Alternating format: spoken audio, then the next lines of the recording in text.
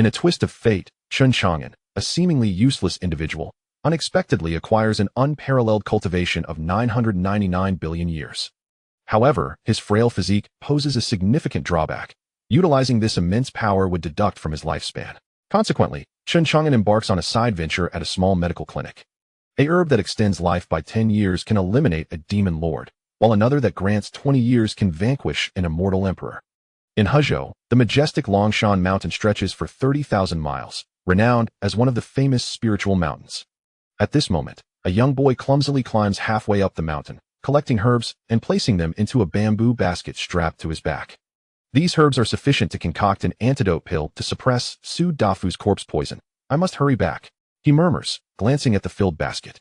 His name is Chen Chang'an. He traversed into this world 3 years ago, orphaned and taken in by an old man running a medicine shop, spending his days foraging for herbs and treating ailments. His current mission is to gather antidotal herbs to save his neighbor, Su Dafu, who, having foolishly dug up graves, was bitten by an ancient zombie and is now afflicted with zombie poison. As Chen Chang'an contemplates his task, he begins his descent, when suddenly, 2 beams of light, one black and one white, dart across the sky. Are those cultivators? Chen Chang'an gazes in envy. Despite 3 years in this realm, he possesses no golden finger, no standard system, and lacks the innate talent for cultivation. He is, without a doubt, a complete failure. Even the family martial arts he practices under the old man's guidance has only brought him to the initial stage of blood nourishing, with further advancement proving elusive. He ponders how much longer it will take to break through to the transformation stage and become a true cultivator. As Chen Chang'an admires the scene, the 2 cultivators above suddenly engage in fierce combat. Dust and debris fill the air as the ground trembles, and continuous explosions echo ominously. The terrifying power of their clash obliterates everything in its vicinity. This world of cultivation is far too perilous. I should retreat, he thinks, realizing that in a world where the strong dominate and the weak are as insignificant as weeds, one misstep could cost him his life. Scurrying to the roadside, Chen Chang'an hastily changes direction. However, a beam of black light suddenly shoots towards him. Turning, he sees it coming and a thought flashes through his mind. I'm sorry for bringing shame to the traversing army. Just as he braces for the inevitable, a status panel materializes before him, blocking the incoming light. Name: Chen Chang'an, 16 years old. Lifespan: 16/66 realm. Initial blood nourishing cultivation: 999 billion years. Invincible cultivation. Can be unsealed at any time. Note: utilizing power beyond physical limits will reduce lifespan. Warning: unsealing cultivation carries risks. The host's physical realm is too low. Using power beyond what the body can endure will result in a decrease in lifespan. Upon reviewing this status interface, Chen Chang'an is overwhelmed with emotion. Yet, he fixates solely on the 999 billion years of cultivation, overlooking the critical notes and warnings. System: why have you arrived only now? With the system activated, the tension that had gripped Chen Chang'an for 3 years finally dissipates. With 999 billion years of cultivation, he feels invincible. This ability to dominate and manipulate his fate is precisely the life he envisioned upon his arrival in this world. Excitement gleams in his eyes as he muses. I wonder if my 999 billion years of invincible power could obliterate this realm of cultivation with a single punch.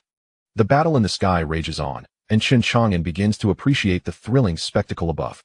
He realizes he can clearly distinguish the 2 combatants, a black-armored cultivator and a white-robed one. The dark energy emanating from the black-armored cultivator sends a shiver down his spine, reminding him of the black light that had targeted him moments ago.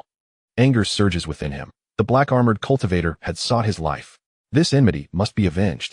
However, before Chen Chang'an can take action, the black-armored cultivator unleashes a vicious spell that strikes the fleeing white-robed cultivator. The white-robed cultivator is gravely injured and plummets from the sky, crashing down right before Chen Chang'an. As he approaches, he sees that the fallen cultivator is a young woman, appearing merely in her 20s, with bright eyes and flawless skin, exuding breathtaking beauty. Yet, her pallor reveals the toll of her injuries. Her white robe is stained with blood, and her breath comes in weak gasps. She grits her teeth, glaring at the black-armored cultivator, her expression filled with defiance and fury. Struggling to her feet, Qin Chaoyan sways unsteadily, every inch of her body aflame with pain, her magical energy depleted. With a muffled groan, she collapses once more, gasping for breath. At that moment, she notices the young boy standing nearby, feeling the faint ripple of his cultivation, clearly a mere mortal who has just begun his journey in blood nourishing. Alas, I am near death, I might as well do a good deed, she declares, moving behind Chen Chang'an. If you wish to survive, do not move. I still possess a trace of residual magical energy, just enough to use a minor teleportation talisman to send you away. If you manage to escape, please relay a message to the Lord of Cold Moon Peak at the Everlasting Sect. She will avenge me. With that, she produces a purple talisman and begins to cast her spell. As the talisman activates, it emanates a pulse of spatial energy. Chen Chang'an is taken aback. He never anticipated that this stunning woman would come to his aid. It seems that not all cultivators regard mortals as myriads. A smile forms on his lips. Flee. This man seeks to kill me. I cannot leave without avenging myself. Before he can finish his statement, a divine light strikes down, obliterating the minor teleportation talisman that Qin Xiaoyan had just activated. Seeing her talisman destroyed, her expression shifts to one of complexity. Not only does it mean this boy will perish alongside her, but her message will also never reach its destination. Huh? Qin Xiaoyan, are you still dreaming of revenge? Do you truly believe that your master would risk offending us at the corpse-bearer cult for a dead disciple? A mocking voice rings out as another figure descends from the sky. This newcomer, a cold youth clad in black armor, exudes arrogance, his eyes glowing like two lanterns filled with malice. From his elevated position, he gazes down upon them, his expression one of predatory delight.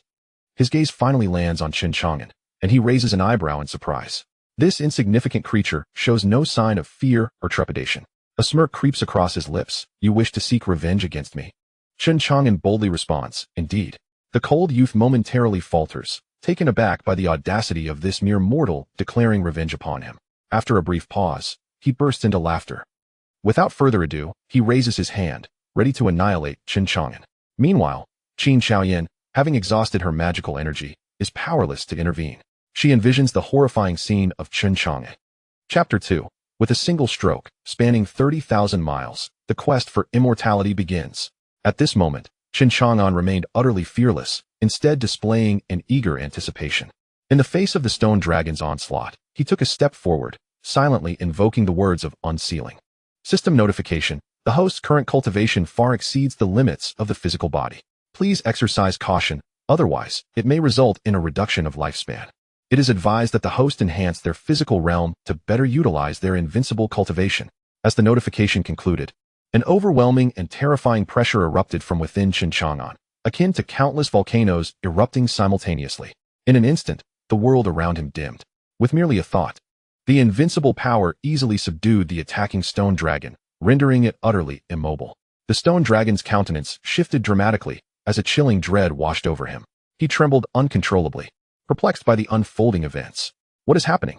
What have you done to me? Even Qin Xiaoyan, who lay collapsed on the ground, was bewildered, her eyes wide as she gazed at Chen Chang'an.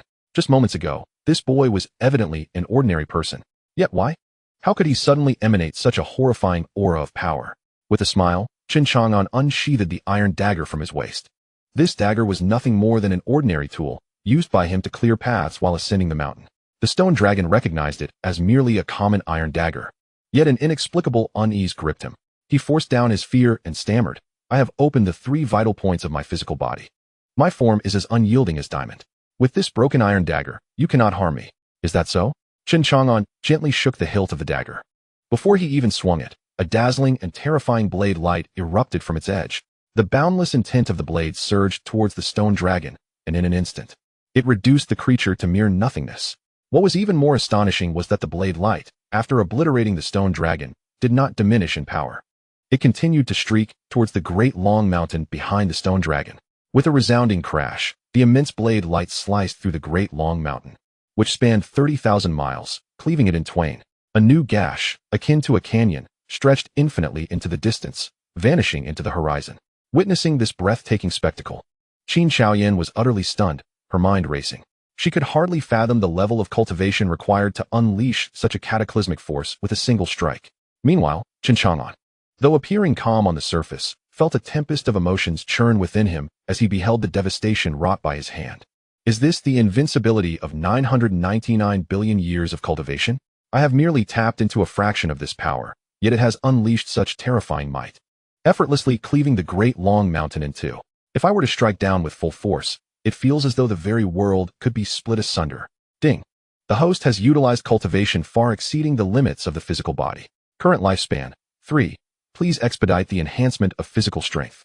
As Chen Chang'an opened his lifespan panel once more, he discovered that his lifespan had diminished from 66 to 63. Name: Chen Chang'an, 16 years old. Lifespan: 1663, 47 remaining. Realm: Initial blood nourishing stage. Cultivation: 99, 9 billion years. Invincible cultivation, sealed. The host may unseal at any time. Reminder: unsealing cultivation will result in a reduction of lifespan if the host's physical realm is too low. Using powers beyond the body's capacity will lead to a decrease in lifespan. It was only then that Chen Chang'an gained a clearer understanding of the panel's warning. In essence, it indicated that his physical form was exceedingly frail. Having utilized a mere second or two of somewhat potent cultivation had already cost him 3 years of life. Although the sensation of invincibility was exhilarating, a long-term perspective was crucial. He must exercise restraint in his future endeavors. Depleting his lifespan would certainly be unwise. It appears that he must contemplate ways to enhance both his physical cultivation and lifespan. He had previously heard the elder mention matters of the immortal cultivation realm. In this world, aside from breakthroughs in cultivation that could extend life and enhance physical constitution, there also existed rare celestial treasures and techniques specifically designed to augment lifespan and vitality. He had heard tales of ordinary individuals lacking innate talent who, by sheer fortune, discovered a longevity elixir and lived for over 1,000 years. There were also legendary body-refining cultivators who ascended to immortality solely through the strength of their physical forms. It is known that the stages of cultivation begin with blood nourishing, followed by breaking the mortal, life spring, will of life, destiny, transformation of spirit, indestructibility, all laws, and ascendance. Beyond that, Chen Chang'an was uncertain. Although he did not know the extent of the power of ascendance, he believed it could not surpass his own 9 billion years of cultivation. A flicker of determination sparkled in Chen Chang'an's eyes. Thus, he set a modest goal for himself, to extend his lifespan by 1,000 years and achieve ascendance through body refinement. The process of body refinement was not something to be accomplished in a day, and the immediate priority was to significantly enhance his lifespan. Securing the iron blade back at his waist, Chen Chang'an turned to Qin Shaoyan. "How is your injury?"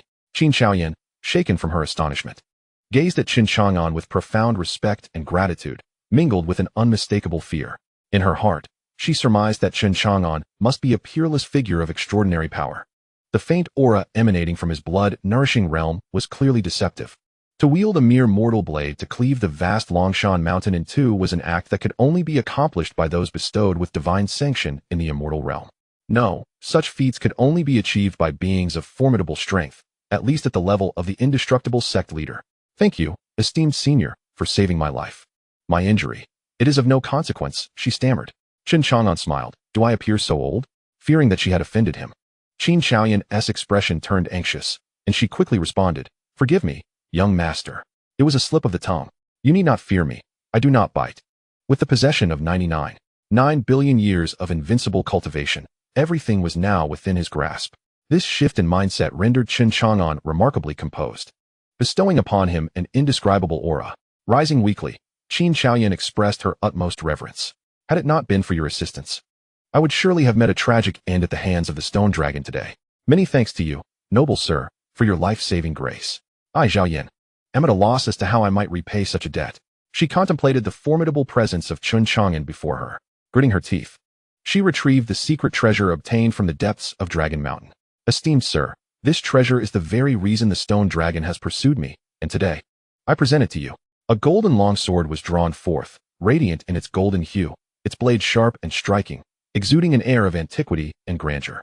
Mysterious patterns danced upon its surface, transforming into the sun, moon, stars, and the very essence of mountains and flora, imbued with boundless secrets. Having witnessed Chen Chang'an's might, Zhao Yan felt that, in comparison to forging a deep connection with this esteemed elder, the compassionate sword seemed less precious. Yet, to her astonishment, Chen Chang'an merely cast a fleeting glance at the sword in her hand before averting his gaze. Chapter 3. A phenomenon at the Imperial Palace. Chen Chang'an discerned Zhao Yan's eagerness to please him, which was, in fact, unnecessary. This woman had just risked her life to save him. By that alone, he felt compelled to protect her. Furthermore, while the compassionate sword radiated extraordinary energy, it paled in comparison to the power of the humble kitchen knife he had wielded earlier. "You should keep this sword for yourself," he declared. Zhao Yan was left in a state of disbelief. Had she misheard? The treasure she had fought so fiercely to protect seemed to hold little value in the eyes of this elder. Moreover, his expression bore a hint of disdain. You would be better off giving me some longevity elixirs or body refining techniques, he mused. Compared to the compassionate sword, what truly piqued Chen Chang'an's interest were those items that promised an extension of life. At the very least, he sought to recover the 3 years of life he had lost. Longevity items? Zhao Yan's heart skipped a beat, and then she grasped the implication. It is well known that cultivators place great emphasis on lifespan. Only with a prolonged existence can one aspire to the paths of emperorship and immortality. Yet many succumb to despair due to insufficient lifespan. In their quest for longevity, countless cultivators seek out longevity-enhancing items or practice specialized techniques designed to extend life. Though the elder appeared youthful, he was, in truth, an ancient being who had lived for an unfathomable duration, naturally valuing items that could prolong life. However, it seemed that the body-refining techniques were not particularly necessary for one of his prowess.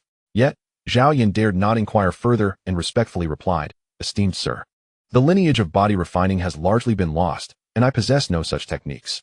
However, within our sect, we do have some longevity herbs and a technique that can extend life by 30 years.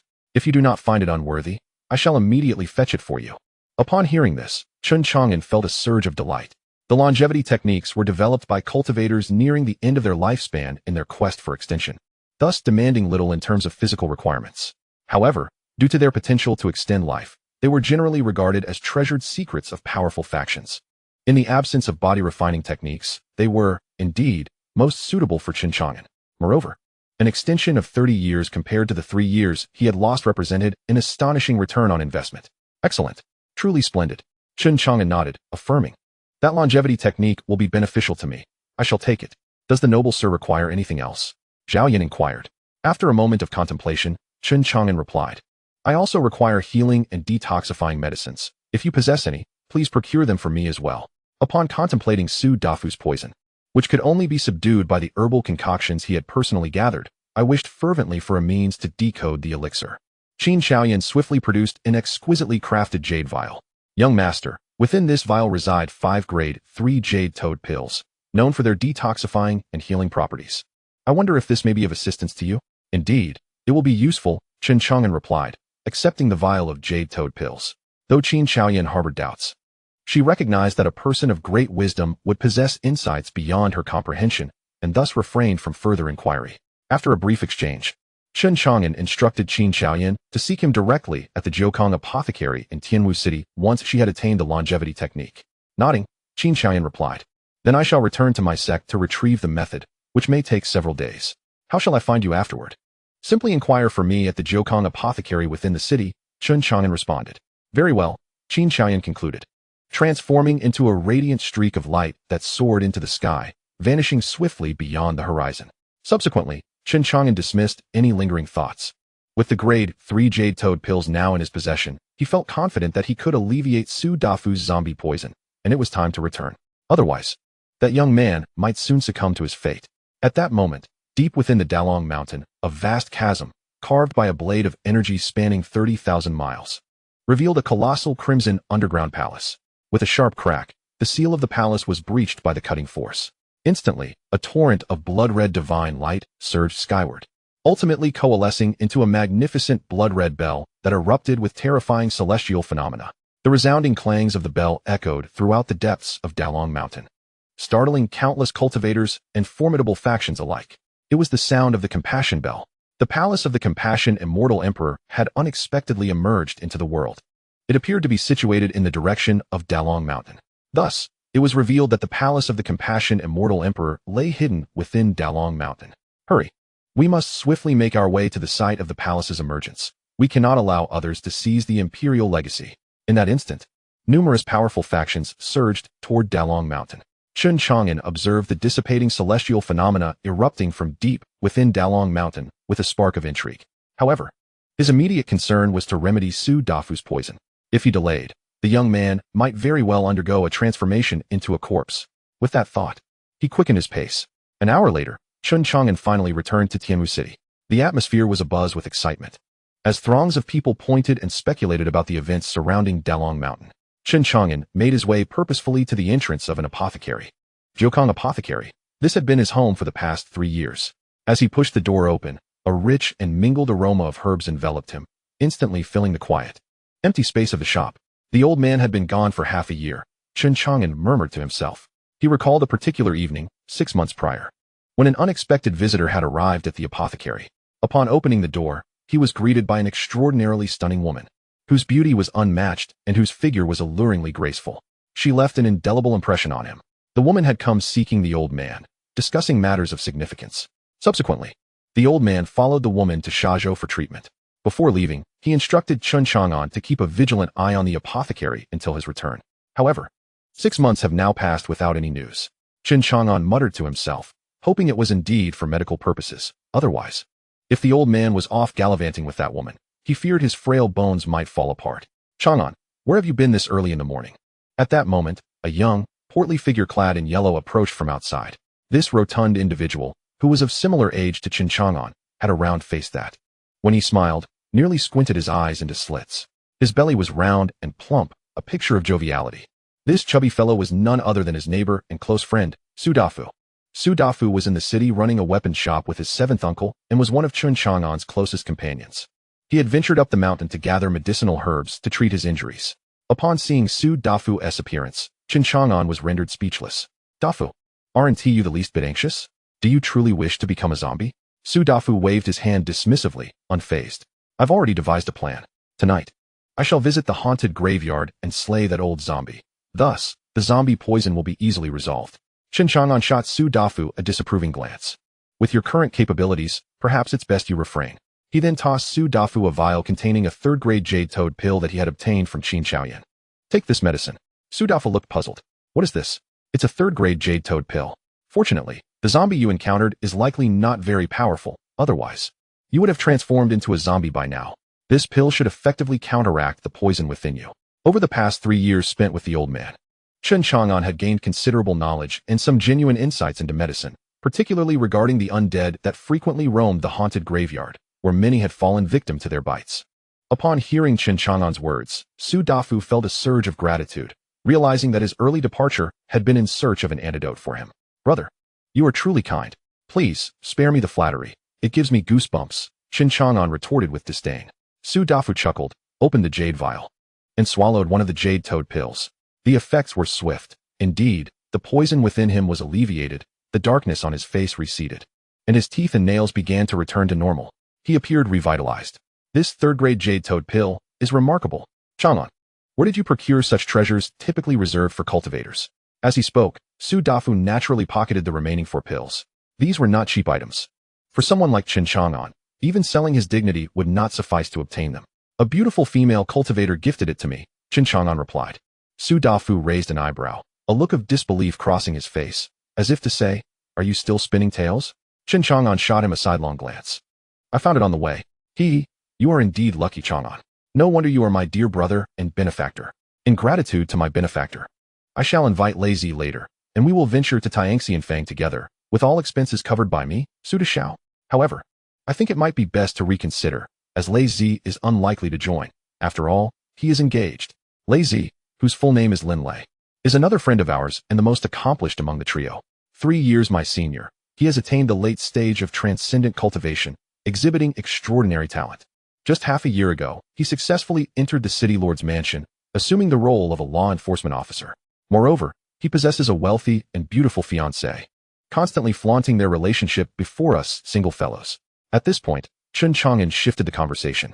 Recalling that Granny Rome from Taohua Street had arranged a blind date for you with a young lady, didn't she?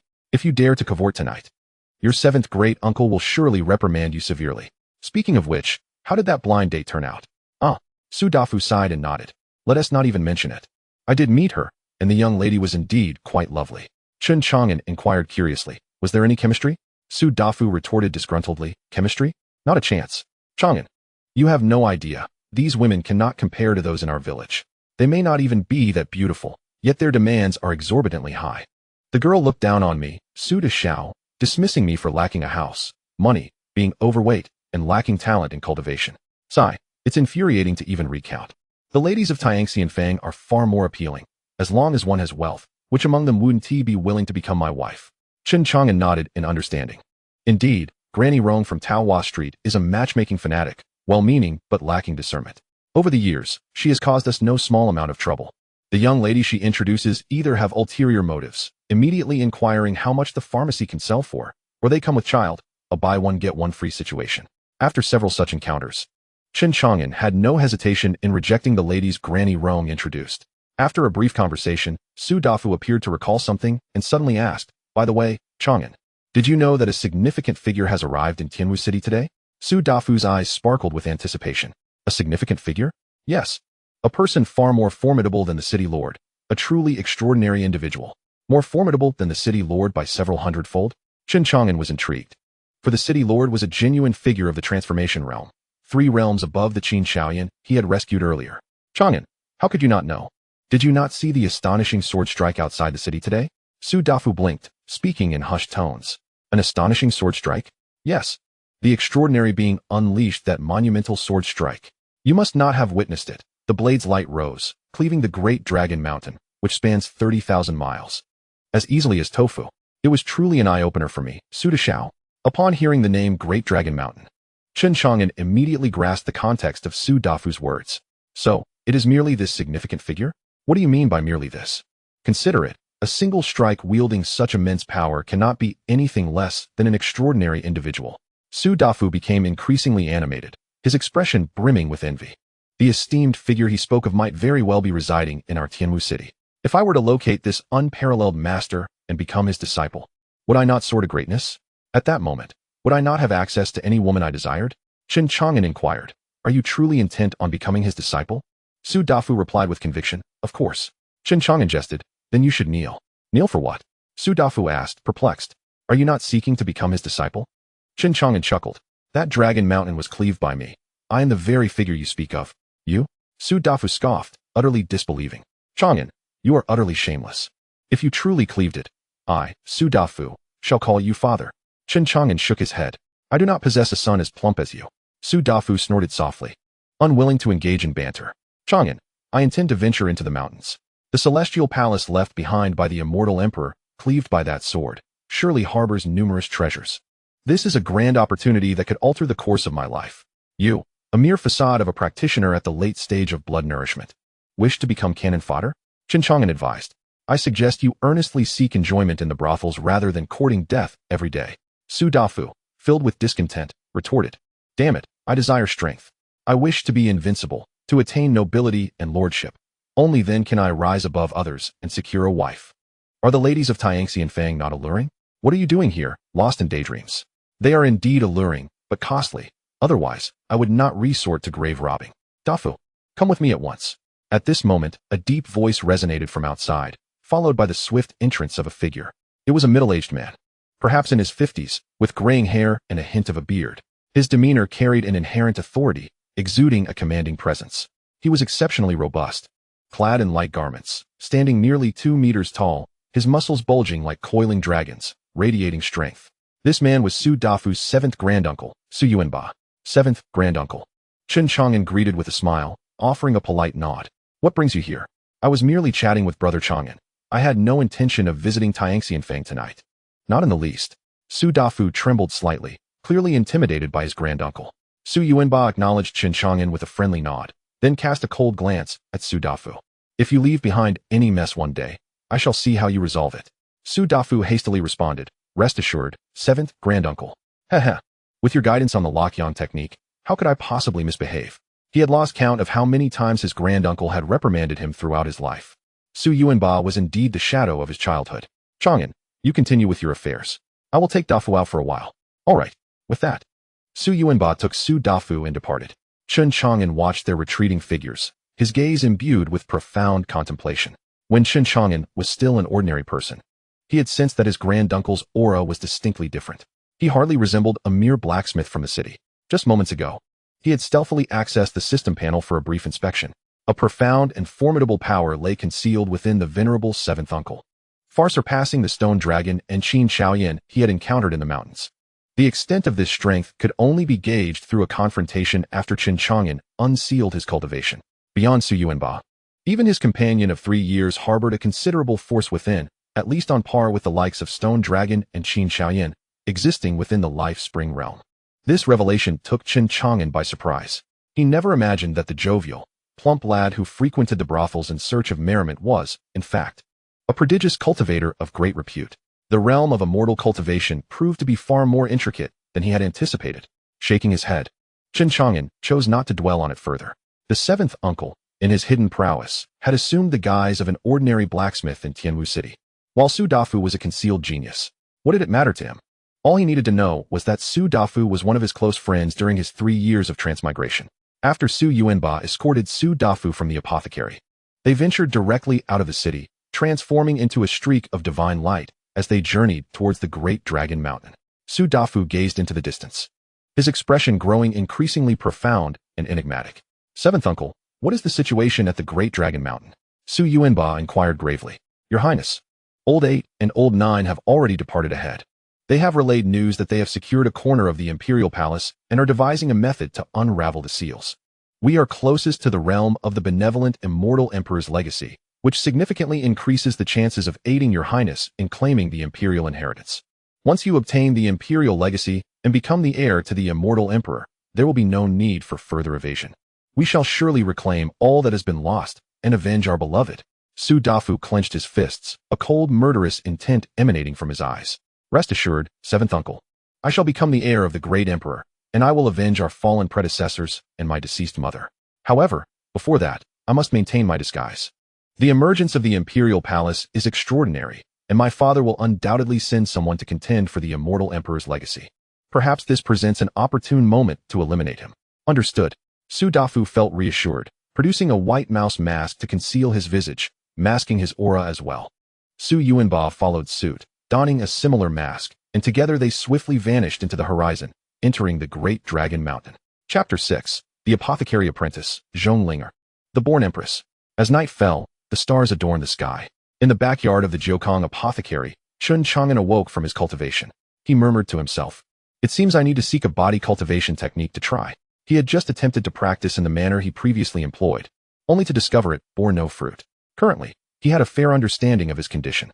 He now possessed an unparalleled cultivation spanning an astonishing 999 billion years. Reaching the pinnacle of his realm, the only path available to him was to pursue body cultivation, enhancing his physical form to withstand his immense cultivation. Before him lay a singular path to tread, the path of body refinement. However, in the realm of immortal cultivation, few dedicated themselves to body cultivation techniques, as each breakthrough in a realm would naturally strengthen the body through the baptism of heaven and earth. This scarcity had led to a decline in body cultivation techniques. It appeared that only upon Qin Xiaoyan's arrival with longevity techniques could he enlist her assistance in locating body cultivation methods. Immediately, Chen Chang'an directed his gaze once more towards the direction of the Dragon Mountain, particularly in the dead of night, when the world is shrouded in darkness. One can discern the ethereal lights flickering deep within the Dragon Mountain, as well as the radiant beams of light that slice through the starry sky. Each of these luminous arcs signifies a formidable cultivator who has at least entered the realm of Fate Spring. I wonder how that rascal Dafu is faring within the mountain.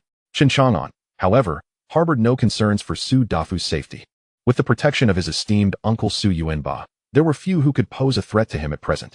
Yet, as time progresses and the powerful figures of the top-tier immortal sects converge upon the realm, vying for the legacy of the Immortal Emperor, how many lives will be lost within the confines of Dragon Mountain? The following day, a frail old woman with white hair stooped over, rapping her knuckles against the firmly shut door of the Jiukong apothecary. In her other hand, she held the hand of a young maiden, seemingly around 12 or 13 years of age. The girl, having been adorned and dressed in an elegant white gown, possessed a slender figure, cascading long hair, and large, expressive eyes framed by long lashes, a visage radiating purity and charm. The old woman spoke gently to the maiden, Lin. This suitor that lay boy asked me to introduce you to is named Chen Chang'an. He is only a few years older than you and currently manages this apothecary. He is a skilled young physician.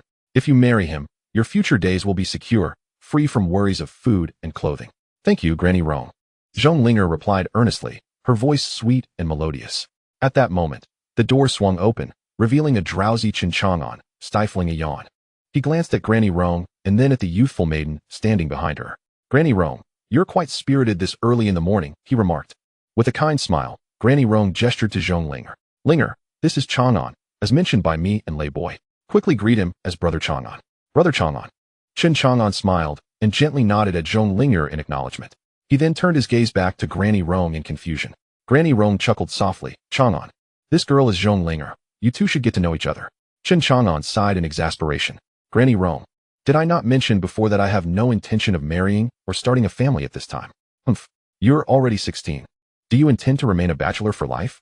She retorted. At your age, Zhao Taiden next door, who is the same as you, already has a child. I've seen the little girl. She is as lovely as a porcelain doll. You need to seize the opportunity. Chen Chang'an rubbed his forehead in resignation. He had thought that after traversing realms, he could escape the relentless pressure of marriage and matchmaking. Granny Rome then leaned closer, whispering in his ear. I heard from Lei Boy that you prefer younger girls. This girl is whom he asked me to introduce you to. Zhong Linger has just turned 12. Her parents were the lords of Zhangjiabao outside the city, but they perished at the hands of the bandits from Haifeng's High. When Lei Boy arrived at Zhangjiabao, all the Zhong family members had been killed, and he found her in a cellar. She is indeed a pitiable soul. Marrying her would impose no burden upon you. Chen Chang'an was left speechless. Lin Lei truly dared to say anything. Old Madame Rong remarked. Young Lei mentioned that Linger currently has no place to stay. As the saying goes, when a boy grows up, he must marry. When a girl matures, she must wed. If you give your consent, she will henceforth belong to you. Take a good look at Linger. She is not lacking in beauty, vibrant and charming, with a figure that is both ample and alluring. She would surely excel in motherhood. At her side, Zhong Linger could not help but lower her head, her delicate face flushed with shyness upon hearing this. Chen Chang'an glanced at her. Linger was pure and adorable, and though still young, her beauty was undeniably remarkable. It was fortunate that Lin Lei was Chen Chang'an's good brother, otherwise, introducing such a fine girl to anyone else would surely leave no chance for him. It was well known that in the matchmaking scene of Tianwu City, a girl of her beauty would undoubtedly be highly sought after. Lin Lei's nonsense was unfounded. When did I ever say I preferred younger girls? Old Madame Rong sighed. Chang'an, Linger is quite exceptional. Do you still aspire to marry into some grand family with their princesses? You must have a clear understanding of yourself. You are merely the owner of a small apothecary. If you are not interested, I shall have to introduce Linger to someone else. If that happens, I fear she will face considerable hardship and might even fall into the hands of ill-intentioned individuals. As a doctor dedicated to saving lives, do you wish to see this lovely girl suffer? Hearing old Madame Rong mention the dangers of the streets, Zhong Linger trembled involuntarily, her expression reflecting fear as she gazed at Chen Chang'an. Brother Chang'an, I am quite capable, she said earnestly. Faced with Linger's pitiful gaze, Chen Chang'an found it difficult to refuse. Seizing the moment, old Madame Rong eagerly suggested, well, Chang'an, even if you do not intend to marry her, keeping her at the apothecary to assist would be beneficial. Since old Huang left 6 months ago, managing everything alone has been quite taxing for you. Consider taking her on as an apprentice. She could help tend to patients and serve you tea. Having someone to look after you would indeed be advantageous. Chen Chang'an turned his attention to Zhong Linger. At that moment, an unexpected system message regarding her suddenly appeared before him.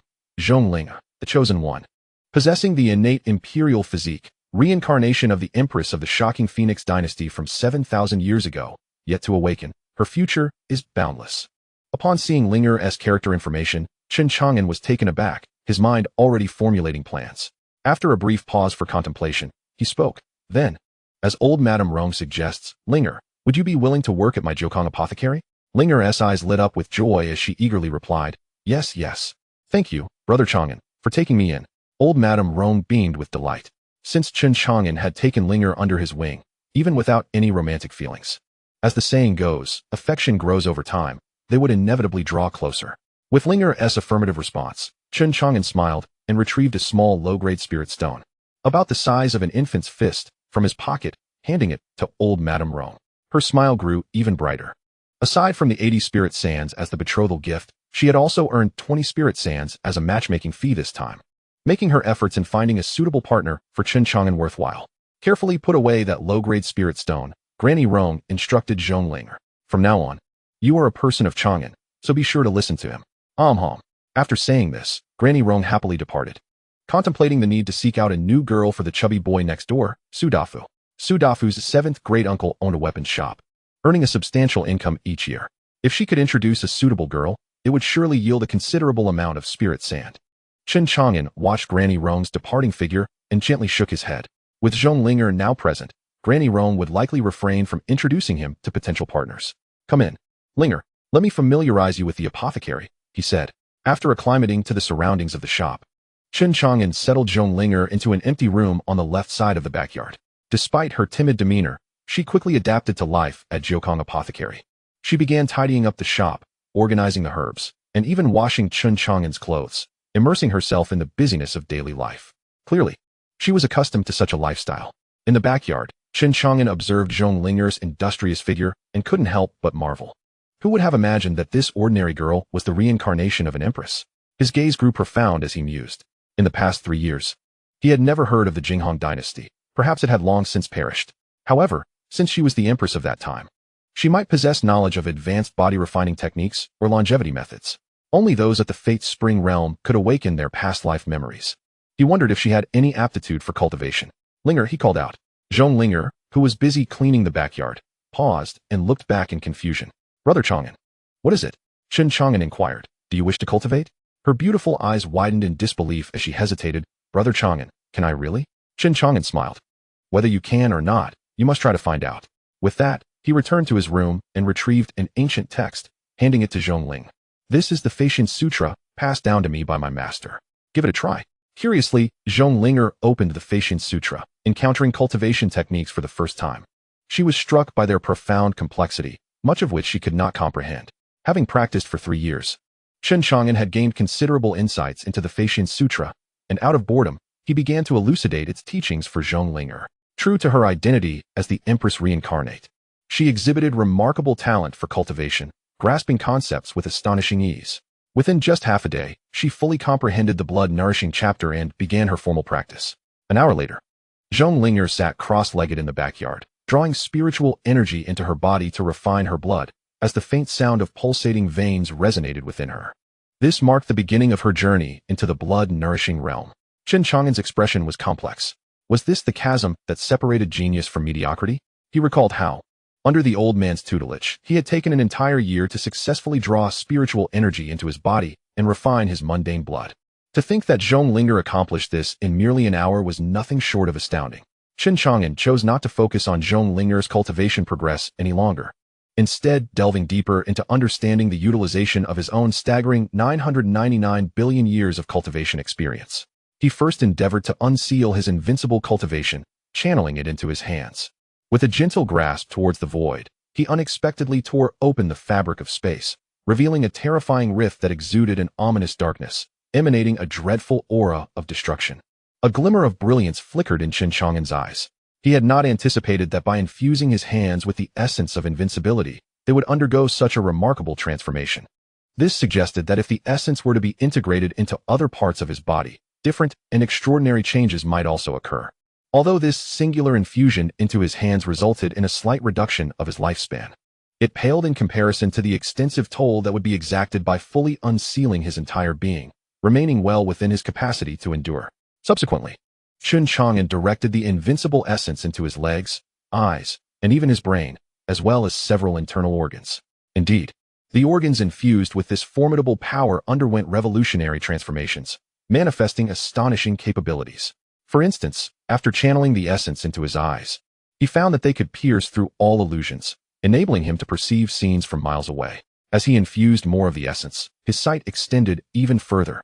In fact, when he gazed at the practicing Zhong Linger beside him, he was able to see through her entire being, even discerning the faint spiritual energy circulating within her blood, meticulously tracking her progress in cultivation and identifying the issues she faced in her training.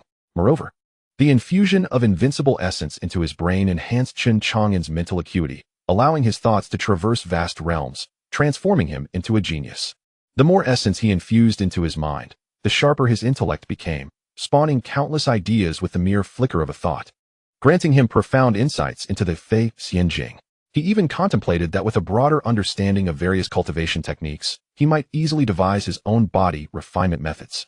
In summary, the utilization of this invincible essence was filled with intricacies, and it was imperative for Chen Chang'an to further explore the myriad applications it held. Brother Chang'an, I am in such pain, Zhong Linger exclaimed, her face pale and drenched in fragrant sweat, showcasing her distress. Bear with it, it will soon pass. In the courtyard, Chen Chang'an placed his hand upon Zhong Linger's forehead, gently infusing her with the terrifying energy of invincibility. Chapter 9. The City Massacre, Crushing Nobles with a Single Hand. In just the span of a joss stick's burning time, Sherto arrived at Tianwu City. The bloodline's secret technique he wielded dissipated. Having drawn forth a trail of hostile blood energy, Sherto surveyed the grand city before him with a cold gaze, imbued with a chilling malice. It was evident that the perpetrator lurked within this very city.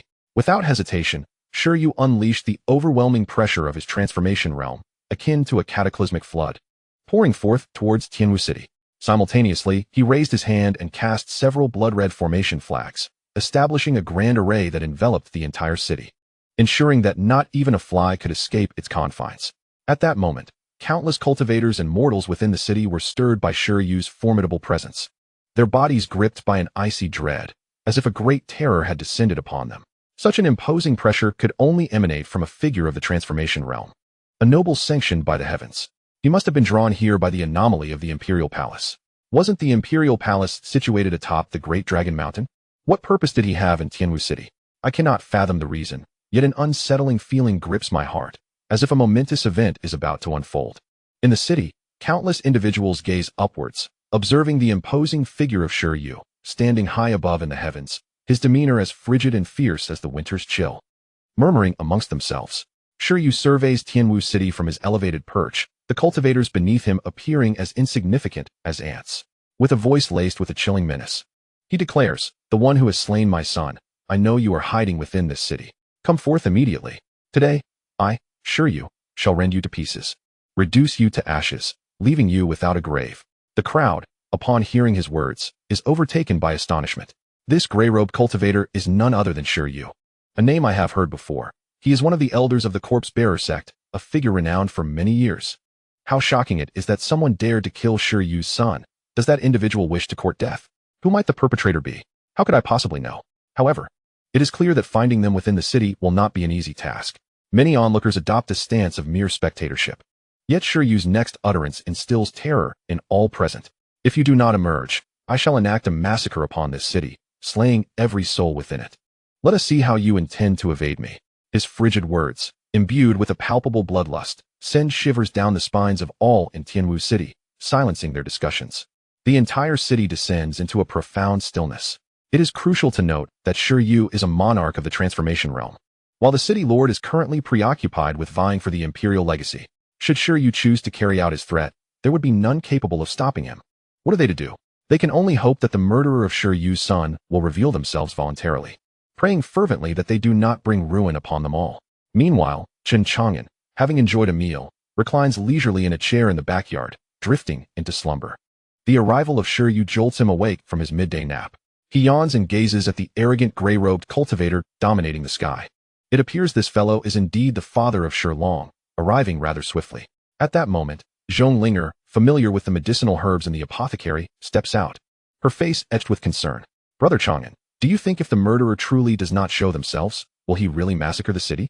Chen Chang'an responds with a gentle smile, devoid of any anxiety.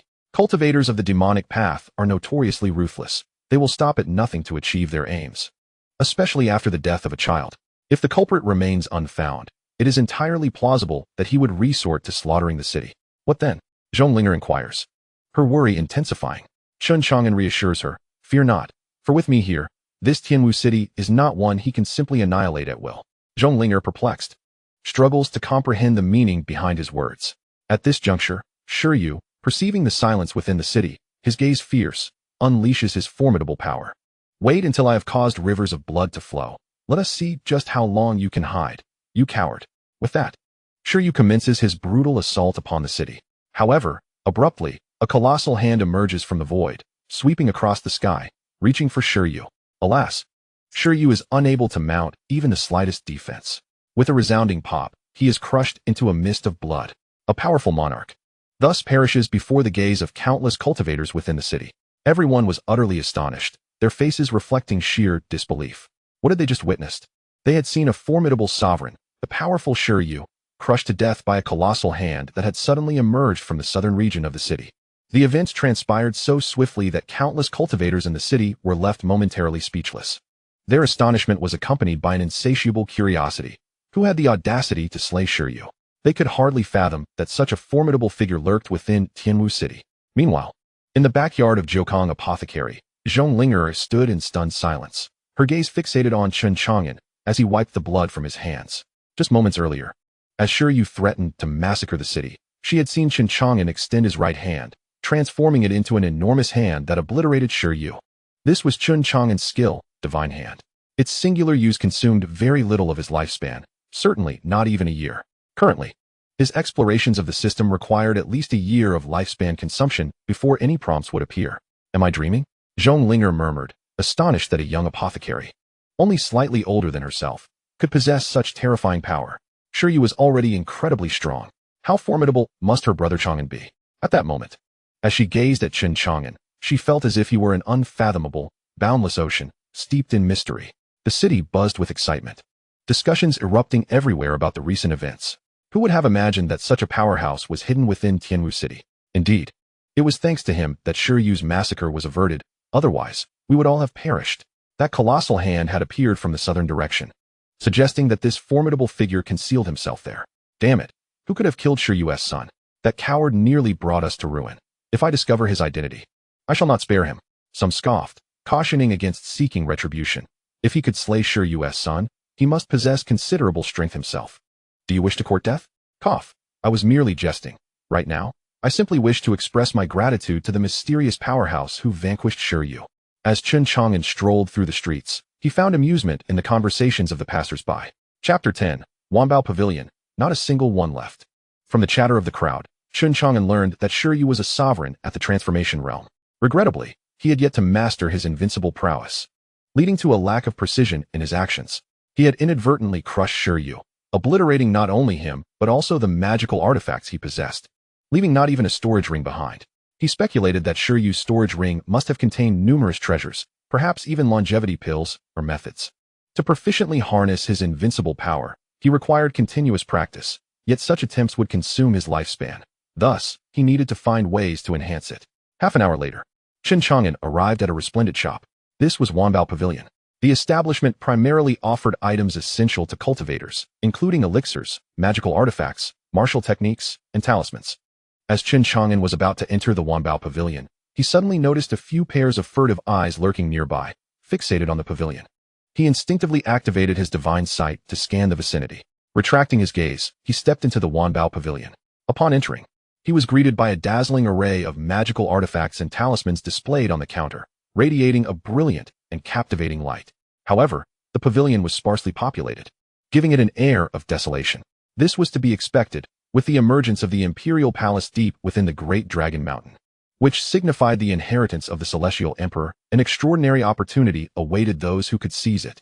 Attaining the Celestial Emperor's legacy would propel one to greatness and establish them as a disciple of divinity. The earlier one arrived, the greater their chances of obtaining this celestial inheritance.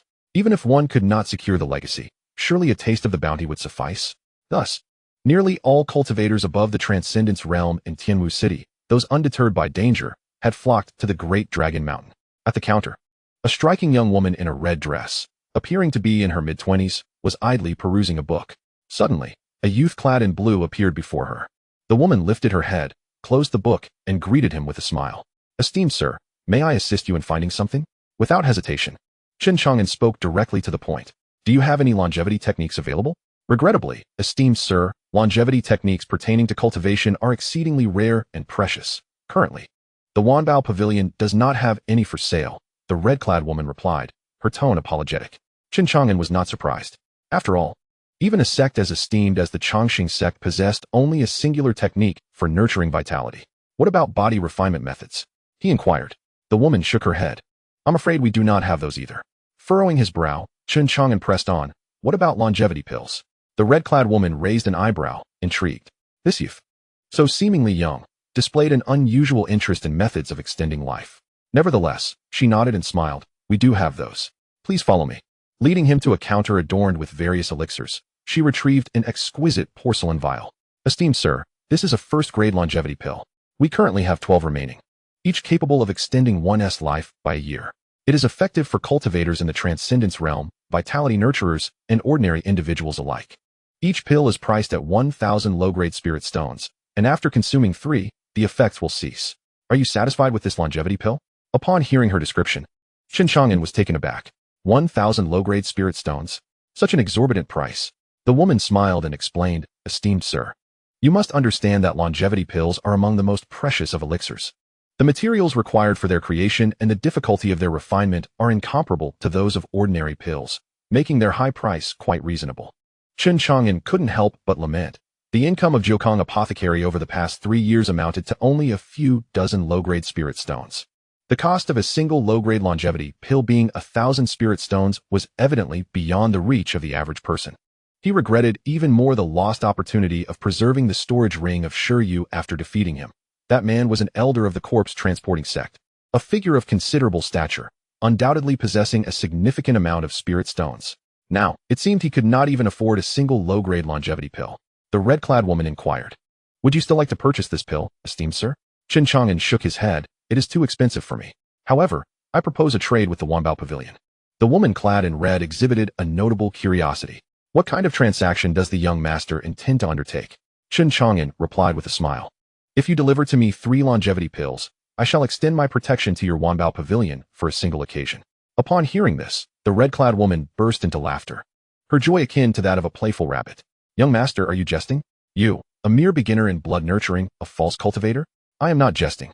I speak with utmost sincerity. Perhaps your Wanbao Pavilion could benefit from my guardianship." The woman, caught between amusement and exasperation, shook her head. "I apologize, but our Wanbao Pavilion has no need for the protection of a false cultivator in blood nurturing. Just look around. All of our guards are at the transformation realm. It would be wise for you to seek assistance elsewhere." Meanwhile, on an uninhabited street near the Wanbao Pavilion, 3 cultivators shrouded in dark robes appeared, their faces obscured. Yet each emanated a chilling and fierce aura. The one leading the trio was notably robust, resembling a great bear, and exuded a formidable presence. Being a powerful cultivator at the Life Spring realm, one of the individuals lowered his voice, excitement evident in his tone. "Boss, I've gathered intelligence. The 2 elders guarding Wanbao Pavilion have ventured deep into Longshan Mountain in search of opportunities. Now, only that woman, Yi Hongying, remains to defend the pavilion. She alone cannot possibly withstand us." The burly cultivator, addressed as boss, responded with a glint of malevolence in his eyes. "Excellent. It seems that aside from the mysterious powerhouse in the southern part of the city, there are no formidable adversaries left, with only Yi Hongying remaining at Wanbao Pavilion. This presents a splendid opportunity to annihilate the pavilion and reap great rewards. When shall we strike, boss?" No one knew when the 2 elders of Wanbao Pavilion would return. "Since we have discerned the situation, we must act promptly lest circumstances change." With that, the burly cultivator led his companions into the Wanbao Pavilion. Their unusual presence naturally attracted the attention of the 2 transformation realm guards stationed outside the pavilion, who immediately obstructed their path. "Halt! Who are you? And why do you conceal your true faces?" The burly cultivator snorted coldly, raising his hand to seize 2 bloody heads that fell to the ground. With a thud, the headless corpses collapsed, and the trio stepped over them, entering the Wanbao Pavilion. The chilling aura they exuded rendered the maidens within rigid with terror, their hearts gripped by fear at the unexpected violence. However, Chen Chang'an displayed no fear. Rather, he observed the intruders with intrigue. The burly cultivator cast a cold glance over the hall and commanded his companions, "Eliminate them all. Leave not a single soul alive." Chapter 11. The Black Wind Bandits, Xiong. Who dares to wreak havoc in Wanbao Pavilion? A sharp voice pierced the air. It was the red-clad woman who had been attending to Chen Chang'an, her demeanor shifting from gentle to icily resolute. Concurrently, the oppressive aura of a late-stage life spring cultivator emanated from her, pressing down upon the 3 intruders. "Heh, Yi Hongying, you truly did not venture to Longshan Mountain. Do you truly believe that you alone can withstand the 3 of us, all in the Life Spring realm?" The burly cultivator sneered. As the words fell, 3 imposing cultivators revealed their prowess. Particularly, the robust cultivator, whose strength was not inferior to that of Yi Hongying, astonishingly reached the late stage of the Fate Spring realm. Besides him, the other 2 were also formidable, one at the mid-stage and the other at the initial stage of Fate Spring. The manifestation of their cultivation instantly weighed heavily on Yi Hongying's heart. It seemed that you had long plotted this, taking advantage of the absence of the 2 elders from the Wanbao Pavilion to strike. "Who exactly are you?" As she spoke, her right hand subtly moved, clutching a communication talisman, intending to summon aid from the 2 elders of the Wanbao Pavilion. However, upon activation, the talisman spontaneously ignited. Yi Hongying's expression immediately darkened. The robust cultivator smirked with delight, saying, "Do not think of sending messages, for I have already set up a barrier around the Wanbao Pavilion. No news can escape." In the next moment, his smile faded, and with a sweeping gesture of his hand, he ominously commanded, "Let us attack together. Eliminate this woman first, then deal with the others."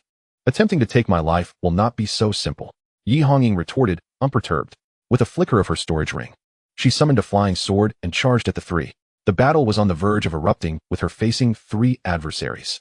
As the manager of the Wanbao Pavilion, Yi Hongying possessed numerous magical treasures, and in an instant, she unleashed several artifacts, their brilliance dazzling and resplendent. Additionally, she deftly produced high-tier talismans to combat her foes. Thus, even though she was outnumbered, she did not falter. Rather, she firmly gained the upper hand. Meanwhile, the others within the Wanbao Pavilion found themselves trapped, huddled in corners.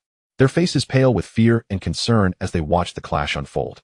The mundane guards could offer no assistance, retreating as far as they could. Should they engage with the Fate Spring cultivators, it would spell certain doom. Only Chen Chang'an stood unfazed, observing the combat with a nonchalant demeanor. With a smile, he called out to Yi Hongying, "Manager, do you recall the transaction I proposed earlier? 3 longevity pills in exchange for my protection of the Wanbao Pavilion once.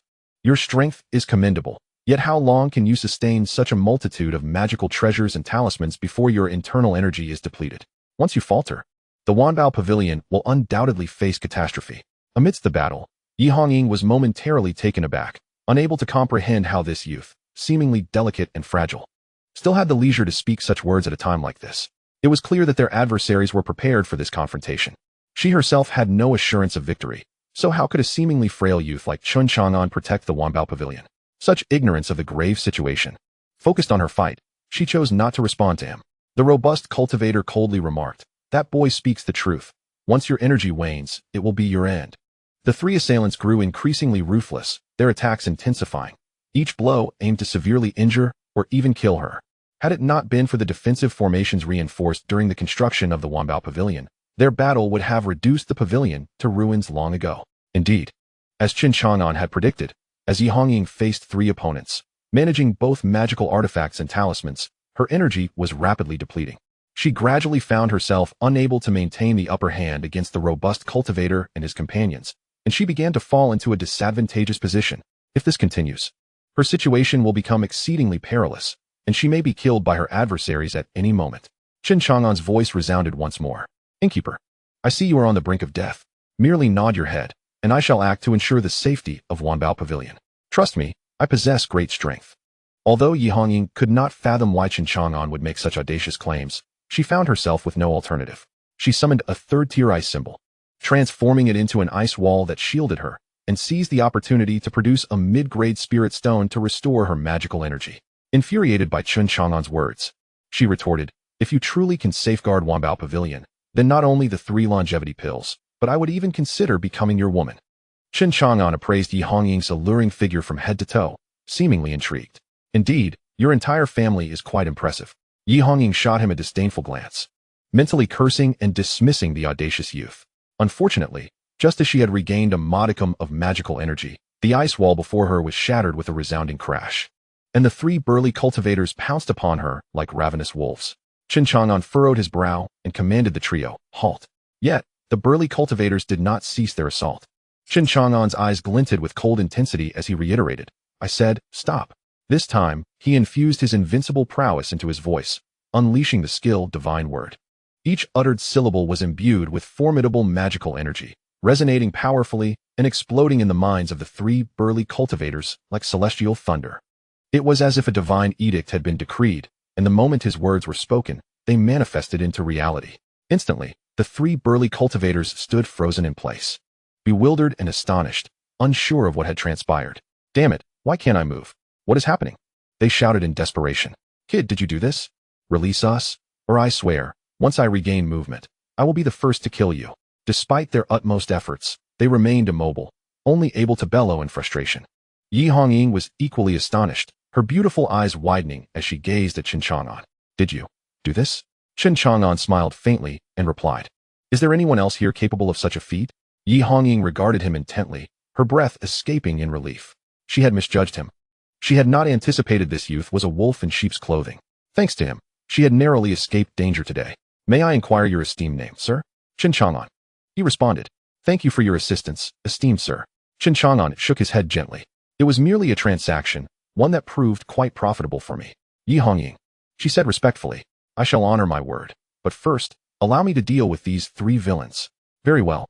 Seizing this moment, Yi Hongying had fully refined the mid-grade spirit stone in her hand, restoring a significant amount of her magical energy. She regarded the three burly cultivators with cold eyes, choosing not to strike them down immediately. Instead, she approached and tore away the black robes obscuring their faces, revealing their true identities. Yi Hongying recognized one of the burly cultivators and frowned. You are the second in command of the Black Wind Gang, Xiong Air. So it was you. Xiong Air, having been identified, retorted coldly. Heh, did not expect that, did you? Vile wretch, should you dare to take my life, you shall earn the enmity of the Black Wind Stronghold. From this day forth, the Wanbao Pavilion shall know no peace. Think carefully, for my elder brother is a noble lord. With that, Xiong Air turned to Chen Chang'an, his gaze fierce and brimming with murderous intent. And you, Chen Chang'an, should you interfere with my affairs, my brother will not spare you either. Chen Chang'an narrowed his eyes, fixing his stare upon Xiong Air. Are you threatening me? Under the weight of Chen Chang'an's gaze, an inexplicable tremor coursed through Xiong Air, who found himself overwhelmed with fear, unable to meet the youth's eyes. Chapter 12. Resurrected. I shall torment him. Chen Chang'an averted his gaze, deciding to leave Xiong Air's fate in the hands of Yi Hongying. After all, taking a life personally would require the use of his unparalleled cultivation, thereby consuming his own lifespan. It was prudent to conserve his strength. Xiong Air was hardly worth his direct intervention. Yet, the inexplicable fear that gripped Xiong Air rendered him incapable of further provoking Chen Chang'an. He could only cast a cold look at Yi Hongying. If you dare to kill me, consider the consequences. Will the Wanbao Pavilion continue to operate in Tianwu City? Yi Hongying furrowed her brow, momentarily at a loss upon discovering his identity. As the saying goes, a strong dragon cannot suppress a local snake. After all, the Wanbao Pavilion in Tianwu City was merely a branch. The two elders dispatched to oversee it were merely cultivators of the life wheel realm and were no match for Xiongda, Xiong Air's elder brother, a noble lord with considerable influence in the surrounding region. Should Xiong Air perish, the branch would surely suffer Xiongda's wrath. By the time reinforcements from the main pavilion arrived, the Wanbao Pavilion would likely be reduced to rubble. If the pavilion she managed were to be annihilated, her evaluation by the main pavilion would inevitably fail. Noticing Yi Hongying's hesitation, Xiong Air recognized her trepidation and could not suppress a cold smirk. This wretched woman still feared the might of the Black Wind Stronghold. She likely wouldn't dare to kill him. However, I must temper my words, lest I push her too far. I shall bide my time, seek a way to escape, and later settle the score with her, and that Chen Chang'an, who has employed some sinister sorcery. I shall let my brother deal with him. Thus, Xiong Air's tone softened as he pleaded. Fair maiden Yi, I implore you, consider my brother's reputation and spare us. Upon my return, I shall ensure that the brothers in our stronghold will never trouble the Wanbao Pavilion's merchant caravans again, and we will no longer target the pavilion. Yi Hongying scoffed. She was all too aware of Xiong Air's true nature. As the second in command of the Black Wind Stronghold, he wielded his brother's power to commit murder and pillage without remorse. Countless cultivators and mortals had perished at his hands, certainly more than 800. To release him now would be akin to unleashing a tiger back into the mountains, inviting endless future troubles. The Wanbao Pavilion was a prized asset, one that the Black Wind Stronghold had long coveted, but they had refrained from acting out of fear of the main pavilion. Now, with the Imperial Palace's emergence and the two guarding elders neglecting their duties, they had attempted to strike. Had it not been for Chen Chang'an's intervention, Xiong Air might truly have succeeded. As the steward of the Wanbao Pavilion, she bore a significant responsibility, and Xiong Air's presence had placed immense pressure upon her. To kill or not to kill, such was her dilemma. However, there is no killing. At present, the strength of Wanbao Pavilion in Tianwu City cannot contend with Haifeng's high. Chen Chang'an discerned Yi Hongying's trepidation and spoke up. Yi Hongying, you need not worry about Haifeng's high troubling you. Even their elder brother is merely a baron. As you serve me now, should he dare to trouble you, I shall deal with him. Moreover, I have my own grievances with Haifeng's high, and one day I shall pay them a visit. His calm words were imbued with an air of dominance. As for his grievances with Haifeng's high, they stemmed from the words of Granny Rong, for the Zhong family's stronghold had been annihilated by Haifeng's high. Now that Zhong Linger was part of his Jiankong apothecary, he naturally sought to support her. Yi Hongying was taken aback by Chen Chang'an's confidence. Could it be that you are also a baron? A baron? How trivial. Xiong Air's expression darkened, and he shouted, Chen Chang'an, do not be so arrogant. You have no idea how formidable my elder brother is. If you dare to kill me, he will not let you off. Chen Chang'an shrugged. Then I shall await him. I hope he arrives soon to seek vengeance for you. Xiong Air's face shifted through shades of green, red, and white with fury. Observing Chen Chang'an's composure, Yi Hongying felt a surge of confidence, her inner turmoil dissipating as she turned to Xiong Air with a smile. Xiong Air, Haifeng's high is ultimately a source of calamity, now that I have you in my grasp. You need not return. You wretched scoundrel, do you dare to kill me? Yi Hongying's beautiful eyes glinted with coldness. Why not? I have long wished to do so. With that, she brought her sword down mercilessly. Poor Xiong, suppressed by Chen Chang'an's divine words, was rendered immobile, left only to watch in horror as the sword descended. His mouth spewing curses. His gaze was a tumult of anger, hatred, malice, despair, and fear. In the next moment, as the sword struck, a head fell to the ground. Blood erupting from Xiong'er's neck like a crimson fountain, spraying several meters away. Even the severed head rolled twice upon the ground. Such is the brutal ruthlessness of the immortal realm. In conflict, one either kills or is killed, showing no mercy whatsoever. Chen Chang'an could not help but reflect on this. Yet, to Chen Chang'an's astonishment, even after losing his head, Xiong had not perished completely. His head still twitched, and his decapitated body crawled upon the ground. Hands groping about in search of its head. This scene was truly spine-chilling. Many of the maidens and guards within Wanbao Pavilion were terrified, retreating far away, their faces pale. This is too horrifying. Isn't he dead? Could he be a monster? However, Yi Hongying noticed something peculiar about Xiong and furrowed her brow. This fellow possesses a unique cultivation physique, and his vitality is remarkably resilient.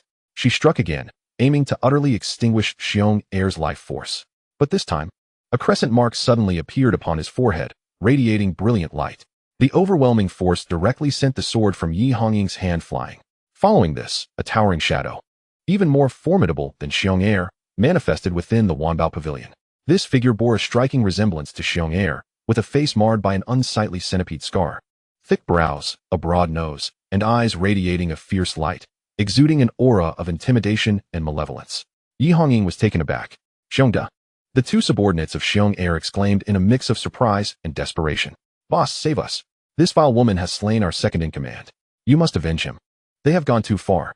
Xiongda glared at Yi Hongying with cold fury, bellowing, Yi Hongying, how dare you kill my brother? I shall sever your head and feast upon your flesh. Such was the might of a sovereign bestowed with divine authority, his strength formidable and his powers vast. The mere presence of his shadow was enough to suppress Yi Hongying, rendering her nearly immobile and pale. Gritting her teeth, she retorted, Xiongda, what if you are a sovereign? My Wanbao Pavilion fears you not. If you dare to kill me, my entire establishment will ensure that your Black Wind stronghold is reduced to rubble.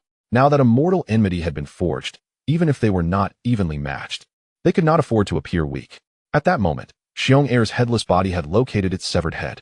A chilling scene unfolded as Xiong-er cradled his head in his hands and pressed it back onto his neck, blood oozing and twisting like worms between the severed parts.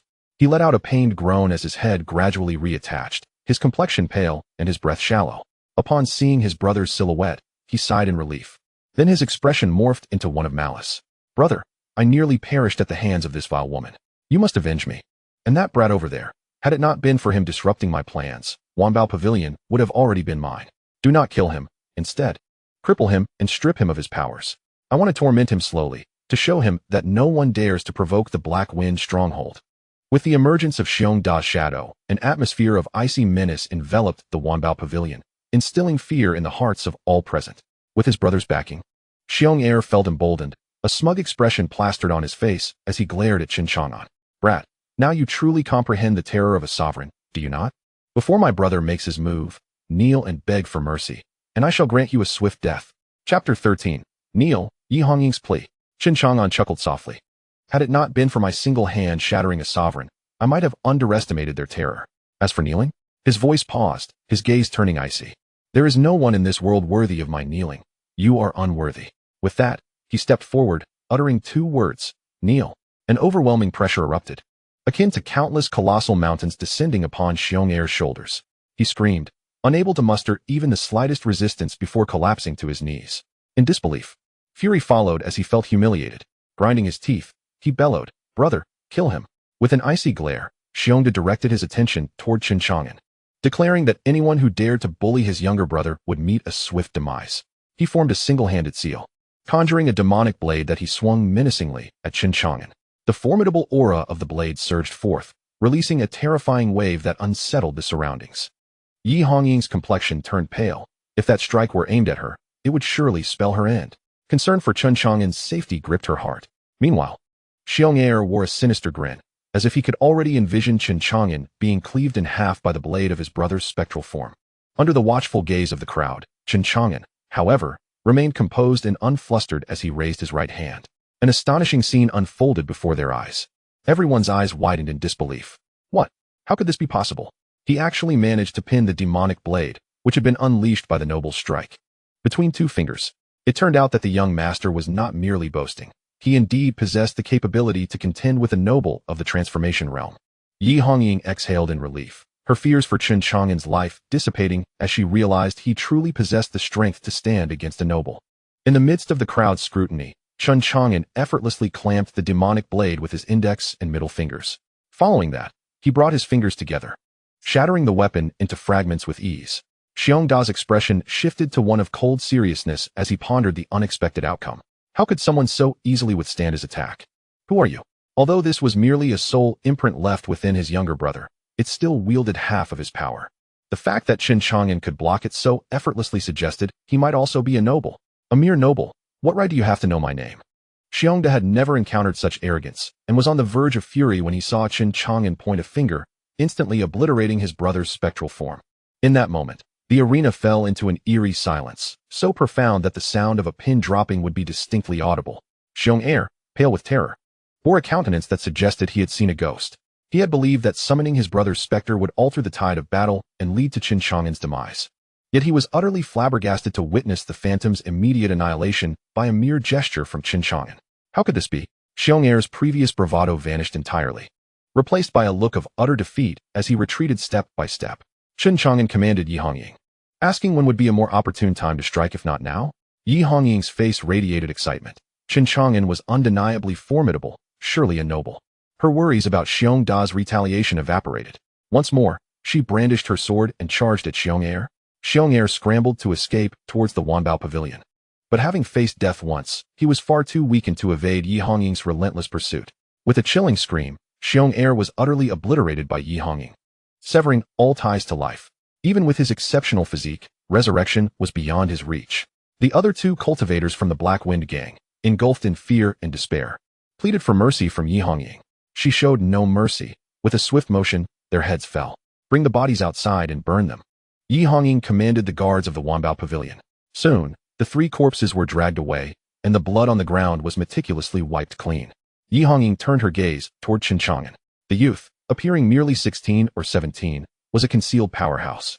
Thanks to him, otherwise, dire events would have unfolded at the Wanbao Pavilion today, and even she would have found it difficult to escape calamity, perhaps facing death at the hands of Xiong Er.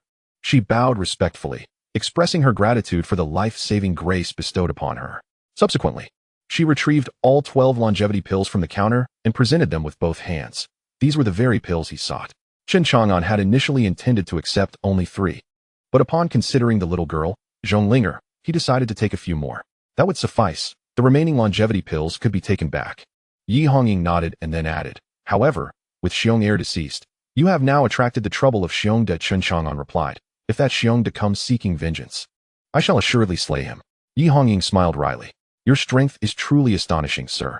Were it not for your voluntary revelation of power, I would have believed you to be merely a novice in blood nurturing. I prefer to remain low-key, Chen Chang'an said, feeling quite pleased. Now possessing 3 longevity pills, his lifespan would be extended by 3 years, quite a satisfactory gain. It was evident that venturing out had yielded rewards. One must actively seek out longevity-enhancing items. Chen Chang'an inquired. Hongying, aside from the longevity pills, does the Wanbao Pavilion have any other longevity-enhancing elixirs? Yi Hongying shook her head. Sir, you should be aware that while longevity pills are precious, they are not overly difficult to procure, as the materials for their refinement are not exceedingly rare. Each prominent clan and sect cultivates them. However, other longevity elixirs are markedly different. Gathering the materials required for their creation is arduous, and when a single elixir becomes available, it is swiftly acquired by the elder powerhouses of the top-tier families and sections. Thus, currently, the Wanbao Pavilion in Tianwu City offers no other longevity elixirs for sale. If you desire different types, you must petition the main store. Is your need for longevity elixirs substantial? Chen Chang'an did not conceal his intentions, stating, I require longevity techniques, pills, and elixirs, all in abundance. Upon hearing his demands, Yi Hongying displayed a hint of hesitation. After a moment of contemplation, as if having made a significant decision, she knelt before Chen Chang'an. Redding seeks your assistance, sir. If successful, not only will I procure longevity items from the main store for you, but I shall also pledge my unwavering allegiance to you henceforth. What is it that you require? Chen Chang'an asked, intrigued. Yi Hongying, burdened by a peculiar poison, respectfully articulated. I wish to request your help in cleansing my meridians and expelling the poison. Once a celebrated prodigy of the Yi family at the Wanbao Pavilion, she had been ensnared in internal strife during her childhood and afflicted by pill poison, resulting in a drastic decline in her cultivation talent. Now, she had been relegated to this branch pavilion, having become a discarded pawn of the Wanbao Pavilion. Attaining any form of remedy had become an insurmountable challenge for her. To detoxify, only a 7th-grade elixir or a true monarch of the myriad laws could utilize their prowess to eradicate it. Given the formidable aura Chen Chang'an had just exhibited, it seemed he had reached the realm of a true monarch of the myriad laws. After listening, he scrutinized Yi Hongying, beginning to ponder her proposition. Not to mention the potential she could offer in providing longevity items. Merely by virtue of her position as the owner of the Wanbao Pavilion, she would undoubtedly be instrumental in his quest to gather longevity-enhancing treasures. This transaction was bound to yield profit. After contemplating this, he stated directly, "Take me to your chamber." Yi Hongying was momentarily bewildered, questioning the intentions of the young master. Chen Chang'an replied nonchalantly, "What? Do you not desire to undergo the cleansing of your essence?" Yi Hongying's face lit up with joy, and she promptly led the way. Chapter 14. The Immaculate Spirit Body. As the proprietor of the Wanbao Pavilion, Yi Hongying's boudoir, though modest in size, was adorned with exquisite opulence and equipped with a high-tier spirit-gathering array. This arrangement infused the space with the celestial essence of heaven and earth, enhancing the efficiency of her cultivation manifold. Additionally, a delicate fragrance wafted throughout the room. Yi Hongying's cheeks flushed red as she reveled in the excitement of the impending purification. Chen Chang'an glanced at her and instructed, "Lie down on the bed." Hesitantly, she complied, reclining on the bed, her alluring figure now fully revealed. However, Chen Chang'an's focus was not on her physicality. Instead, he activated his divine sight, instantly perceiving every aspect of Yi Hongying's being, her flesh, veins, and the trajectory of her spiritual energy. He discerned the impurities accumulated in her body over the years of her cultivation journey. Derived from the spiritual essence absorbed from the universe, the elixirs consumed, and the refinement of spirit stones. Following the meridians down to her dantian, he discovered a dense cluster of black impurities blocking a vein, which she had referred to as Dan poison. The blockage was situated directly above the dantian, explaining why the accumulation of impurities had intensified as her cultivation level rose, inevitably hindering her progress. He pointed gently at her third eye, channeling his unparalleled cultivation to cleanse her essence. A powerful, mysterious force surged from her forehead, enveloping her entire being in a warm embrace. Suddenly, Yi Hongying sensed a rupture in her dantian, a wave of comfort washing over her, prompting a soft moan to escape her lips. Realizing her involuntary response, she hurriedly covered her mouth, but the sensation was too overwhelming for her to feel any embarrassment. To her astonishment, she felt every inch of her skin, every fiber of her flesh, and every vein being revitalized by this formidable force, leaving her refreshed and utterly at ease, as if she were on the verge of transcending to a higher realm. An unceasing stream of impurities was expelled from her body, akin to filth, releasing an unpleasant odor. In the span of merely half a stick of incense, Chen Chang'an completely eradicated the Dan poison from Yi Hongying and meticulously purified her inside and out. Externally, her skin appeared even more luminous and translucent, radiating a captivating sheen, while her exquisite visage glowed with vitality and brilliance. Most remarkably, Yi Hongying was astounded to find that her ability to absorb the essence of heaven and earth had increased exponentially, far surpassing her previous capacity.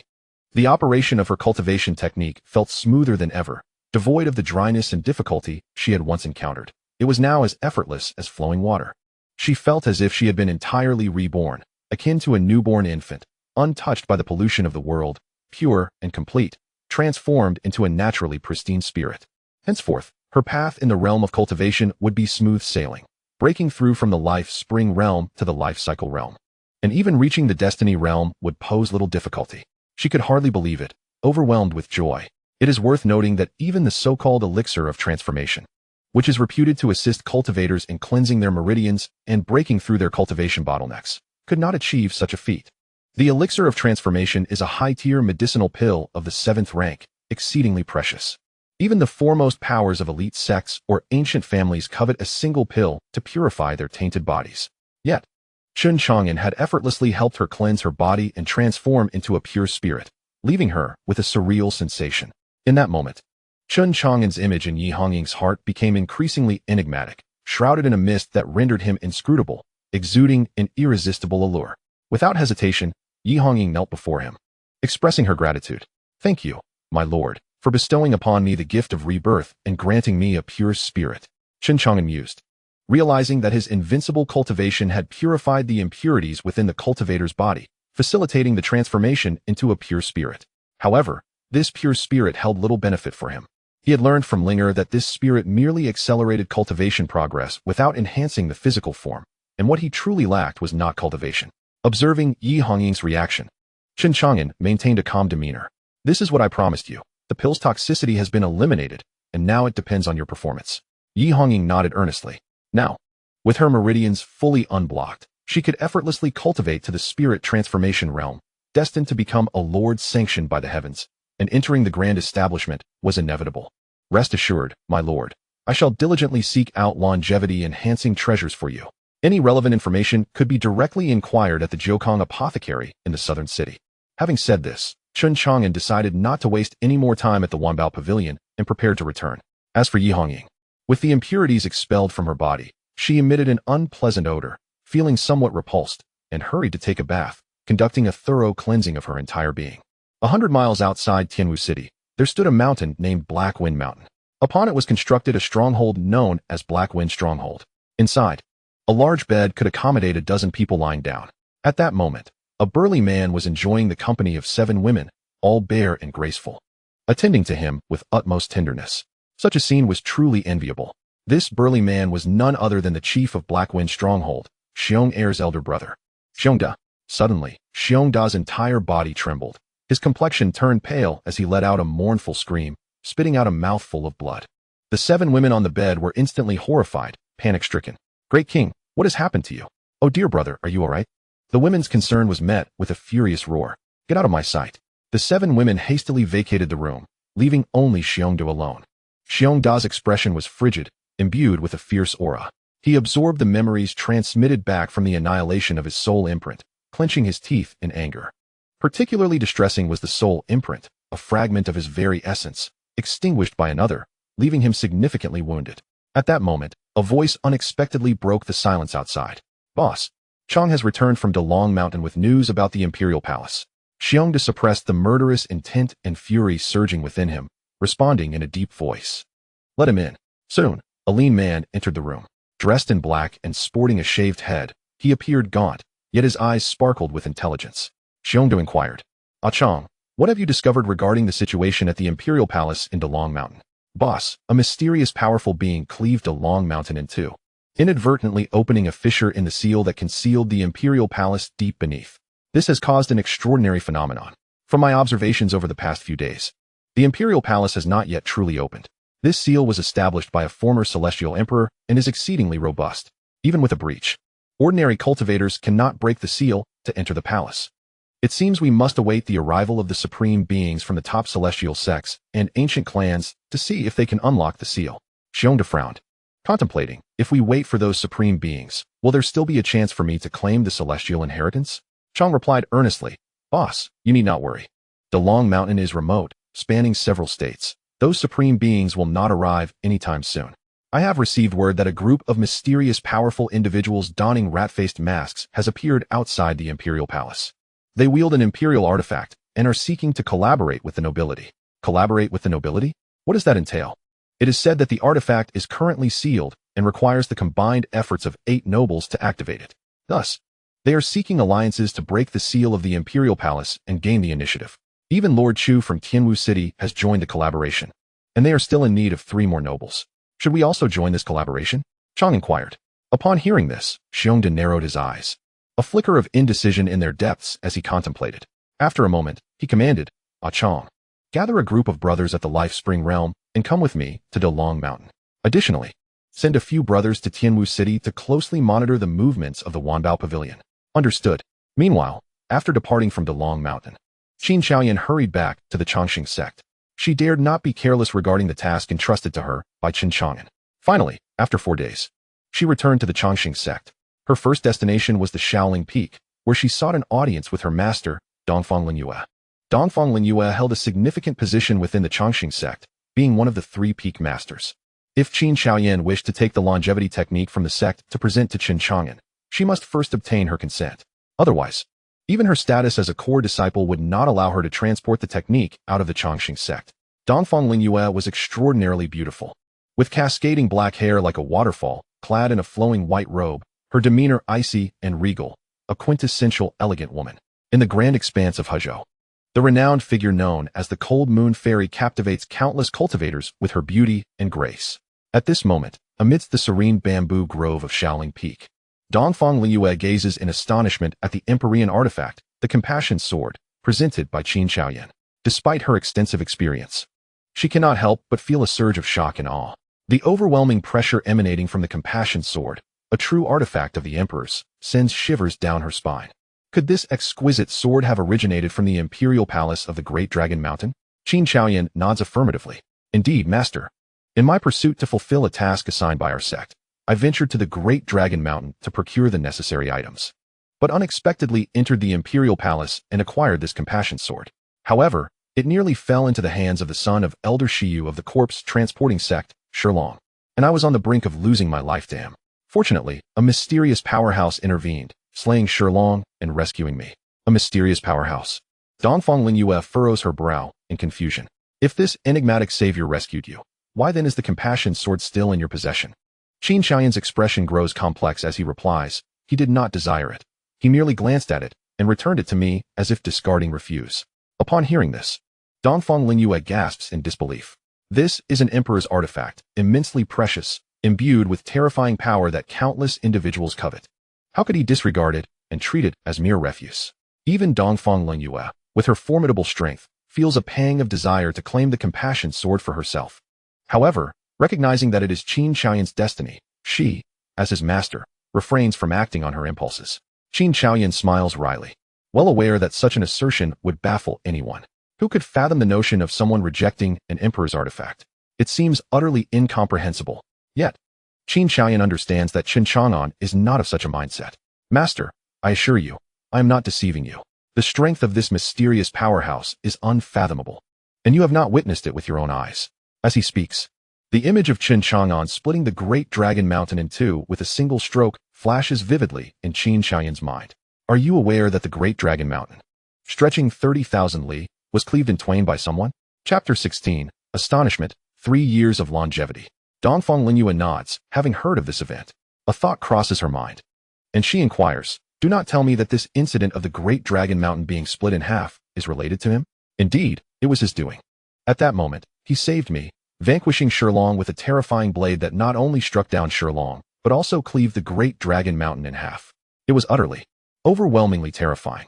I fear that even our current sect leader of the Longevity sect would be unable to withstand such a strike. This revelation leaves Dongfang Lingyue utterly astonished, as she gasps in disbelief. The notion that someone could cleave the vast Great Dragon Mountain in two is simply beyond comprehension. Dongfang Lingyue opens her mouth, intending to say more, but finds herself momentarily at a loss for words. If what my disciple asserts is true, then the mysterious powerful figure who rescued her must possess an extraordinary prowess, capable of cleaving the vast Dragon Mountain, spanning 30,000 miles, in two with a single stroke. This individual has undoubtedly reached a terrifying realm, and it is conceivable that he wields artifacts belonging to other emperors. Once I managed to quell the astonishment within me, I inquired of Dongfang Lingyue if she knew the identity of this enigmatic powerhouse. Qin Shaoyan shook her head, admitting her ignorance, yet revealed that he instructed her to procure the longevity technique and seek him at the Jiukong Apothecary in Tianwu City. Subsequently, Qin Shaoyan informed Dongfang Lingyue that Chen Chang'an required the longevity technique and requested her to deliver the blood-nourishing longevity method from the Changxing sect to him. If there were any other items that could prolong life, he would desire those as well. Dongfang Lingyue furrowed her brow, perplexed by the notion of longevity items. It baffled her that someone of Chen Chang'an's unparalleled strength, a figure capable of bisecting the vast Dragon Mountain with a mere slash, would require such enhancements to life. Was his lifespan truly at an end? Yet, what troubled her further was the thought that someone so formidable could lack for longevity items, particularly a low-tier blood-nourishing technique. Though she could not fathom Chen Chang'an's intentions, it was evident that his actions were driven by his own considerations. Shaoyan, since you have obtained the Compassion Sword, this is your opportunity. Embrace it fully and strive to refine the Compassion Sword as soon as possible. Your innate talent is already commendable with the Compassion Sword. You may earn the recognition of the Celestial Emperor within the Imperial Palace of the Dragon Mountain and become his successor. Indeed, Chen Chang'an replied earnestly, nodding in agreement. Should she ascend to become the successor of the Celestial Emperor, the Changxing sect might ride this wave to become a top-tier power in Hezhou, or even evolve into an imperial sect in the future. Dongfang Lingyue departed the bamboo grove, intent on consulting the sect leader regarding this significant matter. The leader of the Changxing sect, a refined gentleman named Gu Haixing, donned a deep blue robe and possessed an unfathomable level of power. At that moment, Gu Haixing was in the midst of his cultivation when he suddenly felt a stirring in his heart, prompting him to awaken from his meditative state. He soon saw Dongfang Lingyue approaching his secluded place of retreat. Noticing her grave expression, he smiled and asked, "Junior sister, what troubles you?" "My disciple has acquired one of the imperial artifacts governed by the Compassion Celestial Emperor, the Compassion Sword." Understanding his junior sister's character, which was devoid of frivolous talk, Gu Haixing's countenance shifted dramatically, disbelief washing over him. "What is the meaning of this?" Dongfang Lingyue nodded and recounted the events. After a brief contemplation, Gu Haixing remarked, "I too am perplexed by the thoughts and intentions of this esteemed elder. Nevertheless, the return of the Compassion Sword to Chaoyan signifies a tremendous opportunity bestowed upon our Changxing sect. Although the longevity technique is precious, if he desires it, we should grant it to him." Dongfang Lingyue concurred. "That is my intention as well, senior brother. The treasury still holds 200 longevity pills, originally intended for the Grand Elder's life extension. Since he seeks longevity items, I believe it prudent to offer him one. If he truly possesses the might my disciple claims, cultivating goodwill with him could prove advantageous." "Excellent. You shall accompany me, junior sister, as it would be fitting for you to oversee the upcoming competition within the Imperial Palace." Gu Haixing's gaze gleamed with fervor, tinged with excitement. "Initially, I harbored little hope of contending for the legacy of the Immortal Emperor, for this matter is of great significance. It has come to my attention that many formidable beings from top-tier factions have already mobilized. For our eternal life sect to vie for this legacy is akin to snatching food from the jaws of a tiger. Yet, since Chaoyan has serendipitously acquired the Sword of Compassion, perhaps this presents an opportunity. Should Chaoyan become the successor of the Immortal Emperor, our sect would soar to unprecedented heights. Do not waste time. Hasten your journey. I shall promptly head to the Forbidden Grounds and awaken the Elder to escort Chaoyan." Thus, Dongfang Lingyue departed, heading straight to the treasury to retrieve the longevity technique, before visiting the vault to procure a precious 100 longevity pill. Afterwards, she returned directly to Little Spirit Peak. At this moment, Chen Chang'an was still in the process of refining the Sword of Compassion. However, being an imperial artifact, it harbors the essence of the Immortal Emperor, making it exceedingly difficult to refine. Upon seeing Dongfang Lingyue's return, Chen Chang'an sighed, "Master, it seems I will not be able to refine this Sword of Compassion in the short term." Dongfang Lingyue chuckled. "After all, it is an imperial artifact, not an ordinary treasure. It cannot be so easily refined. There is no need to rush. Take your time. I have brought the longevity technique and 100 longevity pill. Now, let us proceed to Tianwu City." With that, Dongfang Lingyue guided Chen Chang'an, transforming into 2 radiant arcs of divine light, swiftly heading towards Tianwu City. Meanwhile, Chen Chang'an, after leaving the Wanbao Pavilion, strolled leisurely around the city.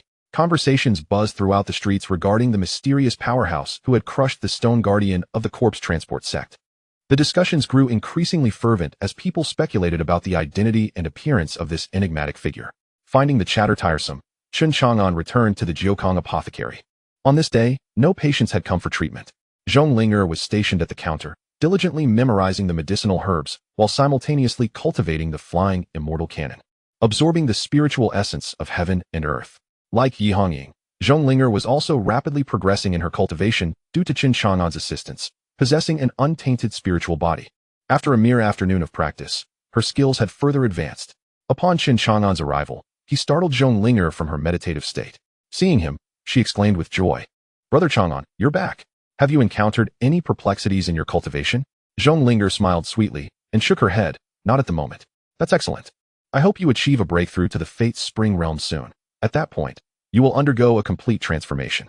Zhong Linger, puzzled, inquired, "Brother Chang'an, what is so special about breaking through to the Fate's Spring Realm that would allow me to transform?" Chen Chang'an refrained from revealing that she was the reincarnation of a queen, destined to break through the Fate's Spring Realm to unlock her past life memories. "In due time, you shall know," he replied. Afterward, Chen Chang'an produced 3 longevity pills and handed them to Zhong Linger. "These are longevity pills. 3 of them can extend your life by 3 years. Given your current realm, they will serve you well. Be sure to refine them when you have the chance. Zhonglinger was intrigued. It was her first encounter with such life-extending elixirs. Thank you, Brother Chang'an. Returning to his chamber, Chen Chang'an retrieved the remaining 6 longevity pills. Chapter 17, Wanbao Pavilion, 10,000-year Jinseng. Can the 10,000-year Jinseng truly only extend life by 3 years? Chen Chang'an murmured to himself, then proceeded to swallow 3 longevity pills in succession. Soon, a system notification echoed in his mind. System notification: consumed a grade 1 longevity pill, lifespan increased by 1.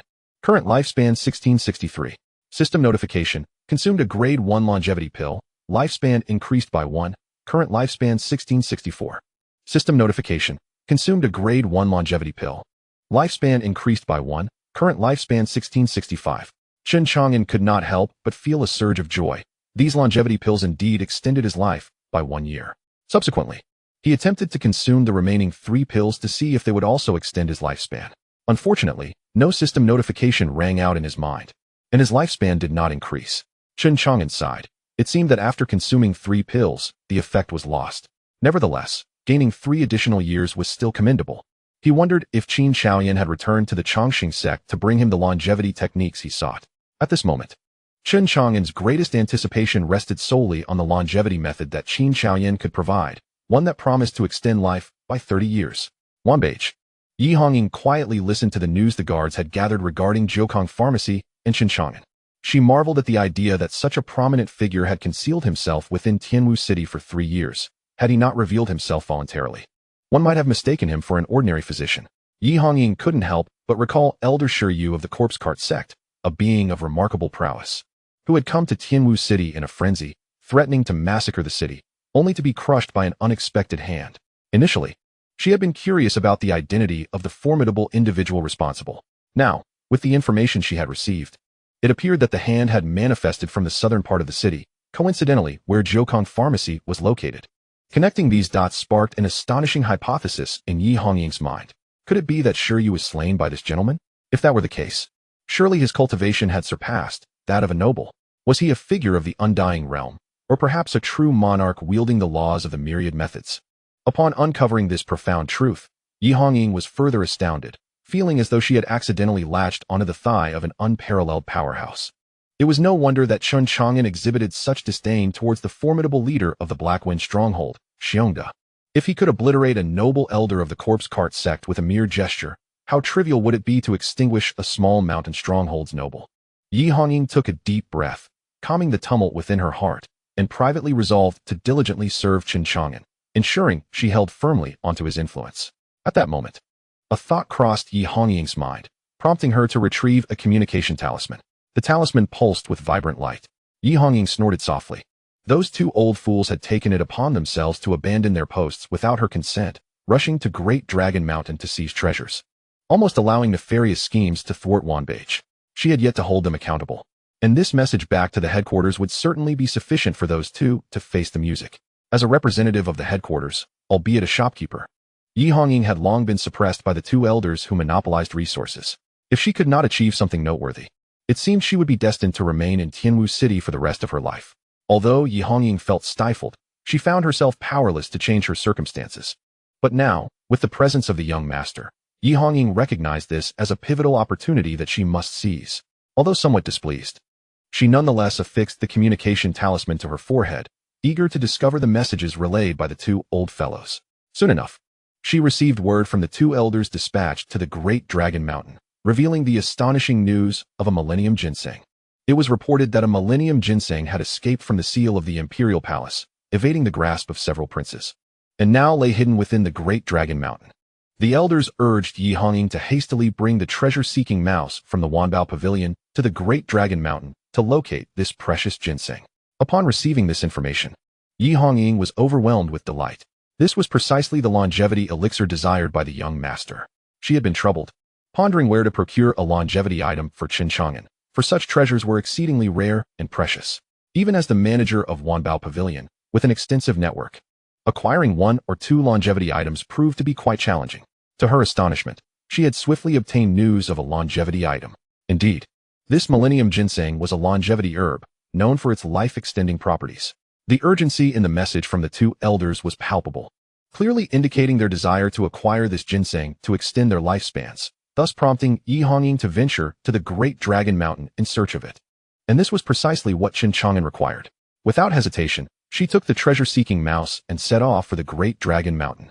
Should she locate this millennium ginseng, it would be a gift for the young master, and she would never relinquish it to those two old fellows. With the young master supporting her, those two old fellows would hardly dare to act against her. Chapter 18. Linger, I crave fish. Chen Chang'an lay leisurely in the backyard, basking in the afternoon sun, relishing the warmth. Meanwhile, Zhong Linger gently massaged his shoulders, her small fists lightly tapping his back.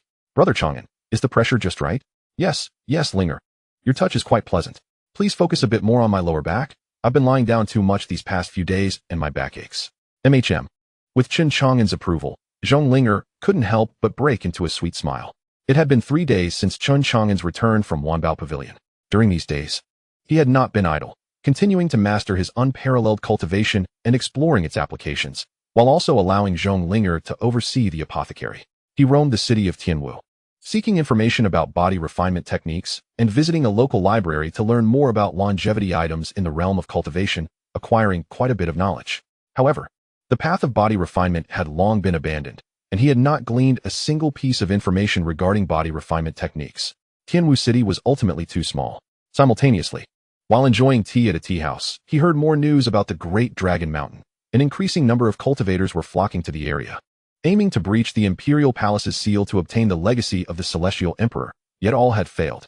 There were even 8 princes who banded together, invoking an Imperial artifact in an attempt to shatter the Imperial Palace's seal, but they too had failed, leaving the palace unopened. Among those 8 princes was the leader of the Black Wind stronghold, Xiongda. Chen Chang'an finally understood. No wonder he had slain Xiong Heir and extinguished the spectral essence of Xiongda, yet the latter had yet to avenge his brother. It turned out he had gone to Longshan Mountain. Furthermore, in Tianwu City, a plethora of unfamiliar faces had recently emerged. As time passed, one could only imagine what nefarious entities might be drawn there.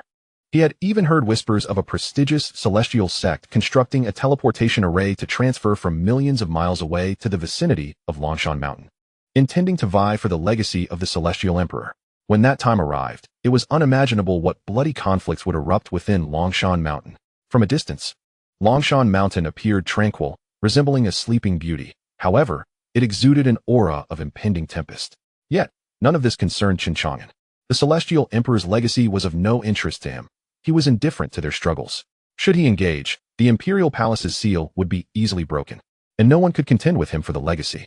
Nevertheless, the legacy held no value for him. Instead, the competition would only deplete his lifespan significantly.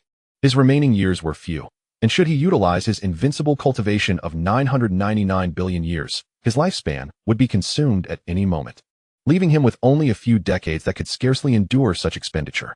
Of course, if there were any items within the Imperial Palace that could prolong life, Chen Chang'an would not hesitate to act. Matters of life and death compelled his participation.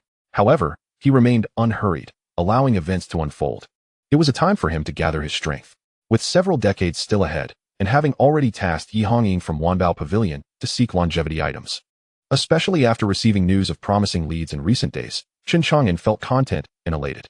Taking Yi Hongying as his subordinate had proven invaluable, as she swiftly unearthed information regarding longevity items. At that moment, Granny Rong arrived at Jiokong Apothecary, encountering Chen Chang'an and Zhong Linger in the backyard. A warm smile adorned her face as she called out to Chen Chang'an. Chang'an. Granny Rong, what brings you here?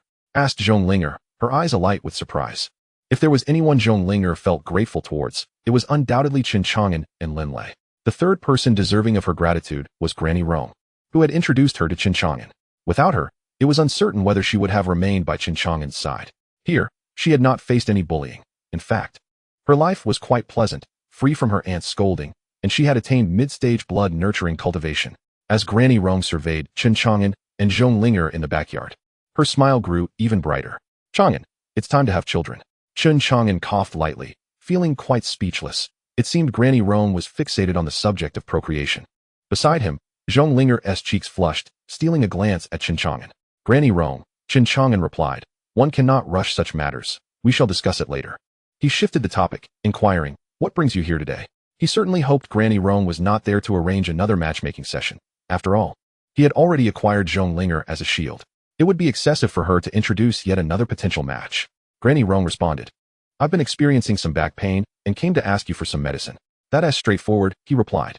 Chen Chang'an approached the apothecary, gathering various herbs such as stone vine, chuanxiong, and safflower to alleviate his back pain, which he then handed over to Granny Rong. While he was collecting the herbs, Granny Rong suddenly inquired, Chang'an, what has happened to the family of the blacksmith Su next door? I noticed they haven't opened their door for several days. Chen Chang'an shook his head, responding, I'm not certain, Granny. Do you need them for something? It's nothing urgent, she replied with a chuckle. I have a distant relative whose daughter is looking for a marriage partner. I thought the Su family was doing well and intended to introduce her to Su Dafu. However, I haven't seen them around lately. I believe this match would be quite favorable for Su Dafu. Granny Rong exclaimed enthusiastically, animatedly gesturing to illustrate the young woman's merits. Well, when Dafu returns, I will mention it to him, Chen Chang'an replied. Splendid. After Granny Rong departed, Chen Chang'an smiled, feeling a sense of anticipation regarding Su Dafu's potential courtship. Once she was gone, he activated Divine Eye to check on Su Dafu's current situation in Dalong Mountain. To his surprise, he discovered that 5 cultivators were lurking around Jiokong Apothecary, covertly observing his every move. The smile on Chen Chang'an's face vanished, and he turned to Zhong Linger, saying, Linger, I have a craving for fish. Please go to the market and buy one. All right, Zhong Linger replied before leaving the apothecary. Without further ado, Chen Chang'an confronted the 5 cultivators who were spying on him. Unbeknownst to them, they had already been exposed. At that moment, they were puzzled. Having monitored Chen Chang'an for 3 days, unable to reconcile their observations with the notion that he could be a formidable assassin. He appeared to be an ordinary person. Had their leader made an error in judgment? However, just then, an overwhelming pressure descended upon them, immobilizing the 5 cultivators from Blackwind Village. Their expressions turned ashen as the sudden force suppressed them, leaving them bewildered as to what was transpiring. In the next instant, Chen Chang'an appeared before the 5 cultivators. Who sent you? He demanded. Unable to withstand Chen Chang'an's intimidation, the cultivators quickly divulged everything. They revealed that it was that rascal Xiongda who had dispatched them to ascertain his true capabilities. Chen Chang'an despised being covertly monitored, and with a surge of invincible power, he annihilated the 5 cultivators from Blackwind Village. System notification. The host has utilized invincible power, surpassing the limits of physical endurance. Lifespan -1, current lifespan 1664. Chen Chang'an felt helpless. Having previously used invincible power to suppress Xiong Air at Wanbao Pavilion and to forge a pure spiritual body for Yi Hongying, he realized that his lifespan was dwindling by another year.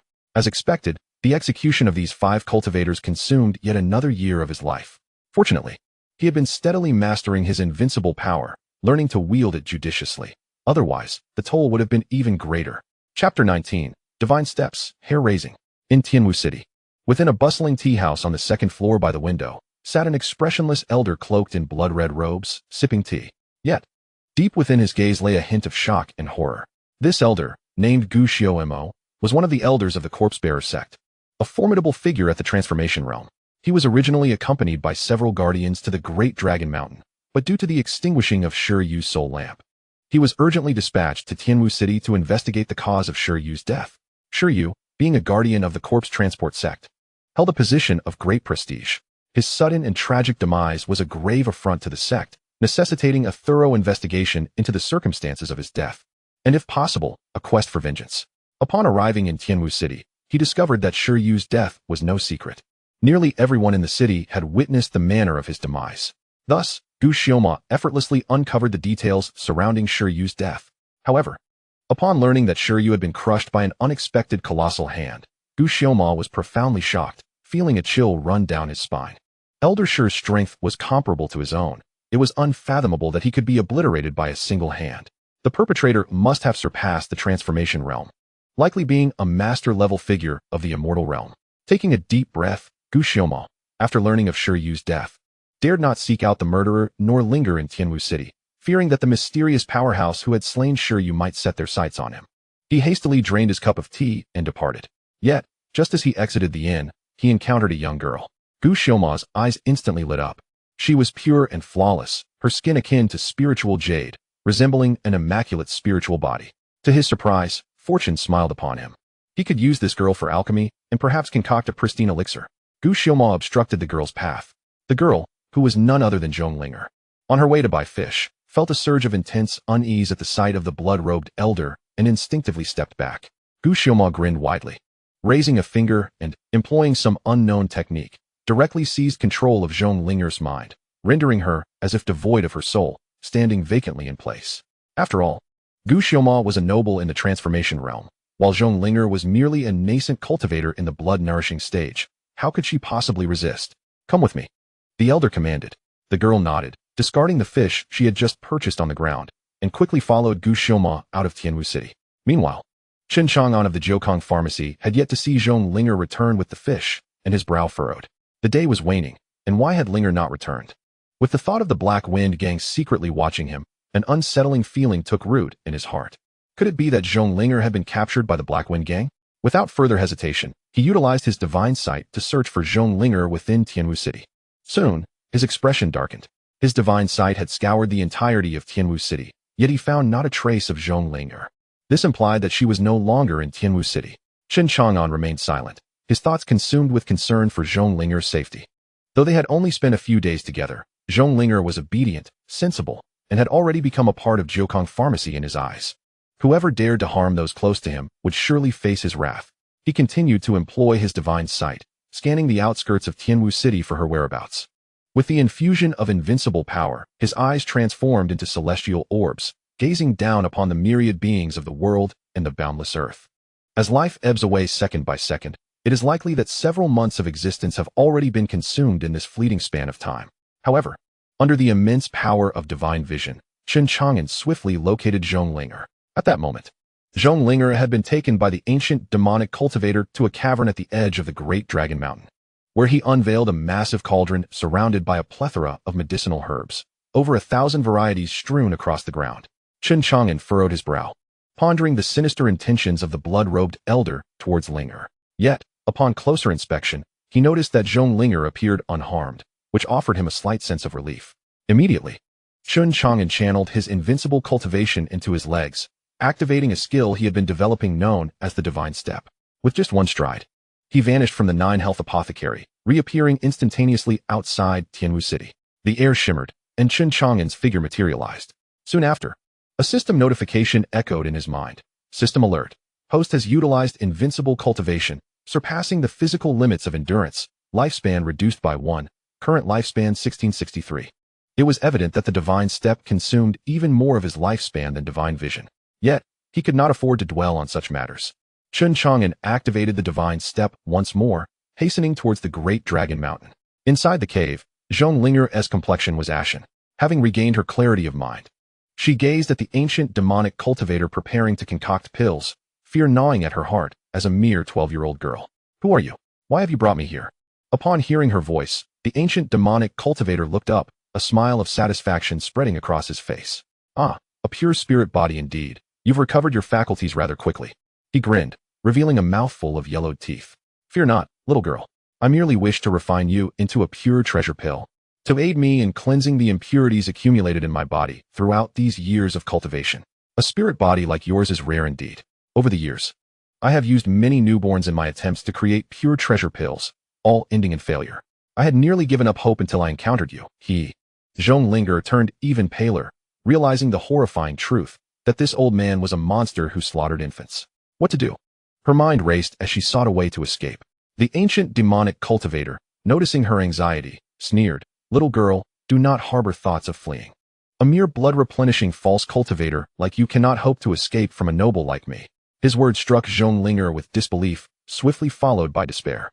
This old fiend was indeed a noble. She was unaware of the true strength of a noble, but she remembered that Sherto, who had threatened to massacre a city, was one such noble. Though Sherto had been crushed by her brother Chang'an with a single hand, it did not diminish his formidable power. Zhong Linger bit her lip, unwilling to accept her fate of becoming a mere pill. So what if you are a noble? In the presence of my brother Chang'an, you are nothing. He could crush you with a single hand. Her bold proclamation caused a flicker of unease within the ancient demonic cultivator. He knew that Sherto had indeed been obliterated by a single hand.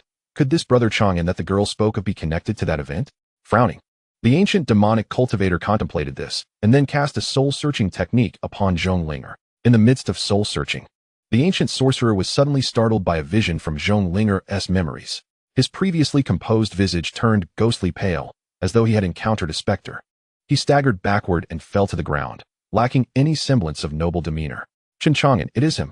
The sorcerer's voice quivered with palpable dread, for just moments before. Through the soul-searching technique he had employed on Zhonglinger, he had glimpsed a scene from her memories. A young man clad in azure sat in a courtyard, his expression serene. With a mere extension of his right hand, he conjured a colossal hand that blotted out the sky, which then crushed the sorcerer's longtime associate, Sherto, into a shower of crimson rain. Strikingly, the girl he had abducted bore an uncanny resemblance to one of Chen Chang'an's companions. Taking a moment to steady his frayed nerves, the ancient sorcerer cast a gaze upon Zhonglinger, his eyes flickering with a tumult of emotions. How should he deal with her? Should he continue to refine her into elixirs, or should he release her? Ultimately, his eyes hardened, filled with cold malice, as he murmured to himself. Chen Chang'an remains oblivious to the fact that I have taken this girl, quietly refining her into a potion, unbeknownst to anyone. Is that so? A chilling voice suddenly reverberated through the stillness of the cave. The sorcerer felt a wave of apprehension wash over him. Who could it be? He turned to see a young man in azure, gradually approaching the cave's entrance. Upon laying eyes on this youth, the sorcerer's pupils constricted, and an icy dread surged through him, sending shivers down his spine. Chen Chang'an. Chapter 20. A snap of the fingers, divine mind, 1,000 longevity pill. The ancient sorcerer was utterly terrified. He could scarcely fathom that after employing the soul-searching technique on Zhongling, he would come to know of such a formidable figure as Chen Chang'an. In the blink of an eye, Chen Chang'an stood vividly before him. He swallowed hard, fear welling up within him. It was vital to recognize that this Chen Chang'an was the kind of ruthless character who could crush nobility with a single hand. Facing him, the sorcerer felt no chance of victory. Without a moment's hesitation, he seized Zhonglinger, attempting to leverage her as a bargaining chip against Chen Chang'an. Chen Chang'an, if you let me go, I will return this girl to you. Yet, his voice trembled with a hint of fear. How could he not tremble before a person capable of such power? Upon witnessing Chen Chang'an's sudden appearance, Zhonglinger felt a rush of joy amid her despair. She had resigned herself to the fate of becoming an elixir for the ancient sorcerer, never expecting Chen Chang'an to arrive at such a critical moment. Brother Chang'an, what brings you here? Chen Chang'an smiled gently at Zhonglinger. If I do not come, who will attend to my needs? Who will wash my clothes and prepare my meals? Shall I seek out Granny Rome to recommend another girl? Hearing Chen Chang'an's jest, Zhonglinger felt her cheeks flush, and the tension that had gripped her heart began to dissipate. Although she was under threat from the ancient sorcerer, she had unwavering faith that Brother Chang'an would rescue her. Chen Chang'an turned his icy gaze upon the ancient sorcerer. You old fool, how dare you lay hands on my people? It seems you've grown weary of life at your age. Furthermore, do you truly believe that by capturing someone dear to me, you can hold any power over me? The ancient demon cultivator spoke in a deep voice. Initially, I was unaware that this young girl was under your protection. If you would show mercy and release me, I assure you I will not harm her. However, should you choose to end my life, do not blame me for dragging this girl down with me. Chen Chang'an sneered. Drag her down with you? Once again, he unleashed his unparalleled cultivation, and with a mere thought, an overwhelming pressure descended, pinning the ancient demon cultivator in place. The cultivator stood frozen, as if ensnared by a binding spell. Even the flow of his internal energy ceased. The notion of killing Zhonglinger to accompany him in death was utterly impossible. Fear surged within the ancient demon cultivator, accompanied by an overwhelming sense of despair. What have you done to me? The intensity of the pressure was terrifying. He swore he had never witnessed a cultivator wield such might. Just the sheer force was enough to subdue him. How powerful was this man? At that moment, the ancient demon cultivator realized how absurd it was to threaten Chen Chang'an with Zhonglinger. In Chen Chang'an's eyes, he was nothing more than a mere insect, easily crushed at will. Spare me, senior. I beg you, grant me mercy. I shall not dare to offend again. Helpless and immobile, he could only humbly plead for his life. If he were able to move, he would likely have already knelt before Chen Chang'an. Chen Chang'an regarded the ancient demon cultivator with indifference, offering no response. He gently reassured, Linger, you are safe now.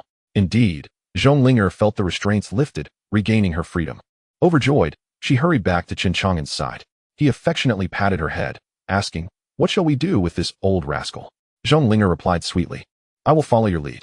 Very well, Chen Chang'an said, snapping his fingers. The ancient demon cultivator, still begging for mercy, suddenly felt an unimaginable force envelop him. Before he could even let out a cry of despair, he was reduced to a mist of blood, his defensive treasures disintegrating into dust, leaving only a storage ring behind. From the moment Chen Chang'an appeared to the demise of the ancient demon cultivator, It all transpired with astonishing swiftness, so swift that the cultivator had not even summoned his minions to intimidate Chen Chang'an before he lost his life. This was the crushing might of Chen Chang'an's invincible cultivation. However, correspondingly, the familiar notification sound echoed in his mind. System notification. The host has activated invincible cultivation. Surpassing the physical limits. Lifespan reduced by 1. Current lifespan 1662. Another 2 years of his lifespan had vanished. It seemed he needed to expedite his search for ways to extend his life. Linger, we shall stay in this cave tonight and return tomorrow. Soon. Zhong Linger kindled a bonfire, illuminating the cave, while outside, the roars of ferocious beasts echoed. Sitting beside Chen Chang'an, she felt warmth and security, no matter where they were. As long as her brother Chang'an was present, she feared nothing. Brother Chang'an, we won't be having fish tonight. Chen Chang'an chuckled, we can have it tomorrow. With that, he began to inspect the ancient demon cultivator's storage ring. He had deliberately preserved it to examine what treasures a lord of such stature might possess. Inside, he found millions of low-grade spirit stones, along with some mid-grade and high-grade spirit stones. Chen Chang'an gasped in astonishment. It was indeed the first time he had encountered such a plethora of spirit stones, leading him to a fortune. No longer would he have to experience the shame of being financially constrained as he did on his previous visit to the Wanbao Pavilion, where he could not even afford a longevity pill. Aside from the spirit stones, there were also magical artifacts. The selection was modest, comprising a demonic banners, a snakebone whip, and the blood-red alchemical furnace outside. However, the most abundant items were the medicinal materials. Various rare herbs and treasures were piled within the storage ring, exuding a rich aroma of medicinal essence. Each of these treasures was precious, with most of the medicinal materials being spirit herbs and grasses aged several centuries. Lastly, there was a collection of alchemical texts and some treasured recipes. Chen Chang'an was astonished. It appeared that this old fellow was an alchemist. He retrieved the stack of alchemical texts and began to peruse them. Utilizing his unparalleled cultivation and the skilled divine mind, he swiftly flipped through each book, retaining every detail in his memory. In a short span, he comprehended the alchemical knowledge contained within and even achieved a sudden epiphany, mastering the concepts entirely. After reviewing these texts, he found that he required merely half an hour, and if he had been able to read even faster, he might have grasped the material in just a few moments. Indeed, the speed of reading merely influenced his learning pace. This was the extraordinary nature of divine mind. Meanwhile, beside him, Zhong Linger observed Chen Chang'an's rapid reading with a perplexed expression. Could her brother truly comprehend the material at such a pace? Being a physician by nature. After perusing the hundreds of alchemical texts within the ancient storage ring, Chen Chang'an felt a newfound clarity, gaining insights into the art of alchemy.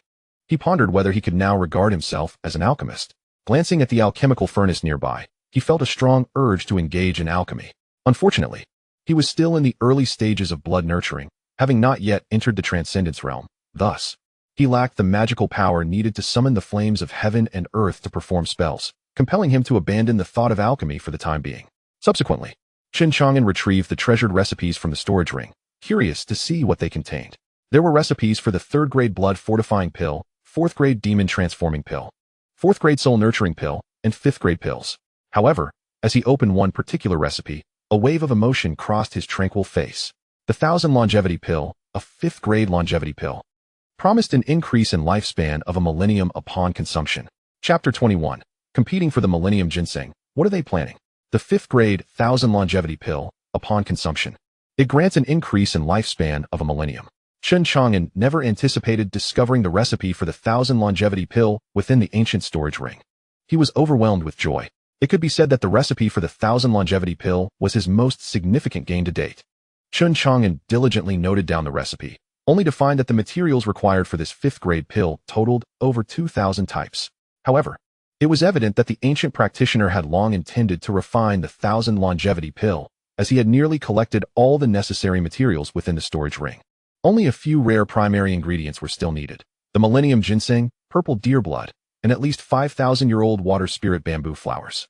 Among these, the millennium ginseng was the most precious, as it could bestow 100 years of lifespan to a cultivator who consumed it directly after a millennium of growth. Yet, once refined into the 1000 longevity pill, it would fully unleash the millennium ginseng's effects, extending life by a millennium. Chen Chang'an squinted his eyes, realizing that the 1000 longevity elixir was merely missing these 3 essential ingredients. If he could procure them, he could concoct the elixir and extend his life by a millennium, thus alleviating his pressing predicament. Elated, Chen Chang'an thought that with a millennium of life, he need not fret over the exhausting consumption of his unparalleled cultivation of 999 billion years. He was eager to visit the Wanbao Pavilion immediately and enlist Yi Hongying's assistance in the search. However, at that moment, a sudden cacophony of fierce combat erupted outside the cave, causing the entire cavern to tremble violently, with debris cascading from above. Furrowing his brow, Chen Chang'an said, "Ling, this cave is no longer safe. We should exit." With that, Chen Chang'an led Zhonglinger out of the cave. Indeed, as they emerged, a thunderous rumble ensued, and the cave collapsed in a catastrophic manner. Zhonglinger swallowed hard, her heart racing. "Brother Chang'an, we nearly got buried." Chen Chang'an nodded, glancing toward the nearby forest where an intense battle raged on. Trees were uprooted in great swathes, the sheer force of the conflict suggesting that the combatants were formidable cultivators. "Let us go investigate," he declared, leading Zhonglinger directly into the forest. In his view, encountering powerful fighters was not without its merits. Such skilled practitioners might possess extensive knowledge and could potentially provide information regarding the 3 essential ingredients needed for the 1,000 longevity elixir. Within the forest, Yi Hongying cradled the trembling, treasure-seeking mouse, her gaze fixed coldly on the 3 combatants amidst the fray, her eyes glinting with contemplation. In her right hand, she held the prized 10,000-year spirit ginseng. This ginseng's roots were robust and plentiful, resembling the arms of an infant. Glimmering like gold and exuding an incredibly rich fragrance of spiritual essence, already possessing a hint of sentience as it struggled in Yi Hongying's grasp. Yet, she swiftly wrapped it in a talisman, sealing it to prevent its escape. "Those 2 guarding elders are insufferable," Yi Hongying seethed. After receiving word from the 2 elders about the 10,000-year spirit ginseng, she had immediately brought the treasure-seeking mouse to the Great Dragon Mountain, scouring for its whereabouts. After 3 arduous days, she finally discovered the elusive ginseng hidden in a secluded ravine that very night. Overjoyed, she quietly set up a formation and successfully captured the ginseng. She had no intention of surrendering the ginseng to the guarding elders. Instead, she resolved to gift it to Chen Chang'an and stealthily departed from the depths of the Great Dragon Mountain under the cover of night. Little did she anticipate that those 2 guarding elders had already anticipated her move, intercepting her at the mountain's edge and coercing her to relinquish the ginseng. Reluctant to comply, Yi Hongying found herself entangled with the 2 elders when fortuitously, a peak longevity realm elder happened to pass by. Without hesitation, Yi Hongying presented the ginseng, which undeniably piqued the elder's interest. Aware of its significance, which could augment his already dwindling lifespan, the elder unleashed his full might against the 2 guarding elders, igniting the battle. While the skirmish granted Yi Hongying a brief respite, she dared not flee, for the gaze of both guarding elders and the elder's consciousness remained fixated upon her. As long as she dares to flee with the millennium ginseng, it is certain that the 3 individuals will cease hostilities in an instant and launch an attack against her. How can she escape from the hands of these 3 formidable guardians of the longevity realm with the millennium ginseng? Yi Hongying pondered silently. Yet she could not devise a viable plan.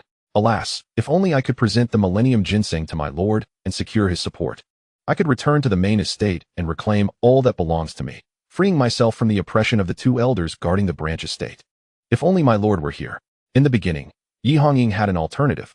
She could have voluntarily surrendered the millennium ginseng to the 2 guarding elders, then returned to Tianwu City to inform Chen Chang'an of its whereabouts. With Chen Chang'an's intervention, the 2 elders would have no choice but to relinquish the ginseng willingly.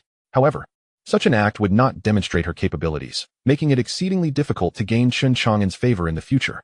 Currently, she found herself in Wanbao Pavilion, her future bleak and shrouded in darkness, fearing she might never see the light of day again. She had a strong intuition that as long as she could cling to Chen Chang'an's support, her fortunes would undoubtedly change. With this thought, Yi Hongying's gaze hardened, her resolve firm. After all, I am a member of the Yi family. Even if I am not valued, I am still a disciple of the Yi clan. The 2 guarding elders harbor reservations, reluctant to kill me. That old man who wishes to slay me for the millennium ginseng will surely not have his way with the 2 elders at his side.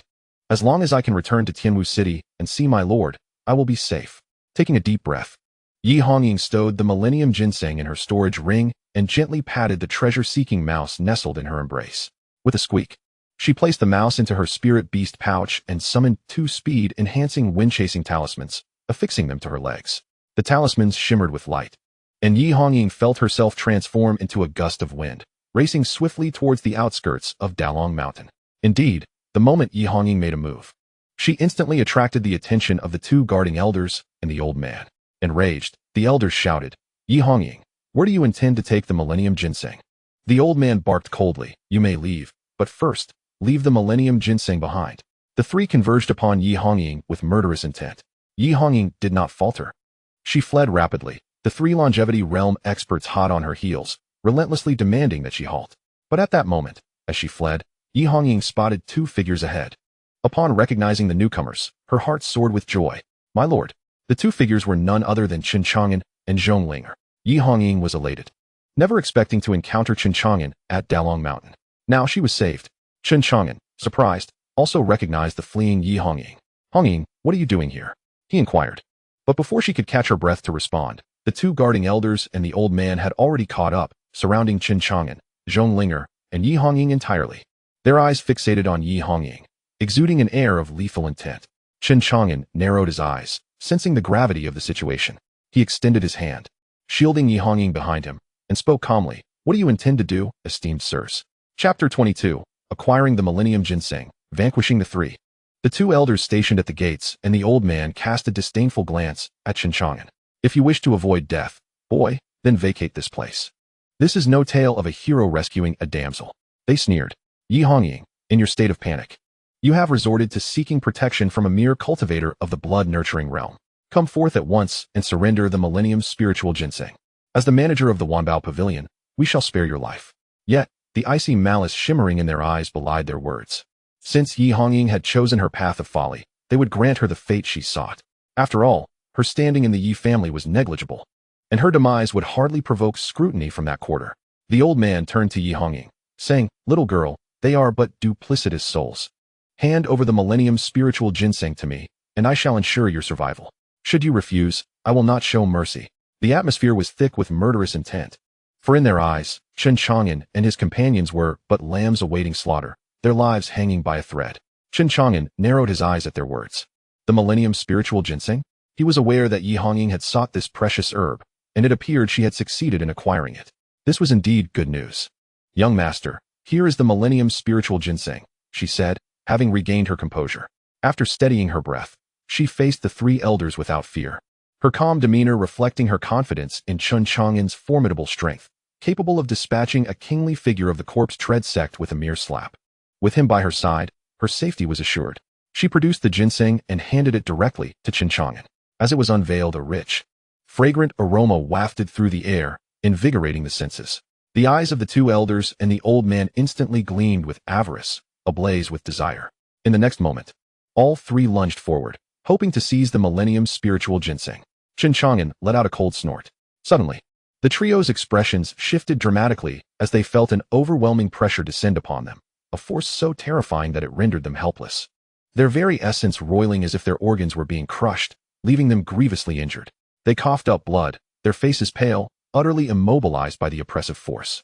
Chen Chang'an regarded them with indifference, barely sparing them a glance as he accepted the Millennium Spiritual Ginseng from Yi Hongying's hands. Sensing the pure and potent life essence within, a wave of joy surged through him. With this Millennium Spiritual Ginseng, only the Zilla blood and the water spirit bamboo flower of 5,000 years remained to concoct the longevity pill. Hongying, you have performed admirably, he commended. Yi Hongying replied respectfully, this is what I ought to do. Had you not appeared, my life would surely be lost. Chen Chang'an stored the ginseng away and addressed her.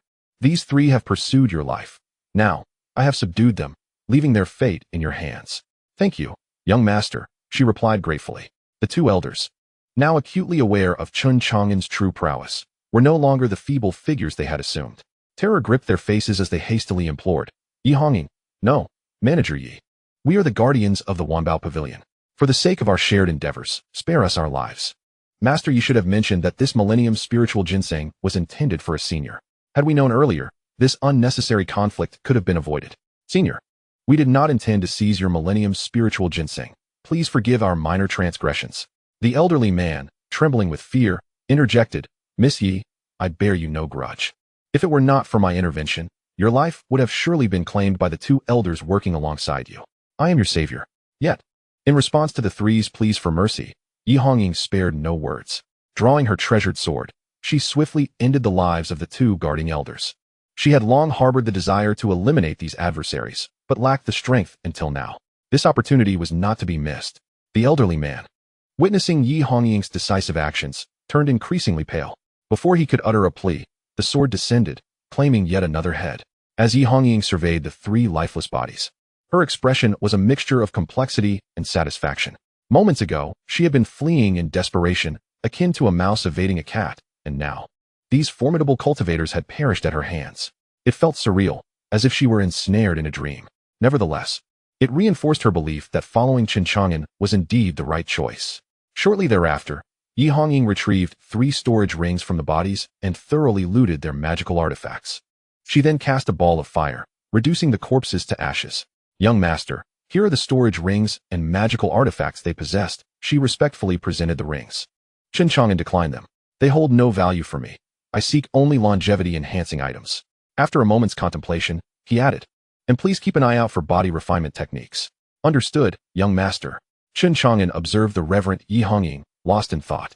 As the manager of the Wanbao Pavilion, her assistance in gathering longevity items had proven invaluable, exemplified by her acquiring this millennium spiritual ginseng in just a few days. However, her cultivation was too weak. She lacked the ability to protect herself against stronger opponents. For instance, had he not been present tonight to rescue Zhongling, he would have chanced upon Yi Hongying being pursued by the 3 assailants. Had he not been there, it was highly probable that Yi Hongying would have fallen to their hands. Reflecting on those around him, aside from his own unparalleled cultivation amassed over 999 billion years, both Zhonglinger and Yi Hongying possessed inadequate self-defense capabilities. He could not rely on fortune to save them each time.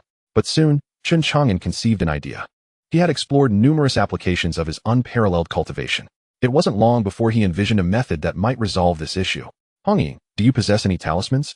What type does the young master seek? Any will suffice. Allow me to search." Chapter 23. The Terrifying Flame Talisman. Not interested.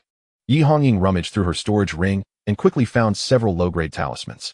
Among them were a 2nd-grade Flame Talisman for offense, a 3rd-grade Frost Talisman, a 3rd-grade Thunder Talisman, as well as defensive Golden Body Talismans and Escape Talismans, among others. Chen Chang'an wasted no time. He took the talismans and began infusing them with his unparalleled cultivation. At first glance, these talismans appeared to be mere low-level charms, seemingly unchanged. However, in truth, each talisman had undergone a monumental transformation, harboring an astonishing and terrifying energy within. In times of peril, one could simply cast these talismans for a promise of survival. Chen Chang'an returned the transformed talismans to Yi Hongying and spoke. Yi Hongying, with a wry smile, responded, "My lord, these are merely low-level talismans, suitable only for dealing with those cultivating blood nourishment or transcending the mundane. Can they truly safeguard my life?" She scrutinized the talismans, noting that they appeared unchanged, still the most ordinary of charms.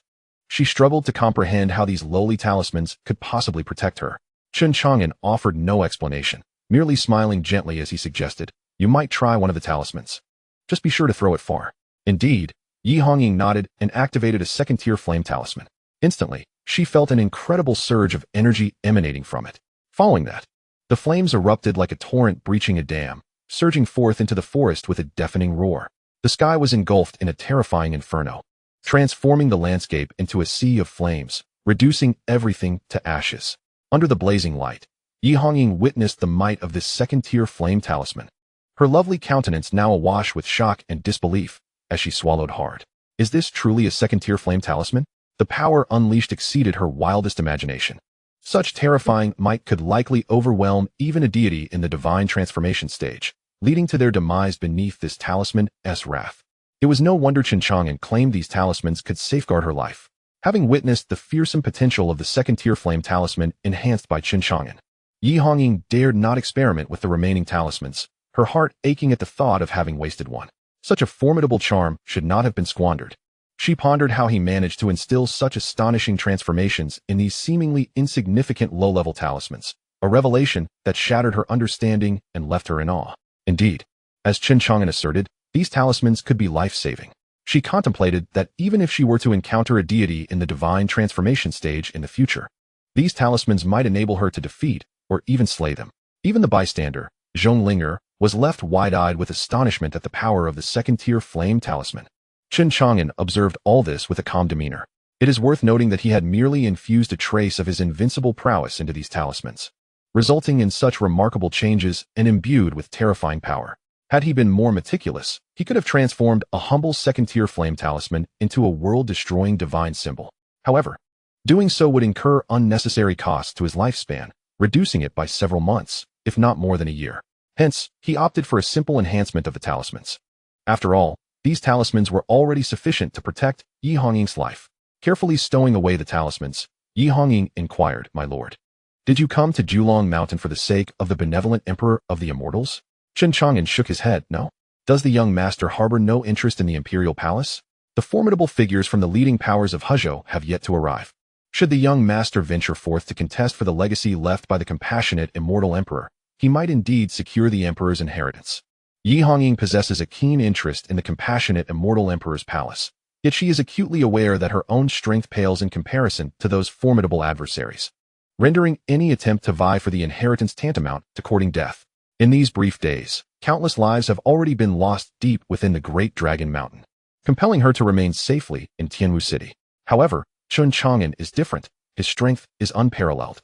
He has been known to dispatch even the most powerful of the transformation realm with a mere gesture, indicating that his cultivation has undoubtedly surpassed that realm, likely placing him among the indomitable leaders of the immortal realm. Currently, among the cultivators daring to penetrate the depths of the Great Dragon Mountain to access the Imperial Palace, the most formidable they have encountered are merely those of the transformation realm, with no indomitable leaders having yet emerged. Therefore, Yi Hongying believes that if Chen Chang'an were to pursue the Emperor's legacy, it would be an unparalleled opportunity. Once the strongest figures from the top powers arrive, even though Chen Chang'an is formidable, the difficulty of claiming the Emperor's inheritance would significantly increase. In response, Chen Chang'an merely smiled lightly, expressing his disinterest in the Emperor's legacy. Beside him, Zhong Linger, who admires Chen Chang'an greatly, concurred, stating, "I believe Brother Chang'an surpasses even the Immortal Emperor."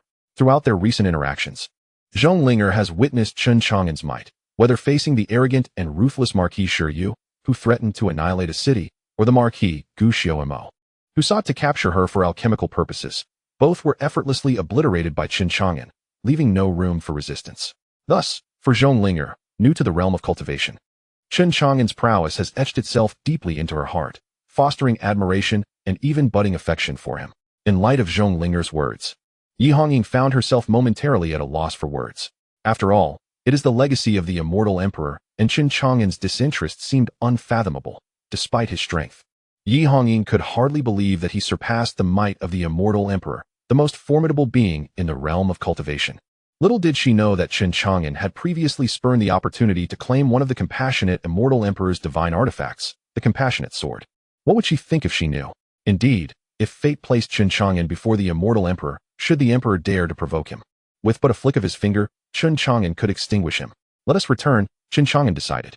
He had intended to spend the night in the cavern of the Great Dragon Mountain, but with its collapse, he had no choice but to return to Tianwu City.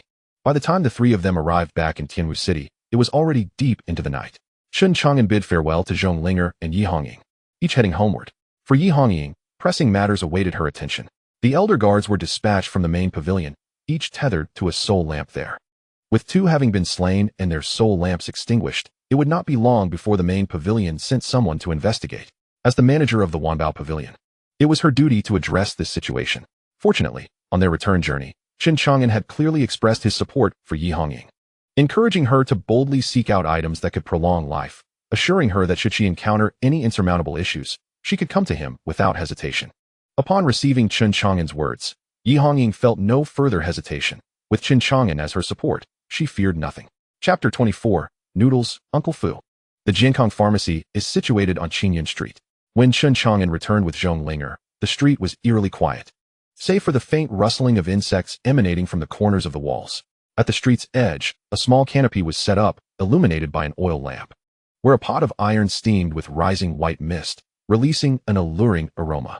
An elderly man with white hair, clad in coarse cloth, was yawning, appearing drowsy. Upon seeing Chen Chang'an approach, the old man brightened up, greeting him warmly. "Chang'an, why are you back so late? Care for a bowl of steaming noodles?" Zhong Linger politely acknowledged him, "Uncle Fu." Since being taken in by Chen Chang'an, she had not remained confined indoors, becoming acquainted with some neighbors on Qinyan Street, including the noodle vendor, Uncle Fu.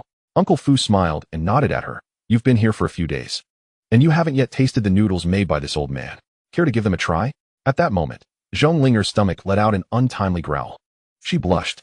Chen Chang'an smiled and ruffled Zhong Linger's hair. He was not the only one feeling hungry.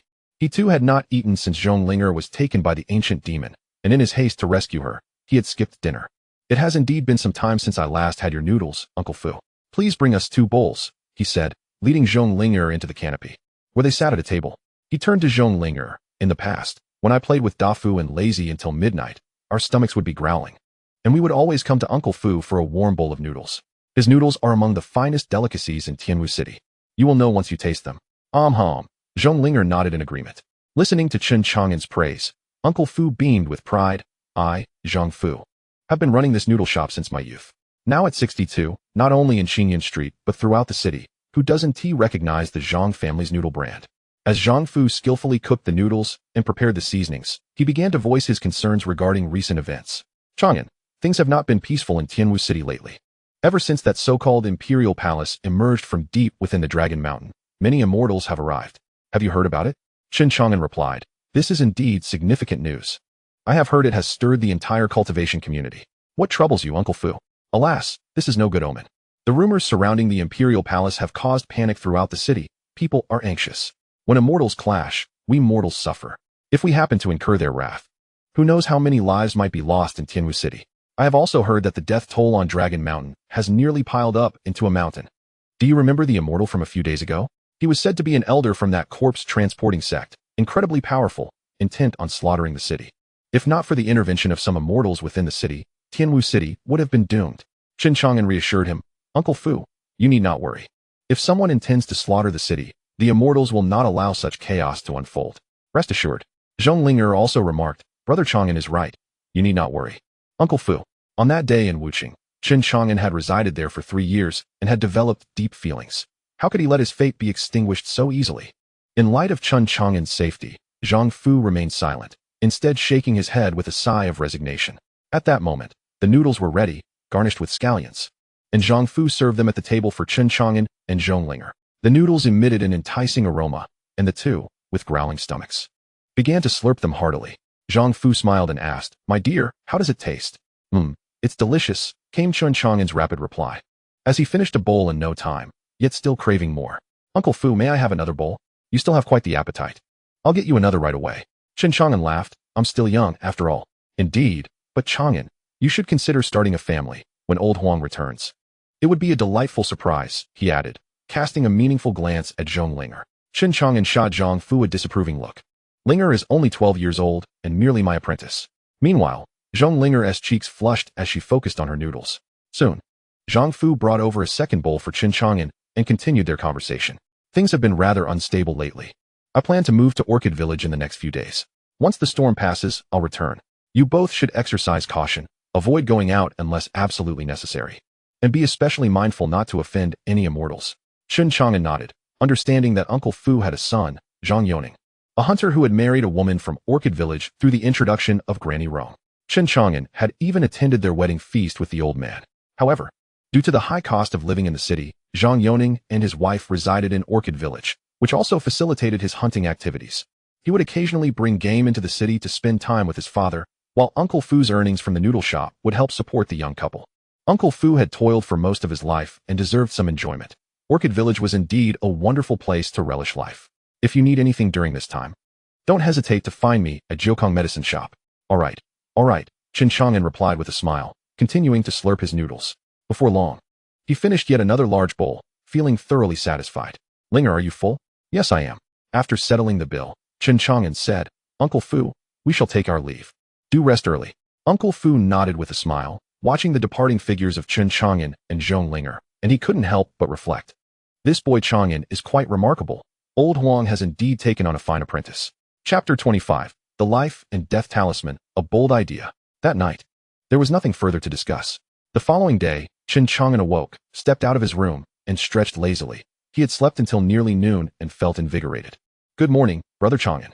In the courtyard, Zhonglinger was practicing, absorbing the essence of heaven and earth, her body resonating with the sound of surging vital energy, evidently solidifying her cultivation at the mid-stage of blood nourishment. Soon after, Zhonglinger ceased her practice and brought the prepared breakfast from the kitchen. Brother Chang'an, breakfast is ready. Thank you. You have worked hard. Zhonglinger smiled gently, shaking her head. It's not hard at all. Chen Chang'an affectionately ruffled Zhonglinger's hair. With this girl by his side, Life had indeed become much more comfortable. The feeling of having someone to care for him was delightful. After breakfast, Chen Chang'an summoned Zhong Linger to him. Linger, due to your unique constitution, you were captured by the demon cultivators yesterday. To prevent any unforeseen circumstances, I must seal a certain power within you, which you can wield in times of danger to safeguard your life. Immediately, Chen Chang'an concentrated his thoughts and invoked his invincible cultivation. He pointed a finger, and a golden talisman materialized in the void. The golden talisman shimmered with dazzling light, emanating an aura of terrifying power that caused the surrounding space to tremble. This was a method Chen Chang'an had devised late into the night after experimenting with the talismans of Yihonging. He condensed his invincible cultivation into a power talisman, integrating it into the body of the one being protected. They could activate this power talisman at any time, whether for self-defense or to temporarily enhance their combat strength. Chen Chang'an named this newly discovered talisman function the Life and Death Talisman, as he could also wield it to directly take a life if he so desired. However, the cost of condensing this Life and Death Talisman was quite steep, directly consuming 2 years of his lifespan, leaving him with 1,660 years remaining. Zhong Linger gazed curiously at the floating Life and Death Talisman. Chen Chang'an pointed, and the talisman vanished into her brow, disappearing from sight. Soon after, Zhong Linger felt the presence of a golden talisman in her sea of consciousness. Brother Chang'an, what is this? As long as you wish, you can activate this Life and Death Talisman at any moment. However, you can currently use it only twice. Once the power is exhausted, the talisman will dissipate on its own. Now, why not test its might? Though Chen Chang'an had discovered the Life and Death Talisman, he was uncertain of its true power. All right, Zhong Linger replied. And as she attempted to activate the talisman, an astonishingly formidable aura erupted from within her, akin to a volcanic eruption, swiftly filling the entire Tianwu city and startling countless cultivators within. They braced themselves, believing yet another noble had descended upon Tianwu city. This aura was powerful, not at all weaker than the 2 noble elders from the corpse-transporting sect she had encountered before. In fact, it was significantly stronger. Chen Chang'an mused that for every year of lifespan he consumed, the Life and Death Talisman could at least grant others temporary combat strength comparable to that of nobles. Zhong Linger's small face was filled with astonishment as she felt the overwhelming power surging within her. She felt incredibly formidable, even having an instinct that if she were to face the ancient demon cultivator again, she could surely defeat him with this newfound strength. Calm it down, Chen Chang'an instructed. Zhong Linger dispersed the power, and the Life and Death Talisman fell into slumber, its brilliant radiance dimming slightly. However, this initial attempt had not significantly depleted the talisman's strength, and the number of uses remained unaffected. Linger, I shall now inscribe the Life and Death Talisman within you. Should you encounter any malevolent individuals, you may activate the Life and Death Talisman at any moment to safeguard yourself. If the talisman's power is exhausted, seek me out for replenishment. Thank you, Brother Chang'an, exclaimed Zhong Linger joyfully. To be honest, she did not concern herself with the talisman's ability to preserve her life. What truly warmed her heart was Chen Chang'an's genuine care for her. Now, continue your cultivation, he encouraged. Zhong Linger nodded and resumed her practice. Meanwhile, Chen Chang'an pondered the implications of expending 5 or even 10 years of life to enhance the talisman's potency. As it stands, he still possesses 644 years of life remaining, which dwindles with each passing moment. Thus, he must proceed with caution. After all, his current encounters are limited to the lords of the transformation realm, who can easily demand a year of life with every encounter. However, if the cost increases, Chen Chang'an may find it unsustainable. Moreover, he cannot predict the formidable cultivators he may face in the future. The toll on his lifespan could be even greater. He must plan wisely for what lies ahead. Additionally, he must consider bestowing a Life and Death Talisman upon Yi Hongying at an opportune moment. Chen Chang'an holds great expectations for her, especially after she surprised him with the discovery of the millennium ginseng. This millennium ginseng, if consumed directly, could extend one's life by a century, and if refined into a longevity pill, could grant a millennium. If he were to ingest the ginseng now, augmenting his lifespan by 100 years would be entirely feasible. Chen Chang'an retrieved the millennium ginseng, encased in a protective talisman, and examined it carefully. Each tendril of the ginseng seemed to possess a spirit of its own, gently swaying. He wondered what would transpire if he infused his invincible prowess into the ginseng. Curiosity piqued, he decided to attempt it without hesitation. However, he was apprehensive about using it directly on the ginseng, fearing that any misstep could lead to its demise, leaving him to weep in solitude. Instead, he sought a common herb from the apothecary and cautiously attempted to infuse it with his invincible power. An astonishing transformation unfolded before his eyes. The once desiccated herb, nourished by his prowess, swiftly regained vitality, akin to a withered tree blossoming anew, sprouting tender shoots. In the blink of an eye, it transformed into a vibrant herb brimming with life, even blooming a medicinal flower. Given Chen Chang'an's knowledge of herbs, he recognized that this ordinary plant had, in mere moments, evolved into a rare centennial herb, gradually manifesting a hint of spiritual essence, and was growing at an astonishing pace. Chen Chang'an was elated. He had not anticipated that infusing his invincible prowess into the herb could accelerate its growth. With this revelation, a bold notion took root in his mind. He redirected his gaze to the millennium ginseng. My dear, I place my hopes upon you. Do not let me down. With that, Chen Chang'an carefully began to channel his invincible prowess into the millennium ginseng. Chapter 26. 15 years, Lin Lei arrives. The gentle breeze wafted through the air. In the backyard of Jiukong Pharmacy, the eternal ginseng, planted by Chen Chang'an, flourished magnificently. Ethereal wisps of spiritual energy enveloped the ginseng, creating a dazzling spectacle, particularly the leaves which shimmered like exquisite jade, translucent and radiant. At the pinnacle, splendid golden blossoms unfurled, exuding a fragrance so intoxicating that it felt almost otherworldly. Chen Chang'an gazed upon his cherished ginseng with satisfaction. Nurtured by his unparalleled cultivation, it thrived rapidly. Recognizing the efficacy of his formidable prowess on the ginseng, he generously consumed 5 years of his lifespan to nourish it, marking the most substantial sacrifice of his longevity thus far. Currently, he had 1655 years remaining. Yet every moment was worth the price. In merely 5 years, this eternal ginseng had achieved a growth equivalent to a millennium, blossoming with flowers and unfurling its verdant leaves, soon to bear ginseng seeds.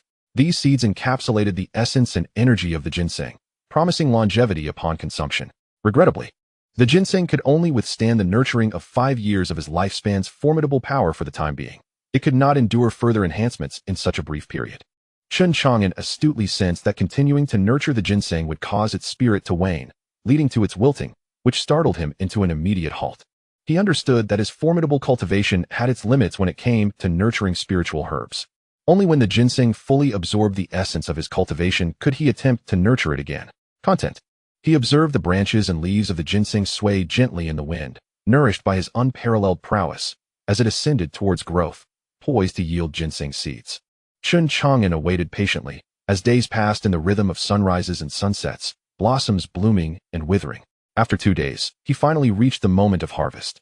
The eternal ginseng had successfully condensed 5 ginseng seeds, each the size of a longan, gleaming with a resplendent golden hue and radiating a powerful vitality and rich fragrance. Zhonglinger gazed curiously at the 5 seeds, inquiring, Brother Chang'an, are these the ginseng seeds? Chen Chang'an smiled and nodded as he collected the seeds, though he noted the quantity was somewhat lacking.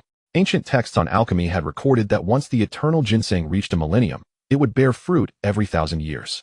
The condensed seeds were immensely beneficial for cultivators, enhancing their lifespan and fortifying their physical bodies. For now, he planned to use the eternal ginseng to concoct the 1,000 longevity pill, delaying immediate consumption of the seeds, though taking them for increased longevity would also be advantageous. Subsequently, Chen Chang'an consumed 1 ginseng seed. System notification, consumed eternal ginseng seed, lifespan increased by 3 years. Current lifespan, 1658. Chen Chang'an's eyes sparkled with delight at the efficacy of the seed, realizing that one could indeed extend his lifespan by 3 years. And he pondered how many he could consume. He then offered 1 ginseng seed to Zhonglinger for her to taste. She gently shook her head.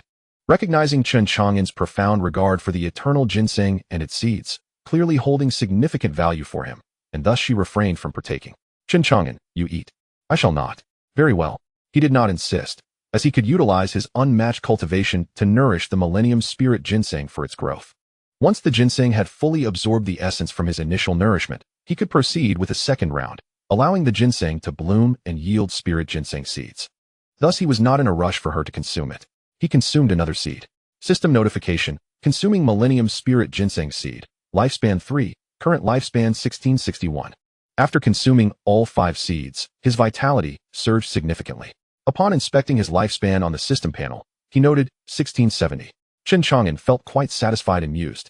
It seems the rejuvenating effect of the millennium spirit ginseng seeds is quite remarkable, granting me an extension of 15 years. If the ginseng were to grow for another 1,000 years and produce more seeds, would it still confer additional longevity upon me? He hoped that these seeds would perpetually extend his life. However, he understood that this possibility was quite slim. Next, Chen Chang'an gazed towards the backyard, deep in contemplation. In the realm of cultivation, there exist numerous rare treasures that can extend one's life, such as the legendary peaches of immortality, millennium spirit mushrooms, and ancient earth essence. If he could locate these longevity-enhancing elixirs and accelerate their growth through his unparalleled cultivation, his lifespan would undoubtedly see a significant enhancement. Yet, most of these life-extending herbs have stringent age requirements, making them exceedingly rare. While those a few hundred or even a few dozen years old may lack rejuvenating properties, they are nonetheless precious and not entirely unattainable. Chen Chang'an felt elated, for this presented yet another viable method for extending his life. Once he attained a few hundred years of lifespan, the pressure of utilizing his unmatched cultivation would become considerably lighter. However, the apothecary was still too small, and the backyard lacked sufficient space for cultivating longevity herbs. It seemed that he would need to expand the Jiukang apothecary at some point. Stroking his chin, he considered the butcher Wang's shop next door, pondering whether he might be willing to sell it. Linger, keep an eye on the apothecary. I shall pay a visit to next door. Just as he stepped out of the apothecary, a young man clad in dark blue patterned enforcement attire approached briskly. Upon seeing Chen Chang'an, a smile blossomed upon his face as he greeted him. Chang'an. Chen Chang'an was somewhat taken aback. Lazy, what brings you here? Lin Lei, a sturdy young man with a sun-kissed complexion, served within the enforcement ranks. His bright eyes sparkled with authority as he strode forward, exuding an imposing presence. He playfully thumped Chen Chang'an on the chest, laughing. Did you think I wouldn't come to see you because I missed you? Then, Lin Lei's gaze shifted to the apothecary, and with a mischievous glint, he remarked, I heard from Granny Rong that Linger is now assisting you at Jiukang Apothecary. How are you two faring? Chen Chang'an shot him a sidelong glance. Linger is merely 12 years old. You must be out of your mind to suggest such a thing. Lin Lei chuckled. Child brides. Do you understand? Chen Chang'an shot him another look, realizing that the enforcement officer had quite the interest in child brides. When the time is right, I'll introduce you to someone. Lin Lei quickly begged for mercy, saying, Please, please, if my little Lu knows about this, she will surely skin me alive. Chen Chang'an was speechless, thinking, skin you alive? It seems you are boasting to me. Lin Lei chuckled, but then his expression shifted to one of seriousness. Chang'an, I need your assistance with a matter. Chen Chang'an, puzzled, asked, what kind of help? Let us go inside and discuss it in detail, Lin Lei replied. He scanned the surroundings with his spiritual sense and pulled Chen Chang'an back to the Jiukang pharmacy. Once seated, the gentle Zhong Linger hurriedly served them tea. Looking at her, Lin Lei teased, Little sister, are you getting accustomed to staying here? Brother Chang'an is very kind to me, she replied. But has he ever sneaked into your room at night to bully you? No. Zhong Linger blushed fiercely and shook her head. Suddenly, Lin Lei noticed something and appeared astonished. Little sister, when did you become a false cultivator? Chapter 27. Conversations and Healing in the City Lord's Mansion. Lin Lei's cultivation was at the late stage of transformation, which allowed him to easily discern that Zhong Linger was at the mid-stage of blood nourishing. This revelation shocked him greatly. Just half a month ago, Zhong Linger was clearly an ordinary person without any cultivation. How could she have advanced to mid-stage blood nourishing in such a short time? The speed of her cultivation was truly astonishing. He even rubbed his eyes, doubting his own vision. But the truth was undeniable. It was real. Chen Chang'an smiled and explained, Linger possesses a remarkable talent for cultivating immortality. So I passed on the family techniques taught to me by the old man for her to practice. Lin Lei laughed heartily, saying, I see. It seems you've struck a great fortune. He felt envious, thinking how wonderful it would be if he had a little sister with such talent for cultivation. Then Lin Lei continued to tease, but why is your cultivation still at the initial stage of blood nourishing? Even the newly initiated little sister has surpassed you. Aren't you embarrassed? Chen Chang'an shot Lin Lei a glance, saying, You know my talent, right? I plan to seek out body cultivation techniques. I intend to pursue that path. Zhong Linger, listening to Lin Lei's jests, was perplexed. Brother Chang'an's cultivation is only at the initial stage of blood nourishing? He is powerful enough to crush nobles with a mere gesture. Fortunately, you are Brother Chang'an's friend, otherwise, be careful, or he might slap you dead for mocking him like that. However, seeing that Chen Chang'an did not provide any explanation, Zhong Linger chose to remain silent and obediently stood by. As for Lin Lei, Zhong Linger felt a deep sense of gratitude. If it weren't for him, she might never have met Brother Chang'an. Have you lost your mind? In this day and age, who still pursues body cultivation? Lin Lei looked at Chen Chang'an in disbelief after hearing his words. Chen Chang'an smiled, not offering an explanation but curiously asked, Let us not forget the main issue. What do you need my help with? Lin Lei nodded gravely. 2 nights ago, It was reported that the esteemed lord of the city was collaborating with other powerful individuals to assault the Imperial Palace's seal. In an unfortunate turn of events, they inadvertently triggered a restriction set by the compassionate Immortal Emperor, resulting in a foreboding downpour of blood rain. Anyone who came into contact with this ominous rain was instantly transformed into a mere skeleton. Tragically, the Lord's daughter, Chu Wushuang, accidentally touched a drop of the blood rain. Although she did not perish, she fell into a deep coma, sealing her divine consciousness and plunging her soul's sea into an abyss of silence, leaving everyone bewildered as to the cause of her condition. In a desperate bid, the lord of the city hastily transported Chu Wushuang back to Tianwu City, seeking the expertise of alchemists to cure her ailment, yet no remedy bore fruit. Chang'an, you have inherited the medical skills of Elder Huang. Perhaps you might succeed where others have failed? If you can revive Chu Wushuang, you will be a benefactor to the lord of the city, and our rise to prominence will be assured. Chen Chang'an sipped his tea, feeling at a loss. Even those esteemed alchemists cannot awaken Chu Wushuang. What can I possibly do? Especially with my rudimentary skills? Lin Lei lowered his voice. I recall a year ago when I was possessed, it was Elder Huang's technique, known as purifying the soul, that saved me.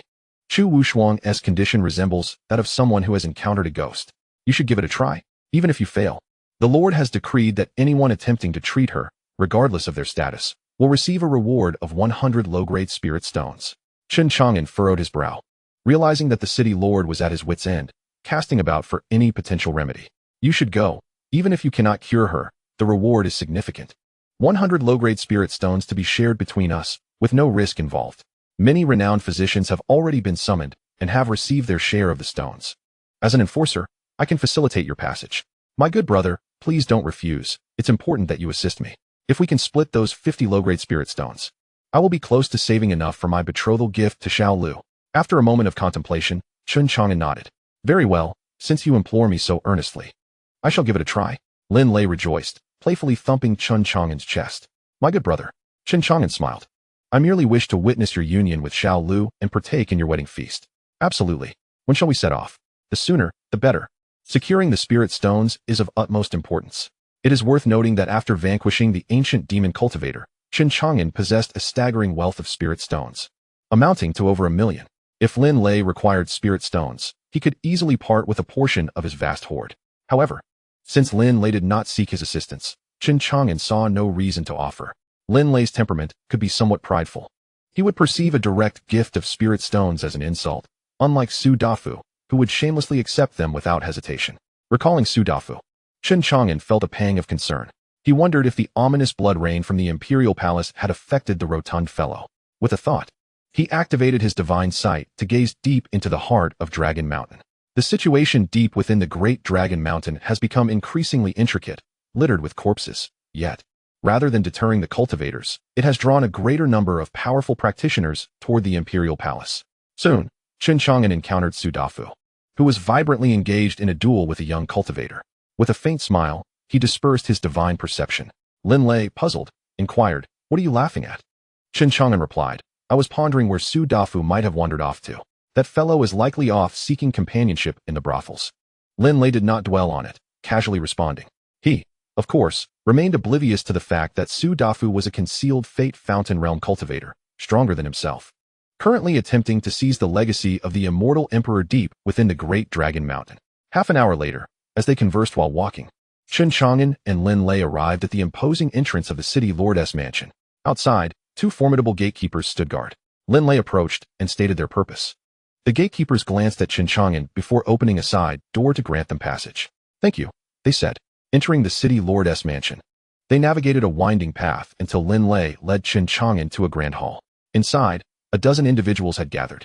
Chen Chang'an observed that most were renowned physicians from Tianwu City, yet all were advanced in years, their heads crowned with white hair and a visage of age. Not a single young physician like Chen Chang'an was present. The elder physicians did not recognize him, and, upon noting his youth, regarded him with veiled disdain, presuming he had come merely for the reward of 100 spirit stones. Chapter 28. Chu Yongtian, are you a physician? Chen Chang'an remarked, lazy. Do you think I might be too young? Lin Lei surveyed the elder physicians in the hall and nodded. They are seasoned physicians. You are merely a junior. As long as you are a physician, that's sufficient. Moreover, you have inherited the true essence of Huang Lao's medical teachings, which is certainly on par with theirs. Lin Lei held a considerable confidence in Chen Chang'an's medical skills. A year prior, he had encountered bandits and, despite successfully vanquishing them, had sustained grave injuries. Believing he was on the brink of death, it was Chen Chang'an who had administered aid, reviving him in just half a month to his state of vigor. Indeed, Chen Chang'an was a bona fide physician. Although he sought the reward, he had not resorted to deception. After all, he was merely a lowly enforcer, given the chance. He would dare not overreach. At that moment, physicians were being summoned in shifts to the rear hall to attend to Chu Wushuang. These physicians entered with confidence, but soon emerged from the rear hall shaking their heads in despair, expressing their inability to cure her. Fortunately, despite their lack of success, they received 100 spirit stones as compensation for their efforts, their joy unmistakable. For these ordinary physicians without cultivation, earning 100 spirit stones was not a feat achievable in just a few years. Thus, merely examining a patient felt akin to a windfall, a substantial sum indeed. The other physicians, witnessing this, could hardly conceal their delight, eagerly anticipating their turn to enter the rear hall. Lin Lei whispered, "Did you see that? 100 spirit stones. I wasn't deceiving you, was I?" Chen Chang'an shrugged, stating that, for him at present, spirit stones had lost their significance. As long as he desires, he can acquire as many spirit stones as he wishes. Before long, the physicians in the grand hall departed one by one, each failing in their attempts, leaving only Chen Chang'an behind. The steward, his face etched with worry, furrowed his brow upon noticing the last remaining youth in the hall. This boy appeared to be no older than his teens, still in the bloom of youth. "Are you a physician?" he inquired, directing his scrutiny towards Lin Lei. With utmost respect, Lin Lei replied, "Steward, Chang'an is the one I mentioned earlier who saved my life when I was gravely injured. He is my dearest brother, and I would not dare deceive you." The steward, growing impatient, waved his hand dismissively. "Since you are here, let us proceed to see the young lady." With that, the steward led Chen Chang'an to the inner hall. "Good brother, I am counting on you for the bride price," Lin Lei called out from behind. Upon entering the inner hall, Chen Chang'an encountered the city lord, Chu Yongtian, a middle-aged man clad in a yellow robe, exuding an air of authority and presence. However, his countenance was grim, his brow furrowed with concern and anxiety. The steward respectfully announced, "My lord, this is the last physician." Chu Yongtian did not glance at Chen Chang'an. His worried gaze remained fixed on the sleeping figure of Chu Wushuang on the bed. He spoke, his voice hoarse yet commanding, "If you can heal my daughter, I shall grant you any reward you desire." Chen Chang'an nodded, preparing to approach for an examination. Just then, a guard hurried into the inner hall. "My lord, we have summoned young Master Jin and the medicinal elder from the corpse transport sect." A flicker of surprise broke through Chu Yongtian's anxious demeanor. He quickly urged, "Please, bring them in at once." Chen Chang'an interjected, "Might I inquire if the lord still requires my services?" Only then did Chu Yongtian notice Chen Chang'an, his brow knitting once more. "You are a physician?" Though his mind was in turmoil, desperately seeking a way to awaken his daughter, he had resorted to summoning physicians from the city. Yet, before him stood a mere boy, likely inexperienced. Anger simmered within Chu Yongtian. Should anyone attempt to take advantage of this dire situation, they would find him unyielding. Calm and composed, Chen Chang'an remained unfazed. Despite Chu Yongtian being a formidable figure in the transformation realm, Chen Chang'an had already vanquished 2 of the corpse transport sect's esteemed members, leaving him unperturbed by the city lord. "I am indeed a physician," he replied confidently. The composure displayed by the adolescent intrigued Chu Yongtian, prompting him to regard Chen Chang'an with a newfound respect. "Since you are a physician, step forward and assess her condition." Chen Chang'an obliged, moving to the bedside, where he beheld the young woman lying still, her eyes tightly shut, pallid, and expressing signs of distress. He gently grasped her right hand, channeling his unrivaled cultivation into delicate threads, meticulously examining her body. Chapter 29, The Corpse Bloodlight, The Terrified Alchemist. At that moment, as Chen Chang'an investigated Chu Wushuang's condition, a young man adorned in golden robes entered the grand hall, exuding vigor. Beside the golden-robed youth stood an elder clad in gray, stooped and hunchbacked, yet emanating a powerful aura, his eyes sparkling with brilliance. He was undoubtedly a figure of the transformation realm. Chu Yongtian had been awaiting their arrival in the hall, and upon seeing the golden-robed youth and the gray-robed elder, he promptly advanced. "Young Master Jin, alchemist, you have finally arrived." Jin Yang clasped his hands, and upon learning of Wu Shuang's injury, hastened his way from the Jin family. "Lord Chu, might I inquire about Wu Shuang's current condition?" Chu Yongtian shook his head with a sigh. "This girl has fallen victim to the ominous blood rain unleashed by the Imperial Palace and has yet to awaken. I can only entrust her care to you, young Master Jin, and to you, Alchemist Dan." Dan Fengzi replied in a measured tone, "I shall do my utmost. Once I have assessed the situation of your daughter, I will offer my conclusions.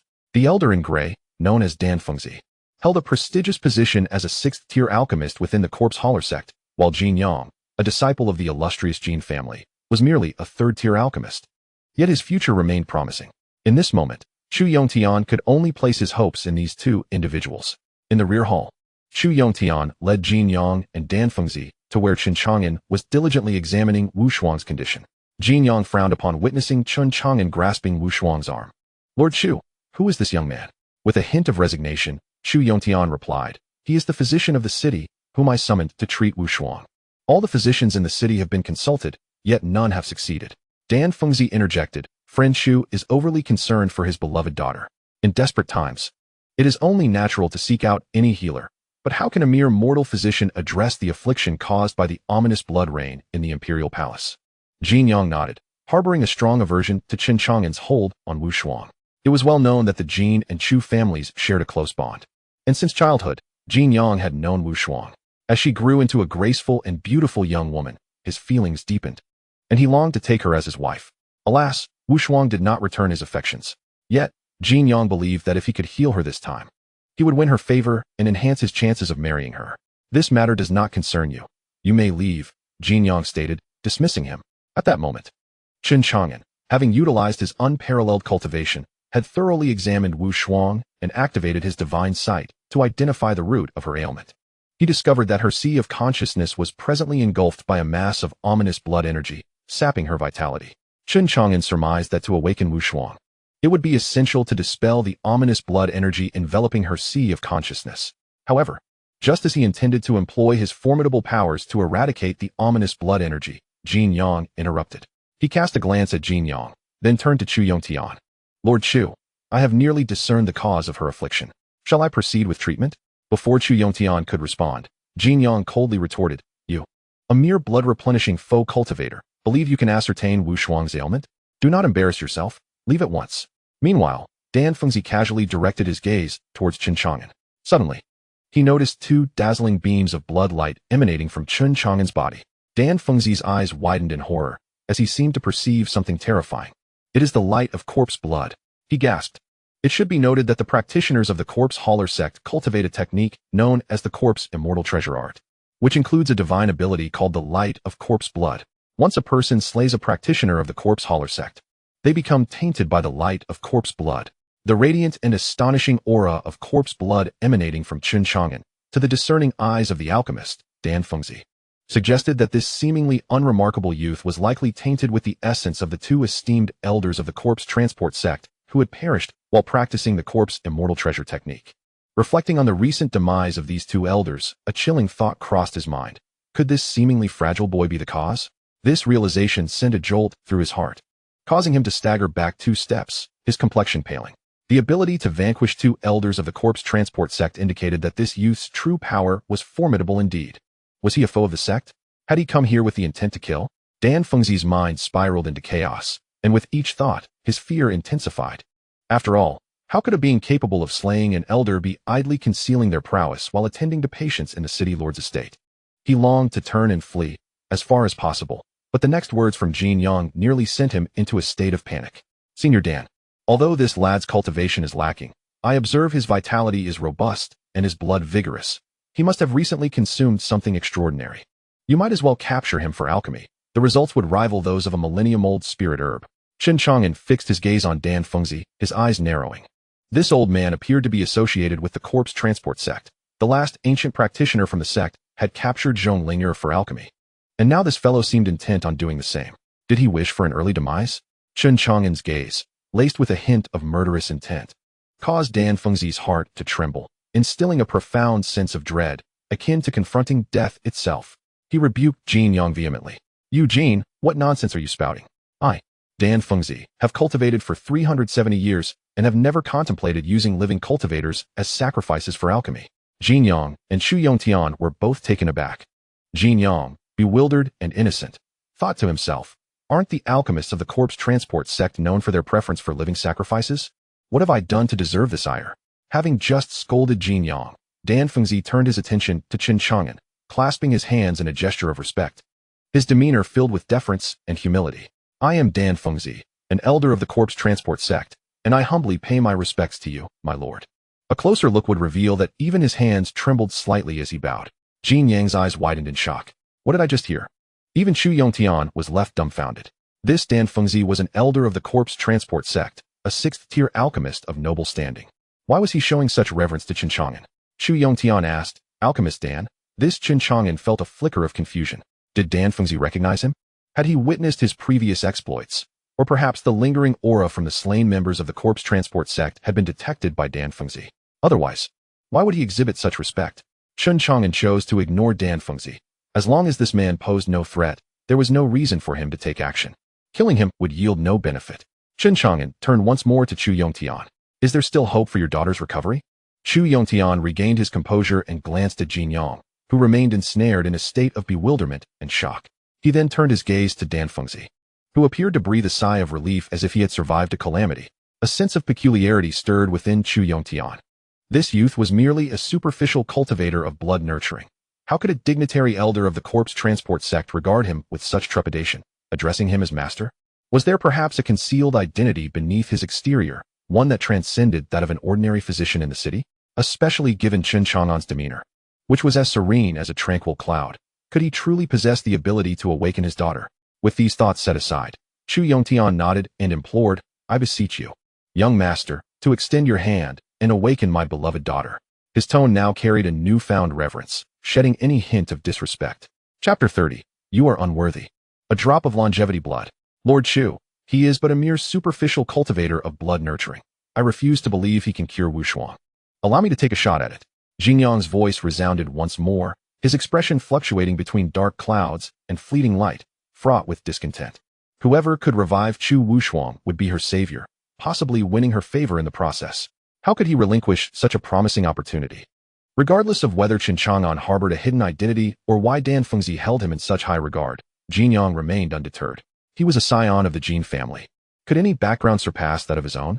Moreover, this individual was merely a trifling superficial cultivator. A surge of murderous intent coursed through him. Should he provoke Jin Yang, he could simply employ someone to assassinate him. Who would ever suspect him? Dan Fengzi silently commended Jin Yang, recognizing the youth before him as a formidable figure concealing his true prowess. One who had slain two esteemed elders of the corpse transport sect. How bold of you to challenge him, truly fearless. Of course, as long as Chen Chang'an did not seek him out, he was content to observe. Yet, Dan Fengzi found himself puzzled. As a nobleman, how could he not sense the aura of Chen Chang'an's cultivation? It was a concealment executed with exceptional finesse. Moreover, with two esteemed elders of the corpse transport sect slain, the sect was in an uproar, actively hunting for the murderer.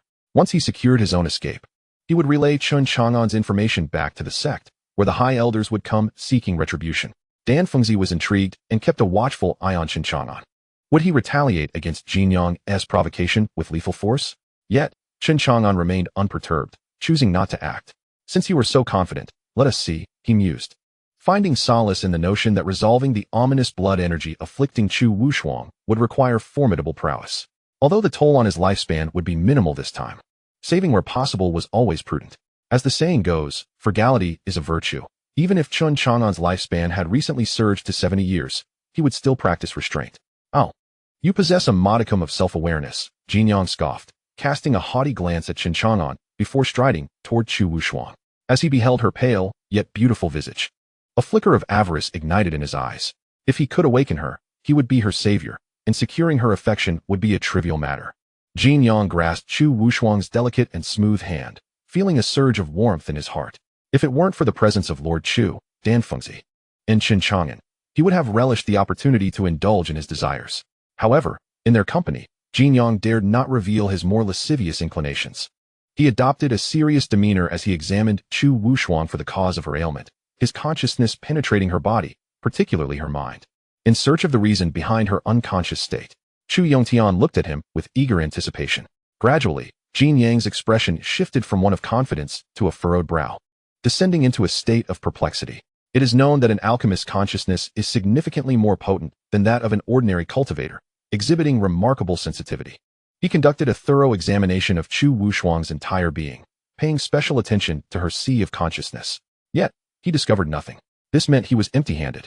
Naturally, this was not entirely unexpected.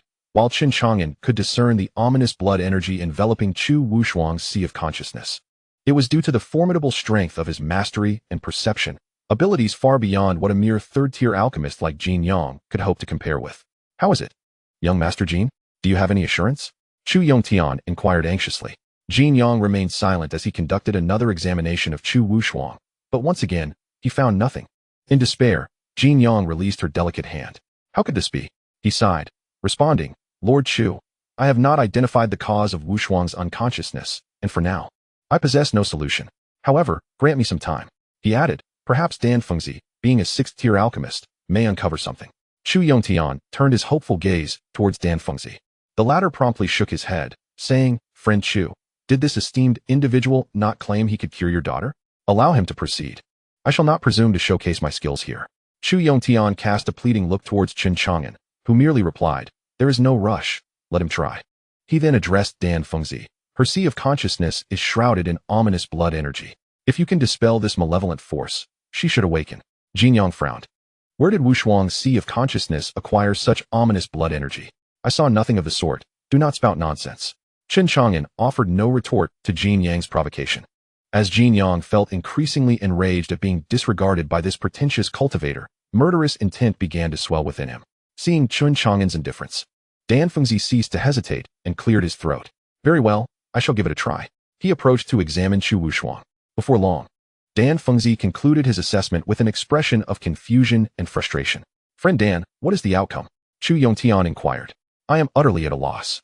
I cannot find the cause of her unconsciousness. It seems only the esteemed one can lend his hand. He responded, his complexion paling. If even Dan Fengzi, a sixth-tier alchemist, was unable to assist, what could they do? Dan Fengzi bowed slightly to Chen Chang'an, awkwardly stating, Esteemed one, I have failed to locate the ominous blood energy you mentioned enveloping her sea of consciousness. Chen Chang'an remained silent, realizing he had perhaps overestimated Dan Fengzi's capabilities. Chu Yongtian gazed at Chen Chang'an with a pleading expression, placing all his hopes upon him. Youth, Chen Chang'an replied calmly, I will do my utmost. Were it not for my friendship, I would have little inclination to intervene. Jin Yang snorted disdainfully. Even the venerable Dan cannot devise a solution. What can you possibly do? The ominous blood energy you speak of seems entirely fictitious to me. Spare us your deceit. As a mere practitioner of blood nurturing, I find it hard to believe you could heal Wushuang. Meanwhile, the mad alchemist observed Jin Yang teetering on the brink of life and death. Yet he felt no concern for him, nor did he feel the need to caution him about Chen Chang'an's formidable prowess. Chen Chang'an initially wished to ignore Jin Yang, but the incessant chatter at his ear grew increasingly irksome. If I manage to heal her, you shall kneel and apologize to me, he declared. Jin Yang scoffed disdainfully. I am a disciple of the Jin family. You lack the standing to command my submission. Chen Chang'an chuckled lightly. Lacking standing, is it? Should I unleash my unparalleled power and annihilate the Jin family behind you? I dare say even your clan leader would be compelled to kneel before me and seek forgiveness. Chu Yongtian's expression darkened. If Chen Chang'an truly possessed the ability to cure his daughter, Jin Yang's interruptions could provoke his ire, jeopardizing her treatment. Chu Yongtian interjected. Young Master Jin, it would be prudent to refrain from further provocation. Simply observe. Anger flickered in Jin Yang's eyes. Why did this old man side with the blood-nurturing charlatan instead of him? He snorted coldly and fell silent, yet his murderous intent towards Chen Chang'an intensified. Jin Yang, a mere buffoon, hardly occupied Chen Chang'an's thoughts. Surely he would not resort to violence over mere verbal provocations. He grasped Chu Wushuang's arm once more, striving to dispel the ominous blood rain enveloping her consciousness. He released a hint of his unparalleled power, and the ominous blood rain seemed to come alive with fear. Before Chen Chang'an could fully dispel it, the ominous rain fled from Chu Wushuang's consciousness, coalescing into a drop of resplendent crimson blood that materialized before the onlookers. Whoosh!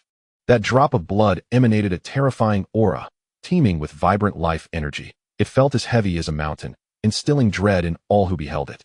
The mad alchemist gasped in disbelief at the overwhelming vitality. Could that be a drop of longevity blood? Chapter 31. The Method of Refining Longevity Blood, Library. Chen Chang'an pondered curiously, what is longevity blood? The mad alchemist responded respectfully. It is said that in ancient times, a great demon, after exhausting various means to extend life, created the frenzied method of refining longevity blood at the end of his life. By slaying and refining the essence of vigorous cultivators, the extracted longevity blood possesses the ability to prolong life indefinitely, without limitation. In the end, That great demon attained astonishing longevity through this method, seizing the Tao fruit of the Immortal Emperor, becoming the feared longevity blood demon lord, just a step away from the realm of the Immortal Emperor. However, this vile art of longevity blood was deemed intolerable by heaven and earth. The grand cultivation world would never allow such a demon to ascend as an Immortal Emperor. Thus, they banded together to vanquish him, and the method of refining longevity blood vanished from the annals of history. At this point, the mad alchemist could not help but lament. Were anyone to possess such prolonged longevity, even without exceptional talent, they could surely ascend to the rank of Immortal Emperor through sheer accumulation over time. As Chen Chang'an absorbed the words of the alchemist madman, his eyes ignited with a brilliant light. Could it be that such a marvelous method of refining longevity blood existed in this world? The most alluring prospect for Chen Chang'an was undoubtedly the prospect of extending his lifespan. If he could acquire the technique for refining longevity blood, it would signify an inexhaustible source of life, alleviating his worries about the depletion of his own vitality. He inquired further, so, does this drop of longevity blood possess the power to extend life?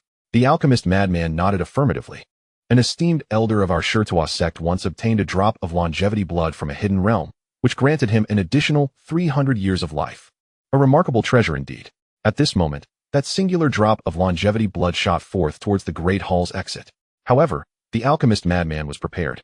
He produced a jade vial and sealed the precious drop within. My lord, this longevity blood must be stored in a special jade vessel, lest the vital essence within dissipate, diminishing its life-extending effects. Nearby, Jin Yang's eyes gleamed with envy at the sight of the longevity blood. If he were to present this drop to the elders of his clan, he would undoubtedly receive a generous reward. Alas, the longevity blood had fallen into the hands of the alchemist madman, and Jin Yang sighed inwardly, knowing he dared not seize it from a nobleman. Chu Yongtian, on the other hand, felt little desire for the drop. Being in the prime of his life, he was more concerned about the current state of his daughter. Young master, does my daughter's unconsciousness have anything to do with this drop of longevity blood? Chen Chang'an nodded. Indeed. But I had yet to resolve the issue when this drop manifested on its own. And why is my daughter not awakened yet? She should be regaining consciousness shortly. As he spoke, his gaze fell upon the jade vial in the alchemist madman's hand, his intentions unmistakable.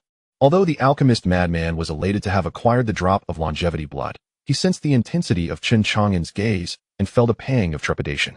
The fact that Chen Chang'an had slain 2 noble elders of the Sherto sect indicated that his cultivation was indeed formidable, suggesting that his own lifespan was likely diminished.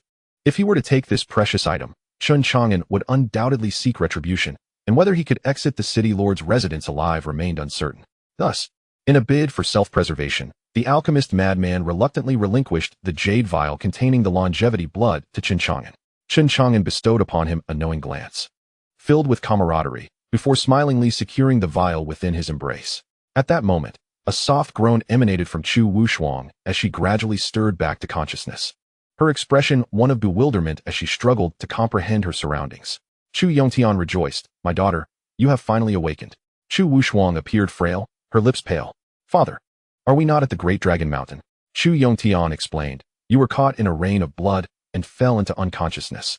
It was a drop of longevity blood that caused this affliction. Thankfully, this young master intervened, expelling the troublesome blood from your body. Chu Wushuang followed her father's gaze to Chen Chang'an. Although still weak and pale, her demeanor retained a touch of cool grace as she expressed her gratitude. Thank you, young master. It was merely a trifling effort, he replied modestly. Jin Yang watched this exchange with clenched teeth, seething with resentment. The gratitude should have been directed towards him. It was this wretched individual who had thwarted his ambitions. Chu Yongtian responded with utmost respect. The young master awakened the cherished daughter, yet remained uncertain about the reward he sought. What I can offer will certainly not be lacking. Chen Chang'an expressed his desire, stating that aside from the requisite spirit stones, he hoped Lord Chu would grant him access to the library within the Lord's manor. Access to the library? Chu Yongtian was taken aback, having not anticipated that this would be Chen Chang'an's request. For Chen Chang'an, his understanding of the cultivation world was still quite limited. As the Lord of Tianwu City, Chu Yongtian must possess a wealth of knowledge within the library, perhaps even the information he sought. Even Chu Wushuang, upon hearing this, cast a more attentive gaze upon him. Your life-saving grace is greatly appreciated. Besides the library, if you have any other requests, please do not hesitate to mention them. My father will fulfill them, she said.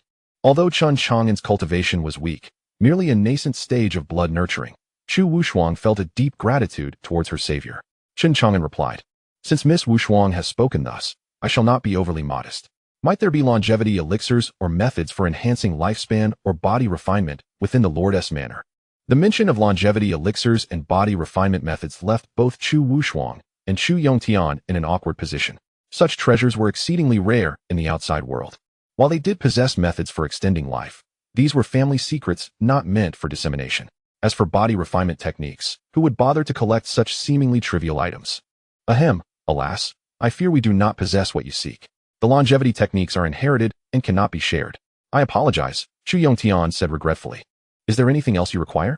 Inquired Chu Wushuang. Chen Chang'an shook his head. Very well, let me simply spend some time in the library. By the way, if there is a genuine need, the Lord could consider promoting my friend Lin Lei from the law enforcement guard. He was the one who brought me to treat your daughter. Lin Lei noted. I shall remember, Chu Yongtian remarked, mentally acknowledging Lin Lei's role in bringing Chen Chang'an. For without him, his daughter might have remained unconscious for an indeterminate time. He resolved to reward Lin Lei appropriately. Simultaneously, Chu Yongtian discerned that Chen Chang'an was not an ordinary individual.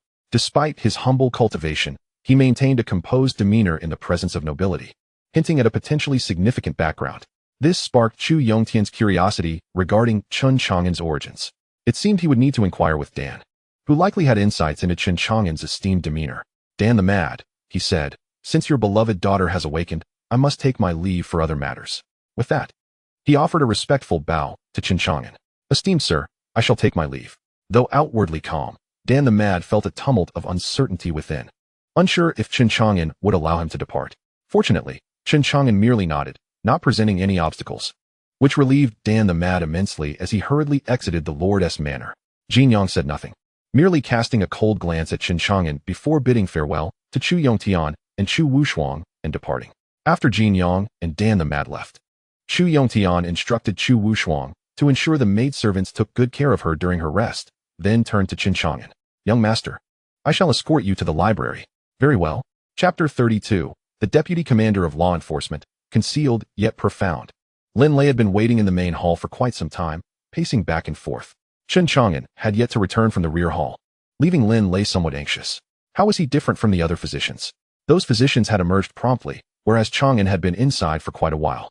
Was he too young for the city lord to trust him as a physician, potentially being mistaken for a fraud? Had the city lord perhaps dealt with him too harshly? Lin Lei's legs trembled with apprehension. Particularly in recent days, the city lord had been in a foul mood due to matters concerning Chu Wushuang. Just as Lin Lei's thoughts spiraled into worry, he observed Chu Yongtian emerging from the hall with a smile, respectfully escorting Chen Chang'an. Lin Lei was astonished. Why was the city lord so pleased? And why was he treating Chang'an with such deference? He hurried forward, inquiring, Chang'an, how did it go? With a gentle smile, Chu Yongtian addressed him. Young master, this is your friend, Lin Lei, whom you mentioned. Lin Lei was taken aback. As a mere enforcer, it was remarkable that the esteemed city lord recognized his name. He was addressing him as a younger brother. This made Lin Lei feel quite elated. This was certainly something to boast about. Did you all hear that? The city lord referred to me as young brother. It is he. Lazy. I will visit the library and return shortly, Chen Chang'an said, patting Lin Lei on the shoulder. Oh, all right. Lin Lei was somewhat dazed, trying to comprehend the situation. Chu Yongtian instructed the steward behind him. The arrangements for young master Lin Lei are now your responsibility. As you command, my lord. The steward replied.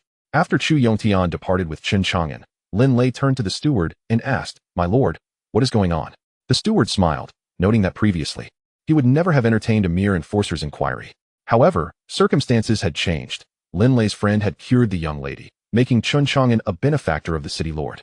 The steward, eager to avoid offending Lin Lei, explained, This young man has cured the young lady. Upon hearing this, Lin Lei's eyes widened in disbelief. What? Chang'an cured the young lady? I must have misheard. The steward reassured him, You heard correctly.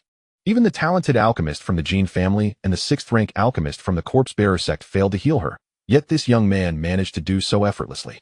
I did not realize that Brother Lin was acquainted with such a remarkably skilled physician. After the initial shock faded, Lin Lei's expression grew complex. He had merely intended to have Chen Chang'an come and provide a superficial remedy, earning the reward of 100 spirit stones. Little did he know that Chang'an had actually cured Chu Wushuang. It seemed he had indeed inherited the true teachings of the venerable Huang. Lin Lei cleared his throat, shamelessly addressing the steward. As an enforcer of the city lord's residence, the city lord's affairs are my concern. The city lord is worried about the safety of his beloved daughter, which is why I specially invited my friend. though he maintains a low profile in the city. You have witnessed his medical prowess. Knowing he could heal the young lady brings me great comfort. Having such a law enforcement officer devoted to the city lord's mansion is indeed a stroke of fortune for the lord of the city. He has decreed that, effective immediately, your status as a law enforcement officer has been elevated to deputy commander, with a corresponding increase in your salary to 20 spirit stones per month. Additionally, as a reward for successfully treating the young lady, the city lord has graciously bestowed upon you 5,000 low-grade spirit stones. Lin Lei's eyes widened in astonishment. This delightful news truly came in waves. Am I dreaming? The steward chuckled. How could this be a dream? This is all thanks to your excellent friend. There was an unmistakable envy in the steward's tone. 5,000 low-grade spirit stones constituted a substantial fortune, and with these stones, Lin Lei would be considered quite wealthy in Tianwu City. Indeed, I owe it all to my dear friend. Lin Lei's lips curled into an uncontrollable smile. The surprise Chen Chang'an had given him was simply overwhelming. If it weren't for Chen Chang and visiting the library, Lin Lei would have been tempted to lift him in joyous embrace. Wolf has come. Wolf has come. Deputy Commander. Let us proceed to your new post, and then to the vault to collect your spirit stones. Yes, yes, yes. Lin Lei was elated. He had been fretting over how to win the heart of the woman he adored. But now, with these 5,000 spirit stones, he could throw them in his father-in-law's face and see if he dared to oppose him any longer. Furthermore, he was now the deputy commander of the law enforcement team. The library was situated within a tranquil garden of the city lord's mansion, a magnificent 7-story building that exuded elegance. Young master, this is the library. Feel free to explore whatever you wish, said Chu Yongtian. Of course, it is no simple task to fully explore the treasures of the city lord's library in such a short time. Should you not finish today, you are welcome to return at any time. I have matters to attend to, so I shall leave you to your exploration, he added. Chen Chang'an nodded and strode into the library.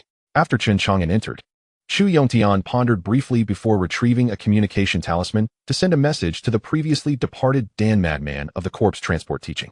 Upon encountering Chen Chang'an, Dan Madman's behavior had been exceedingly peculiar and hurried. Moreover, Chu Yongtian could sense a hint of trepidation emanating from Dan Madman towards Chen Chang'an. As Chu Yongtian walked along the path, he swiftly received a message back from Dan Madman. After reading it, even Chu Yongtian, a distinguished noble of the transformation realm, was taken aback, his face paling in shock. He had killed the two esteemed elders of the corpse transport teaching, Shiryu and Gu Xiaomo. This revelation stunned Chu Yongtian to the point of speechlessness. He gasped in disbelief. Who would have thought he concealed such depth? He was aware that the grand techniques of the corpse transport teaching could identify the murderer through the blood of the deceased, which explained why Dan Madman had sensed something amiss upon first seeing Chen Chang'an. It must have been the aura of corpse blood surrounding him. Realizing that this seemingly ordinary youth was, in fact, a formidable figure capable of slaying nobles, he could not help but feel a wave of apprehension. It was fortunate that he had not offended this young master. After all, long before Chu Yongtian returned with Chu Wushuang, he had received word of an unparalleled powerhouse residing in Tianwu City. Elder Shiryu of the corpse-carrying sect harbored intentions of annihilating a city, inadvertently disturbing a mysterious powerful entity residing within the city, who effortlessly crushed him with a mere gesture.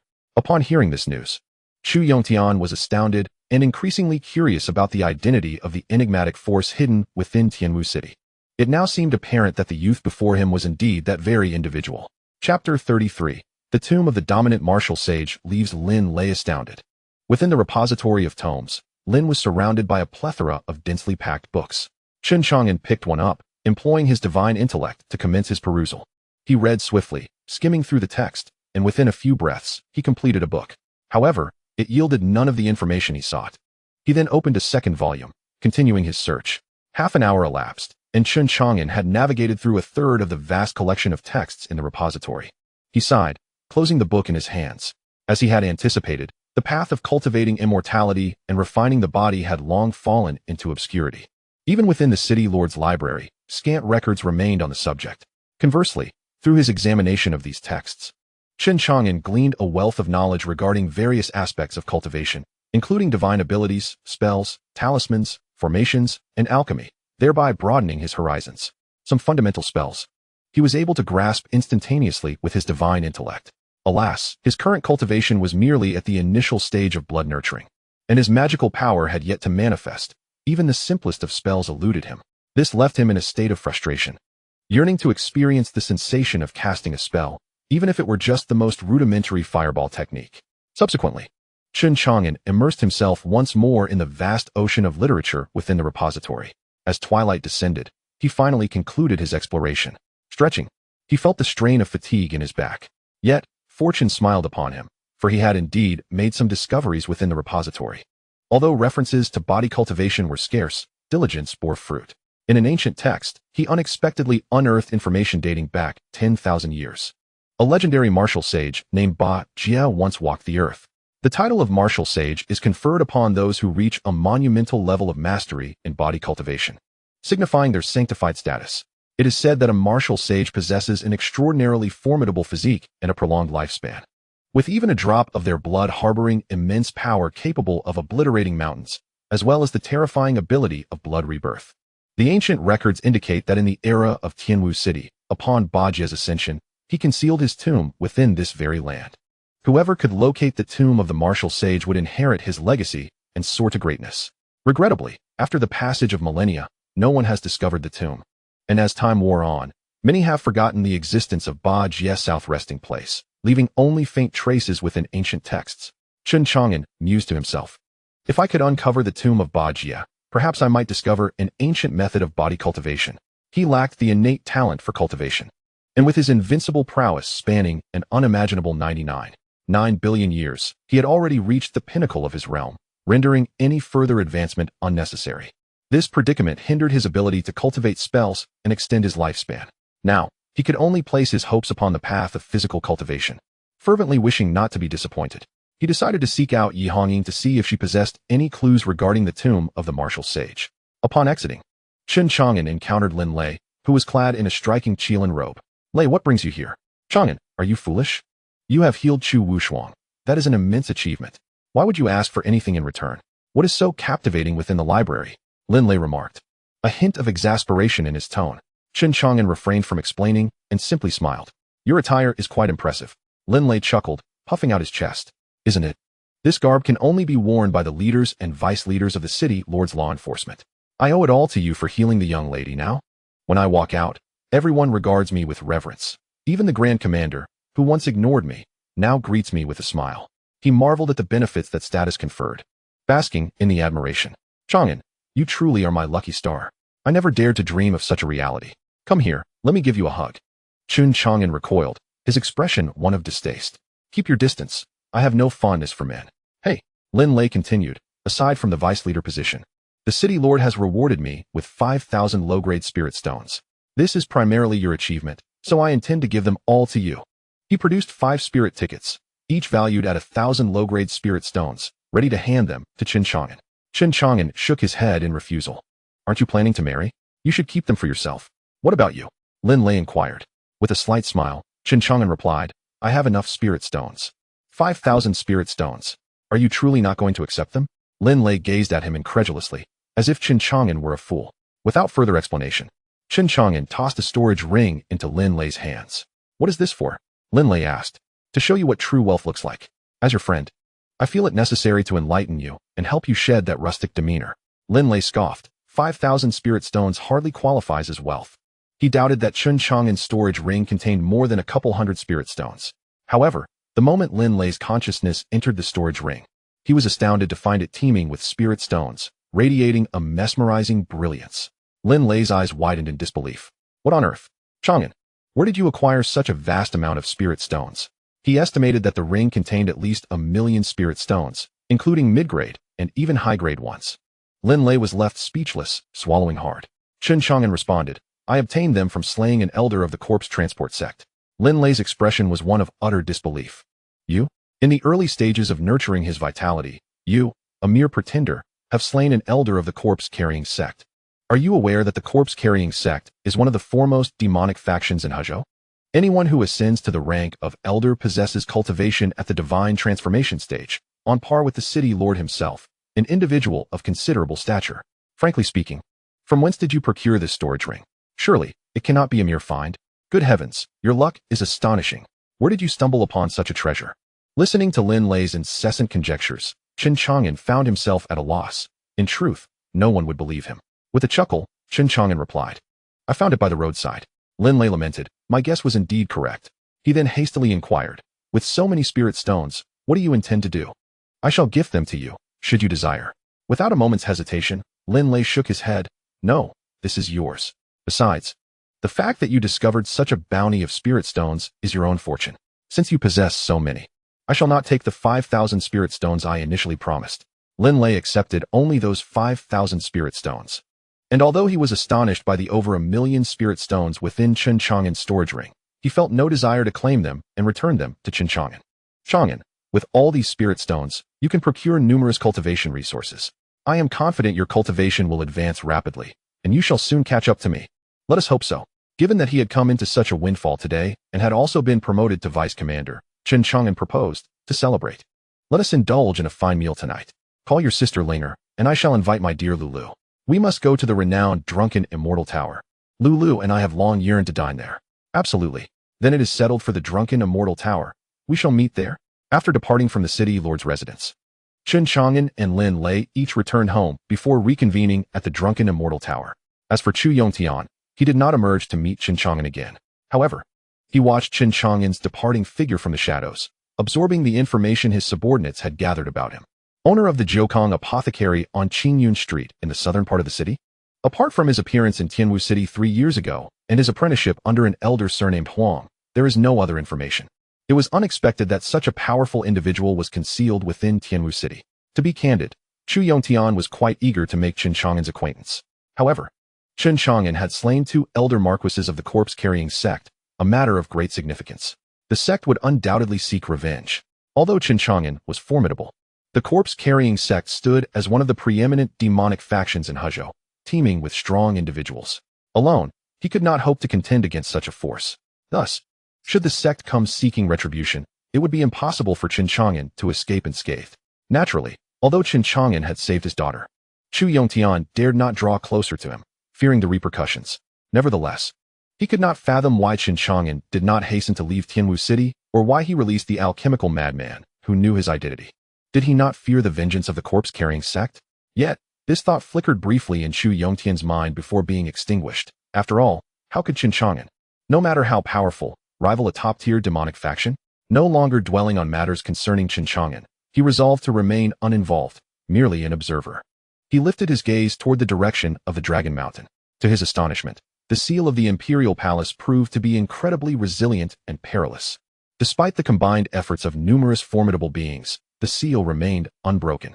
Was it truly necessary to await the arrival of the esteemed celestial sects before any chance of breaching the seal presented itself? Yet, even if the seal were to be shattered, it was likely that they would gain little benefit within the Imperial Palace. Chu Yongtian felt a deep sense of reluctance. It was essential to note that this Imperial Palace had emerged near Tianwu City. Under his jurisdiction, it would be a grave misfortune if all the advantages fell to others. He pondered the state of his daughter's recovery. Rumor had it that the top celestial sects, the corpse-carrying cult and the longevity sect, were soon to arrive at Dragon Mountain. He hoped to seize the opportunity to enter the Imperial Palace. As he walked, Chen Chang'an examined the jade vial in his hand. Inside lay a single drop of longevity blood, radiating a brilliant crimson glow and exuding a mysterious, astonishing aura. Chen Chang'an smiled, thoroughly pleased. This drop of longevity blood could be deemed the most significant reward from his visit to the city lord's mansion. He had heard from the alchemical madman that a member of the corpse-carrying cult had once acquired a drop of longevity blood, extending their lifespan by 300 years. He wondered how many years this drop would grant him. Chen Chang'an felt anticipation. He was not greedy. A mere increase of 100 or 200 years would suffice. He uncapped the jade vial, ready to refine the blood. However, upon opening it, the drop of longevity blood seemed to possess a will of its own, transforming into a streak of sanguine light and shooting off into the distance. Chen Chang'an merely cast a casual glance, summoning a divine hand. In an instant, the drop of blood was subdued and grasped within an unseen palm. He distinctly felt the drop quiver within his grasp, eliciting a mix of surprise and curiosity. Did this drop of longevity blood possess sentience? In the next moment, Chen Chang'an's eyes sparkled with divine light, activating his divine sight. He pierced through the drop of longevity blood and beheld a faint, slumbering remnant soul hidden within. Even the most tenuous remnant soul could not escape detection under the scrutiny of his unparalleled cultivation. The presence of a remnant soul was indeed astonishing. He recalled Lin Lei mentioning that this drop of blood originated from the Imperial Palace, and considering that the compassionate celestial emperor had perished millennia ago, this remnant soul was undoubtedly significant. Who dares to pry into the essence of my being? As Chen Chang'an observed the dormant remnant soul, he inadvertently awakened it. And a voice resonated within his consciousness like a thunderclap. Chen Chang'an remained unfazed and inquired, "Who are you?" "You, a mere blood cultivator. Possess no right to know the name of my essence. First, I shall refine your soul." The chilling voice echoed once more. Immediately, the drop of longevity blood surged toward Chen Chang'an's brow. However, he merely snorted coldly, unleashing his unmatched power to easily subdue the drop. "Was it you who interfered with my attempt to devour that woman's soul?" At that moment, a hint of trepidation seeped into the cold voice. In the past, he fell into a deep slumber, oblivious to all that transpired in the outside world. He only sensed a looming danger as he consumed the soul of a woman, compelling him to escape from her consciousness. Now, however, he once again felt that same aura of impending doom emanating from Chen Chang'an.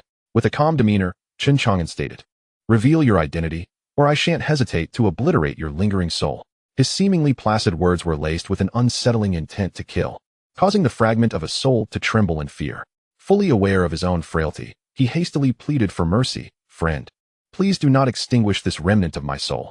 I am the blood of longevity demon lord. Have you heard of me?" No sooner had he spoken than Chen Chang'an's eyes gleamed with intensity. "You are the blood of longevity demon lord." Previously, he had heard tales from the alchemist madman about this figure, who possessed the art of refining longevity blood, a skill that stirred Chen Chang'an's envy. Regrettably, this method had long been lost following the death of the demon lord, leaving Chen Chang'an with a sense of profound regret.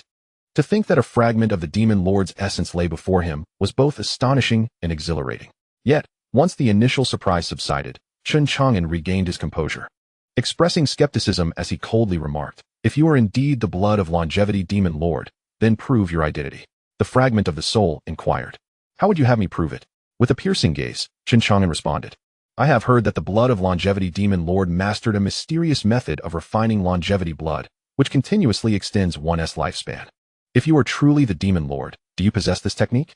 Upon hearing this, the remnant of the soul chuckled coldly within, realizing that the mention of his name had sparked interest in the very technique that many had sought, including those who once conspired against him under the guise of righteousness. "Indeed, I possess that method of refining longevity blood," the blood of longevity demon lord confessed, "but alas, my soul is now fragmented and weak. Many of my memories remain elusive. For now, I can only recall the most rudimentary technique of longevity blood refinement." Chen Chang'an narrowed his eyes, intrigued. "The most basic method of longevity blood refinement? The blood produced can grant one an additional year of life?" A terrifying force surged into the longevity blood, instilling fear within the blood of longevity demon lord, as if his very essence were on the brink of dissolution. He cried out in desperation, "Do not kill me. Friend, I speak the truth. If my soul can gradually recover, I will remember the other aspects of the longevity blood refinement method. Please, grant me a chance." As the overwhelming force receded like a tide, Chen Chang'an replied with indifference, "I shall trust you this once. How can your soul be restored?" "By consuming the soul powers of others, I can regain my strength." The blood of longevity demon lord, having narrowly escaped death, felt a surge of panic. Cursing Chen Chang'an inwardly, he, who had instilled terror in countless cultivators, now found himself subjected to such indignity and threat, an affront he deemed unforgivable. Once his spirit had regained a certain degree of strength, the blood sovereign of longevity would undoubtedly seek to eliminate Chen Chang'an. For the present, however, it was imperative to endure and preserve the last flicker of his soul. Chen Chang'an proclaimed, "I grant you this opportunity, and I shall remain vigilant." He held no trepidation regarding any nefarious schemes the blood sovereign might conjure. Should deception arise, Chen Chang'an was fully capable of extinguishing him at any moment. "Now, impart to me the foundational methods of refining longevity blood," he commanded. The blood sovereign of longevity sighed, "My friend, I am far too weak at this moment to relay the techniques of longevity blood refinement." Chen Chang'an scoffed, unceremoniously inflicting torment upon the sovereign's fragile soul, akin to a candle flickering in the wind, on the verge of extinguishment. "My friend, I truly cannot teach you now. Spare my life," he implored. "Once I regain some strength, I shall share the foundational techniques of longevity blood refinement with you. Please, cease your torment." Yet, Chen Chang'an remained unmoved, persisting in his torment of the blood sovereign. The sovereign, fearing for his very existence, exclaimed in terror, "Please, stop. I can make an effort to assist you. Do not continue this suffering." Yet, Chen Chang'an showed no signs of relenting. The remnants of the sovereign's soul, far from recovery, grew increasingly frail. In his desperation, the blood sovereign hastily divulged the basic techniques of longevity blood refinement to Chen Chang'an. Only then did Chen Chang'an cease his torment, employing his divine intellect to comprehend the foundational methods imparted by the Blood Sovereign. This technique was called Longevity Blood Divine Art, and what the Sovereign provided was the method for refining first-level longevity blood. First-level longevity blood, when consumed by a cultivator, could extend life by 1 year. Though the effect was limited to a single year, the abundance of this first-level longevity blood could yield hundreds of life-extending benefits. In essence, even the most commonplace first-level longevity blood could bestow a cultivator with the miraculous boon of a century of extended life. However, the process of refinement was not as simple as one might hope, even for the most basic first-level longevity blood. Primarily, the necessary refining material was the corpse of a cultivator who had reached the life-spring realm in life. And it must not have been long since their passing. Time was of the essence. Moreover, the stronger the cultivator, the more potent the vital essence they possessed in life, resulting in a greater yield of longevity blood. Chen Chang'an quickly grasped this information and found himself quite satisfied. This longevity blood divine art was indeed a treasure. It represented his most significant gain thus far, though he lamented that the Blood Sovereign could only recall the method for refining first-level longevity blood. The Blood Sovereign, with great caution, remarked, "My friend, how well you grasp the longevity blood divine art. I assure you I have not deceived you." He was acutely aware of the complexity of the longevity blood divine art, understanding that mastering its refining techniques was no simple feat. It had taken him decades to successfully learn the method for first-level longevity blood refinement, which required the sacrifice of over 100 cultivators of the life-spring realm before he finally managed to extract a single drop of first-level longevity blood. In such a brief span, the Blood Sovereign of Longevity could hardly fathom that Chen Chang'an had already mastered the method of refining first-level longevity blood. Instead, he was concerned that Chen Chang'an might not comprehend the longevity blood technique, mistaking it for a ruse, and thus subjecting him to further torment. Chen Chang'an replied calmly, "I have already grasped it. You have mastered it?" The Blood Sovereign of Longevity expressed disbelief. Without elaborating, Chen Chang'an inquired, "What level is the drop of longevity blood you are currently concealing?" After a moment of contemplation, the Blood Sovereign answered, "It seems to be a drop of 7th-level longevity blood, capable of extending life by 3,000 years. However, after such an extended period, the vital essence within has nearly dissipated, and it may only prolong life by a few decades. If I refine this drop of longevity blood, will it affect your lingering soul?" The Blood Sovereign shook his head. "No impact. You merely need to procure another soul-nurturing item." Chen Chang'an produced a low-grade spirit stone. The Blood Sovereign was at a loss for words. "Friend, it would be best if you could provide me with an item that can truly nurture the soul. If it can attach to the soul, do not linger on trivialities." Though the Blood Sovereign felt a surge of anger, he dared not defy Chen Chang'an, as his very life was in the latter's hands. With a heavy sigh, he reflected on how the once formidable Blood Sovereign of Longevity had found himself in such a position of vulnerability. Without uttering another word, he silently emerged from the drop of longevity blood and attached himself to the seemingly mundane low-grade spirit stone. Chen Chang'an carefully placed the spirit stone in a designated compartment of his storage ring. Next, Chen Chang'an redirected his gaze to the drop of longevity blood, narrowing his eyes before swallowing it and commencing the refinement process. Almost immediately, a system prompt resonated in his mind. System prompt: consumed 1 drop of longevity blood. Lifespan increased by 12 years. Current lifespan, 1685. At last, his lifespan was on the verge of surpassing the century mark, and Chen Chang'an felt a surge of elation. This longevity blood was indeed a remarkable substance, albeit it had dwindled to such a minimal amount of energy after all this time, yielding only a 12-year extension. Nevertheless, keeping the Blood Sovereign of Longevity was still advantageous, as it would allow him to acquire more longevity blood. Chen Chang'an planned to assist him in restoring some of his soul power, subsequently obtaining a method to refine higher-grade longevity blood. This way, his lifespan would truly be extended. It was a sustainable endeavor of significant magnitude, deserving of utmost attention. Chapter 36. The Emergence of Danger. At the drunken Immortal Pavilion, as Chen Chang'an arrived with Zhong Linger, he heard Lin Lei's voice from the second floor. "Chang'an, Sister Linger, over here." Lin Lei waved, calling them over. Upon reaching the second floor, Chen Chang'an was greeted by a graceful young woman beside Lin Lei, of similar age. She donned a delicate green dress, her tall figure complemented by fair skin and a gentle smile. She was none other than Han Xiaolu, the object of Lin Lei's affections. Zhong Linger greeted her sweetly. "Sister Xiaolu." "Chang'an, it has been a while." "Linger, are you still adapting well at the Jiukang Apothecary?" "Quite well," came the response. Lin Lei beckoned Chen Chang'an and Zhong Linger to sit down. "Thanks to Chang'an today, I have come into a windfall. Sister Linger, feel free to order whatever you desire." Do not hold back on my account. Chen Chang'an chuckled. Linger, Lazy has been generous for once. Let us indulge and feast well. Zhong Linger nodded in agreement.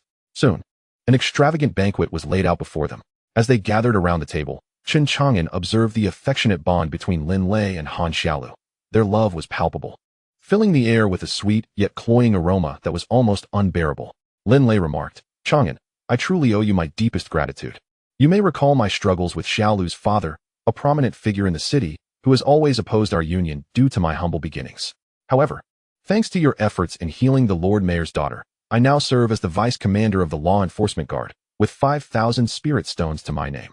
Surely, her father will no longer object to our togetherness.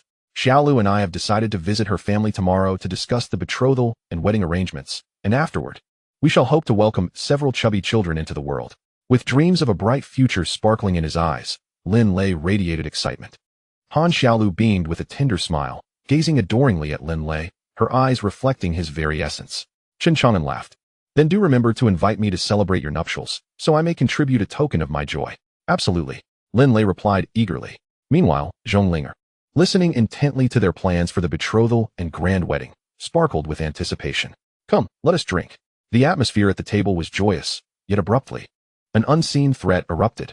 Outside the drunken immortal tower, a flash of sword light flickered, and, in an instant, a green flying sword hurtled towards Chen Chang'an. Lin Lei, possessing late-stage transcendence cultivation, was the first to sense the imminent danger. His expression shifted drastically. Chang'an, be careful. Without a moment's hesitation, he lunged for the green flying sword.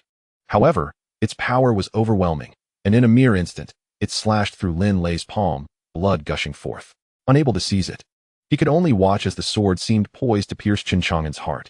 Yet, inexplicably, it appeared to lose its momentum, falling powerless to the ground. Lin Lei, baffled, could not comprehend what had transpired. Chen Chang'an narrowed his eyes at the flying sword. It seems someone wishes to end my life. But you are merely an ordinary physician. Who would want to kill you? Chen Chang'an shrugged. I have always kept to myself. How could I know who seeks my demise? Lin Lei picked up the flying sword, his demeanor grave. This blade was at least a third-grade treasure, and only a powerful figure at the Life Spring realm could wield it. While Lin Lei was curious about how the sword had inexplicably lost its power as it neared Chen Chang'an, his primary concern was the safety of his friend. Someone wanted him dead. Chen Chang'an's eyes gleamed with a divine light as he employed his celestial vision, locating the assassin hiding not far from the drunken immortal tower. To his astonishment, the identity of the assassin was none other than Jin Yang, the talented alchemist from the Jin family, who had treated Chu Wushuang earlier that day. Reflecting on the treatment, Chen Chang'an believed he had not wronged him. Why then would he resort to such treachery? Was it due to that drop of longevity blood? Chen Chang'an pondered. Beside him, Lin Lei remained deeply worried, unable to fathom who had orchestrated this attempt on Chen Chang'an's life. The appetite for food had vanished. So I took out the communication talisman. Chen Chang'an chuckled. Lazy, what are you doing? I am now the deputy commander of the law enforcement guards. With the authority to deploy them, I shall immediately send a contingent of law enforcement guards to surround the drunken Immortal Pavilion. We must locate that assassin. Lin Lei's countenance was far from pleasant. The sword wound in his hand still throbbed and bled, and had that flying sword not inexplicably halted, he might have witnessed the tragic demise of his longtime friend. He would not allow that to happen. Beside him, Han Xiaolu was witnessing such a scene for the first time, and was understandably frightened. Her delicate and beautiful face paled slightly. Zhong Linger blinked, glancing around, pondering. Who dares to plot an assassination against my brother Chang'an? They must be tired of living. My brother Chang'an could crush even a prince with a mere slap. Fully aware of Chen Chang'an's formidable prowess, she felt no concern for his safety. Chen Chang'an interjected, there is no need for that. The assassin, seeing that he failed to kill me, has likely retreated in fear. Besides, Lazy, you have just been promoted to deputy commander. It would be wiser to act with discretion. Ultimately, Lin Lei, persuaded by Chen Chang'an, relinquished his orders to the law enforcement guards. Very well, Lin Lei consoled Han Xiaolu beside him. Xiaolu, it's all right. Zhong Linger blinked again and remarked, Brother Lei, you needn't worry about Brother Chang'an's safety. He is exceptionally powerful. Lin Lei nodded perfunctorily, not wishing to alter Chen Chang'an's formidable image in Zhong Linger's eyes, and smiled. I am well aware of his strength. He added earnestly, Chang'an, now that you are wealthy, I cannot remain by your side constantly for protection, and my own cultivation has waned somewhat. Even if I wish to safeguard you, I would be powerless. It would be prudent to acquire a few defensive artifacts for your protection. I have heard that the Wanbao Pavilion is the largest shop in Tianwu City, and they possess numerous treasures. You should consider visiting there.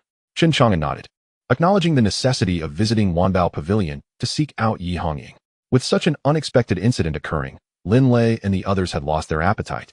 Hastily concluding the meal, Lin Lei had intended to escort Chen Chang'an and Zhong Linger back to the Jiukong pharmacy, yet Chen Chang'an declined, assuring him that he was unharmed. No assassin could take his life. Instead, he informed Lin Lei that should any trouble arise, he could rely on him for assistance.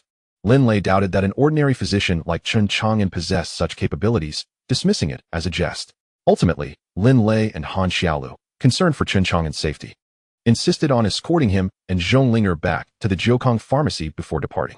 Along the way, Lin Lei, mindful of his authority as deputy commander, dispatched several law enforcement guards of the Fate Spring realm to discreetly protect the vicinity of the Jiukong pharmacy. However, it was a source of frustration for him that despite his new rank, his own cultivation was too weak, being merely at the late stage of the Transcendence realm, causing many law enforcement guards to regard him with disdain. However, Lin Lei is currently the vice commander personally promoted by the city lord. Although it is rumored that this vice commander earned his position by introducing a skilled physician who cured the young lady. Only 2 enforcers from the Life Spring realm were sent to discreetly protect him. This, in itself, is a considerable display of respect for Lin Lei as the vice commander.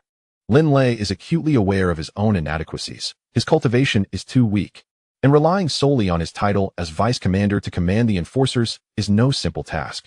He silently resolves to exert more effort in the future to enhance his cultivation. Chapter 37. The Death Token. No one can protect you. Outside the drunken Immortal Pavilion, Jin Yang employs a third-grade azure light sword to launch a surprise assassination attempt on Chen Chang'an. In Jin Yang's eyes, Chen Chang'an is merely a feeble pseudo-cultivator in the early stages of blood nurturing, and he believes that killing him would be as effortless as lifting a finger. Although the alchemist's attitude suggests he harbors some trepidation towards Chen Chang'an, Jin Yang himself feels no fear. As a prodigy alchemist from the Jin family, he holds a position of great esteem, and the Jin family wields more power in Hezhou than even the corpse transport sect. Thus, Jin Yang is both arrogant and proud. But above all, he is overly clever for his own good. His motives for wanting to assassinate Chen Chang'an are twofold. Firstly, Chen Chang'an stole his thunder while treating Chu Wushuang at the city lord's estate. Secondly, the alchemist had bestowed a drop of life essence upon Chen Chang'an, which Jin Yang desires to reclaim through murder. In his mind, as long as he strikes stealthily and without a sound, no one will suspect him as the culprit behind Chen Chang'an's demise. Regardless of Chen Chang'an's formidable background, he believes he is untouchable. Yet, to his astonishment, the assassination fails. Confusion fills his mind as he grapples with the inexplicable turn of events. The third-grade azure light sword is undeniably powerful. The mere presence of the Transcendence cultivator beside Chen Chang'an should not have been able to withstand his assault. Logically, his strike should have severed Chen Chang'an's head from his shoulders. However, the sword inexplicably loses its connection to him. Unable to comprehend this anomaly, Jin Yang refrains from further reckless actions and decides to tail Chen Chang'an, biding his time for another opportunity. At present, Jin Yang lurks in a shadowy corner outside the Jiukong apothecary, silently observing and planning his next move. Little does he realize the perilous individual he has provoked. Within the Jiukong apothecary, Chen Chang'an's eyes radiate with piercing brilliance as he monitors Jin Yang's every movement. Linger, you should rest early. I will step out for a moment. Knowing Chen Chang'an's intent, Zhong Linger obediently nods. As Chen Chang'an exits the apothecary, he catches the attention of the enforcers sent by Lin Lei to protect him discreetly. The 2 enforcers are puzzled by Chen Chang'an's late-night outing. However, in the next moment, as Chen Chang'an takes a step forward, he seems to vanish from their sight, as if teleporting. The enforcers are left wide-eyed, exclaiming, "What the? Where did he go?" They rub their eyes vigorously, doubting their own perception. Simultaneously, Chen Chang'an's departure from the Jiukong apothecary also captures Jin Yang's attention. It appears that this young man has completely dismissed the earlier assassination attempt from his mind. Jin Yang let out a cold laugh, a glimmer of murderous intent flashing in his eyes as he prepared to strike at Chen Chang'an. However, at that moment, Chen Chang'an's figure abruptly vanished from his sight, leaving Jin Yang bewildered. Where did he go? Moments later, Jin Yang was startled to see a young man in a blue robe materialize before him, causing him to instinctively retreat 2 or 3 steps. How did you get here?" Jin Yang stammered, his mind struggling to comprehend the situation. Chen Chang'an replied nonchalantly, "Why am I here? That is a question I should be asking you." For reasons he could not fathom, Jin Yang felt a flicker of inexplicable dread towards Chen Chang'an. He swiftly masked his panic, regaining his composure and sneering, "This street isn't your home. My presence here is of no concern to you. The moon is particularly round tonight. Is it not permissible for me to admire it here? Without further ado, Chen Chang'an drew forth his azure sword, brandishing it before Jin Yang. Is this flying sword not yours? That is not mine, Jin Yang immediately denied. Yet, as soon as the words left his mouth, he erupted into action. His eyes fierce as he charged at Chen Chang'an. With a swift gesture, he conjured a spell, summoning a fearsome fire python that lunged toward Chen Chang'an, its gaping maw ready to consume him whole. Die! In the face of Jin Yang's sudden assault, Chen Chang'an remained composed, devoid of joy or sorrow. He merely lifted his azure sword. In an instant, a dazzling beam of azure sword light cleaved through the inky night sky, radiating unmatched sword might as it struck down the fire python. Even Jin Yang was caught in the onslaught of this piercing azure light, meeting a swift demise as he was bisected. However, the anticipated scene of blood splattering did not unfold. Instead, Jin Yang's severed body transformed into two halves of a talisman. His true form was teleported away to a distance of 100 meters.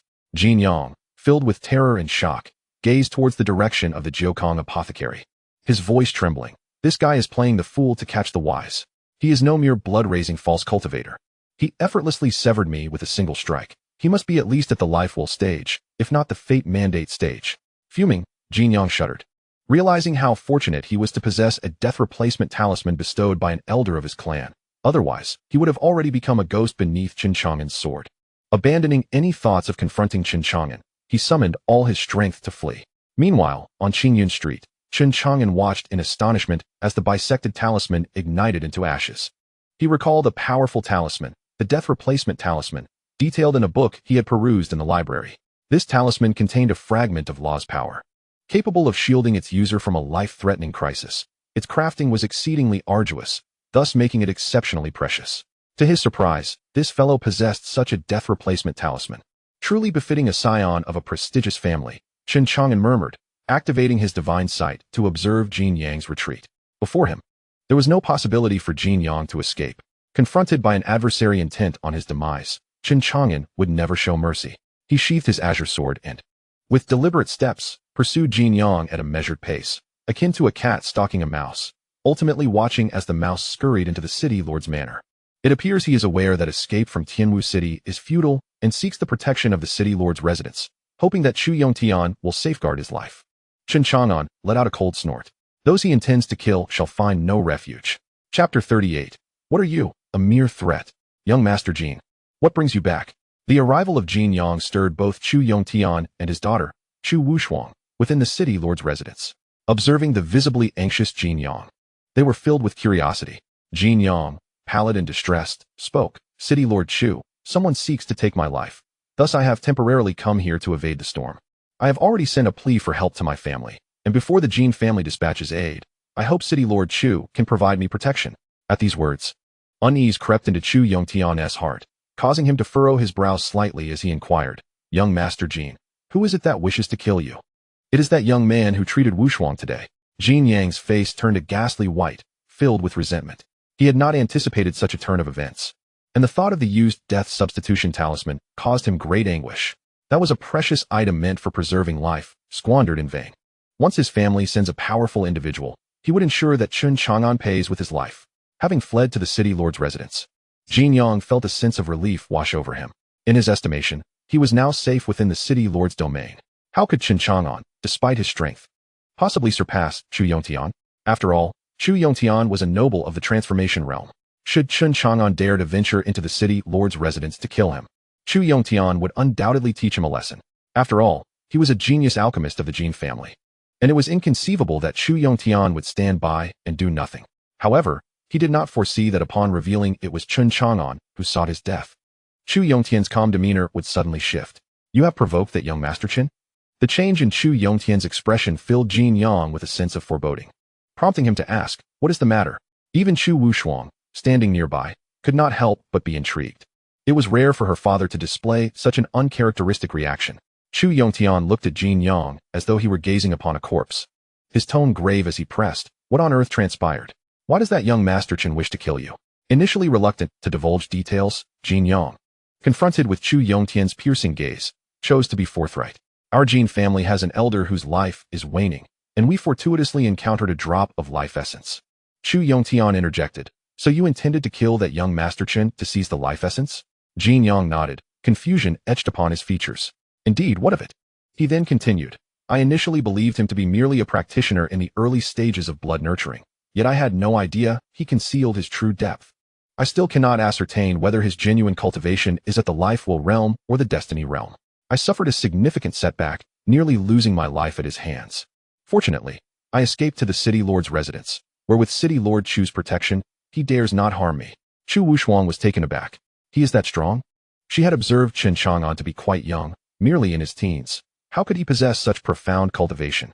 Was he a prodigy of the cultivation world? Jin Yang remarked, City Lord Chu, your expression shifts upon mention of that individual. Who exactly is he? Jin Yang's inquiry elicited a wry smile from Chu Yongtian. Young Master Jin, I must question your choice of adversaries. Why provoke such a formidable figure? Even if you seek refuge within the Lord's manor, should he desire your demise, I would be powerless to protect you. Upon hearing these words, Jin Yang was taken aback, while beside him, Chu Wushuang wore a face of confusion. Formidable figure? Father, why is it that even you cannot offer protection? What is it about him that instills such dread in you? Jin Yang turned to Chu Yongtian, seeking understanding. Chu Yongtian replied, Young Master Jin, you must have noticed the respect and fear the alchemist from the corpse to a sect displayed towards him earlier. Do you comprehend the reason? A sense of unease enveloped Jin Yang as he hesitated, voicing his concern. His origins must be extraordinary. Could he possibly be affiliated with a dominant sect in Hezhou? Chu Yongtian shook his head. Incorrect. What, then, is the true reason? Jin Yang pressed anxiously. With a grave expression, Chu Yongtian continued. It is because the alchemist witnessed 2 strands of corpse blood light emanating from him. Recently, 2 esteemed elders from the corpse Tua sect met with a tragic end. One elder attempted to massacre a city while I was deep within the Great Dragon Mountain, only to be crushed with a single hand by a mysterious power within the city. The other elder, the alchemist mentioned, also perished near Tianwu City.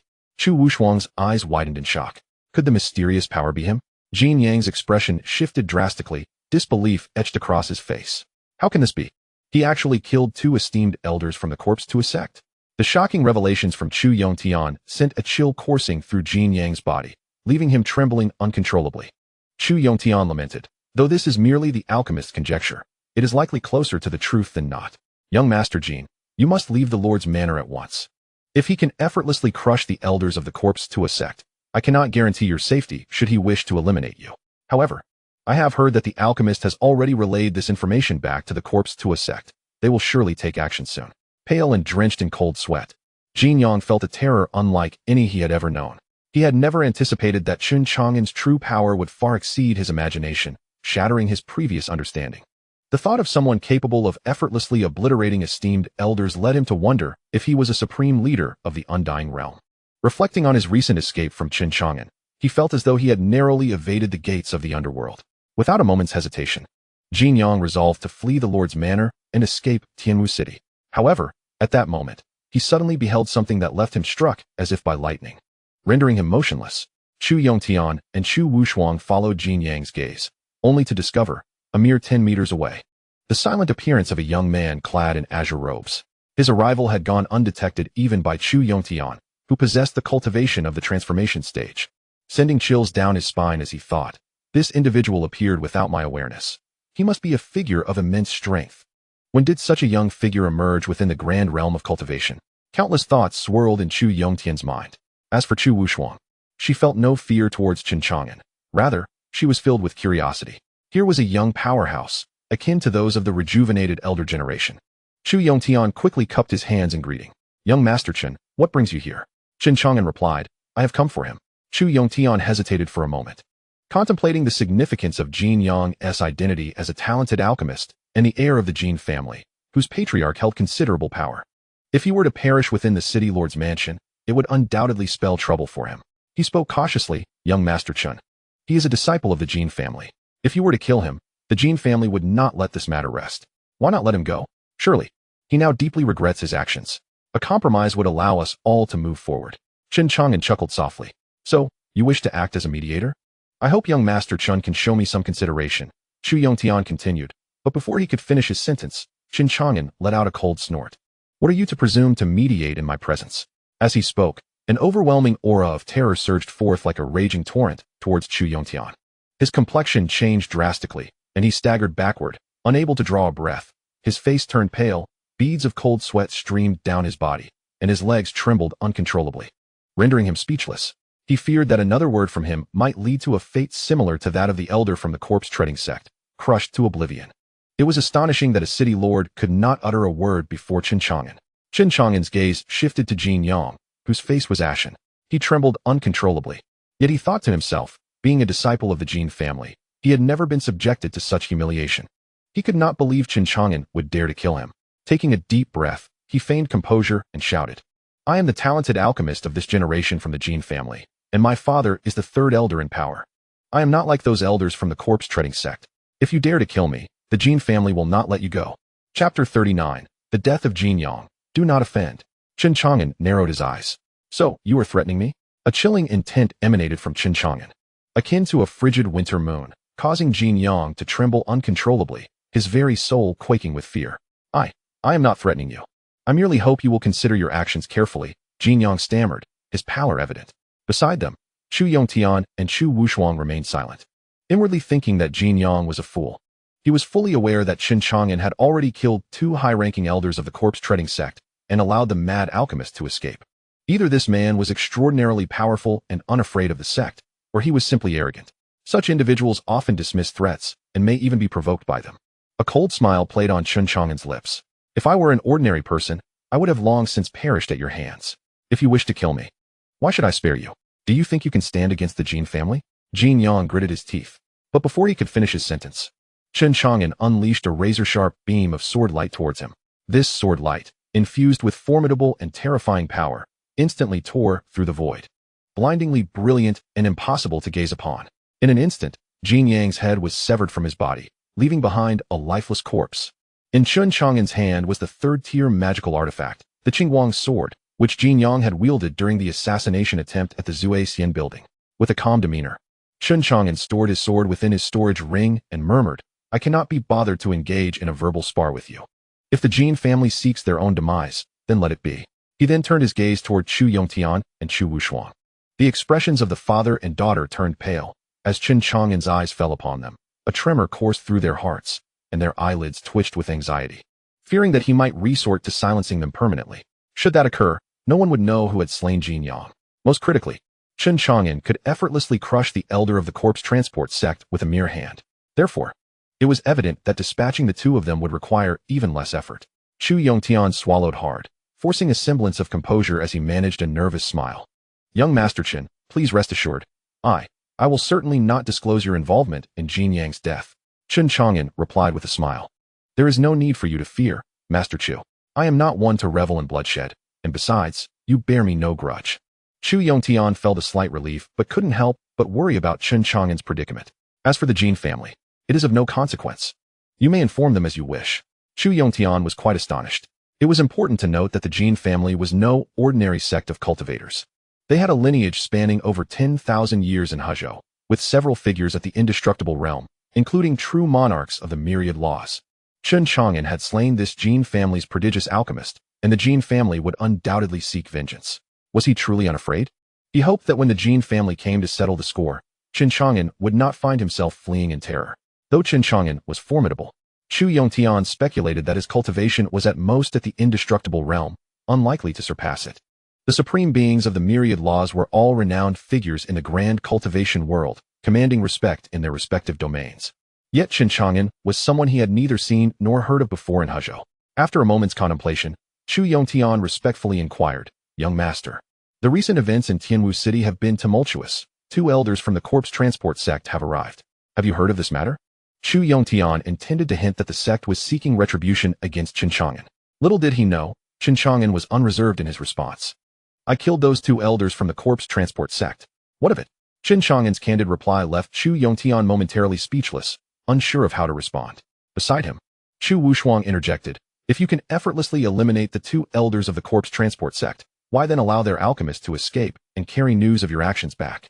The sect will certainly turn against you." Chen Chang'an replied nonchalantly, "When soldiers come, I will meet them. When water comes, I will dam it.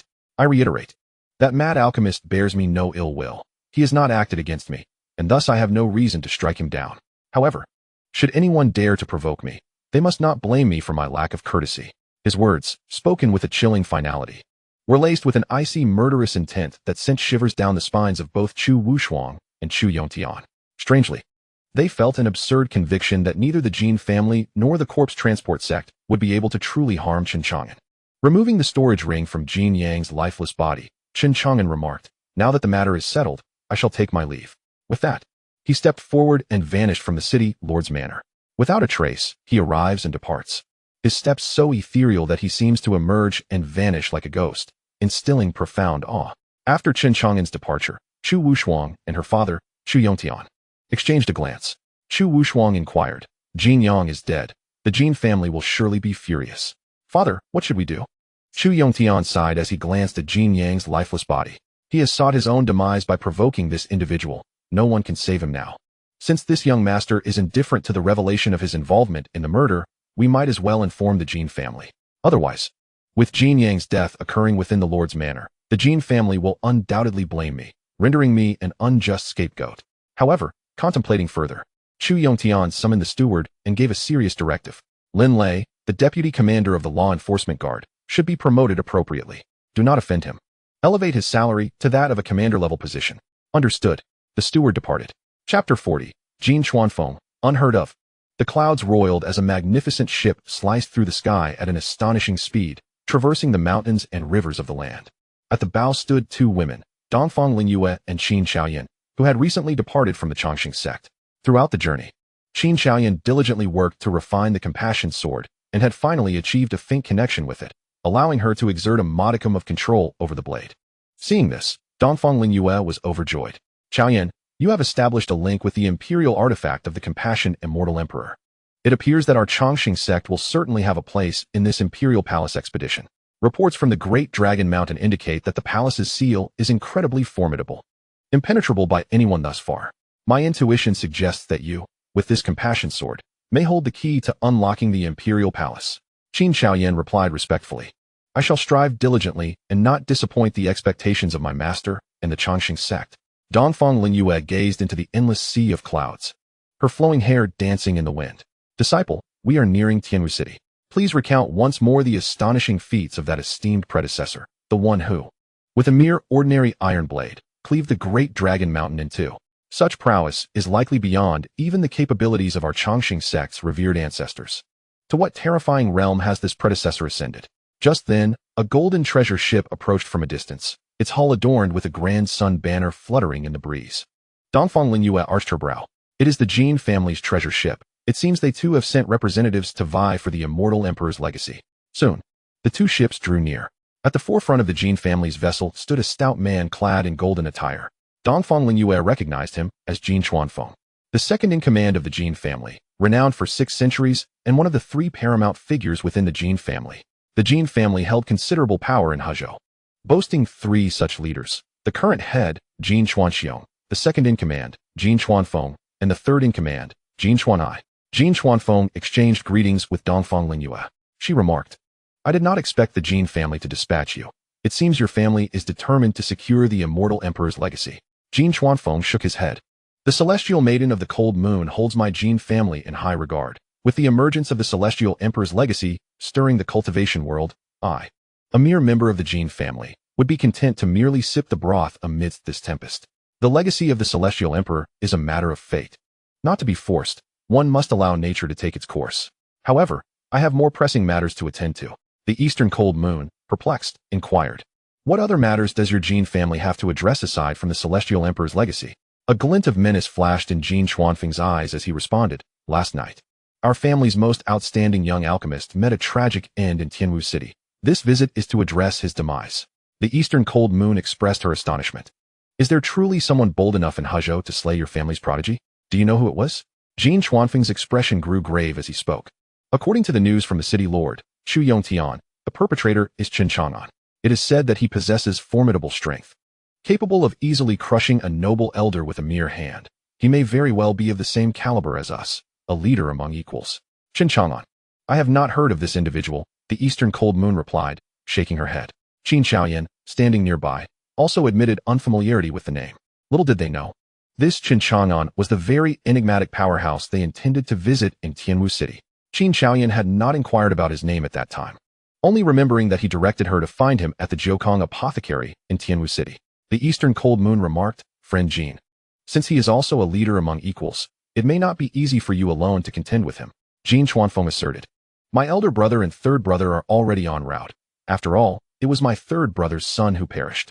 If we merely let this go, how will we avoid becoming the laughingstock of Hezhou's cultivators?" The Eastern Cold Moon pondered. 3 leaders against 1 should not pose much of a challenge. However, do you believe Chen Chang'an would foolishly remain in Tianwu City, waiting for your vengeance? Jin Chuanfeng snorted. "This man is arrogant and has shown disdain for my Jin family. It is said he still revels in Tianwu City. I am eager to discover what grants him such confidence. I have already sent word to the corpse-treading sect. He has killed 2 noble elders from their ranks, and they will not let this slide. With the alliance of my Jin family and the corpse-treading sect, even if he is a leader among equals, he shall meet his end in Tianwu City." The Eastern Cold Moon was left speechless, recognizing that this man was indeed making enemies everywhere, displaying a remarkable level of hubris. Qin Xiaoyan nodded in agreement, recalling how low-key and humble the mysterious figure had been when he saved her on the Great Dragon Mountain. Had he not intervened, she might have thought him merely a weak and deceptive cultivator. After some further conversation between the Eastern Cold Moon and Jin Chuanfeng, his words were steeped in veiled hatred for Chen Chang'an, declaring that vengeance must be exacted, otherwise the Jin family would only become the subject of ridicule among the cultivators of the world. The Eastern Cold Moon chose not to interject further, deciding that this was a matter for the Jin family alone and not her concern. Subsequently, the 2 treasure ships set sail together towards Tianwu City, exchanging intelligence regarding the compassionate Celestial Emperor and the Imperial Palace along the way. Suddenly, Jin Chuanfeng noticed that the Eastern Cold Moon was not heading towards the Great Dragon Mountain, but rather in the same direction as him, towards Tianwu City, which left him somewhat perplexed. "Celestial Maiden, are you not going to the Great Dragon Mountain? Why are you also heading to Tianwu City?" The Eastern Cold Moon offered no elaborate explanation, simply stating that she was going to pay a visit to someone. Should she reveal that the visitor is the one who cleaved the Great Dragon Mountain in twain, thus drawing forth the ruthless individuals from the Imperial Palace? Even the esteemed Jin Chuanfeng would likely find himself compelled to ingratiate himself. Such an opportunity to befriend an unparalleled powerhouse would not be relinquished lightly. After all, Dongfang Lingyue is no fool. Observing that Dongfang Lingyue did not inquire further, Jin Chuanfeng refrained from asking whom she intended to visit in Tianwu City. Approximately an hour later, the 2 treasure ships finally arrived at the outskirts of Tianwu City, where the site of the fearsome Great Dragon Mountain, severed in half, loomed large. The Jin family's vessels did not enter the city, but chose to wait for the arrival of 2 other prominent figures from the Jin family, before proceeding together to Tianwu City to confront Chen Chang'an, while also anticipating the arrival of representatives from the corpse-dragging sect. Thus, they opted for a temporary low profile, wary of alarming their quarry and driving Chen Chang'an away. After parting ways with the Jin family, Dongfang Lingyue guided Qin Xiaoyan into the city, where they soon inquired about the Jiukong pharmacy, making their way there with purpose. Upon their arrival at the secluded establishment, the 2 women were taken aback by its remoteness. However, considering Chen Chang'an's penchant for discretion, it seemed entirely plausible that he would choose to reside in such a humble place. "Let us enter," suggested Dongfang Lingyue, to which Qin Xiaoyan nodded in agreement. Inside Jiukong Pharmacy, Chen Chang'an, weary from the previous night's ordeal, had returned home at midnight and was still indulging in slumber. Meanwhile, Zhonglinger, having risen early, had tidied the pharmacy before commencing her rigorous training regimen. At that moment, hearing the commotion, she promptly ceased her exercises and approached Dongfang Lingyue and Qin Xiaoyan. Upon seeing the striking beauty of the 2 women, particularly the one clad in white, who possessed an extraordinary grace and a visage of breathtaking allure, Zhonglinger was utterly captivated. Dongfang Lingyue, upon seeing Zhonglinger, felt a surge of clarity. Immaculate and flawless, with skin akin to jade, it appears she possesses an untainted spiritual body. Dongfang Lingyue was taken aback, recognizing the remarkable lineage of this individual. "Might I inquire what brings you 2 esteemed sisters to Jiukong Pharmacy?" Zhonglinger asked, surmising that their visit was not merely for medicinal purposes, but rather for the sake of her esteemed elder brother, Chen Chang'an. "We seek a senior residing at Jiukong Pharmacy." "Dear girl, are you aware of him?" Dongfang Lingyue inquired. Zhonglinger responded, "You are here for my elder brother, Chang'an, are you not?" The mention of elder brother Chang'an stirred a recollection in both Dongfang Lingyue and Qin Xiaoyan, linking him to the one who had slain the Jin family prodigy. After a moment's hesitation, Qin Xiaoyan ventured, "Is it true that this Chang'an you speak of bears the surname Chen?" Zhonglinger nodded affirmatively. Instantly, the expressions of Dongfang Lingyue and Qin Xiaoyan shifted, revealing a mixture of astonishment and realization. So it is he who vanquished the Jin family's prodigy and the two elder lords of the corpse-dragging sect? Dongfang Lingyue pondered. This elder's might was indeed formidable. It appeared that the Jin family had unwittingly run afoul of a formidable opponent. Chen Chang'an mused that her companion had indeed moments of grandeur. Subsequently, Dongfang Lingyue addressed Zhong Linger once more. Little girl, please inform our esteemed elder that both Dongfang Lingyue of the Changxing sect and her disciple, Chen Chang'an, seek an audience. Very well, please wait a moment.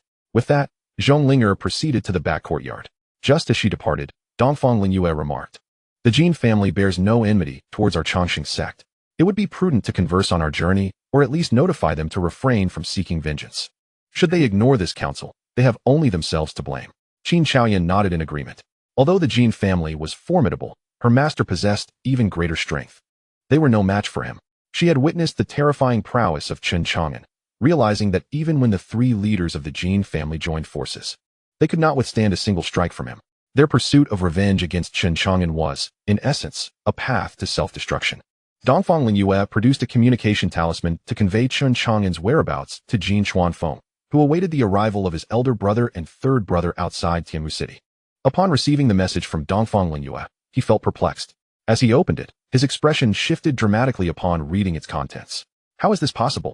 Chen Chang'an is so formidable that even the esteemed Lingyue of the Changxing sect regards him with trepidation, advising the Jin family against revenge.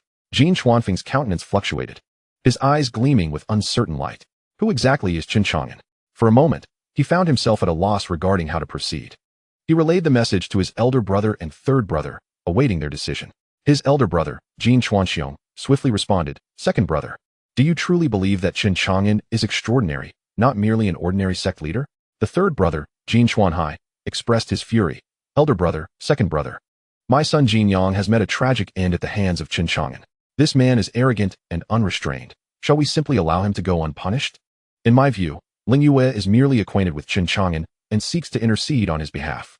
I cannot believe that the three of us cannot eliminate him together. Jin Chuanxiong asserted, regardless of the situation, since Lingyue has sent a warning to you, this matter requires careful deliberation. Second brother, await the arrival of the three of us before making any decisions. Jin Chuanhai retorted, elder brother. Jin Chuanxiong reassured him, do not worry, third brother. Jin Yang is my nephew and a prodigious alchemist of our Jin family, with a promising future ahead. His death in Tianwu City at the hands of Chen Chang'an will not be overlooked. Regardless of how powerful he may be, he must provide our family with an explanation. Only then did Jin Chuanhai relent, coldly declaring, the enmity of a slain son is irreconcilable. I shall ensure that Chen Chang'an has no resting place. Chu Yongtian is also to blame for failing to safeguard my son's safety, allowing him to perish within the city lord's estate. I will not let them escape unpunished. Jin Chuanxiong cautioned, third brother, it would be wise not to confront Chu Yongtian. He belongs to the Chu family, which, although not as powerful as ours, is still a prominent sect of cultivators. We should avoid creating enemies if possible. Jin Chuanfeng added, elder brother makes a valid point. Third brother, you must remain calm. Jin Chuanhai snorted in disdain. Jin Chuanxiong continued, second brother, wait for us outside Tianwu City and do not act impulsively. We shall arrive no later than tonight. Understood. Chapter 42. Dongfang Lingyue arrives, drawing clear boundaries. Jiukong Apothecary. Chen Chang'an yawned and awoke. He first checked the system interface. Lifespan 1683. I lost 2 years of life last night. What a significant loss, he murmured. If the Jin family seeks retribution, I shall ensure they repay the cost of those 2 years of life. Chen Chang'an recalled the storage ring he had taken from Jin Yang and took it out, feeling a thrill akin to unboxing a mystery gift. Jin Yang was an alchemist. Perhaps within his storage ring lay longevity elixirs or similar treasures. Brother Chang'an, are you awake? A gentle voice called from outside the door. It was Zhong Linger. I'm awake. What is it, Ling? Brother Chang'an, 2 sisters from the apothecary wish to see you. They are both incredibly beautiful and claim to be from the Eternal Life sect, one named Dongfang Lingyue and the other Qin Chaoyan. Chen Chang'an's eyes brightened. She has finally arrived. Instantly, he lost interest in examining Jin Yang's storage ring and went to meet Qin Chaoyan and Dongfang Lingyue. The 2 ladies waited in the apothecary, behaving with decorum, scarcely daring to glance around. Regardless of how the Jin family might choose to handle matters, they had done all they could to assist. Should the Jin family foolishly pursue trouble with Chen Chang'an, the consequences would be of no concern to them. At that moment, from the back courtyard, Chen Chang'an approached with Zhong Linger. Upon seeing him, Qin Chaoyan's face lit up, and she quickly rose to respectfully bow. Young master, I apologize for the delay. I have only just arrived at the Jiukang apothecary today. I hope for your understanding. Dongfang Lingyue also stood, not daring to be negligent, and offered a bow to Chen Chang'an. Eternal Life Sect, Dongfang Lingyue, greetings to the esteemed senior. Simultaneously, Dongfang Lingyue discreetly assessed Chen Chang'an. She found him to possess an extraordinary appearance, clad in a green robe, with a demeanor as gentle as water, his warm smile leaving a favorable impression. However, she noted his youthful age, appearing merely in his teens. Dongfang Lingyue did not believe this to be his true age, suspecting he had consumed some elixir to maintain such a youthful visage. Chen Chang'an returned the gesture with a respectful bow. I am Chen Chang'an. Please call me Chang'an. No need for formalities. You have traveled from afar. My hospitality is lacking, and I ask for your forgiveness. Dongfang Lingyue was taken aback, never expecting such politeness and warmth from a person of his stature, further increasing her admiration for him. As Chen Chang'an made his entrance, Chen Chang'an's demeanor was filled with respect, reverence, and gratitude. After all, the impression Chen Chang'an had made on her was profoundly impactful. Dongfang Lingyue spoke, young master. I have learned the sequence of events from Chaoyan. Thank you for saving her life. Chen Chang'an replied, it was merely a trivial act, no need for concern. Dongfang Lingyue smiled, saying, to you, it may be a mere trifling matter, but to Chaoyan, it is an insurmountable debt of gratitude. The same applies to the Eternal Life Sect. Had Chaoyan fallen victim to the disciples of the Corpse-Bearer sect, I would have lost a beloved disciple. Qin Chaoyan nodded earnestly. The favor bestowed upon her by Chen Chang'an was so great that she truly did not know how she could ever repay it. Meanwhile, Zhong Linger blinked silently, choosing not to interrupt. Dongfang Lingyue remarked, I heard from Chaoyan that young master seeks items for longevity. Our longevity sect possesses a method for nurturing blood, known as the Feiyue longevity technique. I have brought both the technique and the visualization diagram. After speaking, Dongfang Lingyue produced the Feiyue longevity technique and the visualization diagram, presenting them to Chen Chang'an, who accepted them without hesitation. He felt elated. With this Feiyue longevity technique, completing the training would grant him an additional 30 years of life. Subsequently, Dongfang Lingyue retrieved a jade box. Chen Chang'an, intrigued, inquired, what is this? Dongfang Lingyue smiled warmly. This is a 4th grade Baisho Dan, sent by our leader for you, young master. Since you seek items for longevity, this Baisho Dan will surely be of benefit. Upon hearing this, Chen Chang'an's eyes brightened. A splendid treasure indeed. I have seen the Baisho Dan in the alchemical texts at the city lord's mansion. Consuming it can extend one's life by a century. While it may not compare to the Qinsho Dan, it is still an exceedingly precious longevity elixir. It is indeed useful to me, especially as it comes from your longevity sect, so I shall graciously accept it. Chen Chang'an continued, should your sect require assistance in the future, do not hesitate to call upon me. I owe you a favor. Dongfang Lingyue shook her head. You do not owe our longevity sect any debt. The gift of the Baisho Dan is merely a token of gratitude for your life-saving intervention. Very well, she added, I have one more matter to discuss. It concerns the young master. What is it? Chen Chang'an asked. You have slain the talented alchemist of the Jin family, and they are unlikely to let this go easily. Chen Chang'an was taken aback. How did you know of this? He was surprised that news of his killing Jin Yang the previous night had reached Dongfang Lingyue so swiftly. Dongfang Lingyue sighed lightly. On my way to Tianwu City, I happened to encounter members of the Jin family and exchanged a few words, thus learning of the matter. Chen Chang'an, however, remained unfazed. It is of no consequence. I acted in self-defense against Jin Yang's treachery. It is unfortunate he chose the wrong adversary. If the Jin family seeks revenge, they shall find no mercy from me. His calm words resonated with confidence. Dongfang Lingyue chose not to press further. Now that the compassionate sword has been refined by Chaoyan, we will not disturb your rest any longer. We must venture into the depths of the Dragon Mountain to compete for the Immortal Emperor's inheritance. Chen Chang'an nodded, acknowledging the advantage Chaoyan would gain in the pursuit of the Immortal Emperor's legacy. Chaoyan, listen well to my guidance, and strive diligently, he urged.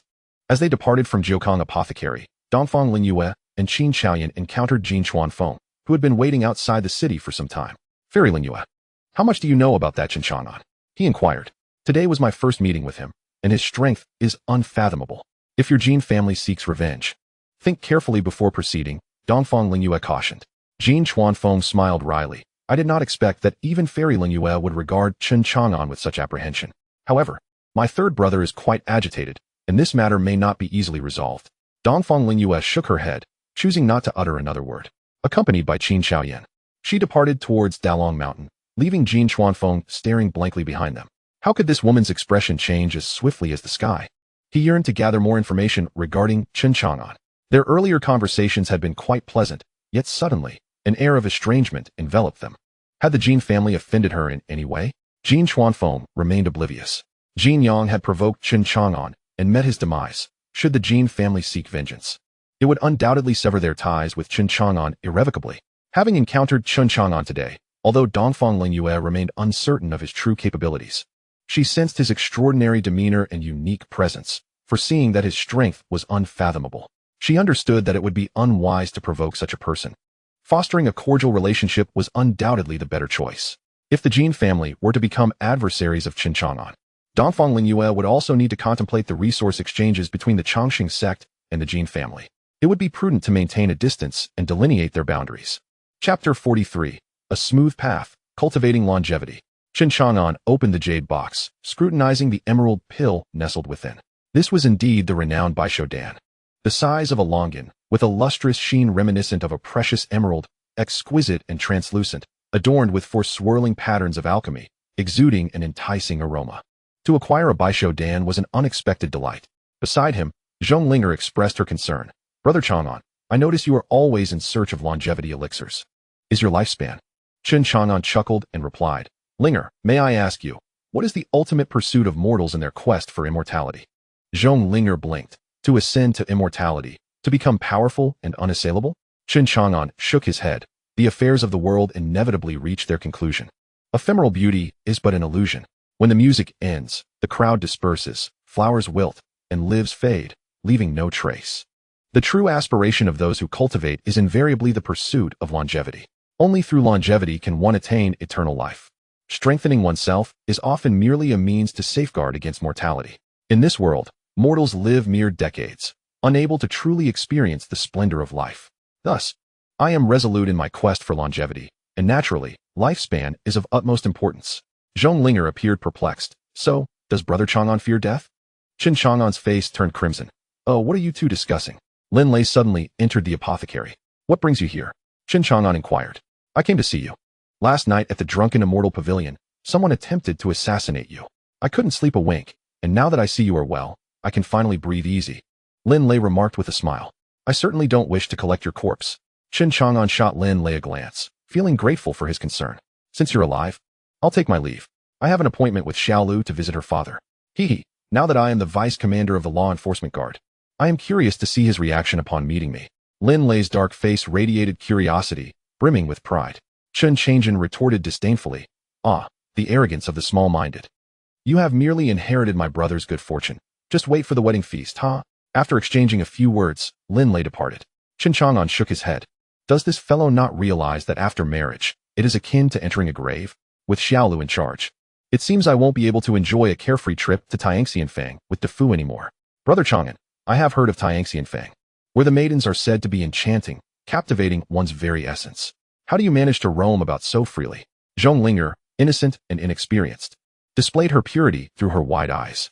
Chen Chang'an playfully pinched Zhong Linger's cheek, remarking that matters of adults should remain undisturbed by children, urging her to focus on her cultivation instead. Zhong Linger pouted, sulking, I am not a child. Chen Chang'an chuckled, his curiosity piqued. Then I am eager to know in what ways you resemble an adult? Zhong Linger glanced down at her modest figure, a flat horizon, and thought of Sister Hongying from Wanbao, whose curves were tumultuous and steep. With a sigh, she fell silent, contemplating that Brother Chang'an must prefer those with ample bosoms, and lamented the smallness of her own, recalling that Granny Rong had mentioned men favor those who are well endowed. What was she to do? After a moment of silence, Zhong Linger asked, Brother Chang'an, do you think there is a possibility for mine to grow? Chen Chang'an was taken aback by her candid question. He glanced at her modest form, and with compassion replied, You are still young. Anything is possible. Perhaps when you become an adult, it will come to pass. Zhong Linger's eyes sparkled like the stars above, momentarily filled with hope. However, a fleeting thought crossed her mind, and her cheeks flushed as she lowered her gaze. Though still young and innocent, she understood the ways to become an adult required the cooperation of another. And Chen Chang'an was the only person she would consider for such a partnership. With a playful flick, Chen Chang'an tapped Zhong Linger's head, and she tenderly rubbed the spot. At your young age, do not dwell on such thoughts, he advised. Zhong Linger pouted in defiance, acknowledging his words. You should focus on your cultivation. You are so weak that anyone could easily defeat you. Yes, she agreed, and went off to practice. Chen Chang'an then turned his attention to the flying moon longevity method, brought by the eastern cold moon. To cultivate this method, one must visualize the longevity chart to condense the longevity pearl. Both are indispensable. The more precious the longevity method, the more valuable the chart, which is hidden within the celestial gates, inaccessible to outsiders. Naturally, if one's talent is lacking, even possessing the longevity method and the visualization chart would be futile for cultivation. Chen Chang'an began with the longevity method, which was suitable for the blood-nurturing realm. He found it not particularly difficult to comprehend, then opened the longevity chart to visualize. Indeed, Chen Chang'an's talent was rather poor. After much effort, he could not conjure the necessary longevity seal for the method. Feeling defeated, he resorted to his skill, divine mind. And suddenly, clarity washed over him. In an instant, he was able to condense a flying moon-shaped longevity pearl within his sea of consciousness through the visualization chart. With the longevity pearl in hand, Chen Chang'an could commence his cultivation of the flying moon longevity method, accumulating vital essence within the pearl. Once enough essence was gathered, the pearl would radiate a resplendent golden hue, shattering to release life energy throughout his body, thus extending his lifespan by 30 years. Chapter 44, The Great Sun Dynasty. Su Teng is not to be trifled with. After condensing the longevity pearl, Chen Chang'an endeavored to cultivate the flying moon longevity method. As he commenced his cultivation of the longevity technique, he became acutely aware of the longevity pearl within him, drawing mysterious energy from the heavens and the earth. The pearl shimmered with brilliance, transforming into resplendent golden longevity liquid. Chen Chang'an estimated that if he were to refrain from food and drink, he could fill this pearl within 2 to 3 months at most, ultimately breaking the pearl to extend his life by 30 years. Subsequently, Chen Chang'an entrusted the Feiyue longevity technique to Zhonglinger, encouraging her to practice and visualize the longevity diagram. Zhonglinger, undoubtedly a natural-born royal body with extraordinary talent. Although her speed of condensing the longevity pearl could not match his skilled divine mind, still proved remarkable. In merely half an hour, she succeeded in condensing a longevity pearl. Capable of practicing the Feiyue longevity technique, Chen Chang'an felt somewhat disheartened, recognizing his own inadequacies. Now equipped with a method of longevity cultivation, he was merely left seeking a body-refining technique.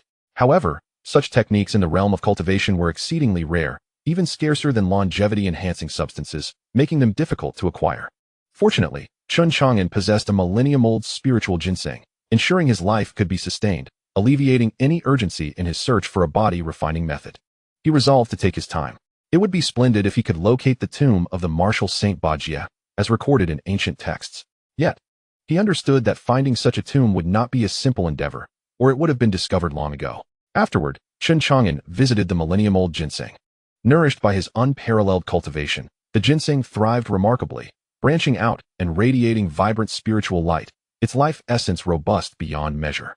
The fragrant aroma it emitted evoked a sense of transcendence in him, refreshing his spirit. Truly, to Chen Chang'an, the ginseng resembled an enchanting beauty reclining upon a bed, inciting an irresistible desire to consume it. However, he must exercise restraint. Now was not the time to indulge. Consuming it at this moment would be an egregious waste. He steeled himself. Next, Chen Chang'an utilized his unmatched cultivation to nourish the millennium-old ginseng. Regrettably, after a year of nourishing it with his formidable power, the ginseng could no longer endure, reaching its limit, threatening to spoil. Its lifespan was now at 1682. After leaving the apothecary to Zhonglinger, Chen Chang'an made his way to the treasure pavilion. Upon his arrival, Yi Hongying expressed great joy. Following the demise of the 2 elder guardians at Longshan Mountain, no one interfered, allowing her to manage the entire treasure pavilion. However, news arrived from the main store inquiring about the reason behind the shattering of the guardians' command tokens. Yi Hongying claimed ignorance, stating that the 2 elders had gone to Longshan Mountain, unaware of who had slain them. The main store indicated they would soon dispatch a noble realm elder to investigate the matter. Yi Hongying, however, remained unperturbed. She was now the lady of the young master, whose unparalleled strength could easily crush a noble. Even if the main store sent a noble to inquire about the situation, they would find themselves powerless against her young master. Moreover, Yi Hongying possessed several extraordinary talismans. Thinking back to the fearsome power unleashed by that rudimentary talisman on Dragon Mountain, Yi Hongying felt as though she were lost in a dream. In her heart, Chen Chang'an was not only unfathomable, but also shrouded in mystery. Capable of imbuing ordinary talismans with terrifying might, transforming the mundane into the extraordinary, leaving her in awe. Now, in her possession were several remarkable talismans endowed with formidable power by Chen Chang'an, granting her a measure of self-defense. All that remained was to patiently wait and bide her time. One day, she would return to the main shop and reclaim all that rightfully belonged to her. My lord, I had intended to seek you out. Today I have received news regarding a body refinement technique. Upon hearing this, Chen Chang'an's eyes lit up, indeed. It was a day of continuous good fortune. Do tell, he urged. Yi Hongying continued. This news comes from the main shop. The dominant power in Hezhou, the Daylight Dynasty, has completed the construction of their teleportation array and will soon arrive at Dragon Mountain. It is said that the crown prince of the Daylight Dynasty, Su Tong, will come to compete for the legacy of the Immortal Emperor. Su Tong is a true prodigy. It is rumored that he was born cradling a golden sun, its radiant light scorching the lands of the Daylight Dynasty. He is said to possess the legendary Daylight Divine Body, and at the mere age of 16, he has already reached the longevity cycle realm. Besides cultivating immortality, he also practices a mysterious ancient body refinement technique, having survived 3 tribulations, rendering his physique robust and impervious to harm. He has reached an agreement with the main shop to borrow the top-tier treasure, the Immortal-Seeking Mirror. I wonder if we might seize this opportunity to assist you in obtaining that ancient body refinement technique from him. Very well, however. Acquiring his technique from the Crown Prince will not be an easy feat. Here's the plan. Once Su Tong arrives at Dragon Mountain, inform me, and I shall seek him out. Understood. Should you require any assistance from the Wanbao Pavilion, do not hesitate to seek me out. I came to find you today for a specific matter. What is it? Yi Hongying inquired, puzzled. Without a word, Chen Chang'an raised his finger and, in a flash of golden light, a talisman materialized. In the next moment, the golden talisman fused into Yi Hongying's brow. She was startled to find a golden talisman now residing in her sea of consciousness, emanating a terrifying aura that filled her with both shock and curiosity. Chen Chang'an stated, "Since you are under my protection, bestowing upon you a few life-saving talismans is merely a trifling matter, especially considering you nearly risked your life to procure the millennium ginseng for me. I have yet to reward you adequately. This is the life and death talisman. You may activate it to temporarily attain the cultivation level of a noble, with 2 uses available. Treasure it well." Upon hearing this, Yi Hongying's eyes widened in astonishment, gasping in disbelief. By activating this talisman, I will possess the cultivation of a noble? Indeed. Thank you, my lord, for bestowing the life and death talisman. I shall dedicate myself wholeheartedly to serving you henceforth. Chen Chang'an smiled. You are quite capable. Yi Hongying blushed at his praise, expressing her gratitude. After exchanging a few more words, Chen Chang'an departed from the Wanbao Pavilion. On his way, he encountered Granny Rong and greeted her with a smile. Granny Rong, where are you headed? Granny Rong chuckled. Ah, Chang'an, you seem quite cheerful. Have you welcomed a child? Chen Chang'an replied with a chuckle. Haha, I'm just joking, old woman. Chen Chang'an sighed helplessly. Grandma Rong, could we refrain from discussing children? Grandma Rong rolled her eyes. You are already 16. It is time to consider having a child. Just imagine how lively it would be to have a little one around. She continued. Linger is quite a girl. You should bond with her more. What? What did you say? Chen Chang'an cleared his throat and replied. I mentioned I have a friend named Qin Shou. Grandma Rong's eyes lit up. How old is he? Does he come from a wealthy family? Is he married? Is he a cultivator? Do you need me to help introduce him to someone? No need, Chen Chang'an said, overwhelmed. Grandma Rong appeared disappointed for a moment, but quickly regained her spirits, asking, Chang'an, do you know when the Su family will return? I don't know, he replied. Grandma Rong sighed. That girl has been waiting for Su Dafu for quite a while. What could that lazy boy be doing? If he doesn't return soon, I might have to introduce this wonderful girl to someone else. That guy went to the Dragon Mountain to compete for the legacy of the Immortal Emperor. You should stop making the girl wait. What if he dies there? Wouldn't that be a waste of her time? Grandma Rong gazed in the direction of Dragon Mountain and shook her head. The legacy of the Immortal Emperor. Who would have thought such an opportunity exists at Dragon Mountain? After all these years in Tianwu City, I've only heard rumors about it. However, it is not so easily obtained. I've heard many have perished within the mountain. After a few more words, Grandma Rong hurried off, likely to act as a matchmaker for another family in the city. Chapter 45. The Trump Card? The Jin Brothers. Outside the city, Jin Chuanfeng awaited on a treasure ship, remaining still. Suddenly, the city lord of Tianwu, Chu Yongtian, and his daughter, Chu Wushuang, arrived. Chu Yongtian clasped his hands in greeting. I have come to see you, esteemed Jin. Jin Chuanfeng replied. City Lord Chu, I summoned you to inquire more about Chen Chang'an. With a wry smile, Chu Yongtian said, Esteemed one, I have conveyed everything I know through the message talisman, and there is nothing left to hide. To be honest, if it weren't for my daughter fainting yesterday, I would have remained unaware of such a hidden master residing in the city. Jin Chuanfeng frowned. What do you think his strength is? Chu Yongtian pondered for a moment before responding. He can crush a prince with one hand, which proves his strength exceeds that of the transformation realm. Even when I stood before him, He did not emit any fluctuations of cultivation, nor did he direct any hostility towards me, yet I still felt a sense of dread. This man is certainly at least a figure of the undying realm. Jin Chuanfeng's frown deepened. What troubles you? Jin Chuanfeng inquired. You mentioned this person has killed my family's talented alchemist. Should my Jin family seek vengeance? Esteemed one, that is a matter for your family. I shall not interfere, Chu Yongtian replied. He wished to avoid entanglements with either Jin or Chen Chang'an to prevent unwarranted repercussions. Jin Chuanfeng pressed, City Lord Chu, what is your opinion of this individual? Chu Yongtian stated simply, he is formidable. Jin Chuanfeng was left speechless, feeling that was a rather unhelpful response. At this moment, Chu Wushuang spoke up, addressing the elder, senior, young Master Chun is no ordinary individual. In my view, his audacity to slay your esteemed alchemist from the Jin family indicates a fearless disposition towards you. Moreover, he has also vanquished 2 prominent elders from the corpse to a sect. Such boldness surely suggests he possesses significant trump cards. It would be prudent for the Jin family to deliberate carefully before making any decisions. Chu Wushuang's words were undoubtedly in favor of Chen Chang'an. Truth be told, she was uncertain of Chen Chang'an's true strength, yet he had saved her life. And her heart brimmed with gratitude. She harbored no desire for the Jin family to act against him, even contemplating informing Lin Lei to caution Chen Chang'an to be wary of the Jin family and to avoid confrontation if possible. However, she had scarcely relayed this message to Lin Lei when the Jin family swiftly arrived at Tianwu City. Upon hearing Chu Wushuang, Jin Chuanfeng remained silent, merely narrowing his eyes in contemplation. It seemed this individual held several aces up his sleeve, emboldening him in his audacity. What could these trump cards be that even the Cold Moon Fairy of the Chongqing sect regarded him with apprehension? Jin Chuanfeng could not fathom. He remarked, City Lord Chu, you have inquired about what needed to be asked. You may take your leave. Chu Yongtian interjected, Senior, I have one more matter to discuss. Speak, Jin Chuanfeng replied. I hope that the grievances between your Jin family and Chen Chang'an do not manifest within Tianwu City. After all, this city is under the jurisdiction of the Chu family, and should any incident occur, I would find it challenging to account to my family. Furthermore, there are many innocents within the city. Any unwarranted bloodshed would tarnish your family's reputation. Jin Chuanfeng responded, Understood. The Jin family has no desire to provoke the Chu family without cause. Moreover, as a prestigious family, we would never resort to the indiscriminate slaughter of innocents, inviting the scorn of the world. Thank you, Senior. Chu Yongtian finally felt reassured and departed with Chu Wushuang.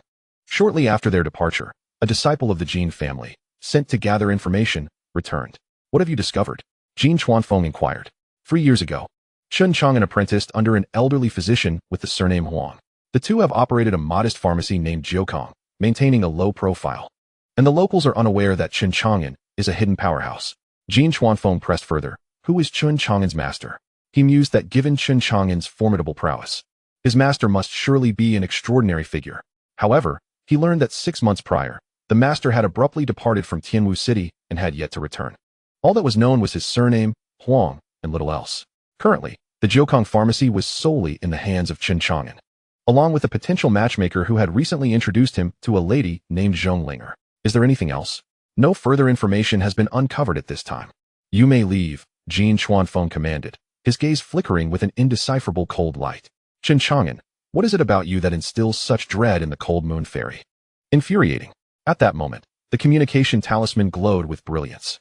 Upon activating it, Jin Chuanfeng's eyes brightened as he gazed into the distance, where he beheld a magnificent treasure ship swiftly approaching. On board, 2 formidable auras surged forth, akin to roaring torrents, rendering one breathless. Jin Chuanfeng understood. It was his elder brother Jin Chuanxiong and his third brother Jin Chuanhai who had arrived, and it was now time to deliberate on how to confront Chen Chang'an. Chapter 46. The 5 Great Leaders. Uncle Fu seeks help. Elder brother, third brother, you have come, Jin Chuanfeng greeted them. On the ship, Jin Chuanxiong and Jin Chuanhai made their entrance. Jin Chuanxiong's demeanor was frigid, his expression inscrutable, with eyes glinting with an enigmatic light that concealed his thoughts from all. In stark contrast, Jin Chuanhai's countenance was icy, his expression exceedingly grim, as if the world owed him a fortune of spiritual stones, radiating an overwhelming aura of fury and murderous intent. Upon seeing Jin Chuanfeng, Jin Chuanhai wasted no time with pleasantries and directly stated, Second brother, where is the murderer of my son? Where is he now? We must go and kill him at once. He has taken my son's life, and I demand blood for blood. Sighing, Jin Chuanfeng replied, Third brother, the child Jin Yang is already deceased. I hope you can find solace in this tragedy. Now that you have both arrived, let us discuss how to address the matter of Chen Chang'an. With gritted teeth, Jin Chuanhai retorted. What more is there to discuss regarding Chen Chang'an? All three of us are leaders of our sects, possessing formidable strength, united. We should be more than capable of dealing with him. At that moment, elder brother Jin Chuanxiong finally spoke. Third brother, you must remain calm. Consider the Ice Moon Fairy of the Changxing sect. Her apprehension towards Chen Chang'an suggests he possesses something that instills fear in her. If we act recklessly, even we, as leaders, may find ourselves in peril. Jin Chuanhai scoffed. What can he possibly possess that would invoke such fear? To label him a leader is already a concession. I refuse to believe he is on par with our venerable ancestors, the supreme, true monarchs. In my view, we should strike now. Elder brother, second brother. I have but one son, Jin Yang, who is also your nephew. If you do not avenge him, how heartbroken will he be should he learn of this under the springs of Jinquan? His words rendered Jin Chuanxiong and Jin Chuanfeng speechless. Jin Chuanhai continued, moreover, to be swayed by the mere words of the Eastern Ice Moon, which we have yet to confirm as truth, is folly.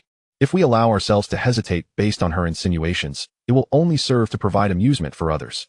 As Jin Chuanhai spoke, a communication talisman in Jin Chuanxiong's possession began to glow. Upon inspection, he discovered it was a message from the corpse transport sect. After reading the message, his expression brightened. Elder brother, from whom is this message? Jin Chuanfeng inquired. It is from the corpse transport sect. They have dispatched 2 peak leaders to deal with Chen Chang'an, seeking vengeance for their fallen elder. They have now arrived in Tianwu City and wish to collaborate with us. Jin Chuanhai remarked, since they are peak leaders, they must be 2 individuals of similar standing to us. With 5 leaders in total, if we join forces, we could vanquish even a first-rate cultivation force. I refuse to believe we cannot eliminate that Chen Chang'an. Jin Chuanfeng remarked, third brother's words carry some weight. The words of the Cold Moon Fairy have made us hesitant and cautious. However, now that the corpse transport sect has sent reinforcements and the 5 sect leaders have united, why should we fear Chen Chang'an alone? Jin Chuanxiong made a decisive resolution, stating, let us wait for the arrival of the corpse transport sect before we take action. He conveyed the message to the sect. After approximately the time it takes to burn a stick of incense, 2 brilliant beams of light shot towards Jin Chuanxiong and his companions at an astonishing speed. Upon closer inspection, they recognized it was the 2 peak masters from the corpse transport sect. After a brief exchange, an agreement was swiftly reached. The 2 peak masters, the master of Tsangma Peak and the master of Tiandao Peak, radiated an aura of formidable power, equal to that of the Jin brothers. Without further delay, the 5 of them proceeded directly to Tianwu City. In Tianwu City, after a visit to the Wanbao Pavilion, Chen Chang'an returned to the Jiukong apothecary. Along the way, he took out a low-grade spirit stone that contained a fragment of the remnant soul of the lifeblood demon sovereign. After a moment of contemplation, he decided to allow the remnant soul to attach itself to his storage ring, so he could consult it at any time. Unfortunately, the remnant soul was too weak and had fallen into a state of deep slumber. Chen Chang'an called out to it, but received no response. He dismissed the matter, realizing that the remnant soul was of little use to him now, having only acquired the first-level method of refining lifeblood from the lifeblood divine art. Before long, Chen Chang'an returned to the Jiukong apothecary, where he encountered Fu Bo, whom he had not seen for several days. He was taken aback. Fu Bo had gone to seek refuge with his son, Zhang Yoning. After that fateful night, what brought him back to the Jiukong apothecary? Fu Bo's complexion was grim, tears streaming down his face, and his expression was one of deep sorrow and anxiety, while Zhong Linger was comforting him, indicating something troubling had occurred. Upon seeing Chen Chang'an's return, Zhong Linger reassured Fu Bo, do not worry, Fu Bo brother Yoning's injuries. Brother Chang'an will surely have a way to help him. Fu Bo lifted his head, and, upon seeing Chen Chang'an enter, his face lit up with hope, and without a moment's hesitation, he knelt on the ground. Chang'an, you must save my son. If he dies, I have no desire to live. Chen Chang'an hurriedly helped Fu Bo to his feet, asking, Fu Bo, what has happened to brother Yoning? Please tell me everything. I will do my utmost to assist. Fu Bo sighed heavily, saying, these days, Tianwu City has been unsettled. I went to Orchid Village to escape the turmoil, but unbeknownst to me, my son went hunting in the mountains and has not returned for several days. Yesterday, I was deeply worried for his safety, so I ventured into the mountains to look for him. I found him in a ravine, but by the time I located him, he was bloodied and battered, barely clinging to life. He's on the brink of death. Fu Bo's aged, wrinkled hands trembled as they gripped Chen Chang'an tightly. Chang'an, he is my only son, and you are the only physician I trust. Please, you must save him. After hearing Fu Bo's plea, Chen Chang'an furrowed his brow. Since he is not yet dead, there is still a glimmer of hope. Fu Bo, take me to him at once. Yes, yes, yes, Fu Bo exclaimed eagerly. Leading the way, Zhong Linger prepared to close the Jiukong apothecary and followed Chen Chang'an and Fu Bo to Orchid Village. Chen Chang'an did not allow her to leave, insisting she remain at Jiukong Pharmacy. Only Fu Bo accompanied him, facilitating the use of his skill, Divine Step, enabling them to reach Orchid Village with greater swiftness. Chen Chang'an harbored concerns that if they delayed too long, Zhang Yoning might perish. After some contemplation, he unearthed a 1,000-year-old ginseng from the backyard to carry with him. This ancient ginseng possessed miraculous healing properties, brimming with potent life essence, should he fail to save Zhang Yoning. It seemed he would have no choice but to resort to this precious herb. Although Chen Chang'an intended to reserve the ginseng for concocting the Qianshou Dan to prolong his own life, more pressing matters demanded his attention. After all, items for extending life could be sought anew, but if Zhang Yoning were to die, there would be no reviving him. He seized Fu Bo and, without further ado, activated Divine Step. In an instant, they vanished from Jiukong Pharmacy, reappearing outside Tianwu City. At that moment, the Jin family trio and the two peak leaders of the corpse-carrying sect approached the city's outskirts. Jin Chuanfeng spotted the sudden appearance of Chen Chang'an, his pupils constricting, ready to speak, when he saw Chen Chang'an, accompanied by an elderly man, vanish from sight, swiftly darting away. Jin Chuanfeng exclaimed, "That person is Chen Chang'an. He has fled in that direction."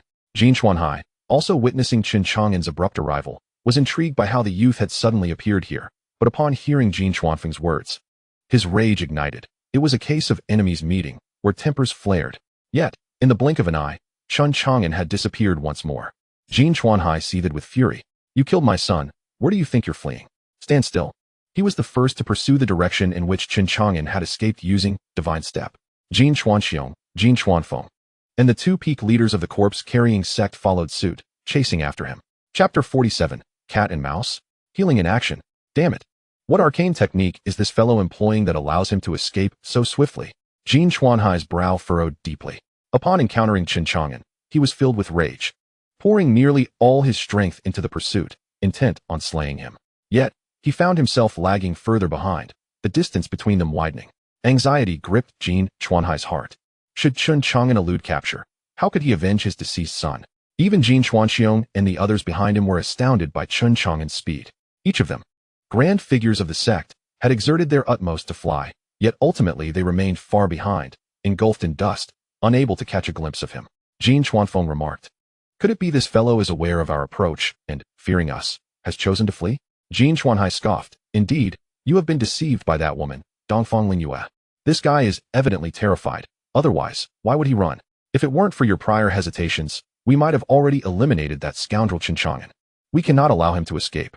The peak leader of the corpse-carrying sect, Tian Dao, commented, "While I am uncertain of the nature of the arcane technique he is employing that grants him such speed in fleeing, it surely has its drawbacks, particularly a significant drain on his own spiritual energy. I have caught a trace of his aura. No matter where he tries to hide, he will find no refuge. The more he flees, the more his power will deplete. By the time we catch up to him, how could his diminished strength possibly contend with ours?" The master of Tsangma Peak confidently declared, "From the moment he killed the elder of the corpse-transporting sect, his fate was sealed. He is destined to die."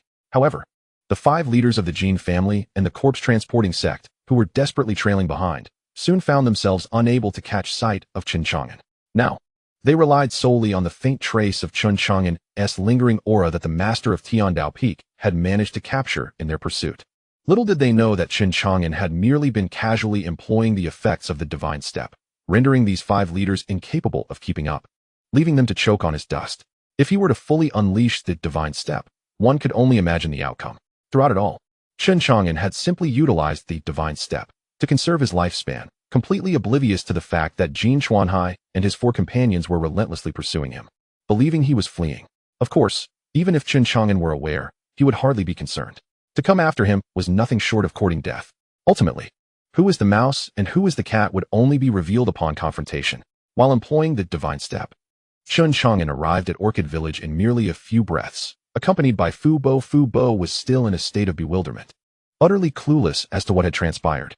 He had taken an extensive amount of time to travel from Orchid Village to Tianwu City, only to find himself back in Orchid Village in the blink of an eye.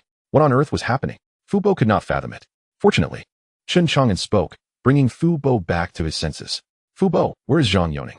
This way, this way." Fu Bo hurriedly led Chen Chang'an to Zhang Yoning's residence. In a wooden cottage, Chen Chang'an beheld Zhang Yoning, who was a grotesque sight, his body mangled and unrecognizable, evidently having suffered some vicious attack. Beside him, his wife, Li, tended to him, her eyes bloodshot, tears cascading down like pearls strung on a thread, utterly heartbroken. To her, it seemed her husband was beyond saving.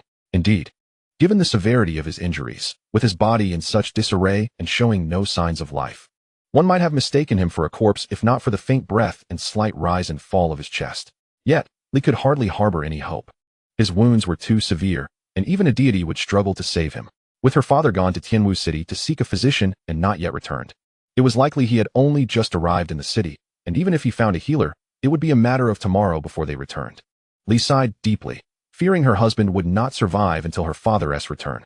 As these thoughts crossed her mind, tears streamed down her face, her sorrow overwhelming. But just then, a voice called out from outside, and Fu Bo's shout reached her ears, believing it to be a figment of her imagination.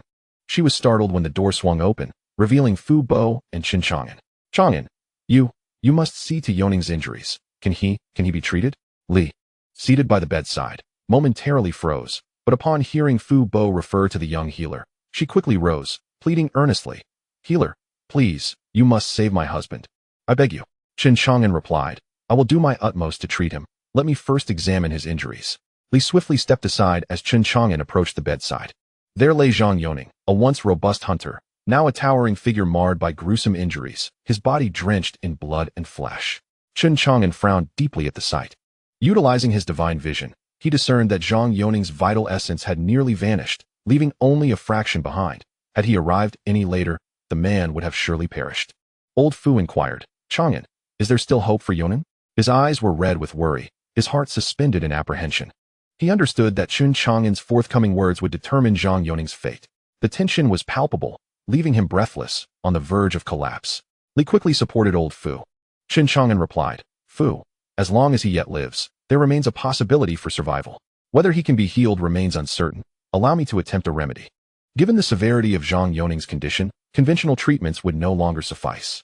Thus, Chen Chang'an wasted no time and retrieved a millennia-old ginseng. The fate of Zhang Yoning rested upon this miraculous herb.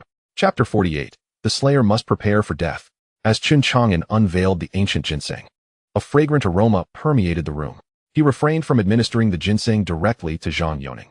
Its potency was such that even seasoned cultivators could not withstand it, often leading to their demise. Zhang Yoning, being merely an ordinary hunter and not a cultivator, would be in even greater peril. A single misstep could turn the ginseng from a savior into a harbinger of death. Therefore, Chen Chang'an carefully sliced a small piece from the ginseng and instructed Zhang Yoning to hold it in his mouth. Soon, the effects of the ginseng began to manifest.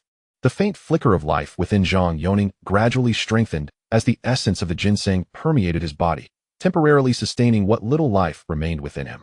With Zhang Yoning stabilized by the ginseng, Chen Chang'an felt a surge of relief. He instructed, Fu, please fetch a large tub. A tub? Old Fu queried. His injuries are severe and his body is a canvas of carnage. A medicinal bath would provide the best treatment, Chen Chang'an explained.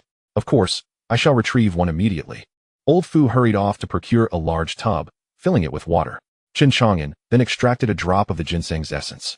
After this extraction, the ginseng's fragrance diminished significantly, its age now reduced to less than a millennium. However, Chen Chang'an was unconcerned. His unmatched cultivation would allow him to nurture the ginseng back to its former glory. He then introduced the drop of elixir into the tub, transforming the water into a shimmering gold, imbued with a robust essence of life. Subsequently, he placed the bloodied and battered Zhang Yoning into the tub for a full-body medicinal bath. The essence from the ancient ginseng mingled with the water, moderating its potency and beginning to heal Zhang Yoning's grievous wounds. Both Fu Bo and Li Shi beheld the bloodied and battered form of Zhang Yunong, witnessing its restoration at a visibly rapid pace. The blurred flesh gradually shed its gruesome exterior, giving rise to fresh meat. The essence of life became increasingly vigorous. Upon witnessing this scene, both Fu Bo and Li Shi displayed expressions of astonished joy, ultimately moved to tears. Without hesitation, they knelt upon the ground, bowing in gratitude. Thank you, Chen Chang'an. Had it not been for you, I would have surely descended into the underworld to meet the king of hell. Thank you, thank you. I am eternally grateful for your life-saving grace. Chen Chang'an promptly assisted the weeping Fu Bo and Li Shi to their feet, offering a wry smile as he replied. Fu Bo, we have known each other for many years. How could I stand idly by in the face of death? Moreover, as a physician, it is my duty to save lives. This is simply what I must do. Just as Chen Chang'an was administering a medicinal bath to Zhang Yuneng, Jin Xuanfeng and his 4 companions finally arrived at Orchid Village. On that day, the Blade Master had sensed Chen Chang'an's presence and pointed towards a wooden house in the village, declaring, "Chen Chang'an is hiding in that modest abode." Jin Xuanxiong lamented. What kind of secret technique does this fellow employ to escape so swiftly? We chased for a while before catching up. If he had fled any further, it would have been nearly impossible to pursue him. Jin Xuanhai coldly remarked. Now that he is concealed in this village, he must have overexerted himself with his secret arts. This is the perfect moment to claim his life. With that, Jin Xuanhai unleashed the overwhelming pressure of his immortal realm presence. An oppressive force akin to a raging sea engulfing Orchid Village. The villagers trembled in fear, unaware of the calamity unfolding. Jin Xuanhai bellowed, "Chen Chang'an, you have nowhere to escape. Come forth and meet your demise." His voice thundered, resonating through the heavens and earth, while his gaze pierced like a sharp blade towards the wooden house where Chen Chang'an was located. Inside the wooden house, Chen Chang'an had just helped Fu Bo and Li Shi to their feet when he heard the commotion outside, filled with confusion. Who is calling for me? Sensing the formidable pressure emanating from the outside, he squinted slightly and muttered, "It appears the visitor does not come with good intentions."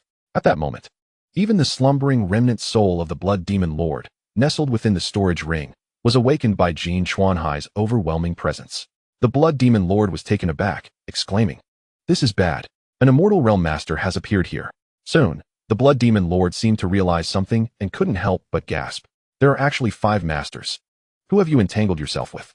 He continued, "With 5 masters, your death is certain. However, if you permit me to reside within your consciousness, I may have a means to help you seize a sliver of survival." Chen Chang'an chuckled coldly. "I advise you to abandon your nefarious thoughts and refrain from coveting my life. Otherwise, you will not even know how you perished." The Blood Demon Lord felt a tinge of embarrassment. Chen Chang'an added, "They are but a few insignificant lackeys. How could they possibly threaten me?"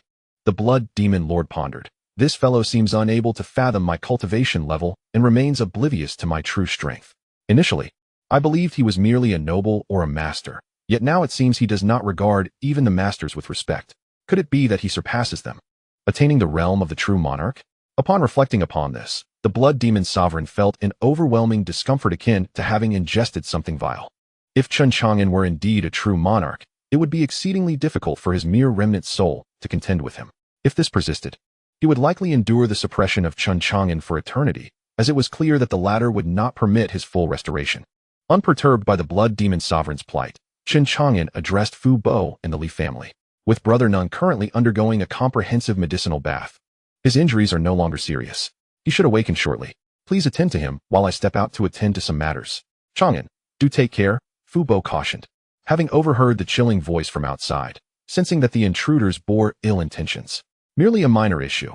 I shall return promptly," Chen Chang'an replied before departing the wooden dwelling. Outside, Jin Xuanhai and his 4 companions had encircled the wooden house, ensuring that Chen Chang'an had no avenue for escape. But would Chen Chang'an, facing Jin Xuanhai and his companions, even contemplate fleeing? As he emerged from the dwelling, Chen Chang'an raised his gaze to meet the eyes of Jin Xuanhai and his cohort. Upon spotting Chen Chang'an, Jin Xuanhai's murderous intent erupted like a dormant volcano awakening, and he bellowed, "Chen Chang'an." Chen Chang'an regarded Jin Xuanhai with an unperturbed expression. "I did not expect you to track me down here in Orchid Village."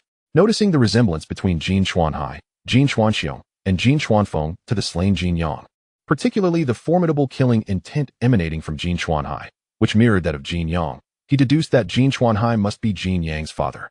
It was evident that these 3 were members of the Jin family. He felt a twinge of surprise at the swiftness with which the Jin family sought vengeance. Far exceeding his expectations, it was no wonder that Dongfang Lingyue had cautioned him. Jin Xuanxiong stepped forward, assuming the role of the current head of the Jin family. He coldly inquired, "Chen Chang'an, you have slain my family's prodigious alchemist. What do you have to say for yourself? Who are you?" Chen Chang'an replied, "I am Jin Xuanxiong, head of the Jin family," he stated with a chilling demeanor. "Since you are the head of the Jin family, I shall speak my piece. Whether you choose to listen is your affair. Jin Yang's demise was a consequence of his own actions. Had he not sought to kill me, he would not have met such a fate. If you wish to avenge him, consider your decision carefully." Jin Xuanxiong furrowed his brow. "Jin Yang could not defeat you. He surely recognized your prowess and would have pleaded for mercy. You could have spared him. Why did you not allow him a chance at life?" Chen Chang'an scoffed. "Had I not been strong, I would have perished at his hands. Should he plead for mercy, would that not render the cultivation world a graveyard for the weak?" A killer must always be prepared for the possibility of being slain. Hearing this, the master of the Tsangma Peak from the corpse transport sect could not help but sneer. What a killer, always ready for death. Chen Chang'an, I wonder if you are truly prepared to meet your own end? Who are you? Chen Chang'an queried. I am the master of Tsangma Peak from the corpse transport sect, here to claim your life. Next to him, the master of Tiandao Peak stepped forward, coldly stating, I represent the corpse transport sect as well, and I have been dispatched to confront you. Will you take your own life, or shall we take it by force? Chapter 49, The Divine Punishment of Heaven, a single finger to slay the sect master. The corpse transport sect remains as arrogant as ever, Chen Chang'an remarked with a smile. He was somewhat amused to see the presence of the sect's members, implying that the number of casualties had not been sufficient. He then turned to the blood of longevity demon sovereign and suggested the extraction of primary longevity blood from these 5 individuals. What do you think? The blood of longevity demon sovereign, concealed within a storage ring, dared not reveal any hint of his presence before the 5 prominent leaders of the corpse transport sect and the Jin family. Upon hearing Chen Chang'an's proposition, he coldly chuckled. These 5 are figures of the highest order. Not only would extracting primary longevity blood be trivial, but even secondary or tertiary would be more than adequate. However, individuals of such caliber are already sanctioned by the heavens.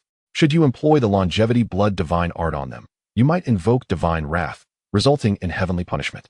At that point, the great immortal cultivation realm would scarcely offer you sanctuary. Chen Chang'an was taken aback. It was the first time he had heard the blood of longevity demon sovereign speak thus. Why would there be no place for me? The demon sovereign replied, the longevity blood divine art is an affront to the natural order, and extracting lifespan contravenes the rules of heaven. Were it not for this, I would have long surreptitiously extended my life for millennia, perhaps even attaining the Tao fruit of the Immortal Emperor, living in leisure. Instead, I find myself besieged by countless formidable foes. Each attempt to extract longevity blood from those sanctioned by the heavens incurs their awareness, inviting divine retribution. Although I rely on longevity blood for survival, I am forced to scurry like a rat. Ah, I see, the demon sovereign continued with a cold smirk. If you wish to avoid a premature demise, I would advise against utilizing such powerful beings for longevity blood extraction. Should the longevity blood divine art come to light, it would surely create a tumult far greater than the emergence of the compassionate Immortal Emperor's palace. At that point, you would become a target for all, and even I, a dignified demon sovereign, would face downfall. You cannot compare your strength to my former self. You would likely perish before achieving longevity.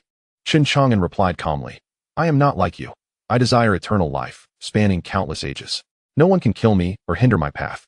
The blood of longevity demon sovereign scoffed coldly, evidently unconvinced. He had once been on the brink of reaching the Immortal Emperor realm, but alas, a divine punishment had left him gravely wounded and besieged by stronger foes. Otherwise, he would not have fallen so easily. His concern in dissuading Chen Chang'an stemmed from the fear of exposure. Should that happen, the remnant of his soul, which he had worked so hard to preserve, would truly perish. For the blood of longevity demon sovereign, the only desire was to find a quiet place to quietly nurture his growth. As for Chen Chang'an's arrogant declarations, they were of little concern to him. In the demon sovereign's view, Chen Chang'an had yet to comprehend the terror of divine punishment. When he finally did, he would surely recognize his own insignificance. Would he still dare to be so audacious then? The 5 members of Jin Xuanhai were oblivious to whom Chen Chang'an was conversing with, their expressions grim, brimming with murderous intent. They could not fathom why Chen Chang'an, clearly in a precarious position, would dare to divide his attention, evidently dismissing them entirely. Jin Xuanxiong coldly declared, what an arrogant individual. Today, I shall slay you. Avenging the greed, Chen Chang'an declared, whether I slay Jin Yang or the 2 elders of the corpse-carrying sect, they have sought their own demise. I harbor no enmity towards your Jin family or the corpse-carrying sect. However, should you insist on avenging them, I shall not impede you. But the consequences shall be yours to bear. As soon as he finished speaking, Jin Xuanhai could no longer contain himself and charged at Chen Chang'an like an arrow released from its bow. Truly, as a figure of leadership, his strike was a terrifying killing move, summoning the forces of heaven and earth in a magnificent display. A network of intertwining lightning formed above Orchid Village, its might formidable. The crackling thunder not only aimed at Chen Chang'an, but sought to annihilate the entire village. At that moment, it seemed that none within Orchid Village would survive. With a cold gaze, Chen Chang'an remarked, this is our feud, unrelated to the villagers of Orchid Village. Yet you wish to slaughter them all. It appears your Jin family is no better. Jin Xuanhai retorted icily, a swarm of insignificant ants. Their demise beneath my thunderous magic is a privilege. Blame yourself for fleeing here and endangering them. Die. With that, Jin Xuanhai raised his hand to strike down. The force of the thunder was earth-shattering. Chen Chang'an responded with a cold smile. You claim I have fled here? He remained composed and unperturbed, standing outside the wooden house in the face of the impending storm. As he inhaled deeply, he consumed the torrents of thunder, feeling slightly satiated and letting out a belch. This scene caused the expressions of Jin Chuanhai and his 4 companions to shift dramatically. They were astonished that he had devoured their storm of lightning. This individual was indeed extraordinary. Why did he not exhibit his cultivation prowess earlier? That mere act of swallowing thunder seemed as casual as eating a meal, making it impossible to gauge his true strength. The 5 of them could not afford to be careless. The enigmatic and mysterious aura of Chen Chang'an had rendered them grave and cautious. They each summoned their most formidable treasures.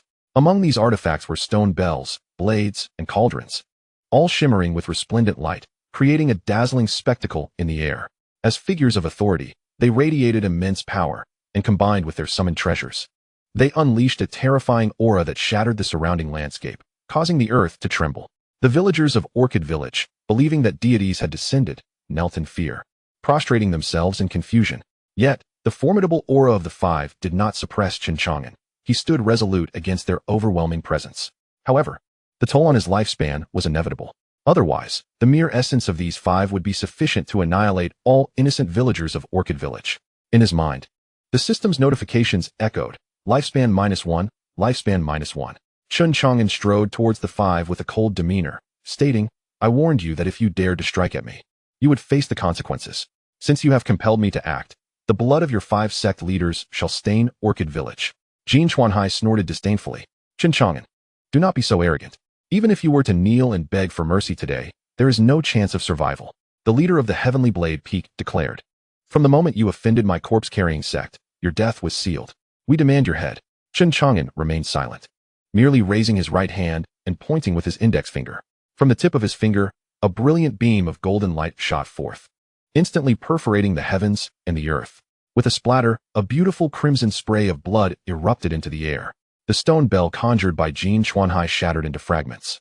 And with a piercing scream, Jin Chuanhai was obliterated by that resplendent golden light, his essence and spirit utterly annihilated, leaving not even a trace of his corporeal form behind. Chen Chang'an furrowed his brow, realizing he had been somewhat careless and had exerted too much force. His intention was merely to slay Jin Chuanhai, preserving his corporeal body to refine his life essence. Yet his overwhelming power had inadvertently resulted in Jin Chuanhai's complete destruction. It seemed he needed to further master his invincible prowess. Unbeknownst to Chen Chang'an, his seemingly casual strike had instilled profound shock in the remaining 4 individuals. They could scarcely fathom that the formidable Jin Chuanhai, a leader of the indestructible realm, could be so effortlessly extinguished by a mere flick of Chen Chang'an's finger, without even a glimmer of resistance. Following their astonishment, a chilling dread surged from their feet to their hearts, leaving them trembling, their spines icy. They felt an eerie sensation, as if their very souls were quaking in terror. Initially, they believed that no matter how powerful Chen Chang'an was, he could never stand against their combined might, and they were filled with overconfidence. However, after just one exchange, they were confronted with the sheer terror of Chen Chang'an's might. With a single move, Jin Chuanhai had perished. To them, it felt as effortless as crushing an ant. One finger to slay a leader. How could this be possible? Were they dreaming? Chapter 50. The leader's self-detonation, devouring the soul. With Jin Chuanhai's soul utterly extinguished, Chen Chang'an felt a pang of remorse. He resolved to treat the remaining 4 with more restraint and gentleness. Yet, when he cast his gaze upon the other 4, Jin Chuanfeng, Jin Chuanxiong, the master of Tiandao Peak, and the master of Tsangma Peak, their faces instantly drained of color, devoid of any trace of blood. They trembled uncontrollably, their souls quaking in fear, nearly in unison retreating towards the distance. How could this be? Who claimed that Chen Chang'an was merely a leader? With a single flick of his finger, he had obliterated a leader-level figure. He must be akin to the ancestors of those celestial sects, a supreme elder wielding the laws of the universe, an unparalleled true sovereign. Flee. Had they known that Chen Chang'an was an unparalleled true sovereign, they would never have sought vengeance against him. The shadow of death loomed over Jin Chuanfeng, Jin Chuanxiong, the master of Tiandao Peak, and the master of Tsangma Peak, an inescapable specter. Observing the 4 leaders fleeing, Chen Chang'an remarked coolly, weren't you quite arrogant just now? Why run? Let us engage further. With that, he made another move. A colossal golden hand materialized from the void, crashing down with a resounding clap, shattering the corporeal form of the master of Tiandao Peak. Yet, he did not perish under Chen Chang'an's strike, as this time, The invincible power he wielded was slightly diminished. Chen Chang'an frowned. Mastering this unparalleled cultivation is indeed a troublesome endeavor. Too much power may inadvertently extinguish life, while too little renders one incapable of inflicting harm. It appears that frequent practice is essential. The leader of the Heavenly Blade Peak spat blood as he lay grievously wounded, desperately pleading for mercy. "Spare me, esteemed elder. Spare me." Chen Chang'an retorted. "Did you not claim my head was already yours?" With a mere flick of his finger, the head of the kneeling Heavenly Blade Peak leader fell to the ground. One more master had perished among the 5. Yet the remaining 3 seized the fleeting opportunity to vanish without a trace. A cold smile graced Chen Chang'an's lips as he activated the skill, Divine Step, and then, Divine Vision. He fixed his gaze upon Jin Chuanxiong and took a step forward, disappearing from his original position. When he reappeared, he stood before Jin Chuanxiong. "Dear friend, do pause," he intoned. Jin Chuanxiong, terrified, staggered backward, his voice trembling as he exclaimed, "You cannot kill me. I am the head of the Jin family. Though I am no match for you, we too possess a supreme, true monarch. Should you take my life, it would lead to an eternal vendetta with the Jin family. Think carefully. This will summon calamity upon you." Chen Chang'an merely chuckled coldly. "I fear not the Jin family. Bring forth as many as you wish, and I shall slay them all." With that, he raised his hand and unleashed a punch that descended like a mountain, obliterating everything in its path. Jin Chuanxiong bellowed and summoned all his strength to resist, conjuring a golden cauldron that loomed like a mountain before him. But with a resounding crash, the cauldron shattered. Chen Chang'an's punch radiated an invincible aura, instantly erasing Jin Chuanxiong from existence, reducing him to a lifeless corpse. Emotionless, Chen Chang'an grasped the fabric of Jin Chuanxiong's clothing, employing Divine Step and Divine Vision once more to seek his next target. Soon, he materialized before Jin Chuanfeng. Upon seeing the corpse of his elder brother clutched in Chen Chang'an's right hand, he wailed in anguish, "Brother, your death is so tragic." Kneeling, he begged, "Esteemed elder, spare me. I am acquainted with the Cold Moon Fairy of the Eternal Life sect. I implore you, for her sake, grant me my life." "Even knowing the King of Heaven will not save you," Chen Chang'an replied indifferently. With a swift motion of his left hand, he effortlessly snapped Jin Chuanfeng's neck. As simple as crushing a chick. He then seized Jin Chuanfeng's corpse and once again vanished from sight. When he reappeared, it was before the leader of the corpse-bearer sect on the hidden demon peak. The sect leader, witnessing Chen Chang'an's godlike presence, was gripped by terror as he beheld the corpses of Jin Chuanfeng and Jin Chuanxiong in Chen Chang'an's grasp, cold sweat pouring down his brow. "Only you remain," Chen Chang'an declared. The hidden demon peak leader, fully aware of his impending doom, remained silent, gritting his teeth as he summoned every ounce of strength to confront Chen Chang'an. His fingers trembled as they unleashed thousands of resplendent beams of divine light, piercing through heaven and earth, annihilating mountains and rivers, causing the very void to collapse and the ground to become riddled with wounds. Yet, no matter the ferocity of his attack, not a single strand of hair on Chen Chang'an was harmed, as if he were impervious to all forms of assault. Chen Chang'an advanced with an air of invincibility, the divine lights rebounding harmlessly from his presence. The hidden demon peak leader, stricken with terror, cried out and retreated, quietly casting a spell to leave behind a final message for the corpse-bearer sect. He unleashed his fury, his madness, summoning all his magical artifacts. Dozens of treasures illuminated the heavens, shining brilliantly as he exerted every ounce of his strength against Chen Chang'an. Yet, the Lord of Tsangma Peak understood that even with his utmost effort, he was destined for demise. Chen Chang'an merely lifted his gaze, and with a single glance, the formidable artifacts were instantaneously reduced to dust. Such a display of power was indeed earth-shattering and soul-stirring. The Lord of Tsangma Peak fell into utter despair and let out a thunderous roar, opting for self-destruction. Boom! A cataclysmic explosion resonated, annihilating everything in its path with overwhelming force. Chen Chang'an, initially oblivious to the nature of this supreme figure's self-destruction, was taken aback, furrowing his brow as he instinctively consumed the terrifying energy unleashed by the explosion. Yet, as he surveyed the landscape, he beheld a desolate expanse, devoid of all life. Had Chen Chang'an not promptly devoured the self-destructive energy, the realm would have been rendered a wasteland, a hell on earth. This was the consequence of a self-detonation by one of such rank. Chen Chang'an murmured to himself, acknowledging his negligence, lamenting the loss of yet another corpse. However, he resolved to remain vigilant regarding future encounters with figures of such caliber, as their destructive potential was indeed formidable, to prevent collateral damage. Meanwhile, the entity ensconced within the storage ring, the blood sovereign of longevity, would have revealed his expression if anyone could have seen it. He could hardly fathom that this battle would culminate in such a one-sided massacre. Even though the Blood Sovereign was merely a remnant soul, he could sense the terror emanating from Chen Chang'an. Yet, what instilled greater fear was his inability to gauge Chen Chang'an's true power. He could not discern the depths of his strength. Was Chen Chang'an an unparalleled true monarch of the myriad laws, or perhaps even stronger? A saint of ascension bestowed with a heavenly title? The Blood Sovereign remained in ignorance. He could not comprehend how he had just escaped the Imperial palace of the kindness Immortal Emperor, only to encounter such a formidable being. Whether it was fortune or misfortune remained unclear. However, for the time being, accompanying Chen Chang'an seemed to ensure his safety.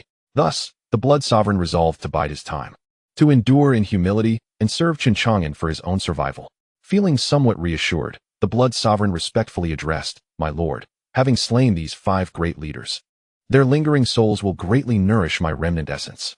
If I could consume them, perhaps I might recall the techniques for refining the second-level longevity blood." "Very well." Chen Chang'an nodded. The Blood Sovereign emerged from the storage ring, a mere flicker of crimson light. He then proceeded to utilize his magic to devour the soul power of Jin Chuanfeng and Jin Chuanxiu. Alas, Jin Chuanhai had perished, and the self-destruction of the Tsangma Sovereign had obliterated his form and spirit. Thus, the Blood Sovereign could only consume the soul power of the two. Nonetheless, he was content. After devouring the soul power of both, the Blood Sovereign returned to the storage ring. Chen Chang'an stepped forth, carrying the lifeless bodies of Jin Chuanfeng and Jin Chuanxiu, departing the desolate ground and returning to Orchid Village, where he would allow the Blood Sovereign to consume the soul power of the Lord of Tiandao Peak. After devouring the soul power of 3 individuals, the Blood Demon Sovereign conveyed to Chen Chang'an that he would refine this soul power and temporarily descend into slumber.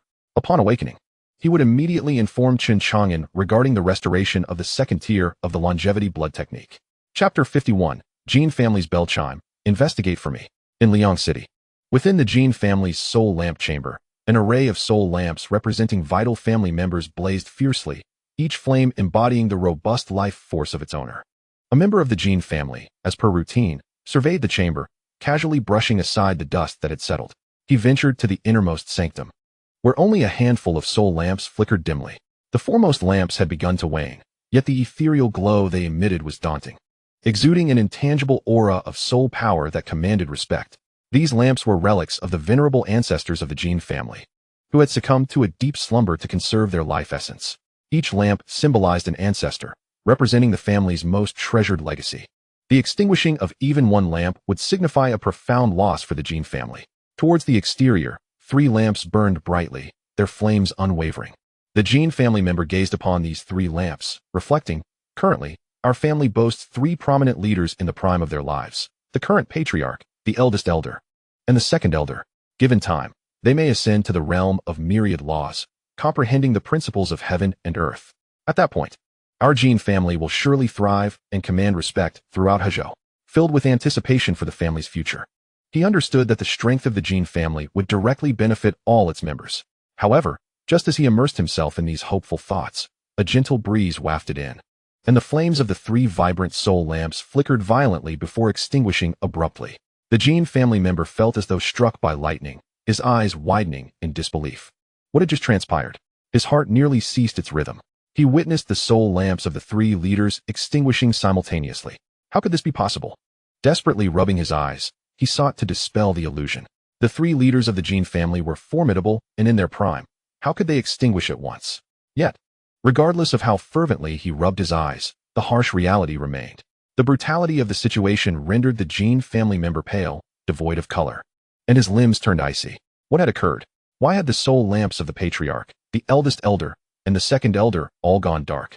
Who could have perpetrated such a heinous act? The demise of the 3 leaders was a monumental event, capable of shaking the very foundations of the Jin family. In a state of panic and urgency, he hurried to convey this dreadful news, his fear and shock overwhelming him. In his haste, he stumbled and fell to the ground. Yet he quickly regained his footing and dashed out of the soul lamp chamber.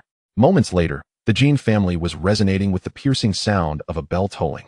The sound of the bell rang harshly, echoing throughout the Jin family estate and reverberating across the entire city of Liang. Whether they were members of the Jin family engaged in cultivation or those indulging in merriment within the city, everyone heard this jarring bell toll. They were abruptly awakened from their meditative states, and the joyous expressions of the revelers were replaced with solemnity, for they all understood the significance of this sound. The bell tolled only in times of grave crisis within the Jin family, summoning all members to the family square for urgent deliberations. Such a signal was never sounded lightly. Within a mere 15 minutes, the entirety of the Jin family had assembled in the family square, their faces grave and expressions serious. The Jin family, a prestigious lineage of cultivators, had thrived for generations. Upon a glance, one could see countless formidable figures. The younger generation exuded charisma and promise, each a dragon among men, while the middle-aged members displayed remarkable prowess, their vitality akin to dragons. Even among them were dozens of nobles at the transformation stage. Despite the multitude gathered in the square, an unusual silence prevailed, with no whispers exchanged as they awaited further developments. Suddenly, from the forbidden grounds of the Jin family's rear mountain, several potent and terrifying auras erupted. As if a great tempest had surged forth or a volcano had erupted, altering the very fabric of the heavens. In the blazing sun, 5 aged figures materialized upon the square. The appearance of these 5 figures sent shockwaves through the gathered members of the Jin family. They were the very foundation of the Jin family, the 5 ancestors still alive, each having lived for millennia and possessing unparalleled mastery, recognized by the heavens as supreme beings. Each had once been a formidable figure in Huzhou, contributing immensely to the Jin family's growth and prosperity. Under normal circumstances, they would be in seclusion. So why had they emerged? The Jin family members began to grasp the gravity of the situation. One of the ancestors, a gaunt old man, stepped forward. His eyes, though clouded, sparkled with boundless energy. Despite his frail appearance, he emanated an imposing presence, instilling fear in those who beheld him. He was Jin Wuhui, one of the ancestors, known as the Venerable Wuhui. Jin Wuhui spoke, his voice soft yet resonant, reaching every corner of the square with clarity. Today, the soul lamps of 3 esteemed leaders of our clan have extinguished. They have perished, resulting in a significant loss for the Jin family. At these words, the previously tranquil square erupted into chaos, akin to a thunderclap striking a crowd, inciting unprecedented turmoil. What? This cannot be true. Our Jin family has lost 3 leaders? How could this happen? How did they meet their demise? Did they stumble into some forbidden realm? No wonder the ancestors have appeared. What a disgrace. How did these 3 leaders come to their end? Jin Wuhui coldly declared, the 3 fallen masters were the pride of my Jin family. The 3 brothers Jin Chuanxiong, Jin Chuanfeng, and Jin Chuanhai, who were expected to break through to the true monarch realm. My family has thrived in Huzhou for a millennium without such calamity. I vow to uncover the cause of their demise. If they perished in a dire situation, I shall remain silent. But if they fell by the hands of malevolence, I will ensure their annihilation. Soon, a member of the Jin family reported, Ancestor. It appears the 3 masters have gone to Longshan, where a royal palace has emerged. We wonder if this bears any significance. Jin Wuhui's expression remained impassive. Immediately send someone to Longshan to investigate. As you command. Chapter 52, 7 years shortened. The treasure of the 3-headed ghost mouse. In the Sherto sect, the extinguishing of the soul lamps of the Tian Dao Peak Master and the Tsang Mo Peak Master ignited a tremendous uproar within the sect. It is known that such formidable beings, within the grand realm of cultivation, are titans who command respect, possessing various hidden cards. They could not have met their end so easily. Each master-level cultivator, whether from the great sects or the top-tier families, even those imperial forces that dominate a region, are of paramount importance, embodying profound legacy. The loss of 2 master-level experts is a monumental blow to the Sherto sect, akin to a grievous wound. The elder of the sect was alarmed, and the sect leader hastily dispatched individuals to Tianwu City to ascertain the situation. After all, prior to this, the mad alchemist had conveyed news of having located the murderer of Shiryu and Gu Xiaomo. Given the intelligence at that time, it was highly likely that the perpetrator possessed the strength of a master-level cultivator. Otherwise, it would have been implausible to eliminate Shiryu so effortlessly. Thus, the Sherto sect sent the Tian Dao Peak Master and the Tsang Mo Peak Master to Tianwu City to capture and suppress the murderer. Under normal circumstances, it should have been an easy task for 2 master-level experts to apprehend the culprit, yet unexpectedly, both fell in the process. The mad alchemist was utterly astonished upon hearing this news. Was it that Chen Chang'an who killed our 2 peak masters? If he truly managed to slay them, he cannot merely be a master-level cultivator. Could he, perhaps, be a true monarch of the 10,000 laws? Contemplating this, the mad alchemist felt an unsettling chill. Grateful for not having provoked Chen Chang'an initially, otherwise, he might have met a grim fate. The demise of master-level experts sent shockwaves through both the Sherto sect and the Jin family. Should this news reach Huzhou, it could stir considerable unrest. Unbeknownst to Chen Chang'an, his actions would incite such tumult within the Sherto sect and the Jin family, nor did he care. At this moment, he returned to Orchid Village. In the village, some villagers had witnessed Chen Chang'an's formidable display, where he vanquished 2 powerful cultivators with ease. Thus, upon his return, they eyed him with a mix of fear and reverence. Daring not to approach, Chen Chang'an collected the body of the Tian Dao Peak Master and checked his own lifespan. The recent endeavor of slaying 5 individuals consumed considerable time and energy, resulting in the unfortunate depletion of 7 years from Chen Chang'an's lifespan. He felt a pang of regret. Yet he found solace in the presence of the corpses of the Tian Dao Peak Master, Jin Xuanfeng, and Jin Xuanxiong, as he could extract longevity blood through the longevity blood divine technique, potentially compensating for his losses and perhaps even extending his life. This thought brought a slight comfort to Chen Chang'an. He refrained from hastily extracting the longevity blood, for he recalled the ominous warning from the longevity blood demon lord, who cautioned that extracting longevity blood from such indestructible beings could invoke the wrath of the heavenly Tao. Thus, Chen Chang'an resolved to seek a desolate location for the extraction, to avoid implicating the innocent. Upon returning to the wooden cabin, Chen Chang'an found Zhang Yoning, who had undergone a healing herbal bath, transformed beyond recognition. His flesh had regenerated, his skin now a tender and rosy hue, a stark contrast to the darkened complexion that had once borne the ravages of sun and wind. Zhang Yoning had awakened, though his countenance remained pale. Nearby, Li Shi and old Fu tended to him with care. "Brother Yoning, are you feeling better?" Chen Chang'an inquired. Zhang Yoning expressed his deep gratitude. "Thank you, Brother Chang'an, for saving my life. Without your intervention, I would have met a grim fate. I am at a loss as to how to repay your kindness." Chen Chang'an waved his hand dismissively. "There is no need for such formality. Old Fu and I are merely neighbors in Qingyan Street. It was a trifling matter." Old Fu interjected. "Chang'an, what was that commotion outside just now?" Chen Chang'an replied. "A minor inconvenience has been resolved. Since Brother Yoning's injuries are nearly healed, I shall take my leave," he continued, eager to find a suitable spot for the extraction of longevity blood, as the vitality within the corpses would diminish if left unattended for too long. Old Fu halted Chen Chang'an, producing a pouch wrapped in layers of cloth. Upon opening it, he revealed dozens of spirit sands.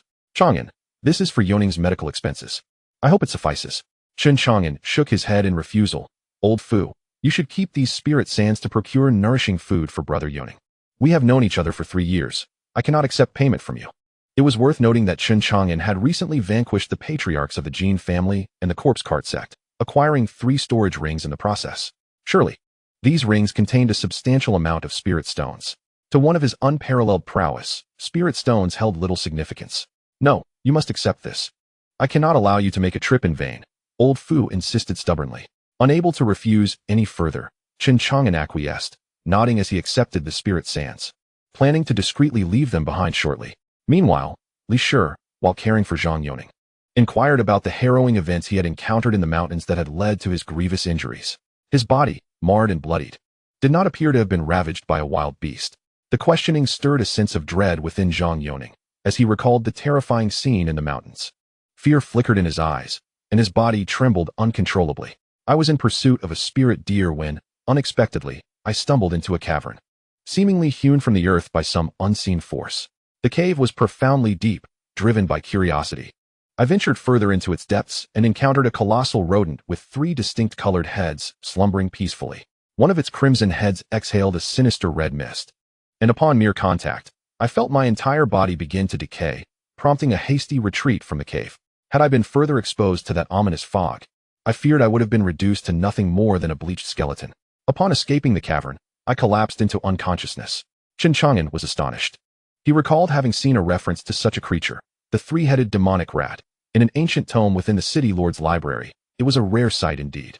This 3-headed demon rat, though timid, possessed an extraordinary talent for treasure hunting, surpassing even the famed treasure-hunting rats of the Wanbao Pavilion. It typically feasted on the precious materials and rare minerals hidden within the mountains and earth, making its lair a veritable natural treasury brimming with invaluable treasures. Many cultivators sought to capture this 3-headed demon rat to aid in their quests for various precious resources. The presence of such a creature was a clear indicator that rare treasures lay nearby. Chen Chang'an then inquired of Zhang Yoning, "Aside from the 3-headed demon rat, did you observe anything else?" Realizing it was indeed the 3-headed demon rat, Zhang Yoning contemplated briefly before shaking his head. "Nothing else. It seemed exhausted and was merely resting." Chen Chang'an's eyes glimmered with intrigue. It appeared that the demon rat had discovered something valuable. He mused that if he could capture this creature and visit its lair, It might lead him to some life-extending treasures. He asked Zhang Yoning, "Brother Yoning, can you still find that cave?" Zhang Yoning nodded.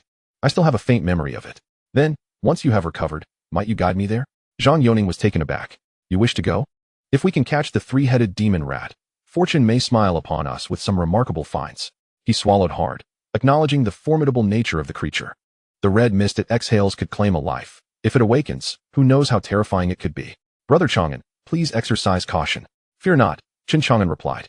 "When the time comes, simply lead me to the entrance of the cave. There is no need for you to enter. That three-headed demon rat cannot harm me." Chapter 53.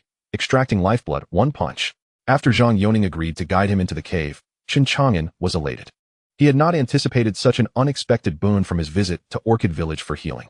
Subsequently, he bid farewell to Uncle Fu and the others, departing from Orchid Village to embark on his journey of lifeblood extraction. Utilizing his divine steps, he traversed mountains and rivers, ultimately arriving in the desolate depths of a vast mountain range. There, he retrieved the bodies of the master of Tiandao Peak, Jin Chuanxiong and Jin Chuanfeng. Though Chen Chang'an had already obliterated them, the immense life essence they contained had yet to fully dissipate into the world. Even in death, their bodies radiated a terrifying, indomitable energy, instilling a profound sense of dread. Chen Chang'an refrained from unnecessary words and immediately invoked the life-blood divine art, commencing the process of extracting life essence from the three corpses. Under this refining technique, the first drop of life essence was swiftly produced. That solitary drop hovered in the air, radiating a dazzling crimson light. Chen Chang'an rejoiced. Was this the first level of life essence? However, at that moment, the previously clear sky darkened ominously, and fierce winds began to howl, causing the trees in the mountains to tremble violently. Thunder rumbled, dark clouds gathered, and lightning flickered ominously. As soon as the life essence was extracted, terrifying signs of divine retribution manifested in the heavens, and the oppressive force of the celestial law surged forth like a volcanic eruption, sweeping across the land like a torrential flood. A colossal shadow of lightning took form, resembling a deity, a humanoid figure that seemed to be the embodiment of the celestial law itself. In that instant, it stirred the cultivators deep within Dragon Mountain and Tianwu City. Although Chen Chang'an had chosen a desolate part of the mountain, hundreds of miles away from both Dragon Mountain and Tianwu City, he had not anticipated that this overwhelming celestial pressure would extend to those distant places. Even from afar, they could perceive the terrifying humanoid shadow woven from lightning in the sky, feeling its ominous aura of destruction. It appeared to be the fabled divine punishment of the celestial law. What could be happening there to provoke the will of the celestial law and invoke divine retribution? The crowd speculated endlessly, unaware of the resurgence of the long-lost life-blood divine art, which had been silent for over 10,000 years. Chen Chang'an calmly observed the lightning figure in the heavens while continuing to extract life essence using the life-blood divine art. Soon, he had refined 3 drops of life essence, each hovering before him, their bloodlight intertwining in a resplendent display. Yet, his actions seemed to have incited the wrath of the celestial law. The aura of divine retribution grew increasingly terrifying, and danger loomed. Even the lifeblood demon sovereign, who had consumed the souls of 3 indomitable beings and fallen into a deep slumber, awoke sharply upon sensing the dreadful aura of celestial punishment. Upon seeing the lightning figure in the sky, he was struck with fear, his soul trembling in horror. Divine retribution. How could this be? The lifeblood demon sovereign dreaded this divine punishment above all else. Every time he refined life essence, he faced the wrath of celestial retribution, narrowly escaping death on numerous occasions. You have actually mastered the lifeblood divine art. The lifeblood demon sovereign was utterly astounded upon realizing that Chen Chang'an had extracted 3 drops of life essence. Chen Chang'an did not respond. The lifeblood demon sovereign, anxious, implored, "You have drawn the divine retribution of the celestial law. This is not the time to refine life essence. While the power of divine retribution has yet to fully coalesce and erupt, you must cease at once and flee, or you shall undoubtedly perish beneath its wrath." The lifeblood demon sovereign spoke from experience. In the past, every time he attempted to refine life essence, as soon as the divine punishment emerged, he would hastily cease the extraction and retreat, sustaining injuries from the celestial retribution, yet managing to preserve his life. To extract the essence of longevity beneath the gaze of divine retribution, as Chen Chang'an did, is tantamount to courting one's own demise. Should Chen Chang'an perish, his life would be in grave peril. The Lord of Longevity's blood was filled with dread, terrified beyond measure. Yet, Chen Chang'an heeded not the warnings of the Lord of Longevity's blood and had successfully refined 5 drops of longevity essence. With each drop capable of extending one's life by a year, those 5 drops granted him an additional 5 years of vitality. At that moment, the divine retribution had reached its zenith, and the thunderous figure raised its colossal hand. A massive thunderous palm, obscuring the heavens and imbued with unfathomable power, descended upon Chen Chang'an, as if intent on reducing him to dust and ashes. The Lord of Longevity's blood could not contain a shriek, trembling under the weight of divine pressure. "Quick, flee!" the Lord urged Chen Chang'an in a panic. Chen Chang'an frowned slightly and retorted, "Be quiet." Upon uttering these words, he lifted his gaze and directed a sword-like finger towards the descending thunderous palm. In a stunning turn of events, that palm, radiating terrifying energy, was cleaved in two by Chen Chang'an's mere gesture, disintegrating in the celestial expanse. The Lord of Longevity's blood stared in disbelief. "This?" Chen Chang'an turned his attention to the thunderous figure and scoffed. He unleashed a punch, seemingly unremarkable yet brimming with boundless might. The figure of divine retribution could not withstand Chen Chang'an's strike, obliterating it instantly and parting the ominous clouds that shrouded the sky. The heavens cleared in an instant. The Lord of Longevity's blood was left awestruck. "Goodness, you actually thwarted the divine retribution with a single punch." Chapter 54. Could it be the young master? 25 years. In the distance, whether in Tianwu City or among the cultivators of Dragon Mountain, they beheld the fearsome, thunderous figure birth from divine retribution and were engaged in curious discussion. Suddenly, a seemingly mundane fist shadow crashed into the thunderous figure, shattering it in an unstoppable display of power. Shock engulfed the onlookers, their eyes wide with astonishment. Some gasped in disbelief. Who struck that punch? Capable of halting divine retribution? How formidable! That was divine retribution, representing the will of the heavens, unparalleled in terror. I have never heard of anyone confronting divine retribution. Who could this be? What could have drawn this individual to face divine retribution? The crowd buzzed with speculation, their curiosity piqued. Yet many cultivators wore expressions of grave concern. The ability to effortlessly counter divine retribution was a testament to the extraordinary might of the individual who had unleashed that punch, a strength unfathomable, especially given that the site of divine retribution was not far from Dragon Mountain and Tianwu City.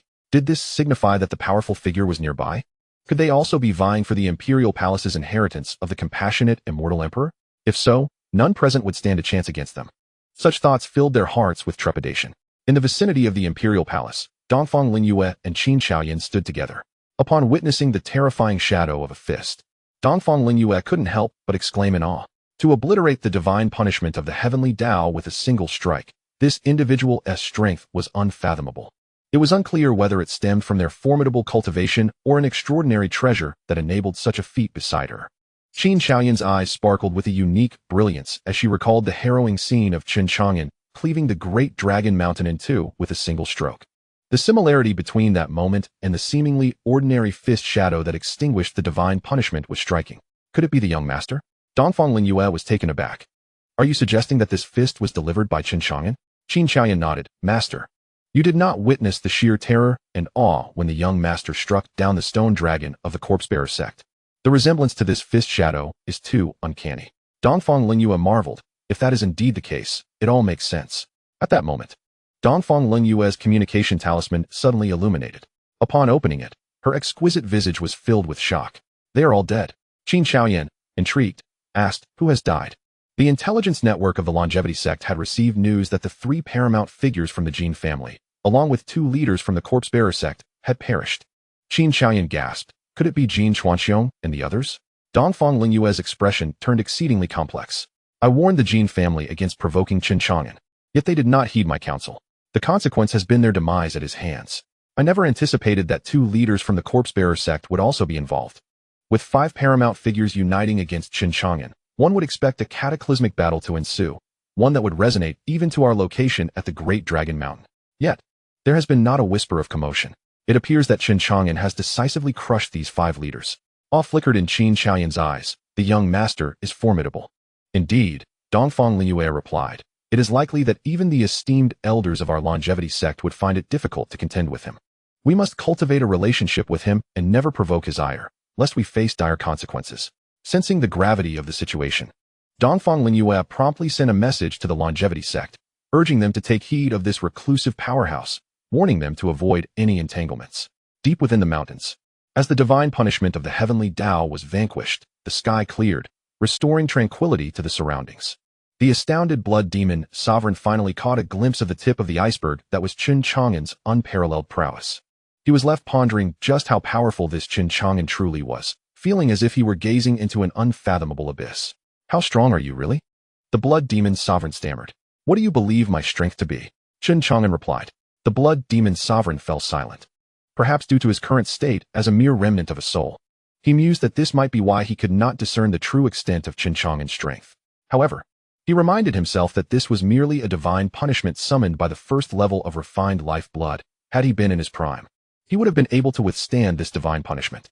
As the refinement level of life blood increased, it would inevitably attract the attention of the heavenly Tao, leading to even more formidable divine punishment. At that point, even a figure as powerful as the blood demon sovereign would be unable to resist. However, in the eyes of the blood demon sovereign, no matter how formidable Chen Chang'an may be, he could never surpass the peak state of the sovereign himself. The blood demon sovereign pondered whether, once his spirit was restored, he might seize Chen's body. Little did he know the true extent of Chen Chang'an's power. To entertain such thoughts of possession was sheer folly. I do not know, the blood demon sovereign replied. Chen Chang'an chose not to speak further, instead continuing to refine the life essence. Meanwhile, the blood demon sovereign succumbed once more to slumber in order to recover his spirit. For him, the only path to regaining the upper hand lay in hastening the restoration of his spirit. He felt exceedingly weak at present. Without the interference of the heavenly Tao's divine punishment, Chen Chang'an swiftly extracted 25 drops of level 1 life essence from the corpses of Jin Chuanxiong, Jin Chuanfeng, and the Lord of Tiandao Peak. This would grant him an additional 25 years of life. Yet, in dealing with the divine punishment, the seemingly unremarkable punch he had delivered had cost him a staggering 5 years of his own lifespan. Consequently, he was left with 1,670 years. By refining these 12 drops of level 1 life essence, he could only restore his lifespan to 1695, nearing the century mark. Regrettably, the bodies of these 3 powerful leaders had been wasted. Their physical forms could have yielded higher-grade life essence, thus extending his lifespan even further. Alas, Chen Chang'an had yet to acquire the techniques for refining advanced life essence from the blood demon sovereign. He consumed the 25 drops of level 1 life essence, and immediately, a notification echoed in his mind. System notification, consumed 1 drop of level 1 life essence, lifespan increased by 1, current lifespan, 1671. System notification, consumed 1 drop of level 1 life essence, lifespan increased by 1, current lifespan, 1672. System notification, consumed 1 drop of level 1 life essence, lifespan increased by 1, current lifespan, 1695. Chen Chang'an felt his vitality surge, a smile gracing his lips. Overall, the encounter with the 5 great leaders, alongside the life essence consumed to counter the divine punishment, had been completely compensated through this refinement. He had even gained over 10 additional years of life. What a fortunate outcome. He could still refine level 1 life essence 75 more times, adding 75 years to his lifespan. Chen Chang'an murmured in awe at the might of the blood demon sovereign's life essence technique. Merely level 1 life essence could bestow a century of additional life, comparable to the rare and precious 4th grade longevity pills. The higher the grade of the refined essence, the more potent the effect would be. His anticipation for this life essence technique grew. Now, he awaited the sovereign's recovery to acquire the techniques for refining higher grade life essence. Having completed the refinement, Chen Chang'an did not linger. He activated divine steps to depart. With his newfound longevity, he felt emboldened to wield his invincible power more liberally. He chose not to seek out Zhang Yoning in Orchid Village for assistance in locating the 3-headed ghost rat, deciding it would be prudent to wait until Zhang was fully recovered. Knowing the whereabouts of the 3-headed ghost rat, he was confident it could not escape his grasp. Rumor had it that this creature hoarded not only rare treasures, but occasionally human secret manuals. The prospect of a little additional profit brought him joy. However, he now had a more pressing matter to attend to. He needed to return to the apothecary to replant the precious 10,000-year ginseng and nurture it properly. After all, this ginseng was crucial for the concoction of the longevity elixir, which promised to extend life by a millennium, along with subsequent seeds capable of further prolonging life. Chen Chang'an was indeed quite envious of it. He simply could not afford to let this 10,000-year ginseng perish. If it were to die, he would have much to lament. Chapter 55. Consuming the longevity elixir. Lin Lei brings joyful news. After more than half an hour, Chen Chang'an returned to the Jiukong apothecary. Zhong Ling'er was diligently practicing the flying immortal scripture, although her innate royal physique had yet to awaken. Chen Chang'an's assistance in cleansing her body had birthed a pure spiritual form, greatly enhancing her ability to absorb the essence of heaven and earth. It would not be long before breaking through to the later stages of blood nurturing would no longer pose a challenge. In truth, Zhong Linger harbored a silent ambition within her heart: vengeance. The Zhong family fort had been annihilated by the Black Wind stronghold, and she yearned to grow stronger to avenge her deceased parents and the clansmen of the Zhong family fort. Although Chen Chang'an was formidable and could easily annihilate the Black Wind stronghold if she sought his help, Zhong Linger preferred to rely on her own strength. It was said that the leader of the Black Wind stronghold, Xiongda, was a being of the divine transformation realm. Thus, Zhong Linger's current aspiration was to cultivate to that very realm and become a noble recognized by the heavens. Observing Zhong Linger's earnest and arduous training, Chen Chang'an, being a mere wastrel, could not fully comprehend her struggles. He refrained from disturbing her concentration and focused on his own tasks. He carefully replanted the 10,000-year ginseng and tenderly nourished it with his unparalleled cultivation. Soon, the ginseng regained its vitality, its branches and leaves flourishing splendidly. Lifespan 3. Current lifespan 1692. Having consumed 3 years of life to save Zhang Yoning was quite commendable, even though Zhang Yoning was merely a mortal. For Chen Chang'an, a physician, every bit of effort was worthwhile. Subsequently, Chen Chang'an retrieved the longevity elixir that Dongfang Lingyue had gifted him. This elixir could extend life by a century, and without hesitation, he consumed it. System notification: consumed 4th rank longevity elixir, lifespan 100, current lifespan 16192. At that moment, Chen Chang'an felt an unprecedented surge of vitality coursing through him, and a smile blossomed on his face.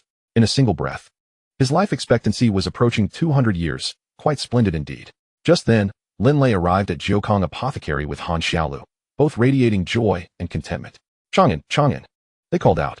Chen Chang'an chuckled. Lei Zi, Xiaolu, what brings you both here? Lin Lei, as always, expressed concern for Chen Chang'an, inquiring about his well-being and whether he had encountered any assassins in recent days. Of course, Lin Lei was currently the deputy commander of the law enforcement guards at the city lord's residence, enjoying considerable favor from the city lord, which allowed him to easily assign capable guards to discreetly watch over Qingyun Street, ensuring Chen Chang'an's safety. Naturally, all of this was within the purview of Chen Chang'an's divine sight. Chen Chang'an chuckled. I am merely a humble proprietor of a pharmacy. Who would have the audacity to attempt an assassination on me? You may allow those clandestine protectors of mine to depart. Lin Lei, astonished, replied. You have indeed disowned my intentions. In recent days, Qingshan Street has seen an influx of individuals, their imposing presence unmistakable as anything but ordinary. Moreover, the patrols of the law enforcers have become noticeably more frequent. Who else, besides you, might be concerned for Qingshan Street? Haha, Chang'an, you truly are impossible to deceive. Why withdraw them? I am now a vice commander and ought to make the most of these resources. Lin Lei then leaned closer to Chen Chang'an, lowering his voice conspiratorially. Chang'an, fortune has favored me of late. Observing the flush of excitement on Lin Lei's face, Chen Chang'an inquired, what great fortune? With a grin, Lin Lei could hardly contain his elation and pride. I never anticipated that I would earn the favor of the city lord, who has bestowed upon me 10 vials of the common spirit pill. Though classified as a second-tier elixir, it is an essential high-quality concoction for practitioners at the transcendent stage. Each vial is valued quite handsomely, worth 1,000 low-grade spirit stones in the market, totaling 10,000 low-grade spirit stones. In addition to these 10 vials, the city lord has granted me another significant gift. Do you know what it is? Curiosity piqued, Chen Chang'an asked, what is it? Lin Lei, unable to conceal his excitement and pride, replied, a high-tier cultivation technique. The previous method was far too weak, barely supporting my training to the Fate Spring realm. However, the technique bestowed upon me by the city lord is 6th tier, known as the Black Water Celestial Cannon, which will aid me in reaching the legendary divine transformation realm, allowing me to become a revered lord sanctioned by heaven and earth. As he spoke, Lin Lei's voice trembled with undeniable fervor. Congratulations, congratulations, Chen Chang'an exclaimed. Lin Lei chuckled heartily, his smile sincere as he playfully thumped Chen Chang'an's chest, then whispered, rest assured, my friend, we are brothers. If I have a morsel, so shall you. Perhaps your father's teachings have not fully unveiled your true potential. I have secretly inscribed the 6th tier Black Water Celestial Cannon bestowed upon me by the city lord onto this jade tablet. Take it and cultivate. Handing over the jade tablet, Lin Lei observed Chen Chang'an's astonishment. You are giving this to me? Aren't you concerned that Chu Yongtian will find out and hold you accountable? Lin Lei replied confidently. Let us first give it a try. This is a 6th tier technique, a rare treasure. I have also set aside a copy for Dafu. With this technique, It should not be too difficult for him to break through the transcendence realm. In due time, I can secure him a position among the law enforcers, enabling him to acquire sufficient cultivation resources. Dafu might even reach the Fate Spring realm. Chang'an, would you not consider joining the law enforcers? Chen Chang'an shook his head. No. I am hardly suited for the law enforcers. It would only complicate matters for you. Focus on cultivating the Black Water Celestial Cannon first. We shall discuss other matters later. You did not come merely to present me with a technique, did you? Lin Lei shook his head. Of course not. He grasped Han Xiaolu's hand, her smile radiant. Gazing at him with affection, their eyes brimming with unspoken love. Chen Chang'an felt a twinge of annoyance at the sight. Have you come here to flaunt your affection? Lin Lei said. Xiaolu's father has agreed to our union, so we must seize the moment. We have decided to hold the wedding in a month, where we shall formally welcome Xiaolu as my bride. Therefore, we have come to deliver the wedding invitation to you. Remember to join us for the celebration with Ling Er. There is also one for Defu. I have no idea where that guy has disappeared to, as I haven't seen him for days. I shall give it to him when he returns. Just wait and see how envious he will be. I have heard that old lady Rong is still introducing him to prospective matches. Brother Chang'an, there is much to organize for the wedding, and I rely on you and your few good friends to lend a hand. With that, Han Xiaolu handed a large red invitation to Chen Chang'an, who accepted it. Rest assured, I will definitely arrive early with Ling Er, he replied. Well then, we must take our leave to deliver the invitations to others. Lin Lei took Han Xiaolu's hand, and the couple departed lovingly. Chen Chang'an couldn't help but sigh. Among the three single men, I never expected it would soon come down to just the Fu and me. Chapter 56. A conversation between father and daughter, their astonishment. In the city lord's mansion, Chu Yongtian and Chu Wushuang listened to their subordinate's report. The two exchanged glances, each reflecting a complex mixture of shock and intrigue. Once their subordinate left, Chu Yongtian let out a breath of astonishment. I never expected Chen Chang'an to return unscathed. Chu Wushuang nodded, her expression intricately revealing her thoughts. The Jin family disregarded my advice and insisted on confronting him. It seems they have met with failure. Dear daughter, what do you surmise regarding the outcome of the battle between Chen Chang'an and the members of the corpse transport sect and the Jin family? After a moment of contemplation, Chu Wushuang responded, they are all formidable leaders, renowned in Hezhou for many years. While young master is strong, if I were to speculate further, he could at most defeat 5 of them, but it is impossible for him to annihilate them. If he emerged victorious, it is likely that the 5 had already fled. Chu Yongtian nodded, I share your thoughts. After all, the strength of such leaders is unfathomable. It is far from easy to slay them. The death of even one leader in Hezhou would cause quite a stir. However, now that Chen Chang'an has returned to the Jiukong apothecary, I hope it does not bring any significant trouble to my Tianwu city. Chu Yongtian felt a sense of unease. Both the Jin family and the corpse transport sect are top-tier powers in Hezhou, and their attempt to dispatch leaders against Chen Chang'an has ended in failure. Yet they will not simply let this matter rest. Just as Chu Yongtian and Chu Wushuang were conversing, Lin Lei came to pay his respects. Upon seeing this newly appointed vice commander of the law enforcement guards, the father and daughter did not dare to underestimate him. Although Lin Lei appeared weak and was once inconspicuous, he now stood behind the extraordinary Chen Chang'an, who had returned unscathed from the assault of 5 leaders. The father and daughter were cautious not to provoke him and instead displayed warmth towards Lin Lei. Their enthusiasm left Lin Lei astonished, and he thought to himself, the city lord and the young lady are exceedingly cordial towards me. Chu Yongtian greeted him with a kind smile. Commander Lei, what brings you here? Is there something you need? Lin Lei chuckled, scratched his head, and produced a wedding invitation, respectfully presenting it. I am immensely grateful for the esteemed lord of the city's nurturing and support, which has finally earned me the favor of my future father-in-law. In a month's time, I shall wed my beloved. And I sincerely hope that the lord of the city and the young lady can grace us with their presence to celebrate and partake in the joyous occasion. Chu Yongtian nodded, accepting the wedding invitation with a smile, saying, you are quite remarkable, marrying at such a young age. I extend my heartfelt wishes for your happiness and prosperity. Thank you, esteemed lord. Lin Lei replied with a respectful bow, feeling a surge of gratitude. His intention in delivering the invitation was merely to seek a stroke of luck for Chu Yongtian, as the lord of Tianwu City was a figure of high stature, burdened with countless responsibilities. It seemed improbable that he would attend the wedding of someone of Lin Lei's modest standing. Yet, to his astonishment, the lord had readily agreed, leaving Lin Lei both elated and curious about Chu Yongtian's motivations. Why was he being favored so by the lord? Was it due to his talent and cultivation? Yet, his skills paled in comparison to those of Chu Yongtian's daughter. Perhaps it was in gratitude for the life-saving favor he had bestowed upon her? That seemed plausible. Nonetheless, Lin Lei felt an inexplicable sense of bewilderment, as if fortune had suddenly smiled upon him, leaving him somewhat dazed. Unbeknownst to him, Chu Yongtian's favor stemmed from his regard for Chen Chang'an. As a mere king in the transformation realm, he could not afford to offend Chen. A saying goes, when one ascends, even their chickens and dogs rise with them. Lin Lei's current fortune was undoubtedly influenced by Chen Chang'an's unseen assistance. How fares your comprehension of the Blackwater scripture?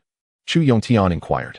I have nearly grasped it, and am preparing to abandon my previous methods to begin anew. Excellent. Should you encounter any difficulties with the Blackwater scripture, do not hesitate to seek my guidance. Thank you, esteemed lord, Lin Lei replied before taking his leave. After Lin Lei departed, Chu Yongtian turned to his daughter, Chu Wushuang, saying, My dear, the Blackwater scripture is a 6th grade technique. Though I have not entrusted it to our family, I feel a pang of reluctance in passing it to this young man. Chu Wushuang smiled gently. Father, he has saved me, and he has not demanded anything in return. Bestowing the Blackwater scripture upon Lin Lei is merely a gesture of gratitude for his life-saving act. Furthermore, I sense that he is not an ordinary individual. Despite having offended the Jin family and the corpse transport sect, he is worth befriending. By cultivating a relationship with Lin Lei, we are indirectly aligning ourselves with his benefactor, thus avoiding enmity with the Jin family and the corpse transport sect. Chu Yongtian's eyes flickered with uncertainty as he asked, My dear daughter, why do you hold Chen Chang'an in such high regard? With a gentle shake of her head, she replied, I cannot articulate why. It is simply an instinct, a feeling that he is not as simple as he appears. At that moment, Chu Yongtian's communication talisman glowed brightly. Upon opening it, he was met with news from the Chu family. As he absorbed the information, his eyes widened in shock, and his pupils constricted in horror as he exclaimed, How is this possible? Father, what is it? Chu Wushuang inquired, puzzled. Chu Yongtian did not respond immediately, instead closing his eyes to steady his astonished heart, and spoke in a deep voice. My dear daughter, as you have said, Chen Chang'an is indeed extraordinary. Chu Wushuang was bewildered.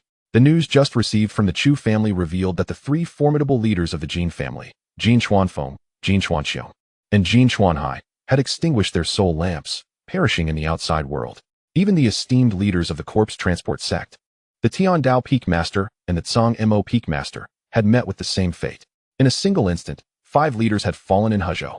Upon hearing this, Chu Wushuang's beautiful eyes widened in shock, and she gasped in disbelief. Was it the young master who did this?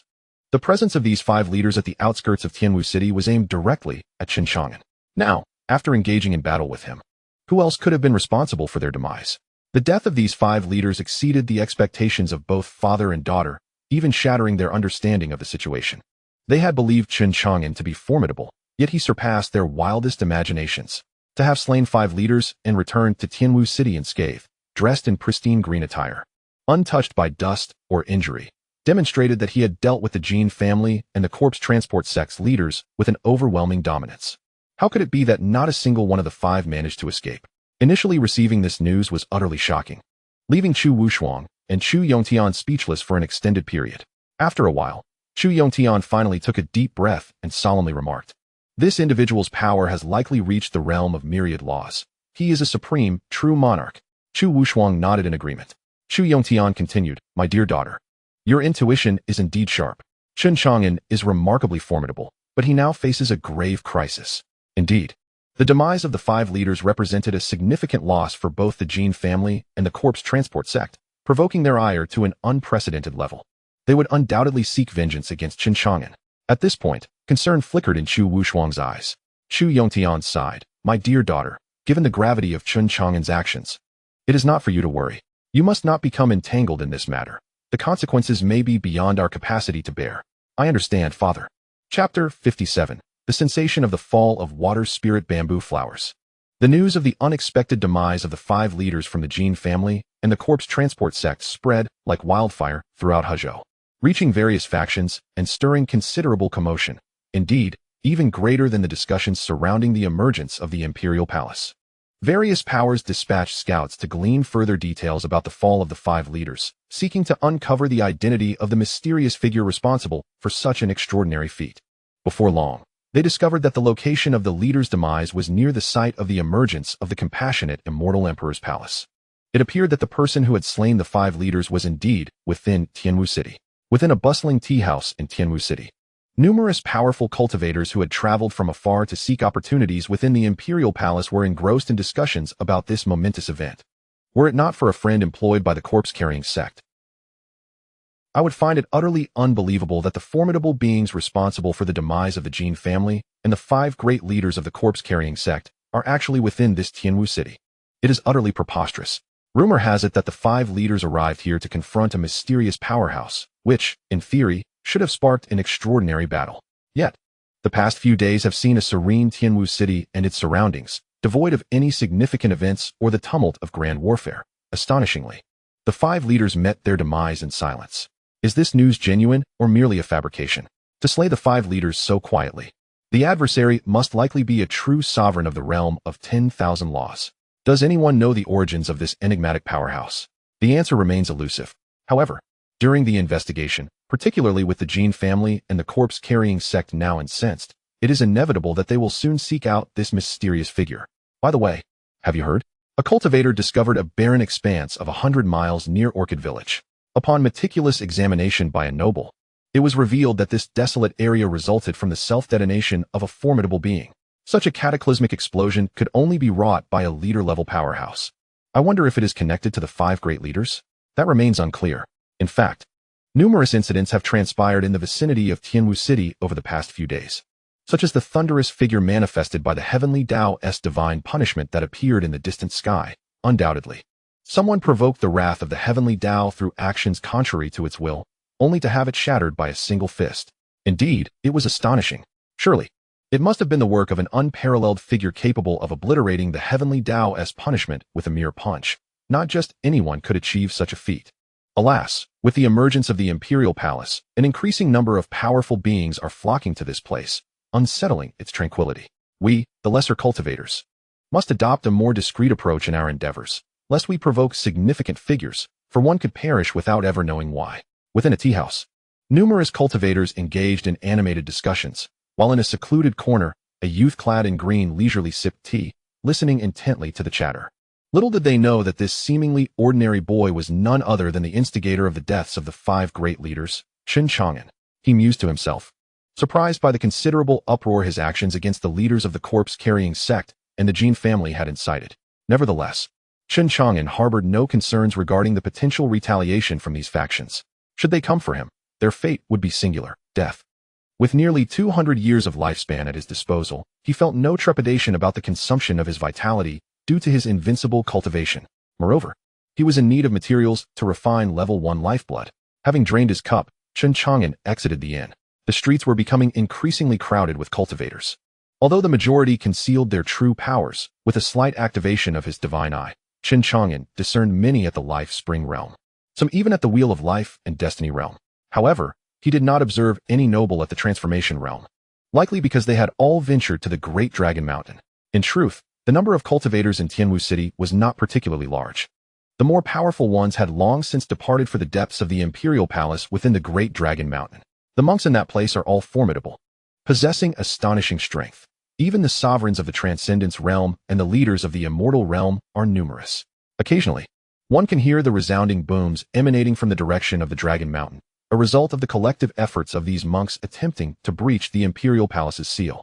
Alas, the seal is remarkably sturdy, and despite the monks exerting their utmost for many days, they have yet to shatter it. This has led to a continuous influx of cultivators from other regions of Huzhou flocking to Dragon Mountain, resulting in an ever-growing crowd. One can only surmise that once the seal of the Imperial Palace is broken, a terrifying battle will erupt deep within Dragon Mountain, leading to a scene of blood and carnage, with countless lives lost. Chen Chang'an felt somewhat exasperated.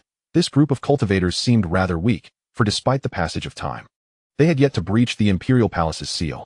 Of course, the emergence of the Imperial Palace held no significance for him, as he had no interest in the legacy of the Celestial Emperor. Before long, Chen Chang'an arrived at the Wanbao Pavilion.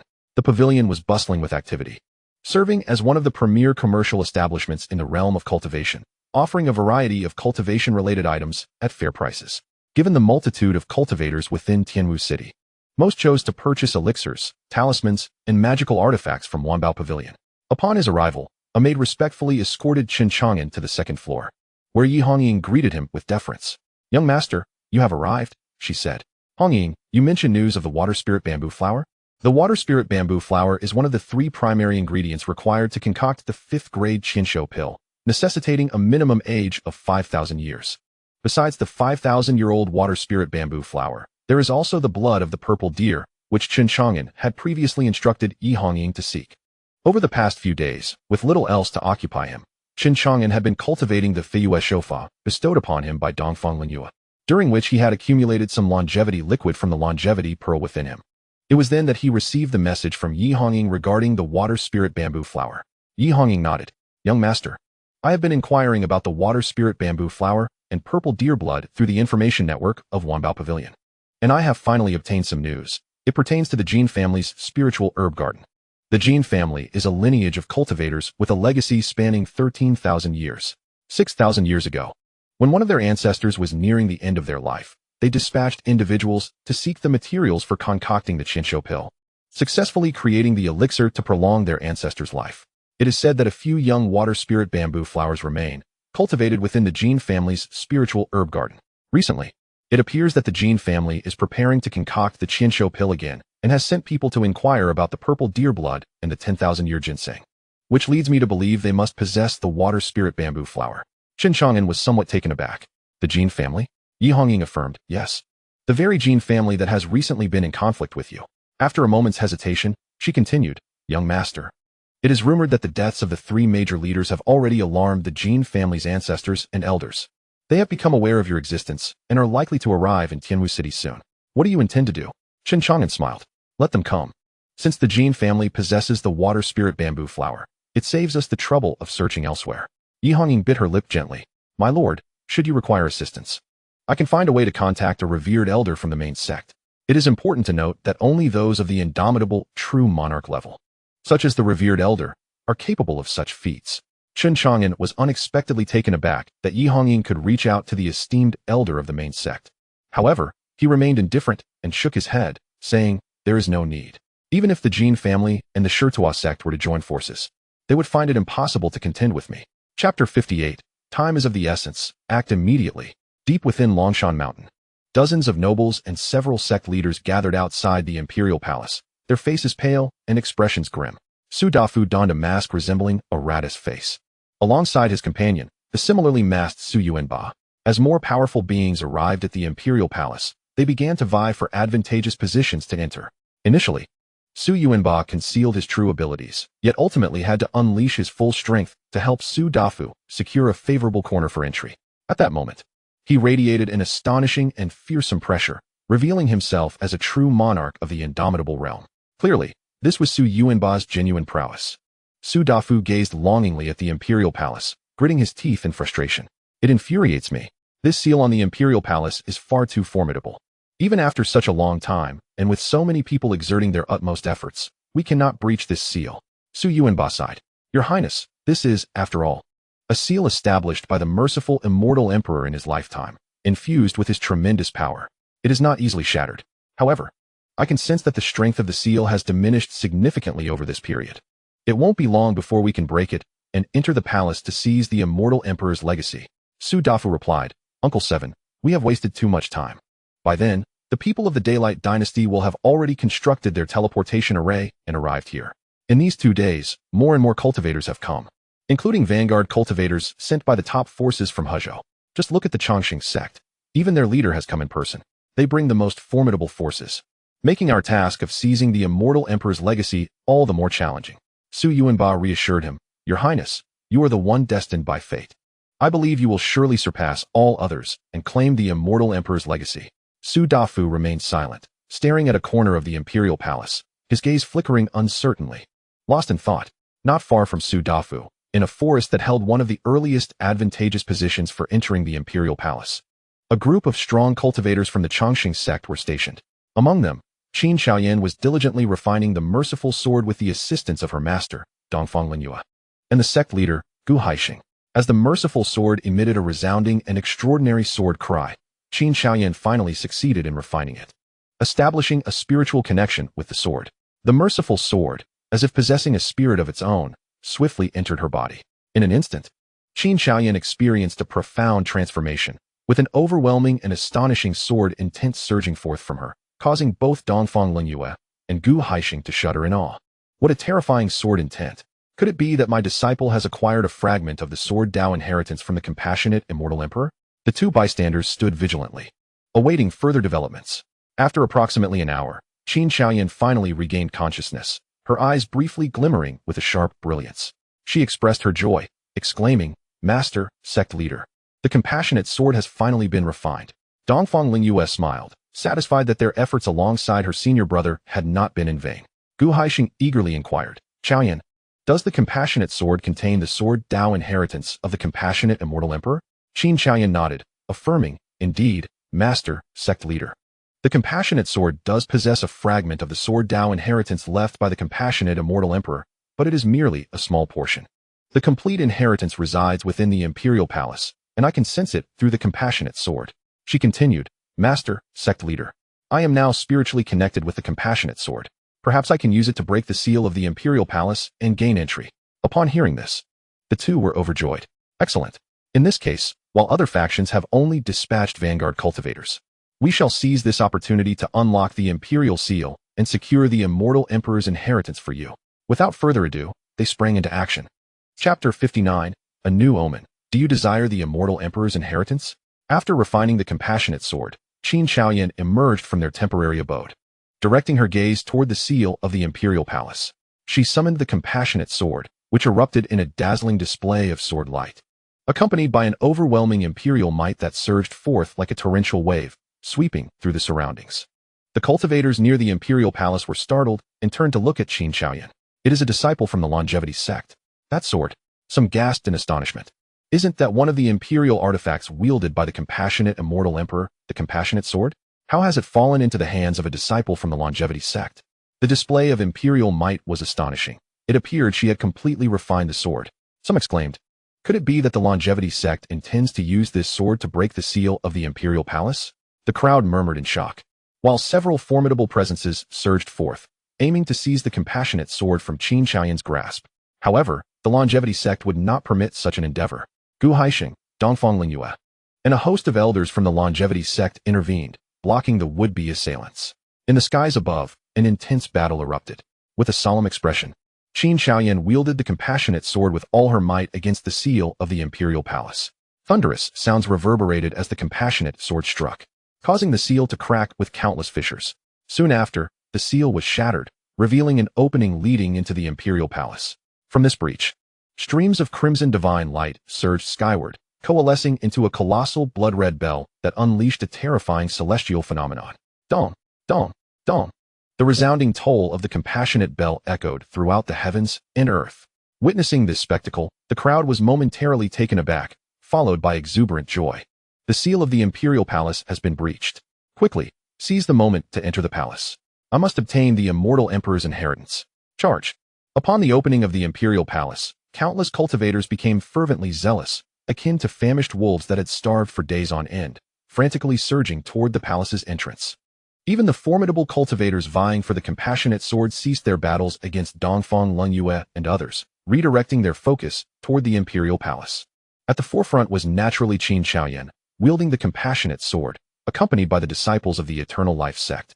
Followed closely by Su Dafu and Su Yuanbao and their entourage, a myriad of powerful beings surged toward the chasm of the Imperial Palace, all eager to seize the legendary inheritance of the Celestial Emperor. In Tianwu City, a multitude of cultivators heard the resonant sound of the bell and gazed skyward at the celestial phenomena. It was the compassionate bell. Had the seal of the Imperial Palace been shattered? Goodness, after such a lengthy wait, it had finally been breached. Quickly hasten forth. Radiant beams shot from Tianwu City, racing toward Dragon Mountain. Even Chu Yongtian and his daughter Chu Wushuang, who had returned to the city lord's residence, regrouped and set off for Dragon Mountain. At that moment, deep within Dragon Mountain, the Imperial Palace appeared as an enchanting beauty, exuding an irresistible allure that beckoned countless cultivators to flock toward it. On Peach Blossom Street, Granny Rome, who had been leisurely gossiping with her neighbor while snacking on sunflower seeds, suddenly noticed the celestial phenomena erupting from Dragon Mountain. She paused for a moment, her expression growing serious, abandoning her seeds. "My dear girl, I have some matters to attend to and must take my leave. But do remember to help my feckless son find a suitable match. I assure you, I shall not skimp on the matchmaking fees." No problem, no problem. I will certainly introduce any suitable young lady I come across." Granny Rong hurriedly departed from Peach Blossom Street, leaving no one aware of her destination. In the backyard of Jiokong Apothecary, Chen Chang'an was diligently cultivating the Feiyue longevity technique, while Zhonglinger was earnestly practicing as well. Both were startled by the sound of the compassionate bell. Zhonglinger widened her expressive eyes, exclaiming, "Brother Chang'an." It seems the phenomena are erupting from the Imperial Palace on Dragon Mountain. Chen Chang'an nodded. Recalling the celestial occurrences that had erupted on the day he first acquired the system, they bore a striking resemblance. He activated his divine sight. Peering across vast mountains and rivers, the scene within the depths of Dragon Mountain unfolded before him. He witnessed that the seal of the Imperial Palace had indeed been broken, with the chasm previously cleaved by his iron blade now teeming with cultivators entering. Yet, amidst this, Chen Chang'an sensed an ominous aura emanating from deep within the Imperial Palace. With a flash of divine sight, he penetrated the interior of the palace, scrutinizing its depths, and furrowed his brow. Inside the palace, an ancient city loomed, shrouded in a suffocating atmosphere of death. Within this city, ethereal soldiers and generals clashed fiercely with the invading cultivators, their battle cries echoing through the air, while the streets were strewn with the bodies of fallen cultivators. Chen Chang'an was astonished. He had not anticipated such peril within the Imperial Palace. He contemplated employing divine sight to further explore the innermost depths of the palace. But to pierce through its depths would require him to exert a greater measure of his formidable cultivation. In that fleeting moment, information from the system surged into his mind. Chen Chang'an ceased the operation of Shenmue. It seemed futile to continue exploring, as it only wasted his lifespan. His radiant eyes returned to their original state, signifying that the seal of the Imperial Palace had been broken. Zhonglinger suddenly understood. It all made sense now. Curious, she inquired, "Brother Chang'an, you are so remarkable. Since the seal of the Imperial Palace is broken, why not seize the Celestial Emperor's legacy?" She had heard that obtaining the Celestial Emperor's legacy could grant one the opportunity to cultivate to the realm of the Celestial Emperor, becoming the strongest in the world. Chen Chang'an smiled, gently ruffling Zhonglinger's hair. "What does it matter to me, the Celestial Emperor? I have no need for it." He then asked her, "Do you wish for the Celestial Emperor's legacy? If so, I shall procure it from the Imperial Palace for you." His words were delivered so casually, as if acquiring the Celestial Emperor's legacy were an insignificant task. Zhonglinger shook her head softly. "I am content to remain by your side, Brother Chang'an. I do not yearn for the Celestial Emperor's legacy." Though she was new to the world of cultivation and did not fully grasp the significance of the legacy, she understood its rarity.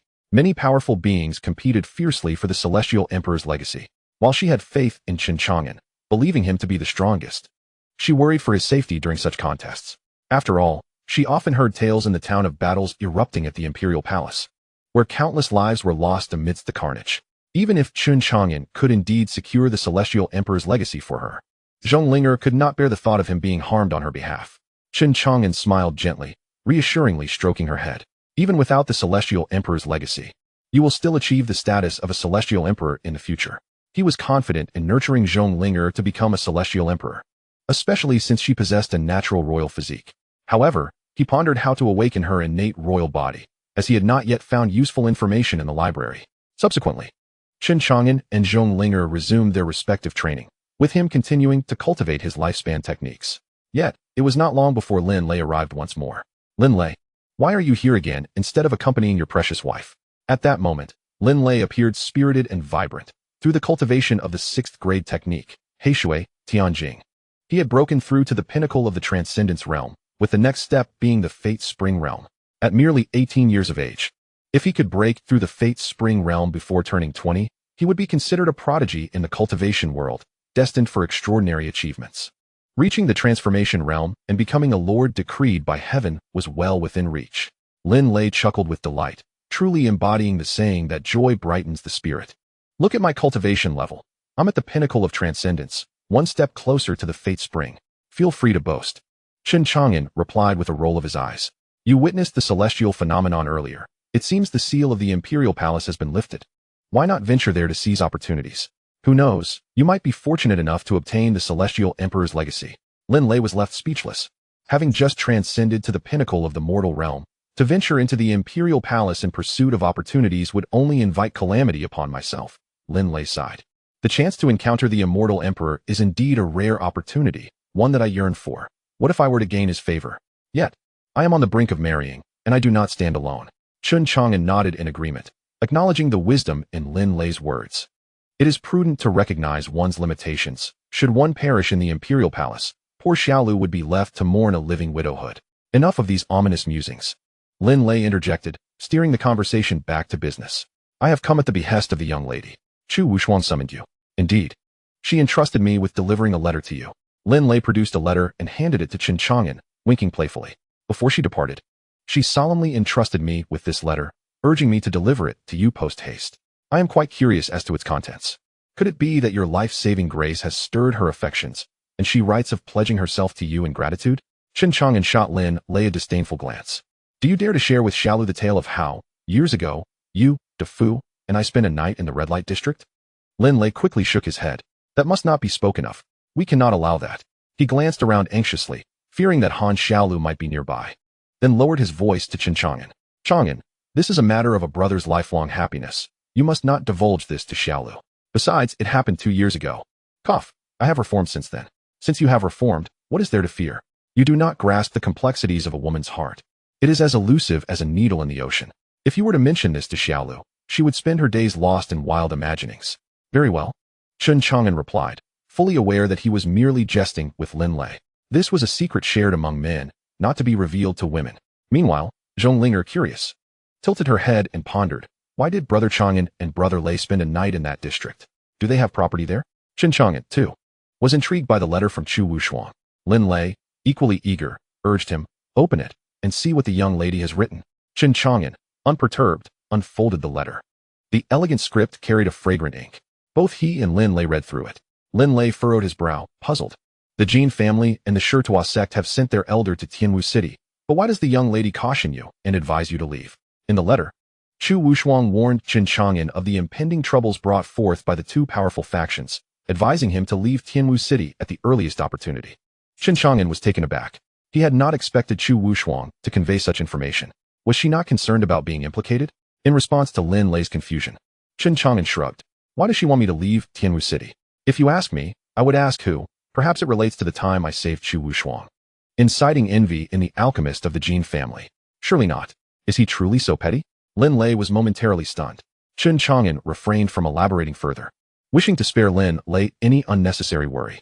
Moreover, even if Lin Lei were to be informed that he could effortlessly contend with the elders of the corpse-carrying sect and the Jin family, he would remain incredulous. This remains unclear. Perhaps Chu Wuxuan is overthinking it. He tucked the letter away and remarked, although this matter may not pertain to me, Lei Zi, do remember to convey my gratitude to Chu Wuxuan upon your return. I understand. After all, she is concerned about you, Lin Lei realized. Reflecting that aside from healing Long'an, the young lady had no other interactions with him. Seizing this opportunity, she undoubtedly wished to express her care for Long'an. Indeed, it seemed she had developed feelings for him. Upon this revelation, Lin Lei could not help but give a thumbs up to Chen Chang'an. Truly, my brother is impressive. He has quietly won the affection of the city lordess daughter. Lin Lei mused, if Chen Chang'an and Chu Wuxuan were to become an item, wouldn't Long'an find himself in a splendid nest, enjoying endless wealth and glory for a lifetime? How enviable. Then, Lin Lei turned his gaze to Zhonglinger, casting her a meaningful glance. Linger, you must put in some effort. Otherwise, you may find yourself relegated to the status of a mere concubine. Zhonglinger looked utterly bewildered, unable to grasp the implications of Lin Lei's gaze. All right, my dear Luer is waiting for me to return home for dinner. I must take my leave. Lin Lei prepared to depart. Take care. Chen Chang'an patted Lin Lei on the shoulder. Yet, in a moment of silence, he implanted within Lin Lei a powerful life and death talisman, crafted from the essence of 5 years of his own lifespan. Consequently, Lin Lei's lifespan had dwindled to 16,184. However, the might of this life and death talisman was formidable, capable of unleashing unparalleled power to assist Lin Lei in times of peril. In this realm of cultivation, aside from those reclusive ancient beings, even the formidable practitioners of the immortal realm, including the supreme true monarchs of the myriad laws, would find it challenging to harm Lin Lei. After all, Lin Lei was one of Chen Chang'an's few friends. Chen Chang'an was acutely aware of his current enmity with the Jin family and the corpse-carrying sect, fearing that these two formidable factions might resort to unscrupulous means and trouble those close to him. Thus, by having the life and death talisman, he was taking precautions against unforeseen dangers that Lin Lei might encounter in the future. Chapter 61. The Millennia Jade Essence of Zhongliang Mountain. Linger, attend to the shop. I shall make a trip to Orchid Village. Chen Chang'an instructed Zhonglinger before departing from the Jiukong apothecary, heading directly towards Orchid Village. On the road out of the city, Chen Chang'an observed radiant beams of light slicing through the sky, heading deep into the Dragon Mountain. With many cultivators departing, the Tianwu city appeared somewhat desolate. Just as he exited the city gates, Chen Chang'an received a message from Yi Hongying. Upon opening it, he read, "Young Master, the Wanbao Pavilion has received credible news that the Great Sun Empire has constructed a teleportation array, and tomorrow, the Crown Prince Su Tung will arrive at Dragon Mountain. The ancestor of the Jin family, Jin Juri, and the Supreme Elder Zhao Tao of the corpse-carrying sect have already set out for Tianwu City.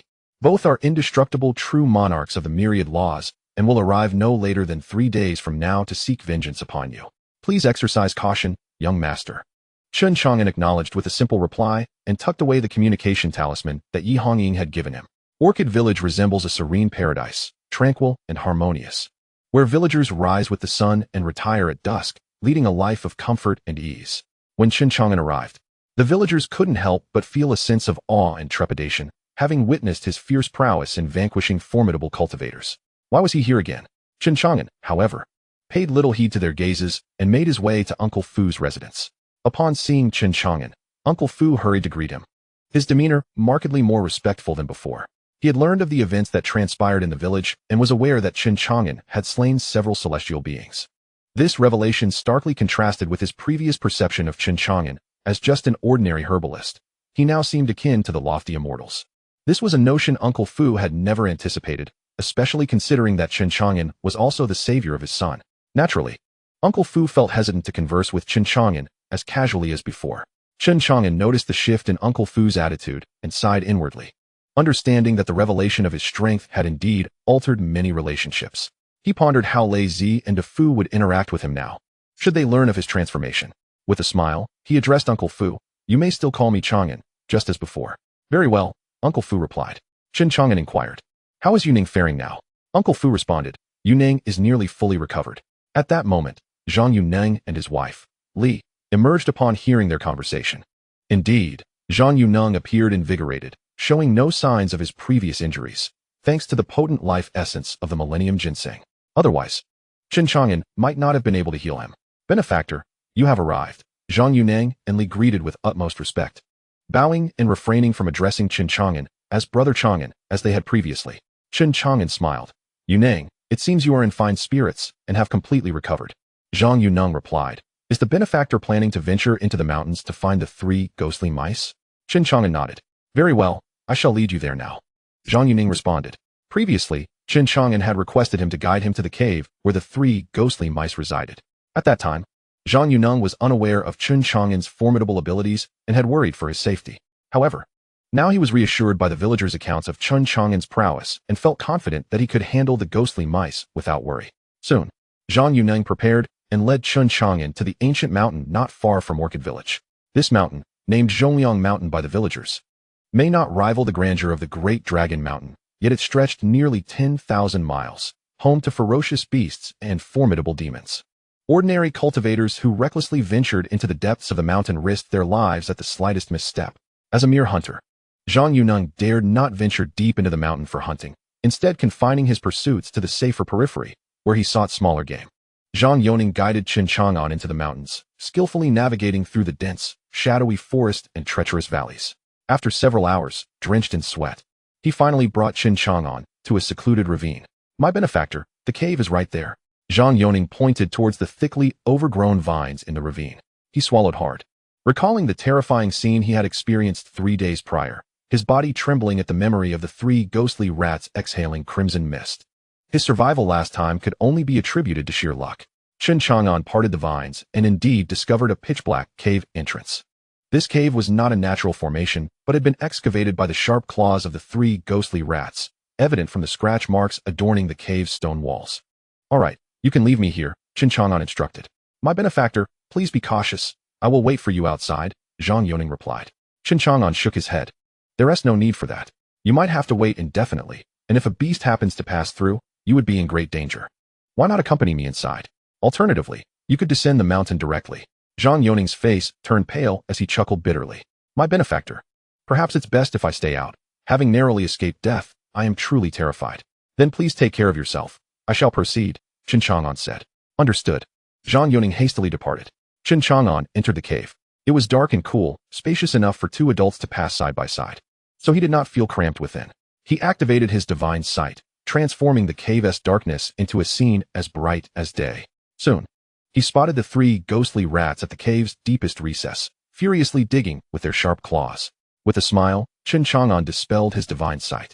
It was fortunate the three ghostly rats remained. If they had left, it would have taken considerable effort to locate them again. Employing his swift footwork, he vanished from his original position. When he reappeared, he was directly behind the three rats, which were massive, each measuring nearly 2 meters in length. Their fur a dull gray. With their 3 heads, adorned with sharp teeth, they were engrossed in their excavation, their speed in creating tunnels astonishing. Chen Chang'an's arrival went unnoticed by the laboring creatures. He restrained his presence, observing as the 3 ghostly rats energetically dug, curious about what treasures they might uncover in this great mountain. His wait was not long. Within half an hour, the 3 ghostly rats suddenly became animated.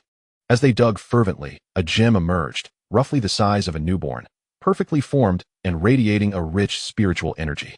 Chen Chang'an recognized it immediately. It was a millennium jade, a precious treasure born of the mountain's essence, containing an immensely pure energy that would greatly aid in cultivation. Upon encountering the millennia-old jade essence, the 3-headed demon rat's 6 eyes sparkled with fervor, emitting a series of squeaks as they lunged forward. Unable to suppress their desire to gnaw at it, one could surmise that the demon rats were thinking, after laboriously burrowing for so long. It was finally time to reap the rewards. Indeed, a hard-earned triumph. Chapter 62.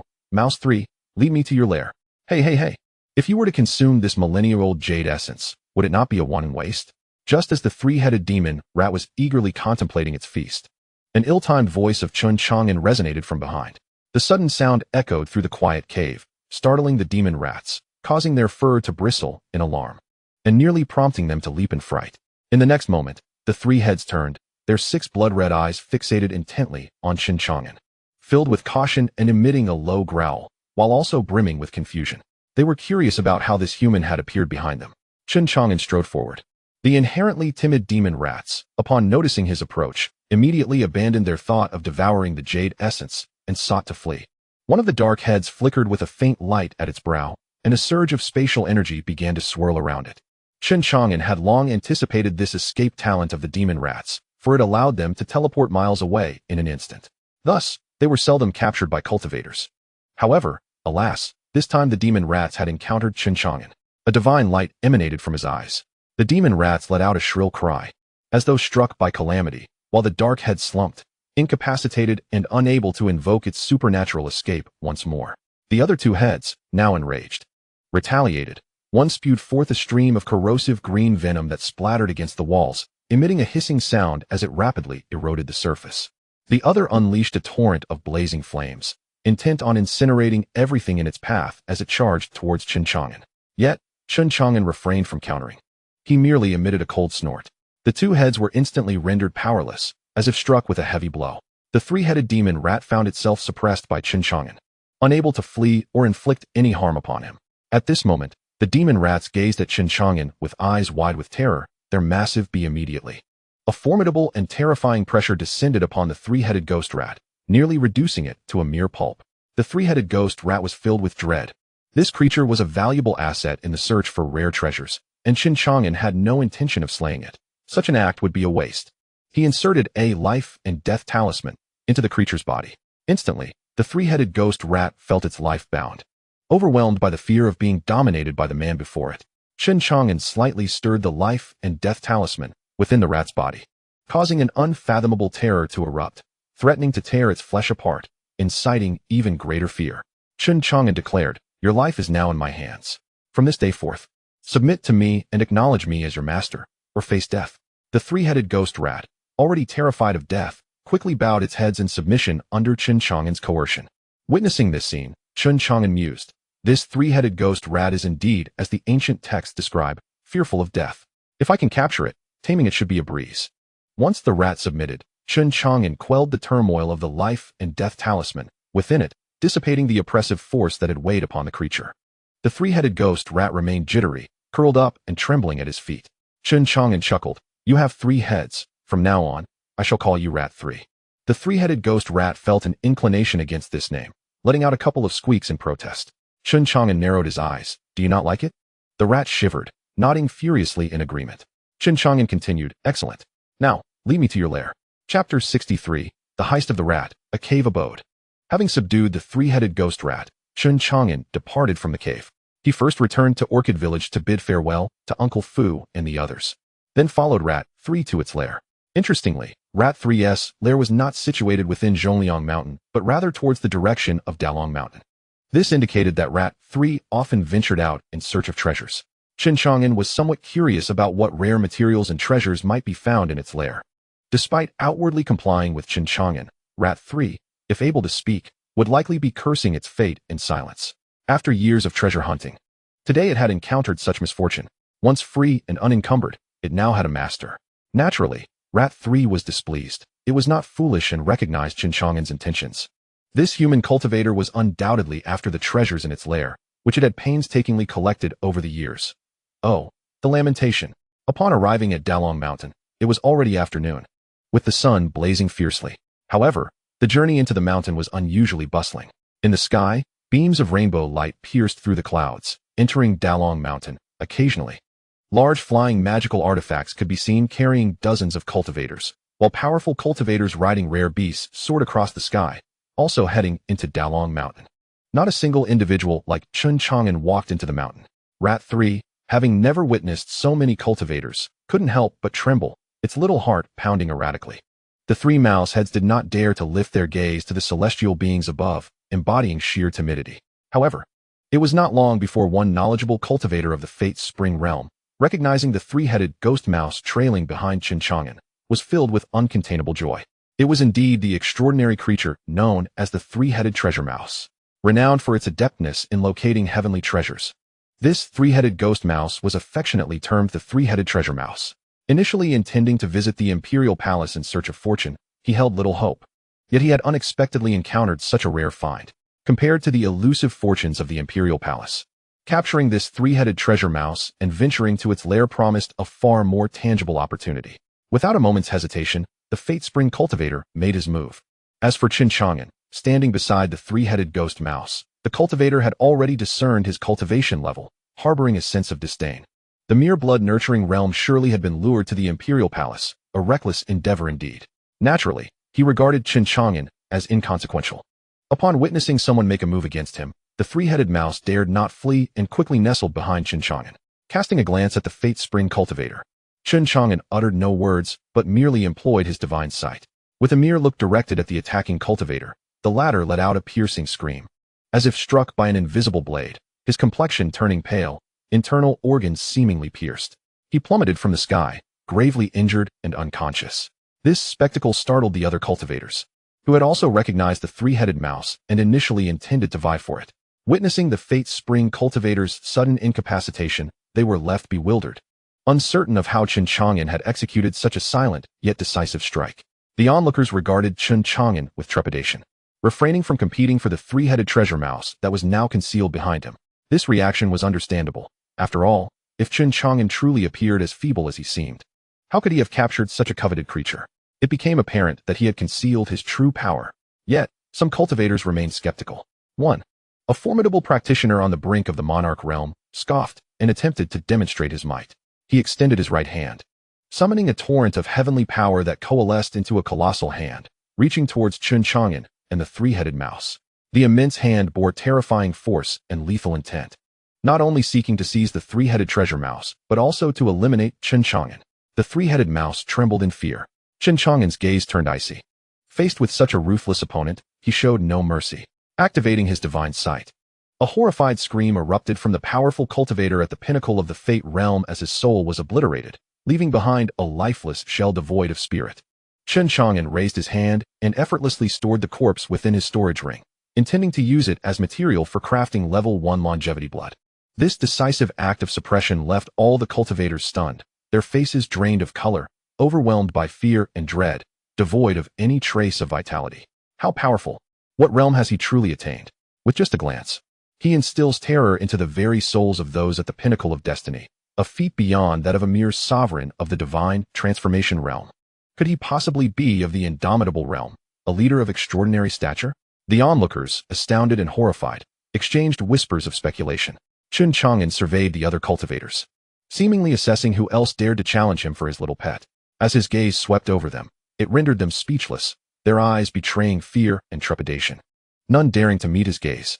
The little creature, Shu San, trembled behind Chen Chang'an, its 6 small eyes glimmering. Yet, it possessed an instinctive sense that its master was indeed formidable. Perhaps remaining by this being's side would not be so bad after all. With no one else daring to contest for Shu San, Chen Chang'an finally withdrew his gaze and playfully nudged the quivering creature behind him. What are you so afraid of? Shu San emitted a few squeaks, leading Chen Chang'an away. Only after their departure did the remaining cultivators exhale in relief. Finally, as dusk approached, guided by Shu San, they arrived at the creature's hidden lair. Shu San's abode lay concealed behind a waterfall to the north of Dragon Mountain, shrouded in secrecy. Upon passing through the waterfall, they encountered a stone wall, polished to a lustrous sheen by years of cascading water. Just as Chen Chang'an pondered the entrance to the lair, Shu San dashed toward a specific section of the stone wall. To his astonishment, the wall rippled like a disturbed water surface, and Shu San seamlessly traversed through it. Oh, so that is how it is. With narrowed eyes, Chen Chang'an followed suit. Upon entering the wall, he discovered a hidden realm. Several array flags had been planted, though they were now covered in ash, remnants of countless years, alongside a few precious top-grade spirit stones serving as the array's foundation, maintaining the illusion and safeguarding this place. A heap of powder lay there, the residue left behind from the depletion of spirit stone's energy. Who could be so extravagant as to use top-grade spirit stones as an array base? Chen Chang'an marveled. He scanned the surroundings, finding himself within a cavernous space. The walls embedded with luminous stones, casting a bright light that did not feel damp. Chen Chang'an mumbled to himself, this resembles a cave dwelling. Many cultivators, while comprehending the heavenly path to breakthrough, would carve out a cave dwelling for their ascension. This expansive cavity was evidently a cave dwelling. Chen Chang'an was taken aback to find that Shu San's lair resided within such a sanctuary. The cavern led deeper into the earth. Shu San turned back, squeaking twice, and continued onward into the depths of the cavern. Chen Chang'an followed closely behind. The cavern was profound and rich in spiritual energy, and at last, he arrived at the heart of the cave dwelling alongside Shu San. Chapter 64. Shu San's Treasure, the Terrifying Flesh. This was a spaciously carved cave dwelling, featuring 3 stone chambers and an expansive stone hall, adorned with a high-level spirit-gathering array, where the spiritual energy was so dense that it nearly transformed into a tangible mist. Within the stone hall, various lights shimmered, intertwining in a kaleidoscope of colors. All of these were treasures collected by Shu San over the years. There lay dozens of precious ores and rare treasures, each exuding an aura of mystique and value. Chen Chang'an, upon casting a glance, could not suppress the astonishment that flickered in his eyes. The 9-patterned gold, dragon tear bronze, purple phoenix wood, earth fire essence, 9 marvelous vermilion fruits. These were all exceedingly rare materials, recorded in the ancient tomes he had perused in the library, each accompanied by illustrations.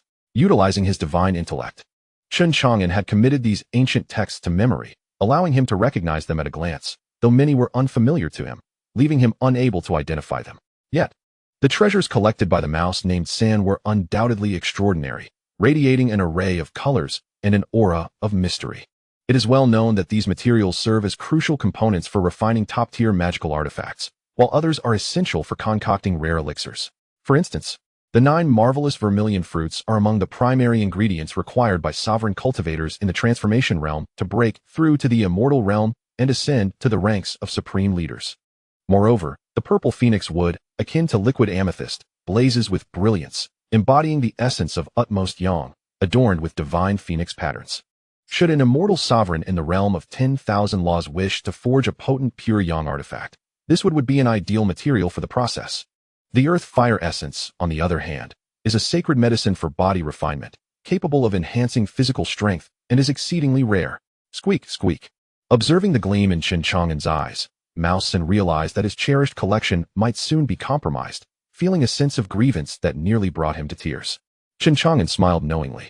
It was no wonder so many cultivators sought to seize this trio of treasure mice. It appeared they were well aware of the riches concealed within their lair, thus broadening my horizons. The treasures formed a miniature mountain, and Chen Chang'an found himself momentarily at a loss to discern their full array, not feeling an urgent need to plunder Mouse San's collection. His curiosity was piqued as he surveyed the cave, recognizing that the presence of such a high-grade spirit-gathering pearl indicated that the cave's master possessed formidable strength. One could only ponder whether he was alive or deceased. Upon hearing Chen Chang'an's musings, Mouse Sin tugged at his pant leg, leading him into a stone chamber. Within this chamber, Chen Chang'an beheld a corpse seated upon a spiritual bed. Remarkably, the body appeared to have been dead for an unknown duration. Its garments had long since turned to ashes. Yet, the flesh remained intact and lifelike, as though it were still alive. Upon closer inspection, Chen Chang'an discerned that this flesh still harbored an astonishing vitality, resonating with a force akin to the crashing waves of the ocean against the rocks. The sound of blood roaring in his ears. Approaching the corpse felt akin to standing before a roaring furnace, radiating an intensity that threatened to incinerate him to ashes. Chen Chang'an summoned a modicum of his invincible cultivation to shield himself from the overwhelming heat emanating from the body, speaking to himself in awe of its formidable constitution. Such physical prowess, even among sovereigns and leaders who have undergone the trial of heavenly refinement, could not compare to the strength exhibited by the corpse before him. Given the state of the cave, it was likely that this individual had been in meditative repose for many years, yet his body retained such terrifying power. Who could this person be? Truly astonishing. Chapter 65. The Martial King, Cloud Dragon, and the Art of Creation. Mouse dared not enter the stone chamber. Instead, choosing to remain outside, peering in stealthily. Instinctively sensing a potent aura of danger emanating from the corpse within, he refrained from crossing the threshold, despite knowing of its presence. In stark contrast, Chen Chang'an exuded formidable strength and was undoubtedly capable of handling the situation. Inside the chamber, he scrutinized the corpse, whose flesh had not decayed post-mortem, indicating it belonged to a formidable body cultivator. Chen Chang'an's gaze fixated on the storage ring adorning the right index finger of the corpse, suspecting it might contain body cultivation techniques. As he reached for it, the corpse suddenly stirred, emanating a remarkable blood aura akin to a blazing furnace. Yet it felt cold and ominous rather than warm. The lifeless eyes opened, revealing a pair of eerie crimson orbs fixated on Chen Chang'an, and the right hand reached out towards him. Although startled by the corpse's abrupt reanimation, Chen Chang'an remained undaunted, letting out a cold snort. His unmatched cultivation suppressed the corpse in place, rendering it immobile. A piercing shriek erupted from the corpse. Chen Chang'an furrowed his brow. It was said that some powerful body cultivator's flesh could remain uncorrupted for millennia, their blood aura immense, and upon death, they might give rise to strange vitality, transforming into something ominous. Thus, it was evident that this corpse had indeed belonged to a powerful body cultivator, as Chen Chang'an had surmised. With a mere flick of his finger, the corpse was obliterated, leaving only the storage ring behind. Upon opening the ring, Chen Chang'an found it empty save for a piece of purple treasure leaf. A transmission treasure leaf? Chen Chang'an gasped in surprise. He had encountered such an object in the library. It was an incredibly rare artifact for imparting knowledge.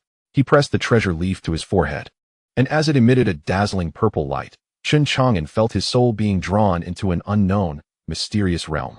There, he beheld a robust middle-aged man standing atop a solitary peak, exuding a terrifying aura, his blood energy as formidable as a mountain, constricting the air around him. This man was none other than the eerie corpse from the stone chamber.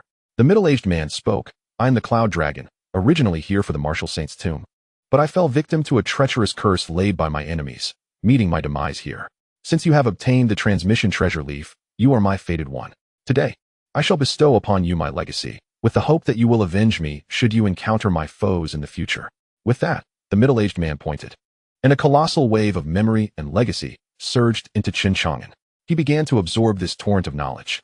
After an hour, he finally completed the absorption of the Cloud Dragon's legacy. The transmission treasure leaf at his forehead had turned to ash, and as Chen Chang'an awakened, brilliance radiated from his eyes. The art of heaven and earth creation, Chen Chang'an murmured. This was the ancient body cultivation technique passed down to him by the middle-aged man. The Heaven and Earth Creation Sutra is divided into 3 layers, encompassing a vast array of knowledge, detailing methods for body refinement, as well as the secret techniques and supernatural powers associated with different realms of cultivation. However, the character Yun Zhonglong has only mastered the first layer of the Heaven and Earth Creation Sutra, limiting his cultivation to the transformation realm, thus becoming a martial king. As a peak martial king, Yun Zhonglong ventured into the territory of Hezhou with the intent of locating the tomb of the martial sage. For within the possession of that martial sage, Bajia, lies the cultivation methods of the second layer of the Heaven and Earth Creation Sutra, which could facilitate a transition from martial king to martial sage. Unfortunately, Yun Zhonglong's fortunes were lacking, and he fell victim to an enemy. Never having found the martial sage's tomb before his demise, Chen Chang'an murmured to himself, "C2 Yukong, I shall remember your adversary. Should fate allow me to encounter him, I will surely avenge you, thus repaying your kindness in imparting your teachings." Yet, he pondered that Yun Zhonglong had likely been deceased for millennia, and his enemy was probably long gone from this world. A smile graced Chen Chang'an's face, lifting his spirits. through the transmission of the treasured leaf. He had comprehended the essence of the teachings without the necessity of learning them. All that remained was to engage in cultivation. However, one concern lingered. Each breakthrough in realm required the use of body refinement elixirs from the Heaven and Earth Creation Sutra. The higher the realm, the more precious the materials needed for concocting these elixirs. Currently, to progress from the blood-nurturing realm to the transcendent realm, he required a specific elixir known as the blood-spirit elixir, which necessitated 373 different medicinal ingredients. Fortunately, aside from a few rare items, most were not particularly hard to find. He resolved to ask Hong Ying for assistance in gathering these materials, allowing him to commence his alchemical endeavors and begin his cultivation journey. Having reached a dead end on the path of methodical cultivation due to his invincible prowess, Chen Chang'an eagerly anticipated another avenue of body refinement, hoping it would not lead to disappointment. Casting a glance at Shu San, he chuckled, "You may be unappealing in appearance, yet today you seem oddly agreeable." Shu San looked bewildered, unable to comprehend Chen Chang'an's words. Chen Chang'an decided to explore the other stone chambers within the cave, hoping for more valuable discoveries. However, the remaining chambers yielded little of worth. The few spirit pets that Yun Zhonglong had kept during his lifetime had turned to mere bones. Yet, in one of the chambers, Chen Chang'an stumbled upon a wilted, yellowish golden vine, resembling a small serpent. His eyes lit up. It was the golden serpent vine. To cultivate to the martial king realm according to the Heaven and Earth Creation Sutra, one required a specific alchemical material known as the golden serpent fruit, which grew on this very vine. He fervently hoped to revive it, as losing such a rare specimen would be a significant regret. The golden serpent vine was exceedingly rare in the world of cultivation, and finding one was no simple task. Without hesitation, Chen Chang'an utilized his invincible cultivation to nourish the half-dead vine. Under the revitalizing energy of his invincible prowess, the golden serpent vine quickly regained its vitality, prompting a sigh of relief from Chen Chang'an. Thankfully, he had succeeded in bringing it back to life. Subsequently, he carefully transplanted the golden serpent vine from the stone chamber into his storage ring, intending to plant it in the herbal shop's backyard upon his return. At last, Chen Chang'an felt a sense of fulfillment as he swept away the treasures that Shu San had collected over the years. Shu San stood dumbfounded, its tiny heart bleeding. Yet it dared not utter a word. Chen Chang'an smiled gently and said, "Shu San, you are now my spirit pet. What is yours is mine, and what is mine remains mine. Fear not, for I shall not mistreat you." Subsequently, Chen Chang'an, utilizing his unmatched cultivation, intended to bestow upon Shu San a pure spirit body akin to that of Zhong Linger and Yi Hongying. However, under the baptism of Chen Chang'an's unparalleled prowess, Shu San squeaked in surprise as a transformation of its bloodline began to occur. Chapter 66. Bloodline Transformation, the Golden Devouring Mouse. Under the enlightenment of Chen Chang'an's invincible cultivation, Shu San's bloodline underwent a metamorphosis. Its entire being ignited with golden flames, imbued with a formidable demonic power, while its once gray fur transformed into a radiant gold. Ancient texts have recorded the classifications of demonic beast bloodlines. According to their strength, there are 5 categories: mortal demonic bloodline, earth demonic bloodline, heaven demonic bloodline, true demonic bloodline, and immortal demonic bloodline.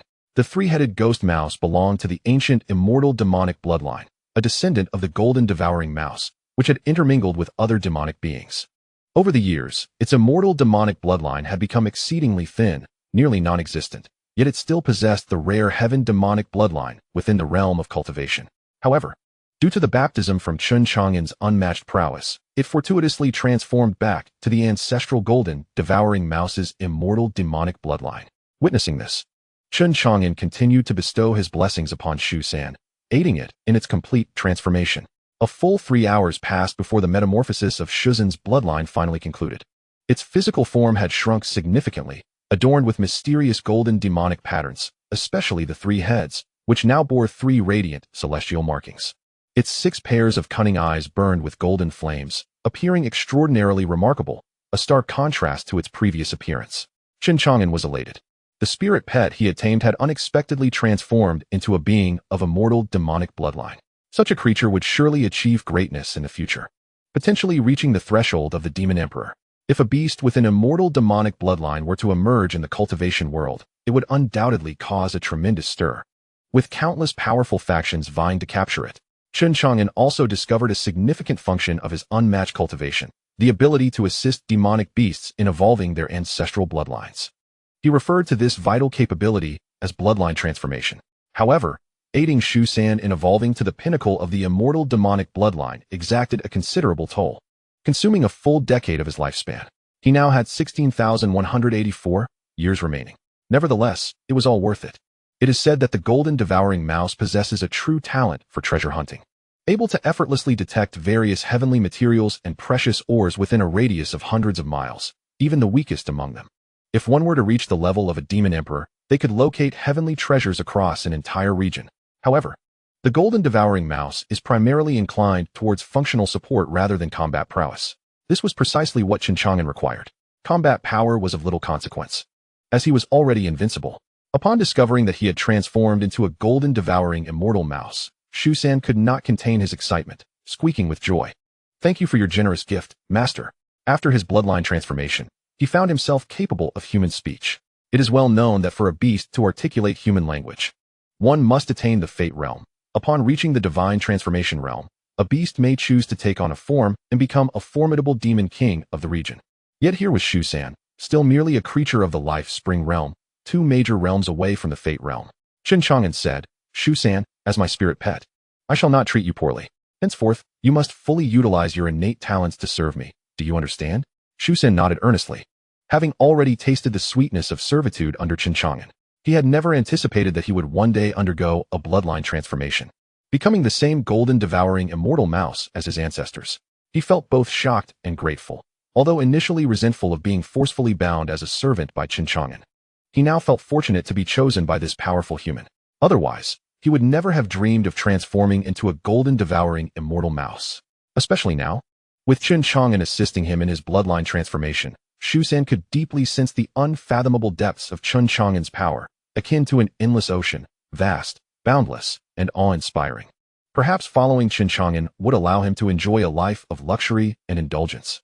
Subsequently, Chen Chang'an directly infused the rare materials required for each realm of the first level of the heaven and earth creation technique into Shu San's sea of consciousness. "Shu San, I require these rare materials. Harness your innate abilities to seek them out for me." "At your command, master." Shu San nodded vigorously. Following this, Chen Chang'an departed from the cave, intentionally leaving Shu San behind to search for the materials he needed. After all, Shu San's current cultivation was too weak. What if he encountered danger while seeking the rare treasures? Before leaving, Chen Chang'an reinfused a life-saving talisman into Shu San, ensuring his safety. Moreover, with Shu San's transformation into a golden devouring immortal mouse, his escape abilities had vastly improved. Once Chen Chang'an had left, Shu San gazed at the cave one last time before relinquishing any lingering attachment and setting off to diligently seek the treasures his master required. When Chen Chang'an emerged from the cave, night had already fallen. He did not linger in the Great Dragon Mountain, but headed straight back to Tianwu City. Along the way, he communicated with Yi Hongying through a messaging talisman to inquire about the alchemical materials he had asked her to gather. Upon his return, Yi Hongying awaited him at the Jiukong apothecary. "Young master, you have returned." Chen Chang'an inquired. "How did you fare in gathering the alchemical materials I requested?" Yi Hongying produced a storage bag. "All of it is within. These materials are not rare, so collecting them was not difficult." "Thank you for your efforts," Chen Chang'an replied.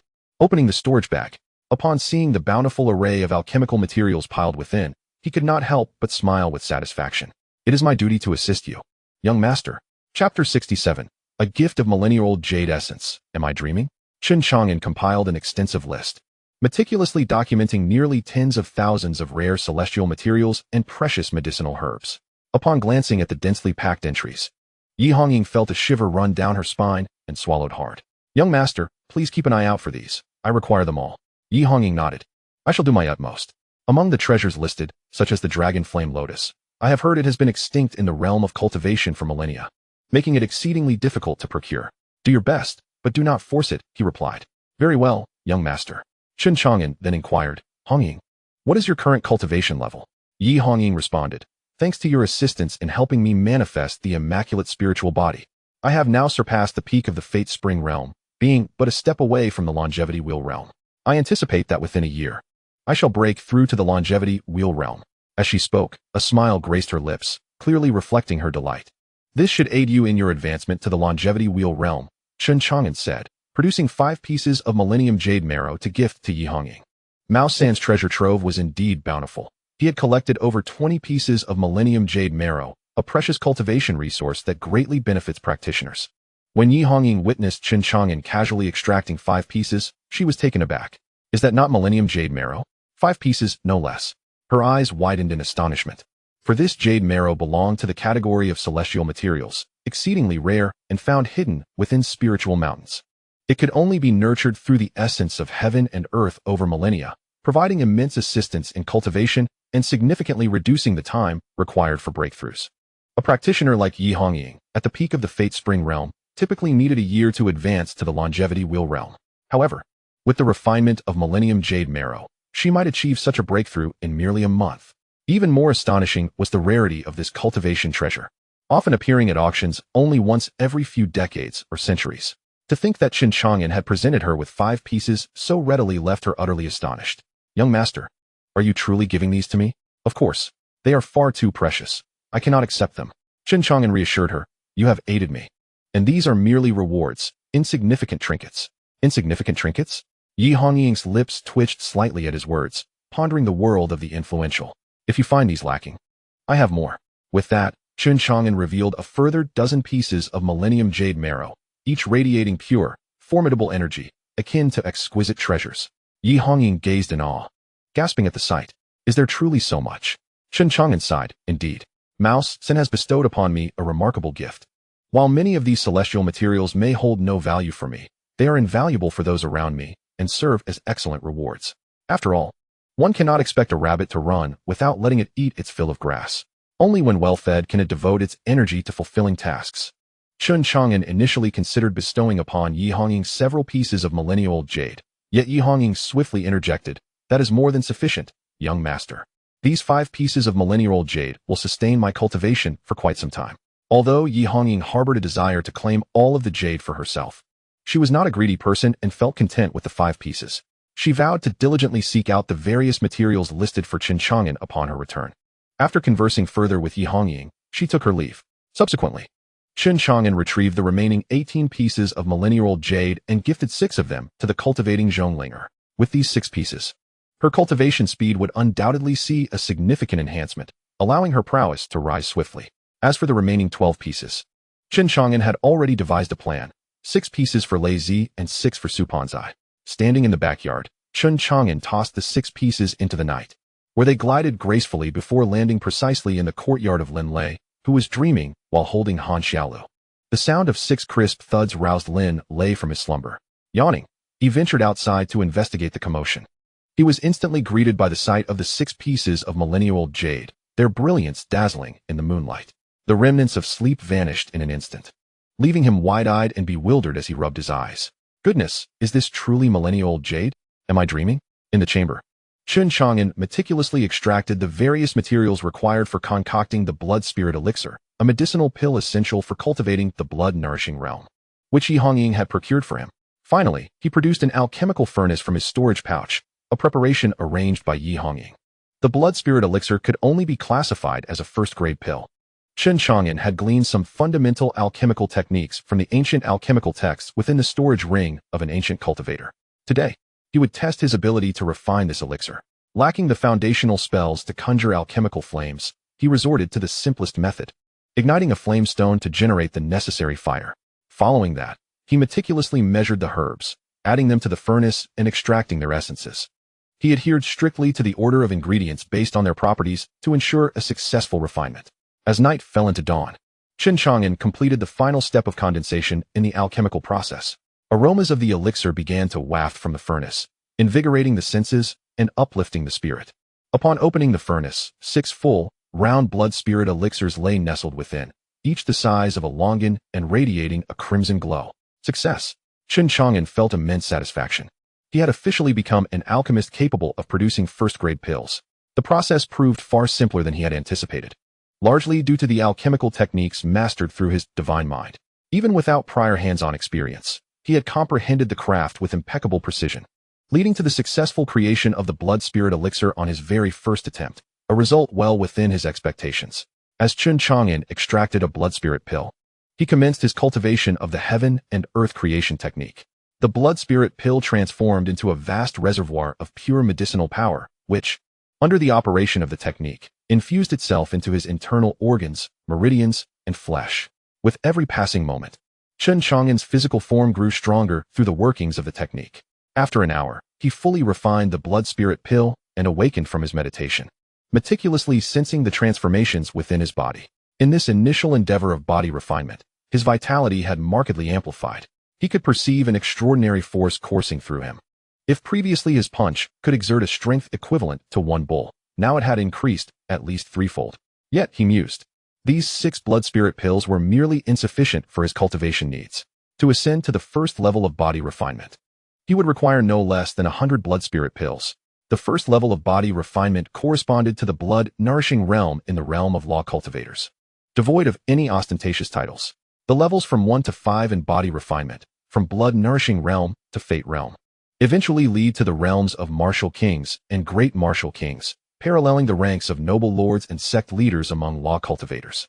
Subsequently, Chen Chang'an refined 3 more blood spirit pills and finally stepped into the realm of body refinement, achieving the status of an entry-level first-tier body cultivator. System notification.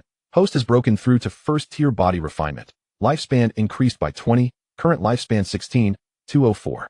Upon opening his eyes, Chen Chang'an's expression radiated delight. Indeed, the breakthrough had granted him an extension of life. It was said that in the realm of body refinement, the higher the level, the more robust the blood energy, and the more vigorous the life essence, far surpassing any law cultivator of equivalent level. At last, Chen Chang'an had taken his first step. The path of body refinement was indeed traversable. In the ensuing period, he resolved not to venture out. He set himself a goal, to swiftly ascend from the first to the second tier. Once he achieved the second tier of body refinement, a qualitative transformation would occur, allowing him to convert his internal blood energy into the 5 elemental spiritual energies. By expending this blood energy, he could unleash various arcane spells. This was precisely what Chen Chang'an sought, to wield invincible prowess to execute an array of spells and techniques, even the most elementary of them, which in his hands would unleash unparalleled and terrifying might. Thus, he would have greater ease in employing his indomitable cultivation. Meanwhile, at the Wanbao Pavilion, Yi Hongying gazed at the densely packed list of materials and could not help but feel disheartened, letting out a soft sigh. The materials required by the young master were indeed quite a headache. Where could she possibly procure them? Subsequently, Yi Hongying retrieved the millennium jade essence that Chen Chang'an had bestowed upon her and resumed her cultivation. Upon receiving this precious millennium jade essence, she had eagerly returned to the Wanbao Pavilion to begin her practice.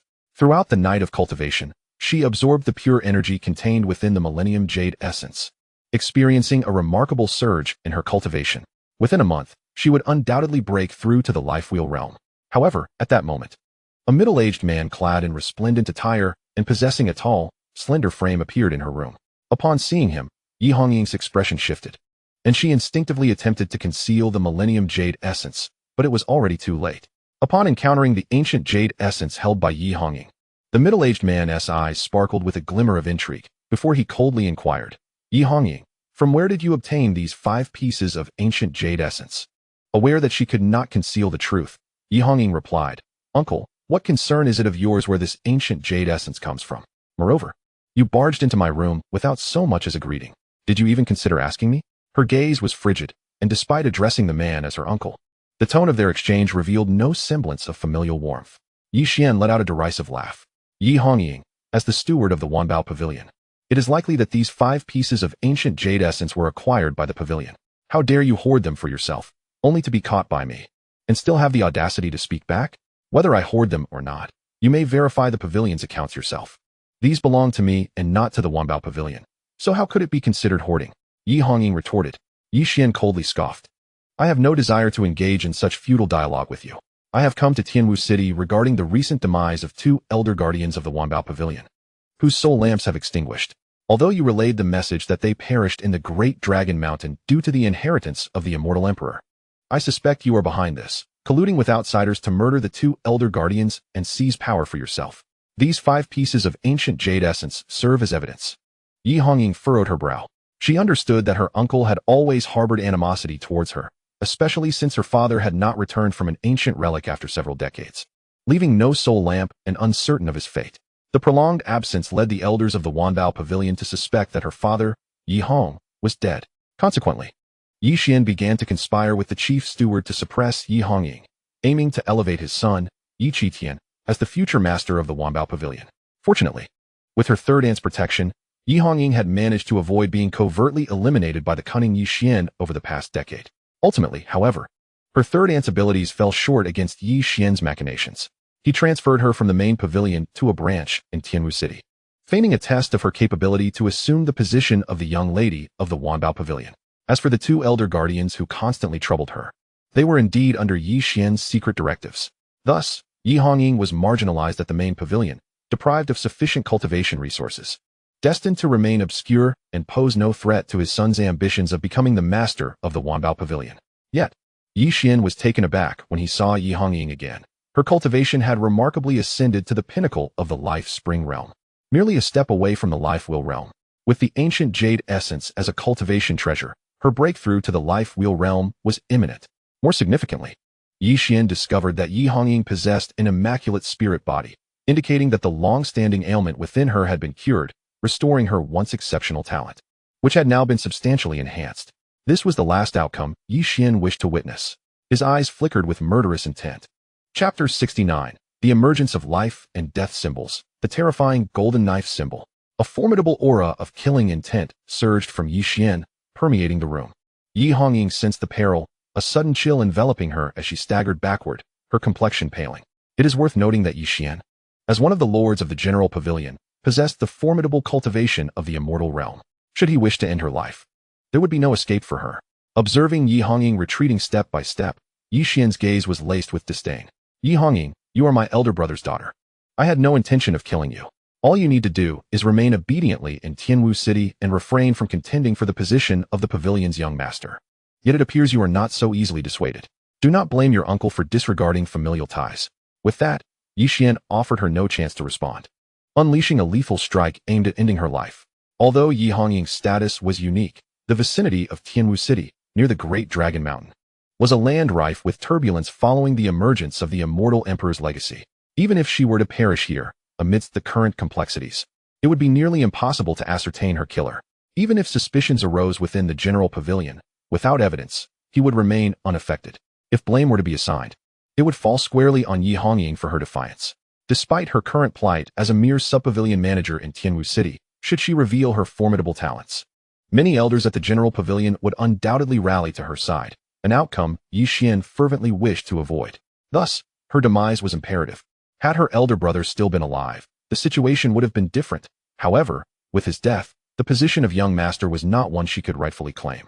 Yi Xian's eyes glinted with coldness as he gazed at Yi Hongying, envisioning her lifeless form. Was death truly imminent? A pallor washed over Yi Hongying's face as the shadow of death loomed over her, rendering her limbs icy and paralyzing her with fear. Even the talismans bestowed upon her by Chen Chang'an, imbued with invincible power, seemed futile in this moment. She felt an unwillingness to succumb so easily to fate. Yet, in the presence of a master of the immortal realm, she felt as insignificant as an ant, easily crushed by Yi Xian's hand. Suddenly, at the brink of death, a dormant talisman within Yi Hongying's consciousness erupted with blinding radiance. In an instant, a terrifying force was unleashed. Yi Xian let out a shriek of agony as he was hurled away by this overwhelming power, his internal organs nearly obliterated. Clutching his chest, blood surged from his lips as he stared incredulously at Yi Hongying, his eyes aflame with disbelief and shock. How could such an unfathomable power have erupted from her? Even with his mid-tier immortal realm cultivation, he had been unable to withstand it, suffering severe injury in an instant. Could this be a life-saving trump card left to her by Yi Hong? As this thought crossed his mind, Yi Xian's expression darkened, fear gripping him. He was terrified of one possibility. If she could harness this unfathomable power, what fate awaited him? Death. The mere contemplation sent a shiver down his spine. And in an instant, he transformed into a streak of light, fleeing desperately from the Wanbao Pavilion towards the horizon. Yi Hongying had just regained her senses, astonished and bewildered by the overwhelming power that had suddenly erupted within her.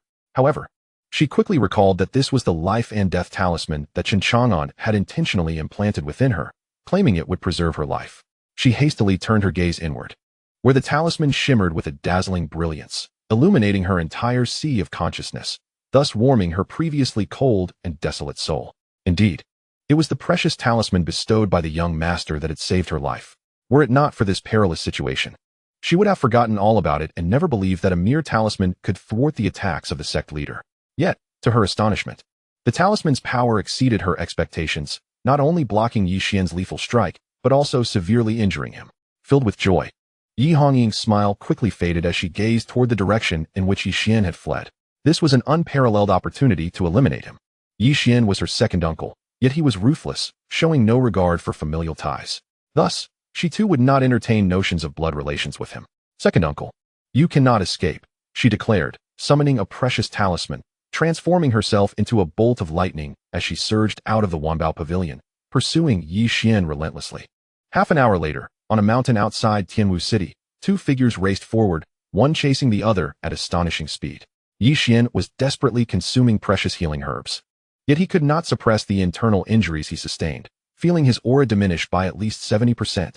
His consciousness remained vigilant against the rapidly closing distance of Yi Hongying, and he gritted his teeth, his face ashen. This damned wretch. Do you really think you can kill me? Though severely wounded, he believed that Yi Hongying lacked the strength to take his life. Suddenly, Yi Xian noticed that Yi Hongying had summoned a second-tier talisman. It was an attack talisman, the Golden Blade Talisman. He scoffed inwardly, dismissing the notion that a mere second-tier talisman could threaten him. However, as he observed Yi Hongying activating the Golden Blade Talisman, a towering golden blade manifested in the sky, exuding an overwhelming aura that could shake the very heavens. Yi Xian stood frozen, as if struck by lightning, utterly dumbfounded. Who crafted this second-tier Golden Blade Talisman? Surely, this cannot be a legendary immortal or even divine-grade talisman. Yi Hongying herself was taken aback by the talisman's astonishing power, swallowing hard. The Golden Blade Talisman, reinforced by the young master, wielded terrifying strength, surpassing even the previous fire talisman. Contemplating this, she couldn't help but feel an immense reverence for Chen Chang'an. She turned her gaze to Yi Xian and said, "Second uncle, weren't you trying to escape? Hurry, I permit you to flee a few thousand zhang." Chapter 70. Dare to test the limits. With a resounding crash, the colossal blade forged from the second-tier Golden Blade Talisman descended, obliterating everything in its path. Even Yi Xian, the indomitable sect leader, could not withstand it, and in an instant, he was reduced to ashes beneath the sheer might of the towering blade. The very mountain itself was annihilated under the onslaught of the golden light. Observing the earth-shattering power unleashed by the second-rank Golden Blade Talisman, Yi Hongying could hardly contain her astonishment. Such formidable Golden Blade Talismans are likely rare treasures, only wielded with such potency by the young master throughout the entire realm of cultivation. Although Yi Xian was her own second uncle, she felt no guilt in slaying him. Instead, it felt as though a colossal weight that had long burdened her heart had finally been lifted. She had lived in constant peril, for Yi Xian had long desired her demise. Yet today, fortified by the life and death talisman bestowed upon her by Chen Chang'an, along with this life-preserving and enemy-slaying charm, she had managed to vanquish the indomitable Yi Xian. It felt surreal, as if she were ensnared in a dream. Regaining her composure, Yi Hongying retrieved a cherished communication talisman from her storage ring. With a serious demeanor, she activated the talisman to relay the news of Yi Xian's death. Moments later, she received a response. After perusing the message, a sigh of relief escaped her lips. However, contemplating further, she activated the talisman once more to inform Chen Chang'an of the event. At the Jiukong pharmacy, Chen Chang'an, engrossed in his training, received Yi Hongying's message. Upon reading it, he remained unperturbed, sending a reply to her. His demise is inconsequential. With me here, none shall dare to wrong you. Receiving Chen Chang'an's reassuring words, a smile graced Yi Hongying's face. If there were anyone she trusted most at this moment, it was undoubtedly Chen Chang'an. With his assurance, she felt no trepidation regarding any potential repercussions from the main shop. Yi Hongying murmured to herself, with Yi Xian gone, his son Yi Qitian lacks the capability to ascend to the position of young master. It is only a matter of time before the main shop recalls me. However, the resources for cultivation and the wealth of intelligence within the main shop far surpassed anything she could hope to find in Tianwu City. Should she return to the main shop and reclaim her position as young master, it would be considerably simpler to gather the rare treasures the young master desires. On another front, just as Chen Chang'an sent his message to Yi Hongying, Lin Lei paid him a visit, his expression heavy with concern. "Lazy," Chen Chang'an remarked. "You've become the deputy commander of the enforcement guard, yet find time to visit me daily. What brings you here this time?" "This is different," Lin Lei replied, pulling Chen Chang'an into a corner and lowering his voice. "Last night, something strange occurred." "Oh, what peculiar event transpired?" As anxiety mingled with astonishment in his eyes, Lin Lei continued, "While I was sleeping at home, I suddenly heard sounds outside my door in the middle of the night. Upon investigating, do you know what I found?" Feigning curiosity, Chen Chang'an asked, "What was it?" Lin Lei slowly articulated, 6 pieces of millennia-old jade essence. These are precious items for cultivation. Utilizing this jade essence could expedite one's advancement in cultivation at an incredible pace. That does not sound like a cause for concern. Why do you appear so anxious? Lin Lei offered a wry smile.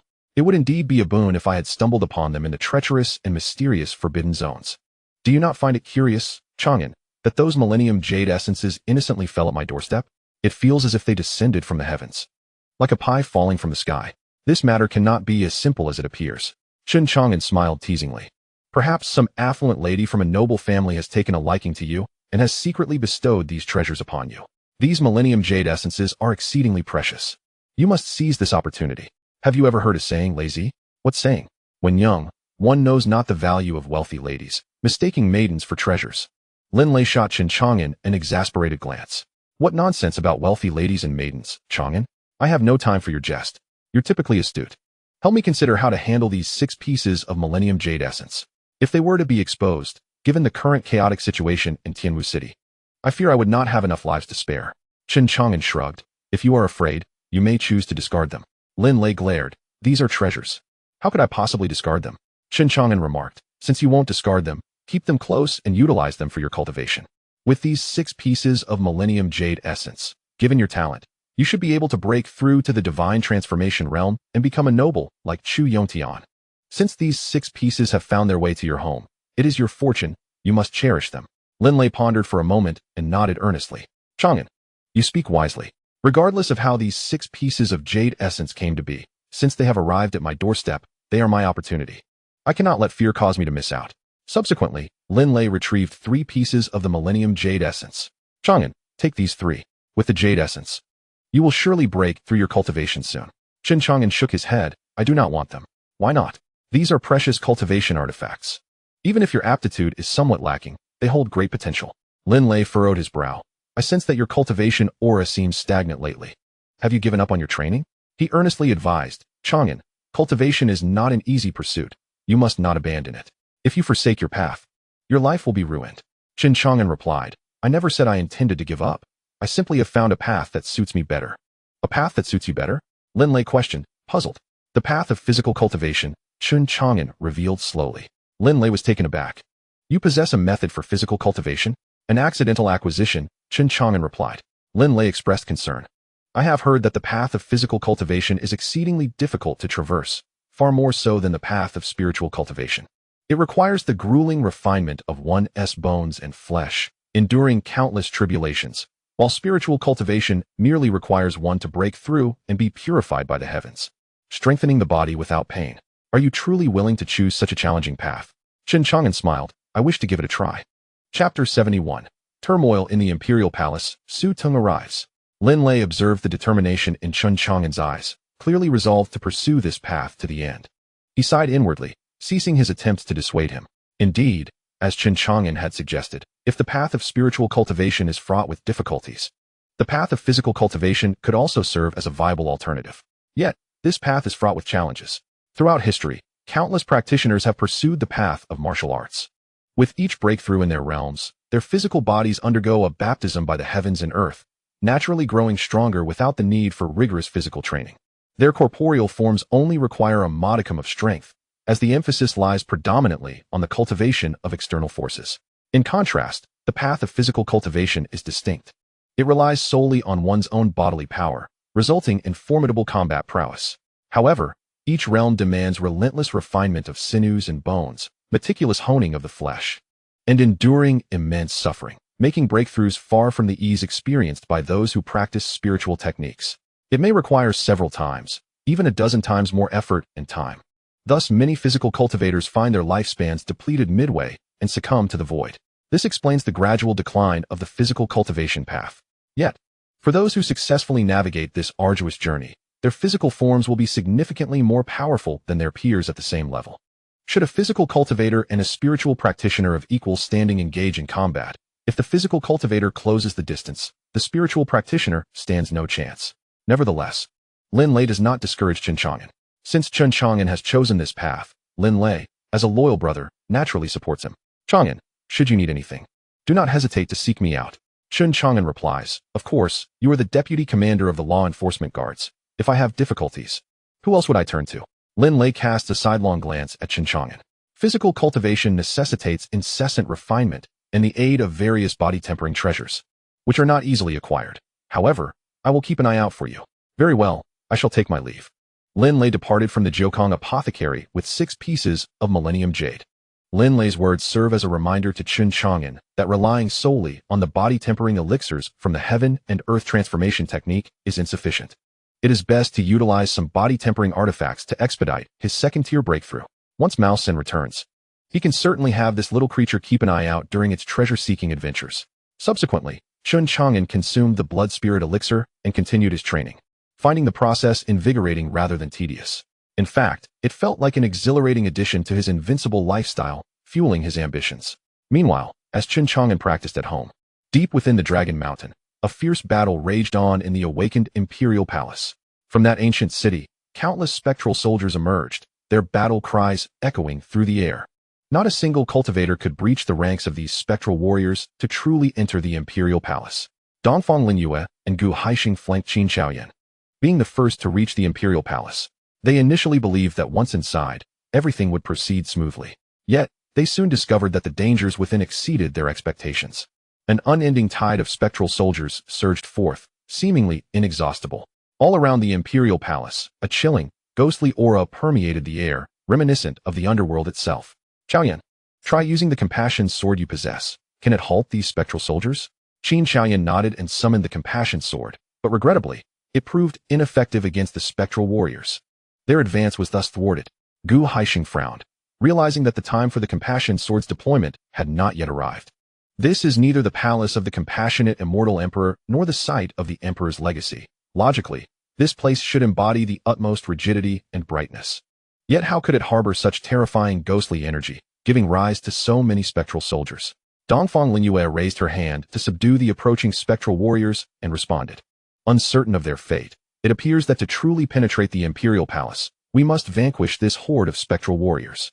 Following closely were Su Dafu and Su Yuanba, the former taken aback by the sheer number of these shadowy soldiers. Su Yuanba remarked, the disciples of the Eternal Life sect have been obstructed here. They were situated at the periphery of the Imperial Palace, yet to step into its inner sanctum. Before them, legions of spectral soldiers descended from the towering jade staircase. Flanked by 2 colossal golden gates at its summit, they had to eliminate these spectral warriors to reach the magnificent gates. What shall we do next? Asked Sudafu.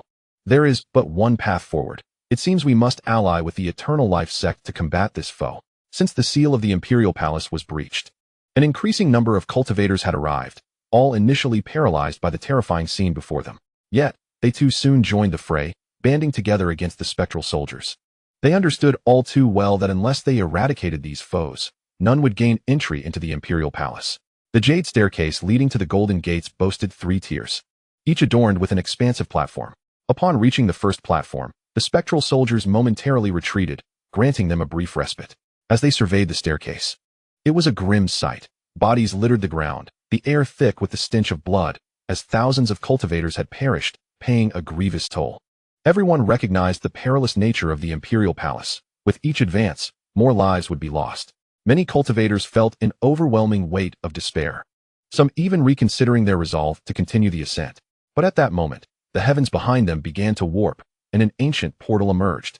As the portal opened, a thunderous sound resonated, and 12 bronze chariots surged forth, soaring through the skies and arriving at the Dragon Mountain. A wave of terrifying energy erupted from the chariots, causing all on the first platform to blanch in fear. It was the forces of the Daylight Dynasty, the most formidable power in Huzhou. Indeed, their foundations were astonishing. They had constructed this temporal teleportation array to dispatch their elite. Who would dare to challenge them? Dongfang Linyue furrowed her brow. The Daylight Dynasty has arrived. Gu Haixing spoke bitterly. With their involvement, while our entry into the Imperial Palace may be facilitated, it seems that Qiaoyan's pursuit of the Emperor's legacy will not be so easily attained. Dongfang Linyue replied, it remains an opportunity. With Qiaoyan wielding the compassionate sword, we have already gained the upper hand in the contest for the Emperor's legacy. Sudafu, peering through his rat-faced mask, fixed his gaze upon the 12 bronze chariots in the sky. Su Yuanbao advised, Your Highness, the Daylight Dynasty has come. We must conceal ourselves to avoid exposing our identities. Su Dafu remained silent, his attention captivated by the foremost chariot, where a young man clad in a serpent-patterned robe stood with hands clasped behind his back. His flowing black hair and serene expression, coupled with penetrating eyes, exuded an extraordinary presence. Su Dafu's gaze was unwaveringly fixed on this young man. Indeed, he had arrived. This individual was none other than Su Teng, the prince of the Daylight Dynasty. This individual, a paragon of both law and martial prowess, is regarded as the most exceptional talent in Hezhou, possessing extraordinary strength and innate gifts that leave countless other prodigies gasping for breath in his wake. Su Teng's perception is remarkably acute. He appears to have noticed Su Dafu's gaze, looking down from his elevated position with a nonchalant demeanor. Su Dafu, alongside Su Yuanba, feels as if they are facing a formidable adversary, hastily restraining their aura to avoid being unmasked by Su Teng. However, Su Teng's voice cuts through the tension. Brother, so you were hiding here. The moment these words are spoken, a palpable aura of malice fills the air. On a bronze war chariot, a powerful figure from the Imperial dynasty strikes out, causing the heavens and earth to change hue, intent on obstructing Su Yuanba and Su Dafu. Two cultivators donned in mouse-faced masks also engage, unleashing comparable strength and adopting a life-or-death stance to impede the Imperial force. Just as it seemed that a fierce battle would erupt in the skies, the masked cultivators execute a single move before decisively retreating. Let us go. In that instant, Su Yuanba and Su Dafu vanish from sight. The Imperial powerhouse, eager to pursue them, is met with Su Teng's calm directive. Securing the legacy of the Immortal Emperor is of paramount importance. They are but two insignificant clowns. We shall deal with them later. As you command. Chapter 72, The Abyssal Gate, the Spirit Death Clan. On the bronze war chariot, Su Teng casts a measured glance towards the two grand golden doors at the end of the jade staircase. Without further ado, he leads a contingent of Imperial experts up the steps. Meanwhile, the cultivators resting on the first-level platform watch with keen interest. Those who had initially considered retreating, upon sighting the arrival of the Day Sun dynasty, are filled with elation. With representatives from the Day Sun dynasty present, they scheme to take advantage of the chaos, intending to follow the dynasty into the depths of the Imperial palace. Their requests are modest. A mere sip of warm broth would suffice. Soon, as they make their way toward the Golden Gates, Su Teng engages in fierce combat with the ghostly soldiers. However, the Day Sun dynasty remains unfazed, sweeping through the ghostly ranks guarding the path to the second-level platform in a mere hour. They do not pause for respite, pressing onward to the third level with an unstoppable momentum, leaving no opposition in their wake. The Day Sun dynasty, undeniably the reigning power in Hezhou, showcases its unparalleled might from the moment of its arrival.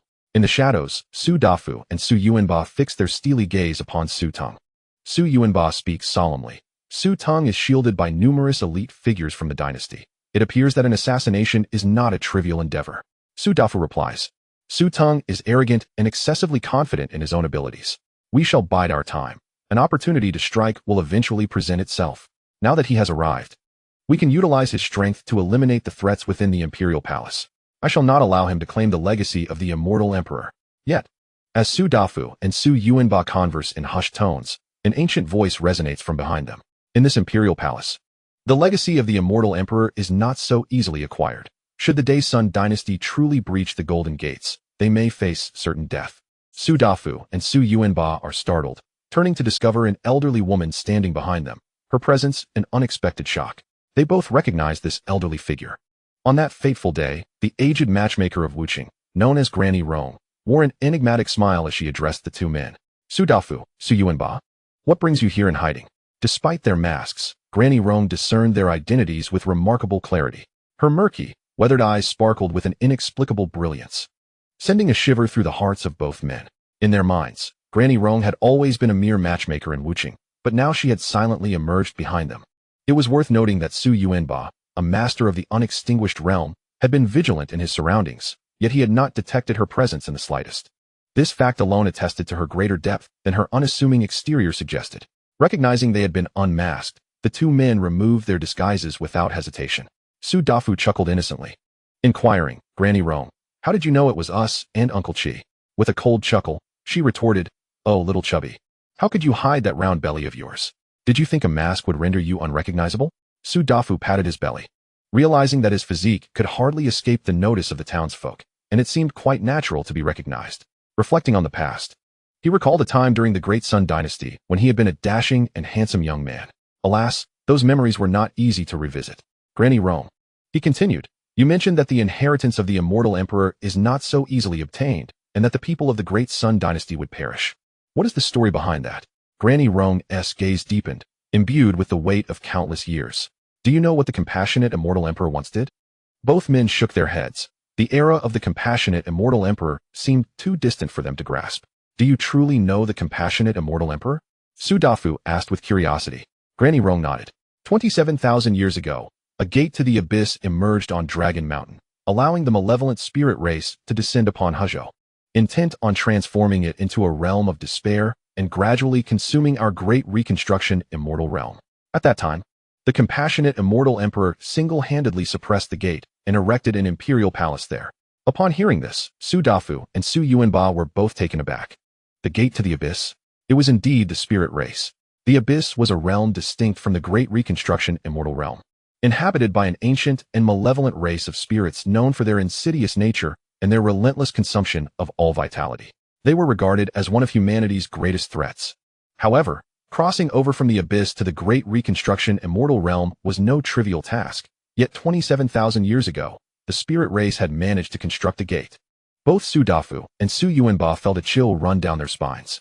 Fortunately, the compassionate Immortal Emperor had intervened. Otherwise, the consequences would have been unimaginable.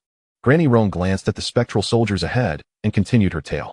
In the Imperial Palace, an unsettling presence of spectral soldiers and generals fills the atmosphere with a chilling aura of death.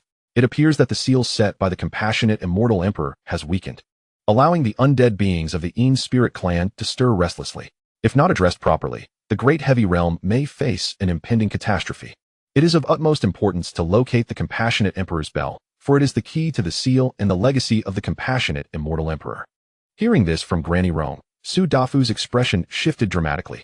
Granny Rong, you believe in me? You think I can inherit the legacy of the Immortal Emperor? Granny Rong offered no reply, merely casting him a glance before dissipating like smoke. After her departure, Su Dafu turned to Su Yuanba and inquired, Elder Seven, what are your thoughts? Su Yuanba replied, Your Highness, I sense that there is a significant secret behind this matter. Granny Rong's sudden visit to you must have a purpose. However, I did not anticipate that she would conceal her depths even more than we do. Despite my mid-stage, unyielding realm cultivation, I could not discern the extent of her power. Since she is aware of the compassionate Immortal Emperor's affairs, she likely has a profound connection to him. Su Dafu nodded, his eyes shimmering with determination as he gazed toward the magnificent golden gates at the end of the jade stairs. If they could find the compassionate Emperor's bell, the legacy of the Immortal Emperor would be within reach. Yet, the exact location of this bell remains a mystery. They must remain vigilant and seek the right moment to act. Additionally, the loosening of the Abyssal Gate seal is a matter of grave concern. It may indicate an invasion of the Imperial Palace by the Yin Spirit clan. If this is indeed the case, Su Tung may face significant peril. Chapter 73. Could the old man also be a hidden power? At last, at Jinseng Pharmacy, Chen Chang'an utilized his divine sight to observe the occurrences within the Imperial Palace. Having cultivated to the first tier, his physical body has grown considerably stronger, prompting him to once again test his capacity to bear the invincible cultivation amassed over 9 billion years. As he activated his divine sight, he was pleasantly surprised to find that it consumed little of his lifespan, and he did not hear the usual warning of diminishing life in his mind. This brought him immense joy and solidified his resolve on the path of body cultivation. As long as he continued to refine his body and strengthen it, he could bear an even greater portion of the invincible cultivation without the worry of lifespan depletion, gaining additional lifespan with each breakthrough. After all, relying solely on longevity-enhancing substances for life is ultimately not a sustainable strategy. Coincidentally, while testing the body's endurance against the invincible cultivation, Chen Chang'an unexpectedly witnessed the arrival of the Daylight Empire. Su Yuanba took action against Su Tung and ultimately retreated. Subsequently, Chen Chang'an was astonished to see Granny Rong, wondering how she had found her way to the Imperial Palace. He observed her stealthily approach Su Yuanba and Su Dafu, who remained oblivious to her presence until she startled them. Chen Chang'an narrowed his eyes. Elder Seven's cultivation was formidable, yet Granny Rong had managed to appear behind them unnoticed. Her power must surely exceed that of Elder Seven, hiding her capabilities so deeply that he had failed to notice before. Chen Chang'an was momentarily at a loss for words.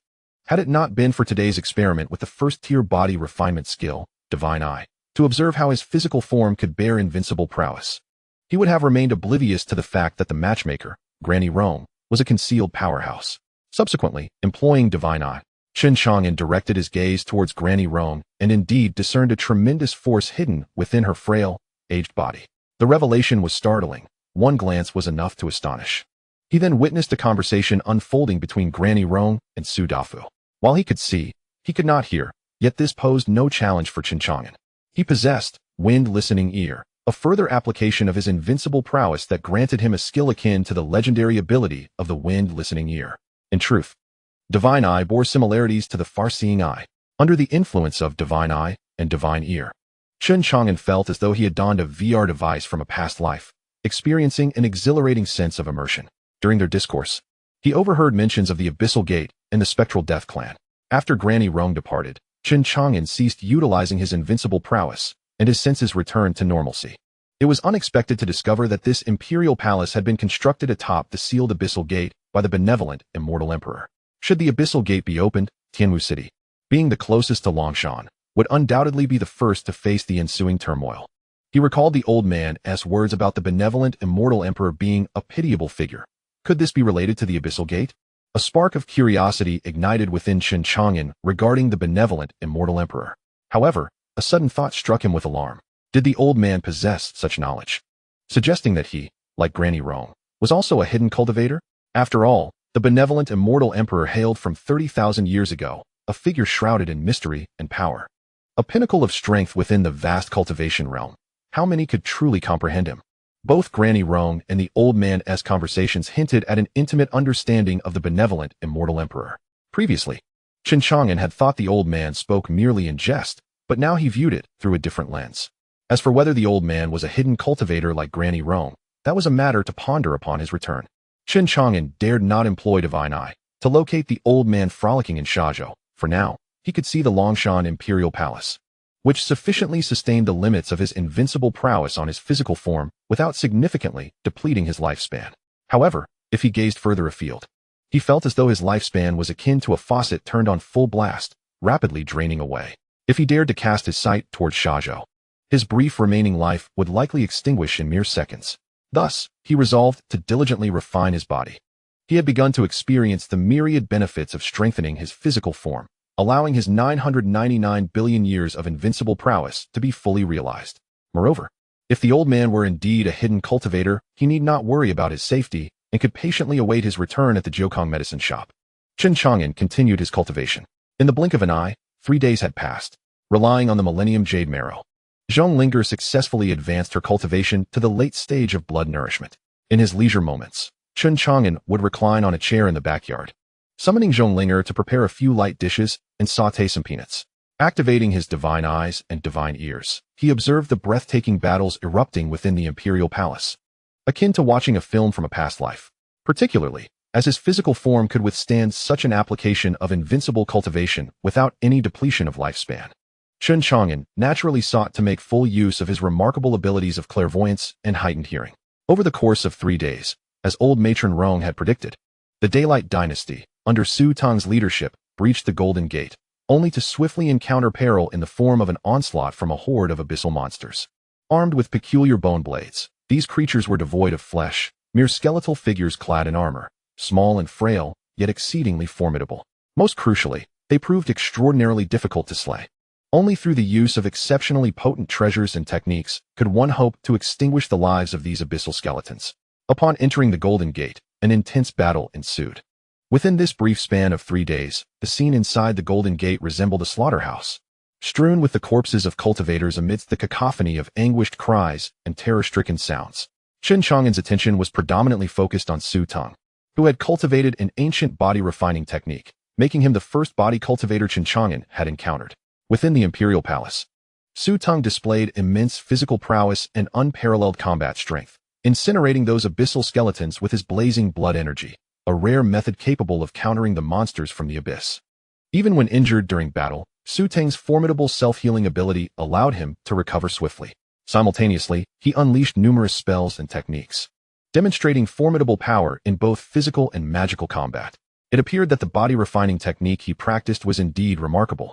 His physical form likely had already reached the 3rd or 4th tier. Although Chen Chang'an possessed the heaven and earth creation technique, he was keen to understand Su Tong's body-refining methods. While he did not intend to cultivate them, gaining insight would undoubtedly benefit his own body refinement practice. As Su Tong led the Imperial forces into the Golden Gate, The unique and peculiar nature of the abyssal monsters caught them off guard, resulting in casualties. Fearing further losses, Su Teng ordered a retreat, and the Imperial warriors withdrew temporarily in their bronze war chariots. Observing the retreat of the Daylight Dynasty, the surviving cultivators dared not press deeper and likewise exited the Golden Gate. Once outside, Su Teng promptly dispatched a message to the dynasty, urging them to send additional reinforcements while detailing the nature of the abyssal monsters. The news of the abyssal creatures appearing within the Imperial Palace was of grave significance and swiftly spread, likely reaching the various factions in Hezhou in due time. Concurrently, Chen Chang'an received word from Yi Hongying, indicating that the esteemed ancestor of the Jin family, Jin Juri, along with the supreme elder Zhao Tao of the corpse-transporting sect, had arrived at Tianwu City. Chapter 74. A forceful shot, accidentally causing an explosion. After transmitting the message to Chen Chang'an, Yi Hongying stored the communication talisman and murmured to herself, given the prowess of the young master, it seems unlikely that the combined forces of the two supreme true monarchs from the Jin family and the Sherto sect would pose any threat to him. My dear, do you truly believe that your protector stands a chance against the onslaught of these two formidable true monarchs? At that moment, a hoarse female voice emerged, and shortly thereafter, an elderly woman with silver hair and a face etched with wrinkles appeared beside Yi Hongying. Upon seeing the old woman, Yi Hongying's expression shifted to one of astonishment, and she promptly bowed in respect. I have met the ancestor, she acknowledged. The old woman, known as Yi Min, was one of the esteemed elders of the Wanbao Pavilion and a supreme true monarch of the myriad law's realm. Yi Hongying was taken aback to discover that it was she who had come to escort her. Ancestor Mingyi has emerged from seclusion and has specifically instructed me to bring you back to the main pavilion to seek justice on your behalf. Everyone at the pavilion awaits your return. Yi Hongying nodded in understanding. On the day she utilized the power-enhancing talisman bestowed by Chen Chang'an to slay Yi Xian, she realized that this matter could not be resolved solely by her efforts, nor did she wish to burden Chen Chang'an further. Thus, she relayed a message to Ancestor Yi Mingyi, who was known to be one of the three most powerful ancestors of the Wanbao Pavilion, having lived for millennia, and who had withdrawn from all affairs of the pavilion to focus entirely on his cultivation and the pursuit of higher realms. To her surprise, the venerable Yi Mingyi had chosen to emerge from his retreat for Yi Hongying's sake, a revelation that astonished everyone within the Wanbao Pavilion. This was the greatest trump card Yi Hongying possessed, one she would refrain from using unless absolutely necessary. Remarkably, only 3 days had passed before Ancestor Mingyi dispatched a senior elder from the main pavilion to fetch her. Yi Min had learned from Ancestor Mingyi that Yi Hongying had indeed slain Yi Xian, a powerful leader of the indestructible realm. During her journey, Yi Min found herself curious about how Yi Hongying had accomplished such a feat. However, upon witnessing Yi Hongying communicating with Chen Chang'an, she suspected that it was not Yi Hongying who had executed Yi Xian, but rather Chen Chang'an himself.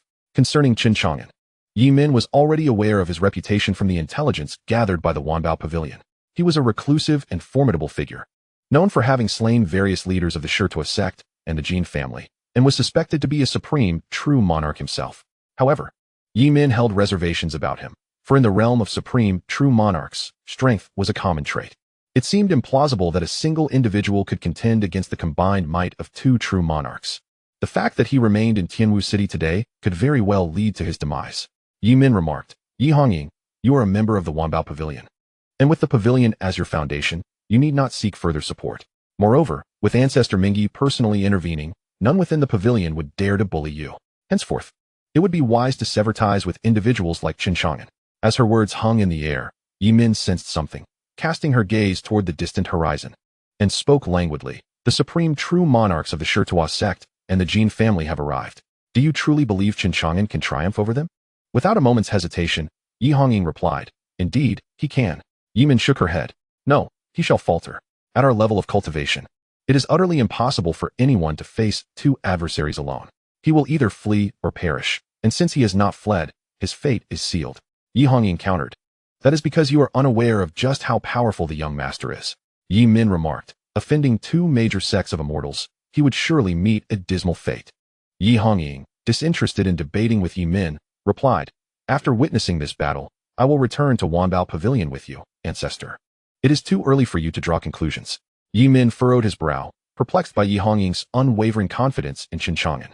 In the distance, a red-clad elder and a black-robed elder cleaved through the sky, surrounded by divine radiance, making their way towards Tianwu City. Soon, they hovered above the city, their garments billowing in the wind as they gazed down upon the bustling metropolis. Their piercing gazes, sharp as daggers, seemed capable of penetrating flesh. Exuding an aura so formidable, it was chilling to behold. These two were none other than the venerable ancestors of the Jin family, Jin Jiri, and the supreme elder of the Sherto sect, Zhao Tao. They emanated an overwhelming presence, both being unmatched true monarchs of the myriad laws. Individuals who have attained such heights in cultivation are undoubtedly renowned figures throughout the Hezhou realm. To illustrate the might of a true monarch, a mere wave of their hand could obliterate an entire city. With a single strike, they could annihilate all inhabitants of Tianwu City. Harnessing the forces of heaven and earth with effortless grace, commanding the very principles of existence. Had it not been for Chen Chang'an's slaying of numerous indomitable sect leaders regaining his composure, Jin Jiri exerted every ounce of strength he had and turned to flee. The esteemed supreme true monarch of the boundless realm appeared utterly disheveled in this moment of desperation. At the Jiukang apothecary, Chen Chang'an fully drew back his iron bow. Activating the divine eye to aim for the fleeing Jin Jiri's head, he gradually infused his unparalleled cultivation into the iron arrow held between his fingers. The arrowhead shimmering with an ominous light, exuding an aura of annihilation. Beside him, Zhong Linger, filled with curiosity, inquired, "Brother Chang'an, what are you shooting at?" She had just witnessed Chen Chang'an release an arrow into the sky, but it seemed to vanish without striking anything. Chen Chang'an replied with a smile. "There are two old birds flying above, so I intended to bring one down." "Oh, did you hit it?" she asked, intrigued. "I accidentally used too much force and exploded one. It was rather cruel." Zhong Linger responded with a slight hesitation. But there's still one left. I'll try to be gentler." After a moment's contemplation, Chen Chang'an abandoned his aim at Jin Jiri's head and redirected the arrow towards the mountain peak ahead of him. With a thunderous roar, the iron arrow grazed Jin Jiri's scalp, obliterating the mountain peak with a single shot. The fleeing Jin Jiri turned pale with fear. Feeling an icy chill run down his spine, cold sweat trickling from his back, he sensed that the arrow had suddenly veered towards him. Not due to Chen Chang'an's lack of skill, but rather as a deliberate mockery. Overwhelmed by an infinite dread, Jin Jiri realized there was no escape. He could only kneel in the direction of Tianwu City, repeatedly banging his head against the ground, weeping bitterly. "Senior, spare me, I beg for mercy. I shall never dare again. Please, grant me my life." Chapter 75. Yi Min's Shock, the sixth realm of all laws. Kneeling and knocking his head on the ground, Jin Jiri trembled in fear, tears streaming down his face. The mighty supreme true monarch of the boundless realm, a prominent figure in Hezhou, appeared so pitiful and debased at this moment that it would surely leave many in utter disbelief if they were to witness it. Meanwhile, within the Wanbao Pavilion, the esteemed elder Yi Min utilized a precious mirror to observe everything. This mirror, known as Mirror Flower, Water Moon, revealed the scene of the supreme elder Zhao Tao of the corpse-carrying sect being obliterated by an arrow, Jin Jiri fleeing in terror, and Chen Chang'an's arrows slicing through the air, explosively shattering mountain peaks, a breathtaking spectacle. Ultimately, the image frozen within the Mirror Flower Water Moon depicted Jin Jiri's mental defenses crumbling as he knelt, banging his head and weeping for mercy. Witnessing this scene, Yi Hongying was filled with profound reverence and admiration.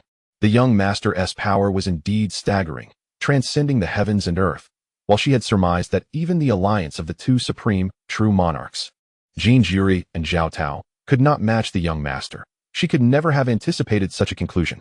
Moreover, these two supreme true monarchs had not even engaged Chen Chang'an in combat, yet he effortlessly crushed them with an invincible might. The arrows that shattered mountains and obliterated Zhao Tao were evidently nothing more than ordinary iron arrows, yet in his hands, they unleashed unimaginable divine power. Such an overwhelmingly powerful Chen Chang'an provided Yi Hongying with an immense sense of security. Clinging tightly to his leg, who would dare to bully her? Yi Hongying could not help but smile as she glanced at the elder beside her.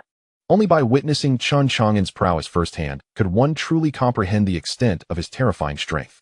What thoughts occupied the elder's mind at this moment? Meanwhile, Yi Min stared blankly at the scene of the mirror-like illusion, where she was prostrating and pleading for mercy, tears streaming down her face, her mind a complete void. She struggled to articulate the overwhelming sights she had just witnessed. How could it be possible that a single arrow had obliterated the supreme elder of the corpse-bear sect? Yi Min stammered to herself, her aged visage revealing a look of dread as she swallowed hard. The aura of authority she once exuded as an elder had vanished. Although the arrows shot by Chen Chang'an were not aimed at her, they inspired an infinite fear within her, rendering her hands and feet cold and causing her to tremble slightly. She couldn't help but ponder whether she could withstand even a single arrow fired by Chen Chang'an. The answer was a resounding no. She too would be obliterated by such a shot. The visual impact of that explosive scene left Yi Min profoundly shaken. Turning to Yi Hongying, she inquired, Hongying, how could this senior regard even the supreme true monarch as mere ants, effortlessly slaying them with a single arrow? Just how formidable is he?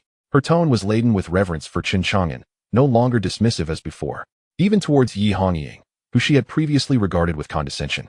Her demeanor softened, exuding a warmth that resembled a blooming chrysanthemum, as if her aged face longed to express kindness towards the younger girl. Yi Hongying couldn't help but smirk inwardly.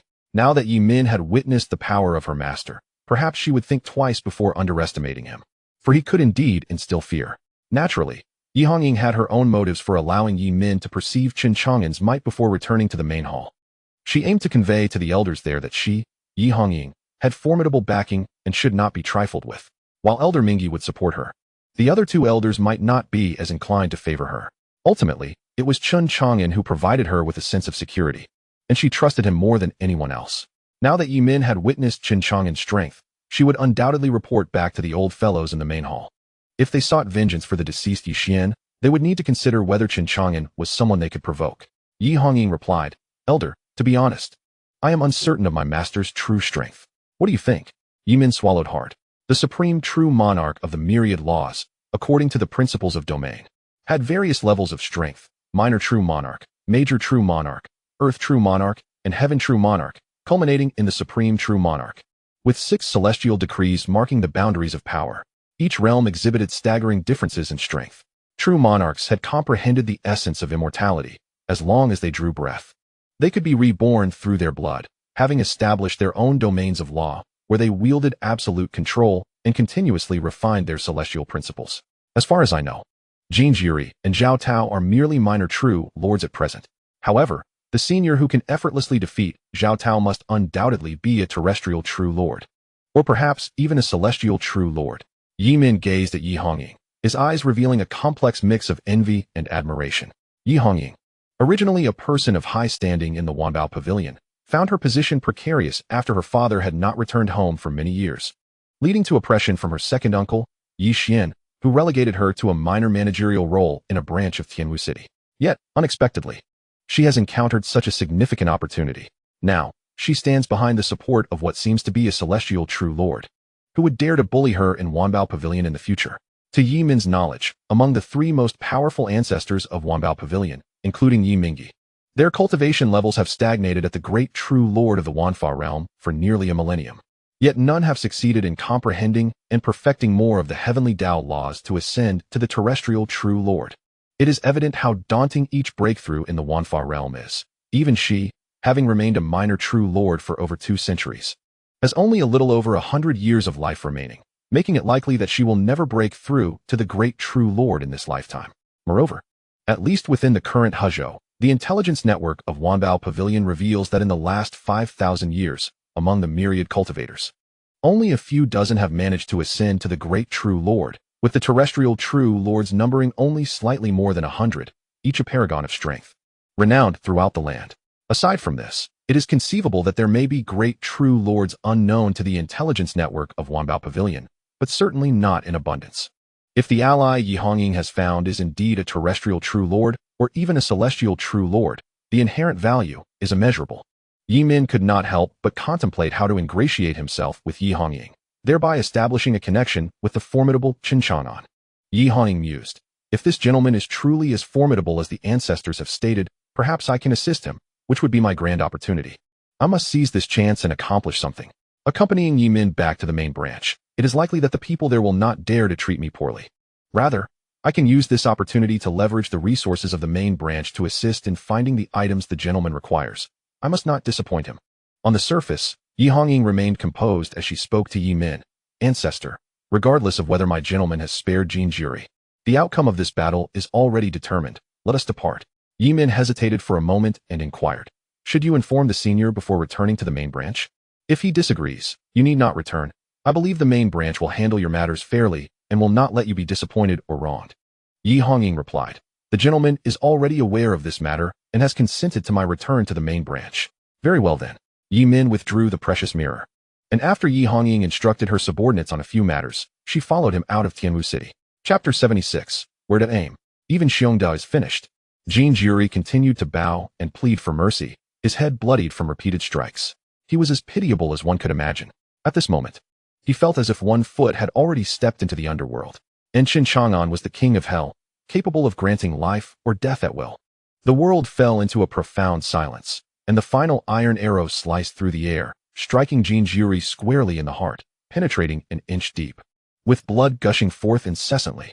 On the fateful day, Jinjuri trembled, slowly lowering his head in terror to behold the iron arrow embedded in his chest. He could sense that this was an ordinary arrow. However, it emanated an unfathomable and terrifying surge of power. Should this force unleash, it would be sufficient to obliterate him. Much like Zhao Tao of the Sherto sect, leaving nothing but a gruesome spectacle of flesh and blood. Yet, this power remained coiled, evidently conveying to Jinjuri a stark message. I could end your life at any moment, but today, I shall spare you. Overjoyed, Jinjuri bowed deeply in gratitude, repeatedly thanking the elder for his mercy. After offering dozens of fervent bows, he finally departed with a sense of relief. At the Jiukang apothecary, Chen Chang'an gripped his iron bow, his gaze penetrating and sharp as he observed Jinjuri's retreating figure. He had contemplated eliminating Jinjuri as well, but ultimately decided against it. The ongoing conflicts between the two major sects of cultivation were burdensome, each encounter draining his vitality without gain. While it was within Chen Chang'an's capability to eradicate both the Jin family and the Sherto sect in one fell swoop, he understood that the vast expanse of the land would make such actions costly. The Jin family and the Sherto sect were separated from Tianwu City by tens of thousands of miles, and the Daylight Dynasty was nearly 100,000 miles away, having constructed a temporary teleportation array to reach them. Otherwise, even with the finest magical artifacts, it would take any true monarch from the myriad realms at least 2 to 3 months to traverse such a distance. Certainly, Chen Chang'an could invoke the power of the Buddha kingdom from the comfort of his home to annihilate the Daylight Dynasty, the Jin family, and the Sherto sect from 100,000 miles away. However, his physical form was currently too frail, having only attained the first stage of cultivation. The invincible prowess he could wield without sacrificing his lifespan was simply unattainable. Any action would inevitably consume his vitality, and the energy needed to obliterate distant sects would be vast, rendering it unworthy of the cost. Thus, when the price of action outweighed the potential benefits, Chen Chang'an opted for a more prudent approach, choosing not to eradicate everything in his path. By sparing one life while taking another, he aimed for a long-term resolution, instilling fear in both sects and granting them a chance at survival. Those who understood the implications would comprehend his message. Should they remain obstinate and disrupt his life again, Chen Chang'an would not hesitate to expend some of his lifespan to annihilate the Jin family and the Sherto sect. Checking his lifespan, he noted, lifespan, 186 years. Not bad. The next course of action would be diligent study and rigorous cultivation to swiftly ascend to the second stage. There was also the matter of cultivating longevity techniques to amass vital energy for the longevity pearl, which could extend his life by an additional 30 years. Additionally, there was the 1,000 longevity pill. By sparing Jinjuri's life, if the Jin family were wise, they would present him with the necessary medicinal materials. After all, Yi Hongying had recently sent emissaries to the Jin family, only to be met with a flat refusal. This time, would the Jin family dare to refuse again? Beside him, Zhonglinger inquired curiously, "Brother, what about that old bird that remains?" Chen Chang'an replied with a faint smile, "Today my spirits are high. I shall grant the old bird a reprieve. By the way, Xiongda from Haifeng Stronghold, do you require my assistance?" Chen Chang'an adjusted the arrowhead, aiming at Xiongda, who was within the Imperial palace. Zhonglinger shook her head, saying, "Brother, I wish to do it myself." Chen Chang'an handed the iron bow to her. Zhonglinger blinked her large, innocent eyes, gazing at Chen Chang'an with a naive expression. Chen Chang'an remarked, "You do not know how to shoot? Fear not. I shall instruct you." Linger appeared somewhat perplexed. Standing behind Zhonglinger, Chen Chang'an guided her in knocking the arrow. "Brother, where should I shoot? You shall soon find out." Hom. Zhonglinger's cheeks flushed slightly. Chen Chang'an's embrace while teaching her archery sent a tingling sensation through her, and her ears turned crimson, glistening and tempting, evoking an irresistible desire to bite. Suddenly, Zhonglinger noticed something. Her delicate frame quivered as she gasped, her beautiful eyes widening in disbelief. Though she was physically in Jiukang apothecary, her gaze transcended mountains and rivers, landing upon the depths of the Imperial Palace at Dalong Mountain. On the platform outside the Grand Golden Gates, numerous cultivators congregated, some sitting cross-legged, restoring their magical energy, others tending to their injuries, some with missing limbs crying out in anguish, while others engaged in discourse. Ultimately, Zhonglinger beheld Xiongde of Haifeng stronghold, the foe responsible for the downfall of her Zhong family fortress. At that moment, Xiongde was conversing with a bald man, his expression quite grim, evident from the injuries he sustained after breaching the Golden Gates. Upon seeing Xiongde, a murderous intent flickered in Zhonglinger's eyes. Yet, encountering him felt as though he stood directly before her, leaving her utterly astounded. However, she understood that this was undoubtedly her brother's doing. "Do you see?" Chen Chang'an asked gently. "I see," Zhonglinger replied, taking a deep breath. Although she was inexperienced with the bow, it did not hinder her resolve to slay Xiongde. With Chen Chang'an's assistance through his divine perception, despite the vast distance separating her from Xiongde, knocking the arrow felt akin to aiming at someone directly in front of her. It was impossible to miss.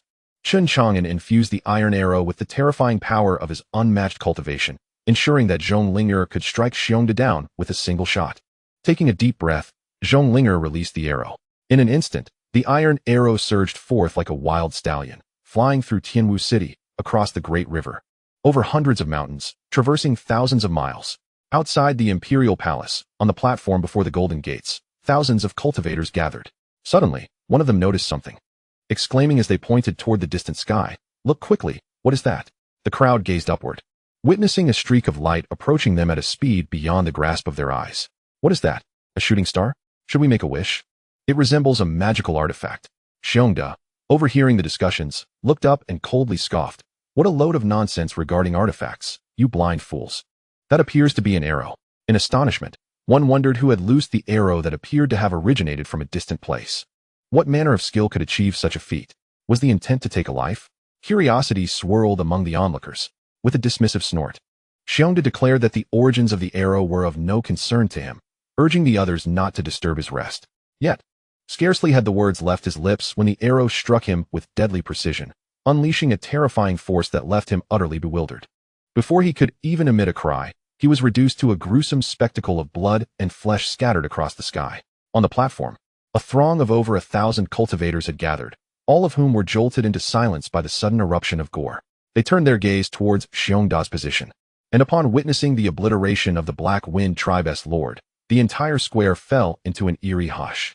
Chapter 77. The Rise of Fengyun and the Jinyuan Alliance. The revelation struck that the arrow had been aimed directly at Xiongde. As a lord, he had been unceremoniously destroyed by a single shot. Who could possibly have provoked such a formidable adversary? The implications were terrifying, and speculation ran rife regarding the unknown archer's location. To have drawn the ire of such a powerful entity would surely lead to restless nights. In the vicinity of the Great Sun Dynasty, Su Tong withdrew his gaze and inquired of the powerful figures beside him. "Have you discerned the origin of that arrow?" The royal cultivator, his expression grave, replied, "Your Highness, I have detected nothing." The arrow traveled at an extraordinary speed, appearing as if from 1,000 miles away in an instant. "Should it have been aimed at you, it would be exceedingly difficult for us to withstand." At these words, Su Tong furrowed his brow. He had not anticipated that such strength lay hidden within the lowly terrain of the Great Dragon Mountain, perhaps drawn by the Imperial Palace. "Send someone to investigate and ascertain the identity of the archer," he commanded. "Understood." Meanwhile, within the Imperial Palace, Su Dafu and Su Yuanba bore witness to the unfolding scene. Su Yuanba's expression was solemn. That arrow was formidable, annihilating the lord in an instant. "Seventh uncle, do you believe you could withstand such an arrow?" Su Dafu queried. "Unlikely," Su Yuanba responded gravely. In Su Dafu's eyes, a fierce light flickered.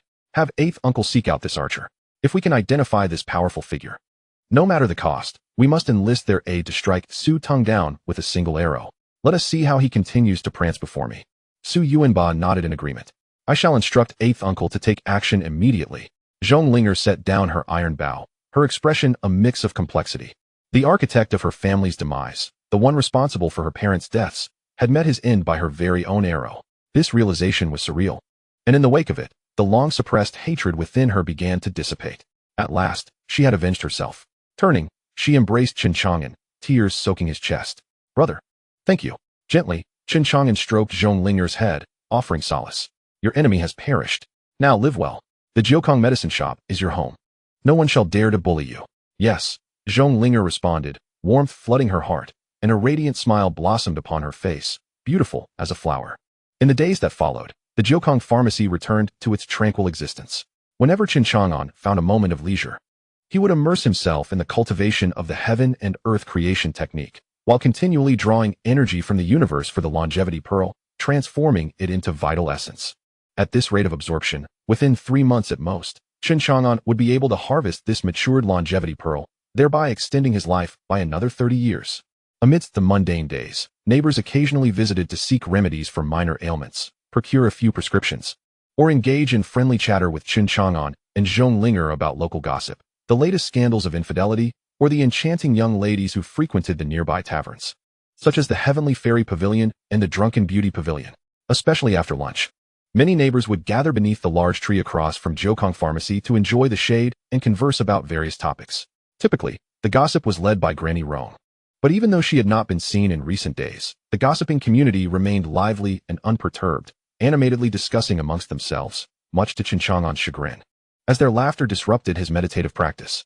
As for Granny Rong, Chen Chang'an, using his divine eye, observed that she lingered in the Great Dragon Mountain, shrouded in secrecy, leaving him to ponder her intentions. In this brief span of days, the atmosphere in Tianwu City had grown increasingly vibrant, with an influx of cultivators arriving from all directions, transforming the city almost overnight. They lingered in Tianwu City, inquiring and speculating about the secrets behind the 2 golden gates of the Imperial Palace and the movements of various factions within Hezhou. For example, 5 days prior, the news of the Abyssal Gate had sent shockwaves through Hezhou, prompting the 10 major cultivation factions, led by the Radiant Sun Dynasty, to form an alliance known as the Jinyuan Alliance. Within just a few days, hundreds of factions had joined, and the Jinyuan Alliance was set to establish a stronghold in Tianwu City. The Jinyuan Alliance called upon cultivators to vanquish the abyssal skeletons, promising rewards for each skeleton defeated and the soul bone fragments they returned. The more they killed, the greater their rewards. 3 days ago, a nobleman breached the 2nd level of the Imperial Palace and fortuitously discovered a boundary-breaking elixir left by the compassionate Immortal Emperor, enabling him to ascend to the indestructible realm and become a powerful leader. Others had glimpsed a long-sealed treasure within the palace, gaining insights into an ancient legacy. The palace was rife with treasures and opportunities. The Vajra sect, one of the 10 major cultivation factions in Hezhou, had also arrived, led by a venerable elder of the 10,000 Laws realm. Just yesterday, with Su Tung at the helm, the Jinyuan Alliance successfully occupied the 2nd level of the Imperial Palace, preparing to establish a sealing formation to commence the search for its myriad treasures. 2 days prior, a cultivator from the Fate Spring sect unearthed a golden abyssal skeleton on the 2nd level, a treasure in itself, impervious to decay for millennia and considered prime material for crafting. It was subsequently purchased at a high price by an elder from the puppet sect, who intended to transform this golden skeleton into a battle puppet. Last night, the cultivators on the 2nd tier were unexpectedly ambushed by the Een Spirit Dead clan, resulting in the loss of several nobles and leaving a minor true monarch severely wounded, forced to retreat to the 1st tier to regroup. Each day, the Imperial Palace is engulfed in battle. While some seize opportunities to ascend rapidly, others meet their demise, becoming mere bones in the underworld. Nevertheless, this does not deter an increasing number of cultivators from Hezhou from flocking to the Great Dragon Mountain. Once a remote location, the Great Dragon Mountain has now transformed into the epicenter of Hezhou, garnering the attention of countless cultivators. Within Tianwu City, the populace has learned that the establishment of the Imperial Palace here is due to the compassionate Emperor's intent to seal the Abyssal Gate. Currently, the seal of the Abyssal Gate is weakening, and the Imperial Palace is being eroded by the Abyss. To reclaim the Imperial Palace, re-establish the seal on the Abyssal Gate, and possibly obtain the Imperial legacy left by the compassionate Emperor, one must retrieve the most potent Imperial artifact, the compassionate Emperor's bell, which lies deep within the palace. Initially, the news regarding the Abyssal Gate sparked considerable panic throughout the city, prompting many to flee Tianwu City in fear of its reopening, knowing that the common folk would be the first to suffer. However, with the emergence of the Abyss Suppression Alliance, more cultivators have entered the Imperial Palace to suppress and cleanse the Abyssal clan, leading to a seemingly favorable situation. Many have overcome their fears and returned to Tianwu City. After all, regarding the future of Hezhou, the major factions can no longer prioritize seizing the compassionate Emperor's Imperial legacy. The utmost imperative now is to reseal the Abyssal Gate, ensuring that the Een Spirit Dead clan is denied any opportunity to invade Hezhou. This matter is critical to the fate of the entire region, allowing no room for negligence. Otherwise, calamity will befall all of Hezhou. Yet, for Chen Chang'an, none of this concerns him. He continues to eat when hungry, sleep when tired, and cultivate diligently, remaining untouched by the upheavals of the Imperial Palace and the Abyssal Gate. It has been 6 days since he defeated Zhao Tao, and the fugitive Jin Jiayuric has finally returned to the Jin family. At this moment, he appears significantly more aged and disheartened than when he left. And despite the passage of time, his fear of Chen Chang'an has not diminished in the slightest. When the elders of the Jin family witnessed their ancestor, who seemed to have aged decades in an instant, they were utterly astounded. "Ancestor, how have you come to look like this?" In the elder hall of the Jin family, elders at various stages of cultivation, transformation, indestructible, and even 10,000 laws, gathered in silence, their expressions grave as they observed Jin Jiayuric cautiously produce an iron arrow. This seemingly ordinary arrow concealed within it a terrifying energy capable of annihilating everything. Even the slightest hint of its dreadful aura sent shivers down the spines of all present elders. Jin Jiayuric, his face still marred by the lingering terror of recent days, recounted the events of that day when he and Zhao Tao of the Abyssal sect arrived at Tianwu City, culminating in the moment when Zhao Tao was obliterated by a single arrow from Chen Chang'an. He was toyed with by Chen Chang'an like an insignificant insect. Fortunately, in the end, Chen Chang'an spared him. Otherwise, he too would have met his demise beneath Chen Chang'an's arrow. At this juncture, Jin Jiayuric felt an amalgam of fear and gratitude towards Chen Chang'an. Were it not for his mercy, he would have already perished. This Chen Chang'an, possessing such formidable strength, is a minor true monarch of the realm of 10,000 laws, merely a step away from becoming a grand true monarch. Yet he could not withstand a single arrow from him. However, I can sense the terrifying power contained within that iron arrow, were it to unleash its force. None of us present would survive. How perplexing it is that this arrow is merely composed of ordinary iron. Yet Chen Chang'an has somehow managed to imbue it with such horrific power. It is truly an act of turning the mundane into the miraculous, an unprecedented feat. Upon hearing Jin Jiayuric recount the events, all the elders of the Jin family were struck with terror, their faces betraying their fear. His ability to swiftly eliminate Zhao Tao suggests he might be a true monarch of the earth, or even a true monarch of the heavens. While our most formidable ancestor is merely a grand true monarch, should he choose to target our Jin family, our annihilation is assured. In that moment, the elders of the Jin family were engulfed in anxiety, fearing that Chen Chang'an might seek retribution against them. Jin Jiayuric said, "If our esteemed senior can show mercy and spare me, there may still be a chance for redemption. To ensure the survival of the Jin family, it would be prudent for us to seek forgiveness from him." Following this, Jin Jiayuric turned to Jin Wu, the strongest ancestor of the Jin family, who possessed the cultivation of a grand true monarch.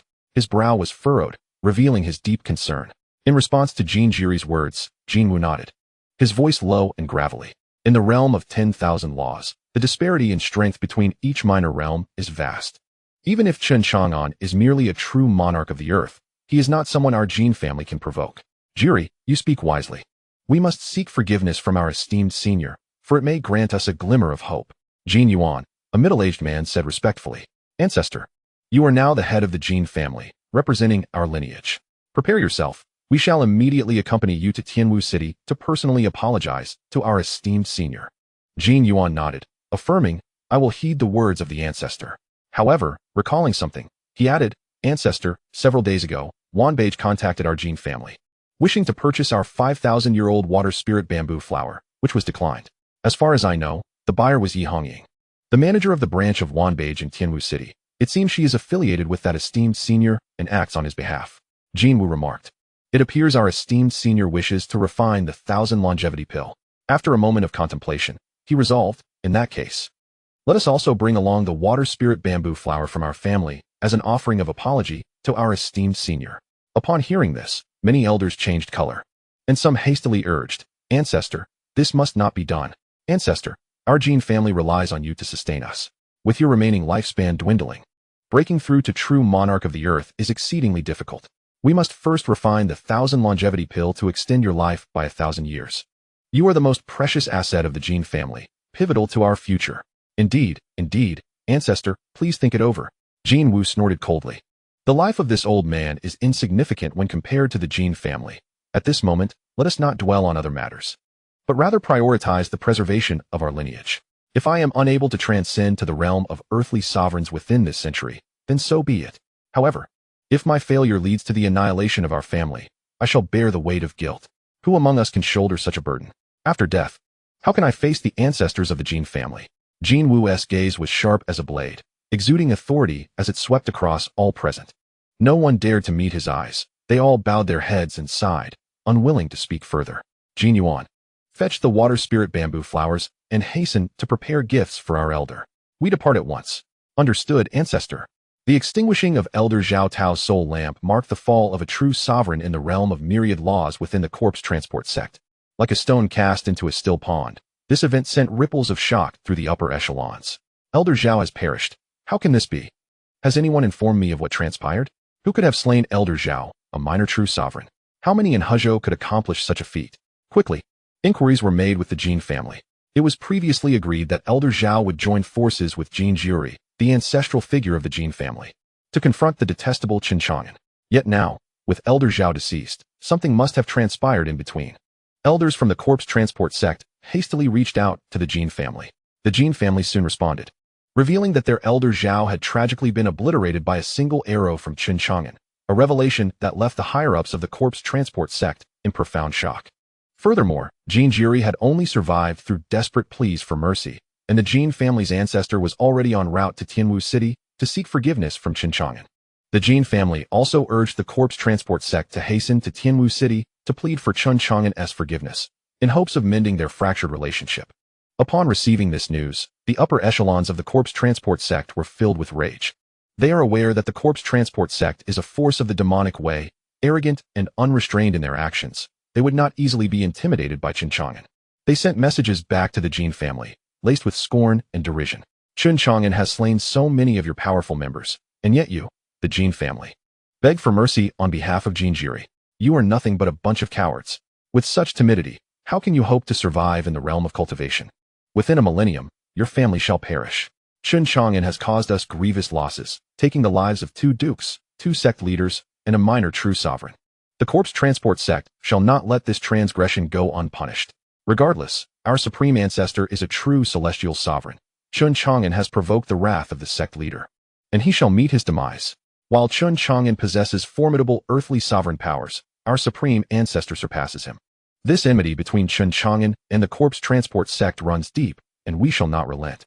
Jin family, reconsider, lest you become the subject of ridicule among the major forces of Hezhou. Ultimately, the Jin family replied simply, we shall not accompany you. Take care of yourselves. Thus, severing ties with the corpse transport sect. Jin Jiri, having personally experienced Chen Chang'an's overwhelming strength and the terrifying power of the iron arrow he had brought back, instilled a sense of mortal threat among the elders of the Jin family. They could not afford to take such a risk. However, the Shichua sect is different. They have never witnessed Chen Chang'an's prowess, and thus, they have yet to comprehend the extent of his strength. Moreover, the Shichua sect's foundation far surpasses that of the Jin family. Their venerable ancestor still lives, a celestial being of the myriad laws, the very architect of the Shichua sect, which is the source of their confidence. Within the Shichua sect, the alchemist madman is filled with unease, realizing that Chen Chang'an possesses such formidable power that even the esteemed elder of their sect fell tragically at his hands.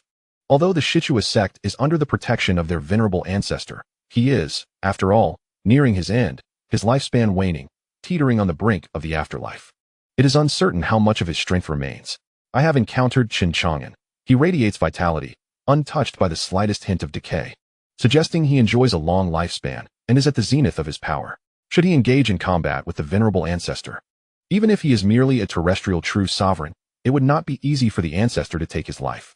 I cannot shake the feeling that if the Shichua sect continues to provoke him, calamity may befall them. Alas, should I retreat and avoid the brewing storm? Chapter 79. Su Dafu returns to the city. I have a friend. One day, Su Dafu returned to Tianwu City. From the intelligence gathered, it was reported that several arrows of light had shot forth from the city, and hundreds of miles away to the west, numerous mountain peaks had erupted. This indicates that the one who shot the arrow that killed Xiongda is indeed concealed within Tianwu City. However, the arrow was propelled with such astonishing speed that it vanished in an instant. Initially, only a fleeting glimmer was witnessed, leaving no clue as to its exact origin within the city. Upon learning this news, both Su Dafu and Su Yuanbao were plunged into profound shock. It is known that the Great Dragon Mountain spans 30,000 miles, with the Imperial Palace nestled deep within it, located over 10,000 miles from Tianwu City. The arrow was shot from such a distance. Who could accomplish such a feat? This is simply unfathomable. The idea of taking a life from miles away is terrifying. Amidst their astonishment, Su Dafu and Su Yuanbao were also gripped by a chill. If that archer can kill whomever he desires, then his power is truly formidable. Yet, Su Dafu's heart brimmed with joy. If he could locate this master archer and enlist his aid, Su Teng would surely perish. Given the unusual circumstances surrounding the Imperial Palace, with the emergence of the Abyssal Gate and the ensuing encroachment, it is evident that the Imperial legacy cannot be swiftly claimed. Thus, Su Dafu resolved to return to Tianwu City, hoping for fortune to smile upon him in finding this archer. However, he found no trace of the archer. Instead, he encountered Lin Lei on the road. Su Dafu beheld Lin Lei clad in striking enforcement regalia, his small eyes widening in astonishment. By heavens! Lin Lei's armor seems to be reserved for the leaders of the enforcement guards. I have only been to the Great Dragon Mountain for about a month. Yet Lin Lei has transformed so dramatically, his cultivation level having reached the pinnacle of the transcendent stage, his aura nearly touching the life spring realm. What fortuitous opportunity has he encountered? At that moment, Lin Lei, patrolling with his subordinates, caught sight of Su Dafu among the crowd. And the reason was clear. He was the most conspicuous figure, the stoutest among them, impossible to overlook. Lin Lei's eyes brightened as he instructed his subordinates to continue their patrol, then approached Su Dafu. Su Dafu, where have you been during this time? I haven't seen a trace of you. As Lin Lei drew closer, Su Dafu sensed a remarkable change in him, a distinct aura unlike before. Lazy, have you altered your cultivation method? Lin Lei smiled, genuinely surprised. You actually noticed that I've changed my cultivation method. Su Dafu rolled his eyes. Your aura is significantly more powerful than before. This level is beyond what your previous method could achieve. He then scrutinized Lin Lei from head to toe and playfully slapped his back. Well, Lazy, how did you suddenly advance so remarkably? And this armor of yours, only the leader of the law enforcement could wear it. Don't tell me you've become the commander of the law enforcement? Lin Lei chuckled sheepishly. Not the commander, but the deputy commander. Moreover, I am currently practicing the 6th grade technique, Blackwater Celestial Scripture, bestowed upon me by the city lord. Lin Lei paused, his expression turning serious. Noticing this shift, Su Dafu inquired. What else is there? I am now the deputy commander, so please show some respect and refrain from slapping my back in public. It diminishes my dignified image. Su Dafu rolled his eyes again, conceding, all right. By the way, why does Chu Yongtian treat you so well? Su Dafu's curiosity piqued. Lin Lei replied. That is largely thanks to Chang'an. Su Dafu was perplexed. What does Chang'an have to do with it? A few days ago, the city lord's daughter had an incident at the Imperial Palace and remained in a coma, with no one able to heal her. Not even the talented alchemist Jin Yang from the Jin family, or the high-level alchemist from the corpse-carrying sect. Ultimately, it was Chang'an who miraculously revived her. Su Dafu recalled witnessing Chu Wushuang's injury at Longshan, followed by the breaking of the Imperial Palace seal, where Chu Yongtian brought a rejuvenated Chu Wushuang to the palace. So it was Chang'an who healed her. I had no idea Chang'an's medical skills were so exceptional. As the saying goes, when one person ascends, their entire household rises. In gratitude for Chang'an's life-saving grace, the city lord promoted me. Lin Lei glanced around to ensure no one was listening, then leaned closer to Su Dafu and whispered, I suspect that Chu Wushuang has taken a liking to Chang'an. Just a few days ago, she asked me to deliver a letter to him, which was undoubtedly a love letter, overflowing with concern for him. The flames of gossip ignited in both Su Dafu and Lin Lei's hearts. Su Dafu's ears perked up as he eagerly pressed on. And then? Did Chang'an accept Chu Wushuang's affections? Have they? Lin Lei shook his head. There's nothing beyond that. Is that all? Just this? Indeed. Damn. And you just leave me hanging like this? Suddenly, Lin Lei's face lit up with a thought. Lazy, do me a favor. Call me Daddy. Daddy. Lin Lei beamed. My dear son, what favor do you need from your father? A deputy commander. Look at you. So pleased with yourself. If there's nothing else to say, I shall take my leave. Su Dafu's expression grew solemn as he said, Since you are the deputy commander of the law enforcement guard, you should be well aware of the current situation in Tianwu City.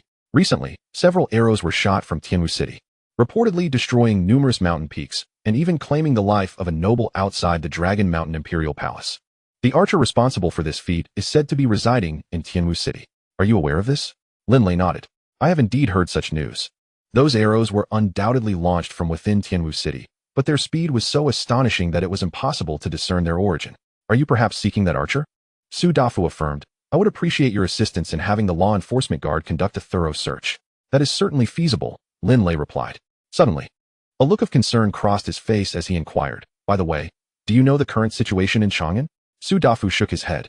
I have yet to return home. What has transpired in Chang'an? Chang'an is currently pursuing the path of body cultivation, Lin Lei explained.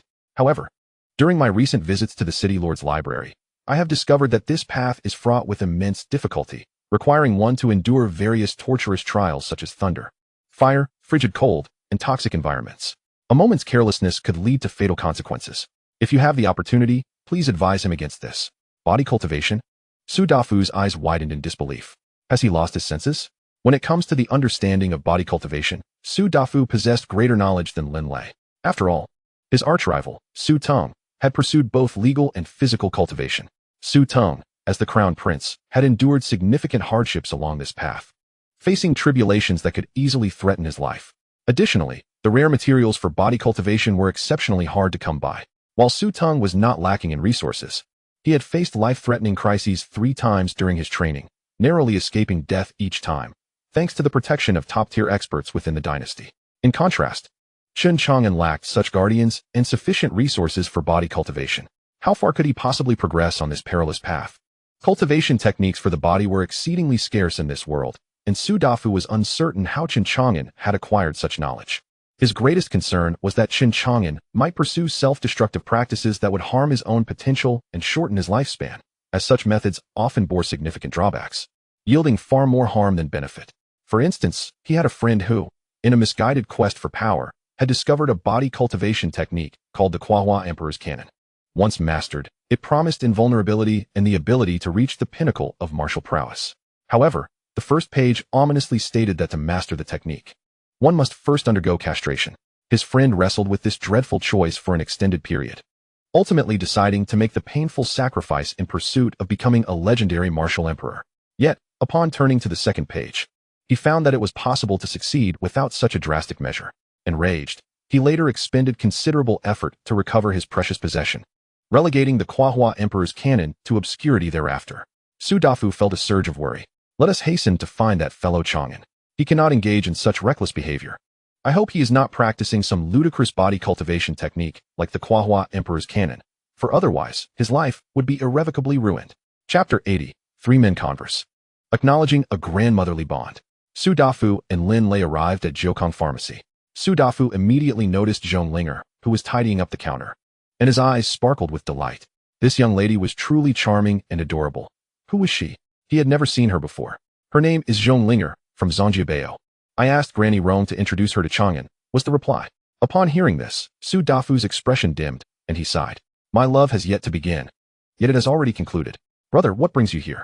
Zhong Linger greeted Lin Lei with a sweet smile, then turned her curious gaze towards Su Dafu. Su Ge? Su Dafu immediately flashed a smile he deemed handsome and suave, nodding in affirmation. Indeed, that would be me. Lin Lei inquired. Where is Chang'an? My brother is cultivating in the backyard. I will go fetch him, she replied. Soon, Chen Chang'an heard from Zhong Linger that both Lin Lei and Su Dafu had arrived. He promptly halted his training and stepped out from the backyard. Su Dafu quickly scrutinized Chen Chang'an from head to toe, relieved to see he was intact. Thank goodness you are not missing any limbs. His gaze then settled on a particular area of Chen Chang'an's body, and he cautiously asked, Is your Jiaochan doing well? Chen Chang'an shot Su Dafu a glare. Father's Jiaochan is perfectly fine at my waist. Why do you ask, you fatso? I heard from Lei Zi that you have abandoned your path in law cultivation to pursue body cultivation. Have you truly made up your mind? Su Dafu noticed that Chen Chang'an's aura had significantly strengthened, his vitality robust and full of life. He had evidently made progress and entered the first stage of cultivation, which surprised him. Of course, I am resolute. I find this path quite suitable for me. Su Dafu's expression grew serious. But do you understand that in body cultivation, you will face immense pain and trials? The trials of wind, thunder, and fire, and even the tribulations of heaven and earth that forcefully temper your body. Any misstep could lead to peril. Chen Chang'an replied nonchalantly, It doesn't matter, I will manage. Damn, you really are putting on an act. Don't let your recent breakthrough to the first stage of body cultivation fool you into thinking this path is devoid of difficulties. Each step in body cultivation can be a leap toward the heavens or a plunge into the abyss. Moreover, those who dare to pursue the path of body cultivation usually have protectors. Do you have one? A protector seems unnecessary to me. Su Dafu realized that Chen Chang'an was not comprehending the gravity of the situation, and he rubbed his forehead. Since you have begun body cultivation, you should understand how precious the resources required for it are. These are far scarcer than other cultivation resources. Perhaps the resources needed for the first stage are somewhat common, but those required later are rare and invaluable. Where will you find them? Resources like earth fire, dragon flame water, and frost dew will all be needed in subsequent cultivation, and any one of them could fetch tens of thousands or even hundreds of thousands of spirit stones at an auction. Take my advice. The depths of body cultivation are profound, and Chang'an, You may not be able to grasp it. Lin Lei, standing nearby, also expressed his concerns. Chang'an, Dafu has a point. Perhaps you should reconsider? Chen Chang'an smiled. He was well aware that both Lin Lei and Su Dafu were genuinely worried about him, and their heartfelt concern touched him deeply. Chen Chang'an remarked, Fatty, allow me to give it a try first. If it proves unfeasible, I shall not hesitate to abandon it. Much like Lin Lei's previous counsel, Chen Chang'an's gaze radiated unwavering determination. He would not yield. After all, this path was one that Chen Chang'an was destined to traverse.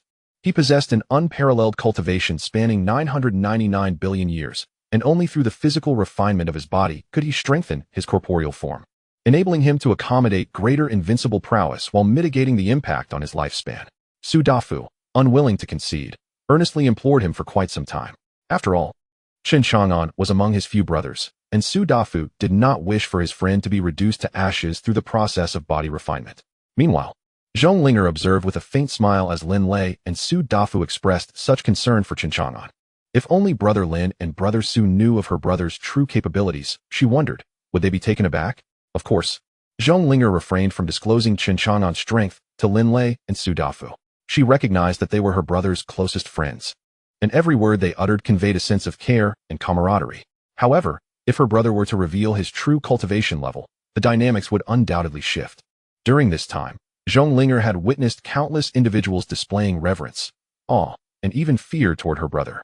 Figures such as Yi Hongying from the Wanbao Pavilion, the leader of the Chongqing sect, Dongfang Lingyue, and Qin Xiaoyan, not to mention their neighbor, Uncle Fu, all exhibited such sentiments.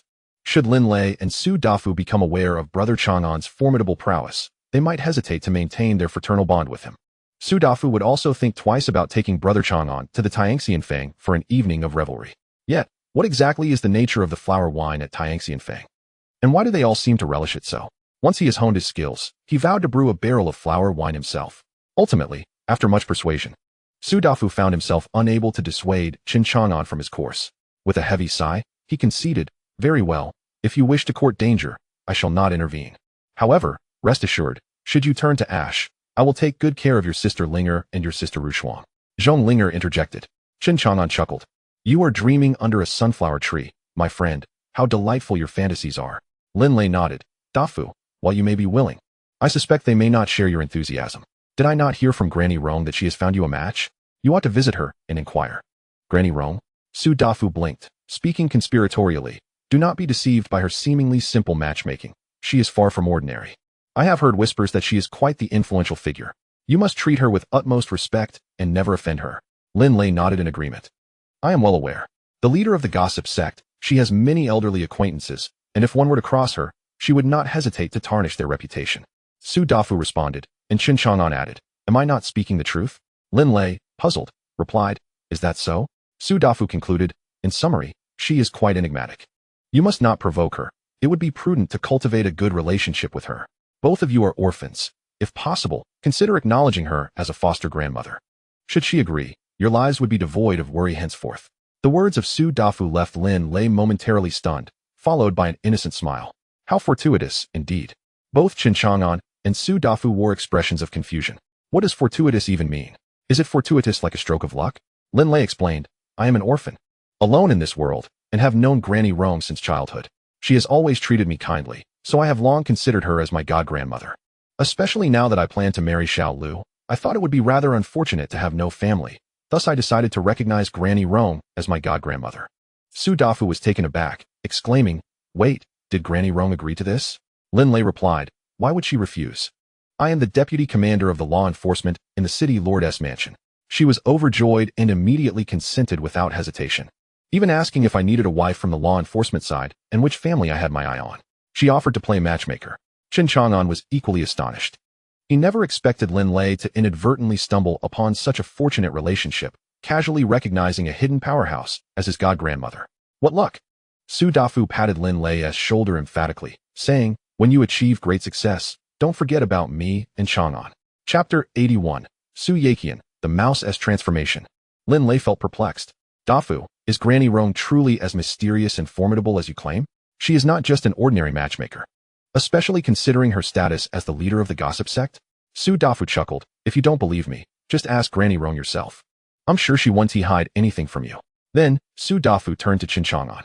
Chang'an, Are you going to acknowledge her? Chen Chang'an shot Su Dafu a glare, lacking interest. That's a leg to hold on to. You should embrace it tightly. Chen Chang'an retorted. Actually, my legs are quite robust. Why don't you come and hug mine? Su Dafu scoffed, mocking, neither of your legs is substantial enough to hug. Chen Chang'an cast him a nonchalant glance. Yakian, what are you talking about? Chang'an, you're talking nonsense. You're the one who has a toothpick. Lin Lei chimed in, claiming. He said that one day while we were in the restroom, he inadvertently caught a glimpse. Rezi, you're talking nonsense. Aren't you the toothpick? Lin Lei blinked, then shook his head, adopting a serious demeanor. At that moment, didn't you catch a glimpse of me as well? You should know I'm quite large. Chen Chang'an, Su Dafu.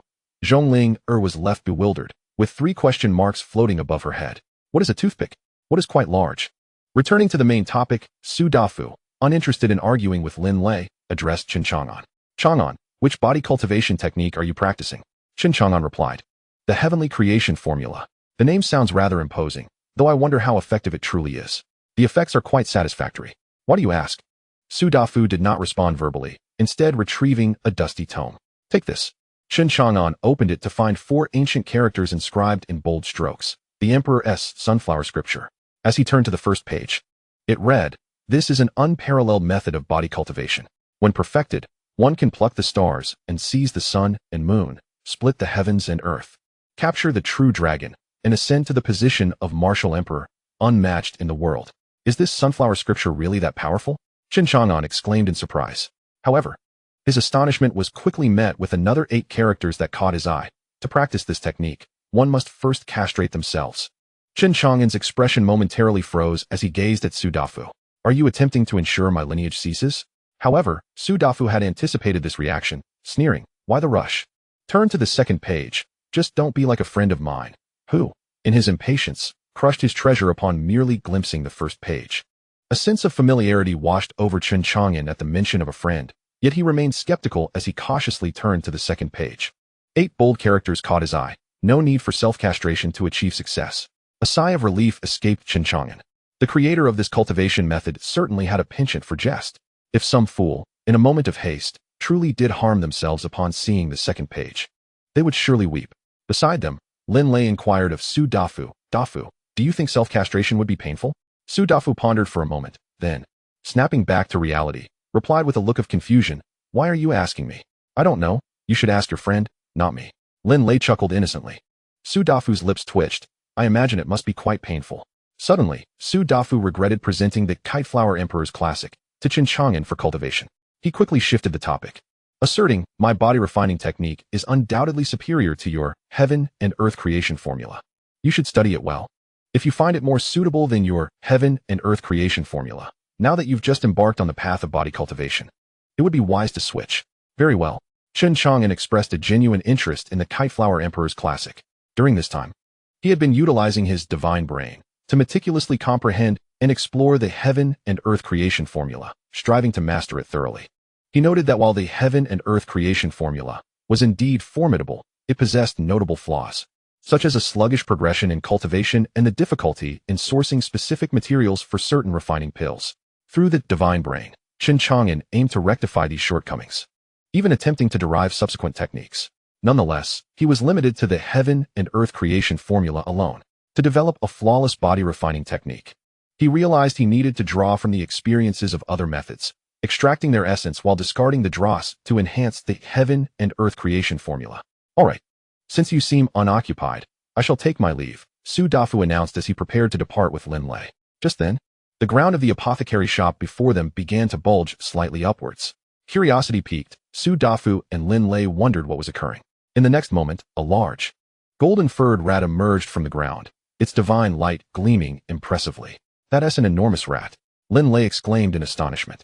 However, Su Dafu's pupils constricted in disbelief as he gasped, heavens, this resembles the legendary golden devouring rat, said to possess celestial bloodlines. But in an instant, Chen Chang'an had already kicked the large rat away with a swift motion. With a loud thud, the golden devouring rat collided against the wall, dazed and disoriented. Su Dafu, bewildered, urged, Chang'an, what are you doing? That's a golden devouring rat. It's quite precious. What if your kick damages it? Chen Chang'an remarked. It is not so easy to damage things, Mouse 3. Who told you to dig a hole in my apothecary? Quickly fill it up. My apologies, master. This is my first time digging in Tianwu City. I will rectify it immediately. The golden devouring immortal mouse swiftly dashed back to the hole and energetically began to fill it, soon restoring the ground to its original state, even jumping up to stamp down a few times. Su Dafu stared dumbfounded at the scene, swallowing hard. Chang'an, did you say this golden devouring immortal mouse is your spirit pet? Chen Chang'an replied, puzzled. Is there a problem? Zhong Linger's eyes sparkled with excitement. Brother, may I touch it? Feel free to. Zhong Linger gently stroked the soft fur of the golden devouring immortal mouse, which resembled a cute little groundhog, allowing her to pet it freely. Chang'an, where did you acquire this golden devouring immortal mouse? I unexpectedly caught it on the mountain near Orchid Village while treating Zhang Fubo's son. Su Dafu expressed his envy. What astounding luck you have, encountering even a golden devouring immortal mouse. Lin Lei, curious, asked, what is a golden devouring immortal mouse?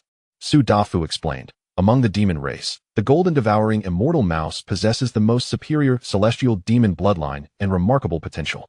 Moreover, it has a powerful talent for treasure hunting. Almost over 90% of rare celestial materials and treasures in this world cannot escape its treasure-seeking perception. In the realm of cultivation, the golden devouring immortal mouse is akin to a living treasure trove. Throughout the vast cultivation world, every cultivator yearns to capture a golden devouring immortal mouse as a spirit pet to search for resources. However, it is said that they have become extinct. Yet here you are with one, Chang'an.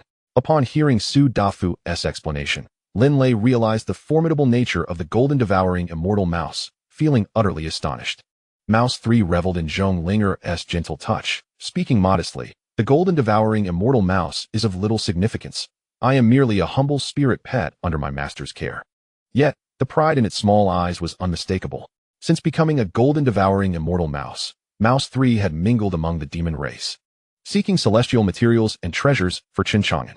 Countless female demons wished to engage with it, but alas, Mouse 3 had yet to transform and could only temporarily decline, awaiting its eventual metamorphosis for further interactions. Of course, there were some formidable beings among the demon race who sought to capture Mouse 3.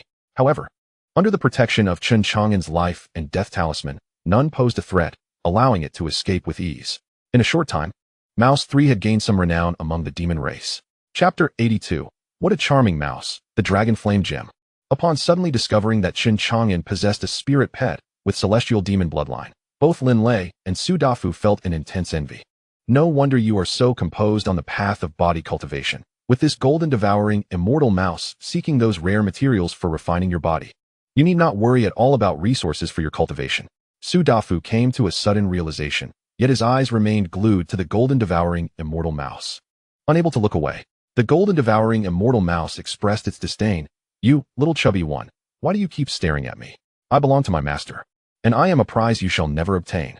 Chen Chang'an remarked, if you are in need of any resources for cultivation, you may ask Shu San to assist you. Shu San internally lamented, Master, do you regard me as mere labor?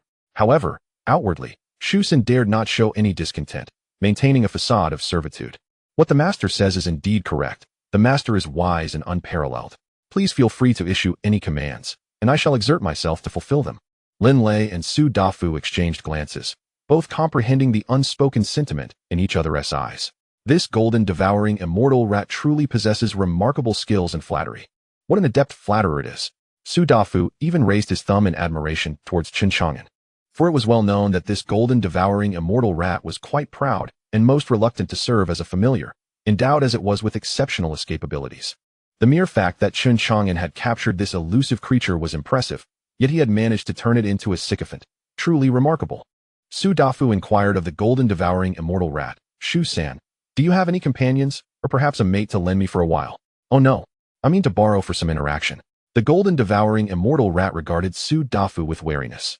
None, I am utterly unique. Su Dafu sighed, expressing his disappointment.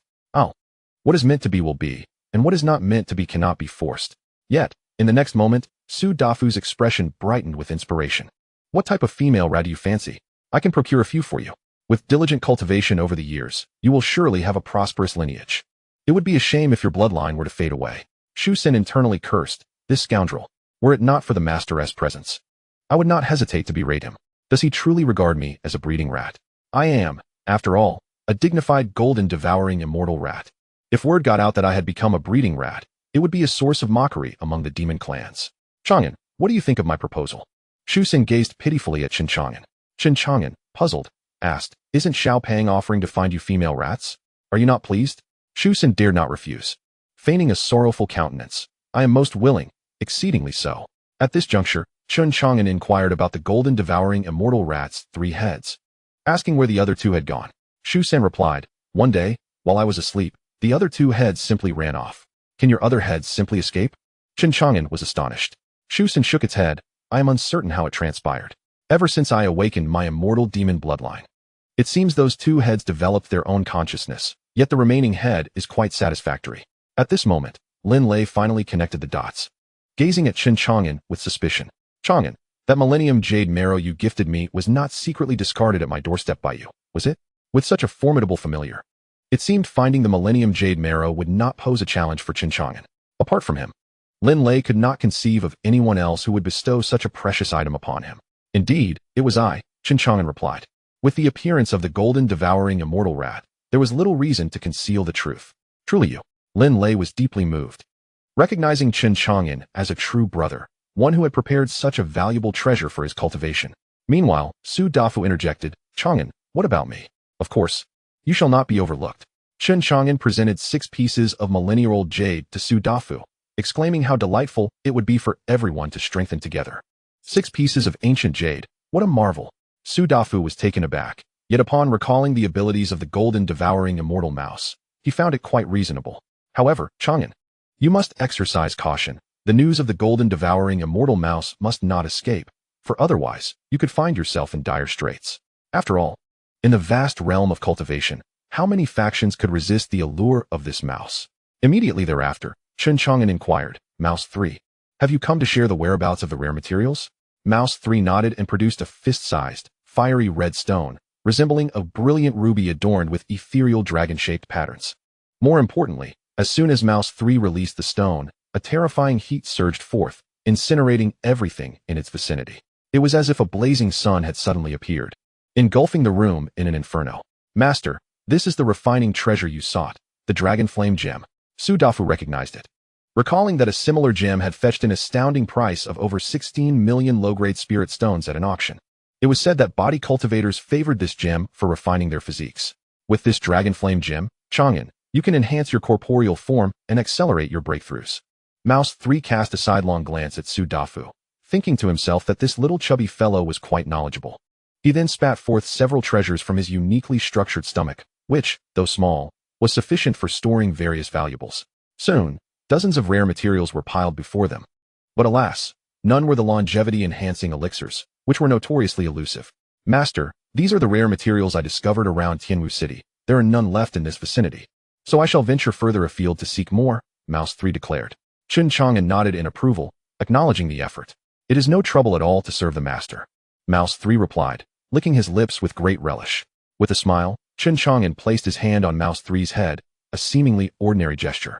Yet a formidable surge of invincible energy flowed into Mouse 3's life talisman, which had already expended some energy. Mouse 3 was of great utility, and it was imperative he not perish or be captured by other cultivators. After presenting the rare materials, Mouse 3 burrowed a hole in the corner of the backyard and departed. With a clatter, Chen Chang'an emptied the treasures he had received from Mouse 3 before Lin Lei and Su Dafu. The items shimmered with vibrant hues, casting a kaleidoscope of colors that left Lin Lei and Su Dafu in a daze. "How many rare materials are there?" they exclaimed in disbelief. If all these were sold, they would be worth an unimaginable fortune.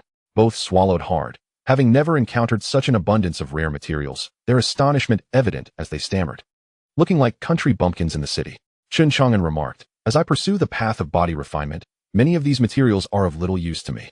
Please, feel free to take what you desire. My possessions are yours. There is no need for formality." Chapter 83. The Treasures of the Full Moon Ancient Clan, Shadows of Death. Su Dafu gazed hungrily at the heavenly materials and earthly treasures, drooling in anticipation. "Chang'an, since you have mentioned it, I shall not hold back." With that, he selected several precious items for himself, each of which would greatly aid his current cultivation. Although this fellow was shameless, he was not greedy. Chen Chang'an turned to Lin Lei. "Ray, why do you hesitate?" Lin Lei hesitated, saying, "The 6 pieces of millennium jade you gifted me are sufficient. Chang'an, you should keep these for yourself to exchange for body refining resources later." Chen Chang'an feigned anger. "What? Do you not consider me a brother?" "Of course not. I need not worry about body refining resources. With the golden devouring immortal mouse, I have no cause for concern. Su Dafu interjected, Ray, do not squander Chang'an's goodwill. Besides, when we grow stronger, we can help Chang'an seek body refining resources in return. I understand. Lin Lei, no longer indecisive, promptly selected several types of heavenly materials and earthly treasures necessary for his cultivation. With these resources, it would be no trouble for Lin Lei to reach the divine transformation realm and become a noble recognized by heaven and earth. Su Dafu chuckled heartily, his smile radiant. He thought to himself, with these cultivation resources, I should be able to narrow the gap with that scoundrel Su Teng significantly. Even if I cannot find an expert archer to assist me, I will eventually prevail. After some idle chatter, Lin Lei and Su Dafu refrained from disturbing Chen Chang'an's cultivation, and each had matters to attend to. Lin Lei handed Su Dafu an invitation card. You have been absent for so long. My wedding day is in about 20 days, and you must not forget. Su Dafu tucked the invitation away. Rest assured, no one could possibly miss my presence or Chang'an's. I will certainly lend you my support when the time comes. And remember to help me find that expert archer. No problem. Subsequently, Su Dafu wandered through the city a few more times. However, he could not gather any more information regarding the expert archer. As darkness began to fall, Su Dafu murmured to himself, this archer is truly elusive. It seems I cannot find him. Never mind, I should return to avoid worrying Uncle Qi. Yet, just as Su Dafu was leaving Tianwu City, a powerful figure from the Dai Empire suddenly appeared before him, blocking his path. Su Dafu's expression changed instantly, and he turned to flee. However, at that moment, the icy voice of Su Teng echoed in his ears. My dear brother, where do you think you are scurrying off to? In the sky, a bronze war chariot materialized, with Su Teng seated imposingly atop it, looking down at him. Behind him were 12 elite warriors from the Empire, forming a grand formation. Su Teng, from his elevated position, peered down at Su Dafu with eyes sharp as blades. A hint of mockery flickering within. Su Dafu's expression grew icy, his gaze fixed on Su Teng, a murderous intent he could not suppress. Su Teng, yet he remained composed. He knew he was currently too weak to contend with Su Teng. Moreover, with so many elite warriors surrounding him, the prospect of killing him was nearly impossible. As long as the green hills remain, one need not fear the absence of firewood. It is best to retreat for now. Su Dafu quietly retrieved a black gemstone from his storage ring. This was a space gem, possessing a trace of spatial teleportation ability. It was this very gemstone that enabled Su Dafu to evade the relentless pursuit of the dynasty multiple times. With a decisive crunch, he shattered it. However, Su Dafu felt no spatial fluctuations. He was not teleported away. At that moment, his expression darkened. Su Teng had, in fact, laid down a formidable barrier here. With the power of the space gem rendered useless, Su Dafu found his escape route sealed. Alone, he faced Su Teng and numerous formidable figures from the dynasty, placing him in an exceedingly perilous predicament. Su Teng snorted coldly. Without the power of the space gem, how do you intend to flee? If you surrender the treasures of the Full Moon Ancient Clan, I shall spare your life, considering our half-brother relationship. Upon hearing this, Su Dafu was engulfed in rage. I would spare you. I will undoubtedly overthrow you. I shall not forgive those who harmed my mother. Without a moment's hesitation, he pulled out a multitude of silver orbs from his storage ring. These silver spheres were adorned with ancient patterns, shimmering brilliantly, radiating astonishing energy fluctuations. In a single breath, Su Dafu hurled out over 100 silver orbs. In an instant, the heavens and earth reverberated with thunderous explosions. The silver orbs, once cast forth, erupted like a volcanic explosion, illuminating the surroundings and wreaking havoc, shaking the very ground beneath them with an awe-inspiring force. The experts of the dynasty summoned their treasures to shield Su Teng from the onslaught of the silver orbs. Yet, despite their efforts, several of the dynasty's experts were grievously wounded in the wake of the orb explosions, illustrating the sheer terror of Su Dafu's assault. Su Teng narrowed his eyes, acknowledging. One of the magical treasures created by the Full Moon Ancient Clan, the exploding silver pearl, is quite intriguing. At this moment, Su Dafu crushed another mysterious magical orb, fully aware that if he did not exert his utmost strength today, his demise was assured. With a crack, the magical orb shattered, releasing a vast billow of silver mist that gradually coalesced into a foggy portal. From within the mist, a towering figure emerged, clad in heavy armor and bearing a massive sword upon his shoulder. This formidable man radiated silver moonlight, summoned in a unique manner, exuding an overwhelmingly terrifying aura. Su Teng's expression shifted noticeably, and he coldly inquired, the soul-summoning magical orb of the Full Moon Ancient Clan, have you, perhaps, acquired the treasures of the Full Moon Ancient Clan? The Full Moon Ancient Clan was the lineage of Su Dafu's mother, Princess Full Moon. Once a powerful and ancient race within the realm of cultivation, they worshipped the moon goddess, receiving legendary divine powers as a result, enabling them to forge extraordinary treasures and artifacts. However, when the moon goddess ceased her blessings, the Full Moon ancient clan fell into decline, eventually forging an alliance with the Great Sun dynasty. Princess Full Moon became the consort of the Great Sun Emperor, only to find that the emperor, driven by greed for the treasures left by the moon goddess, conspired with the forces behind the empress to annihilate the Full Moon ancient clan.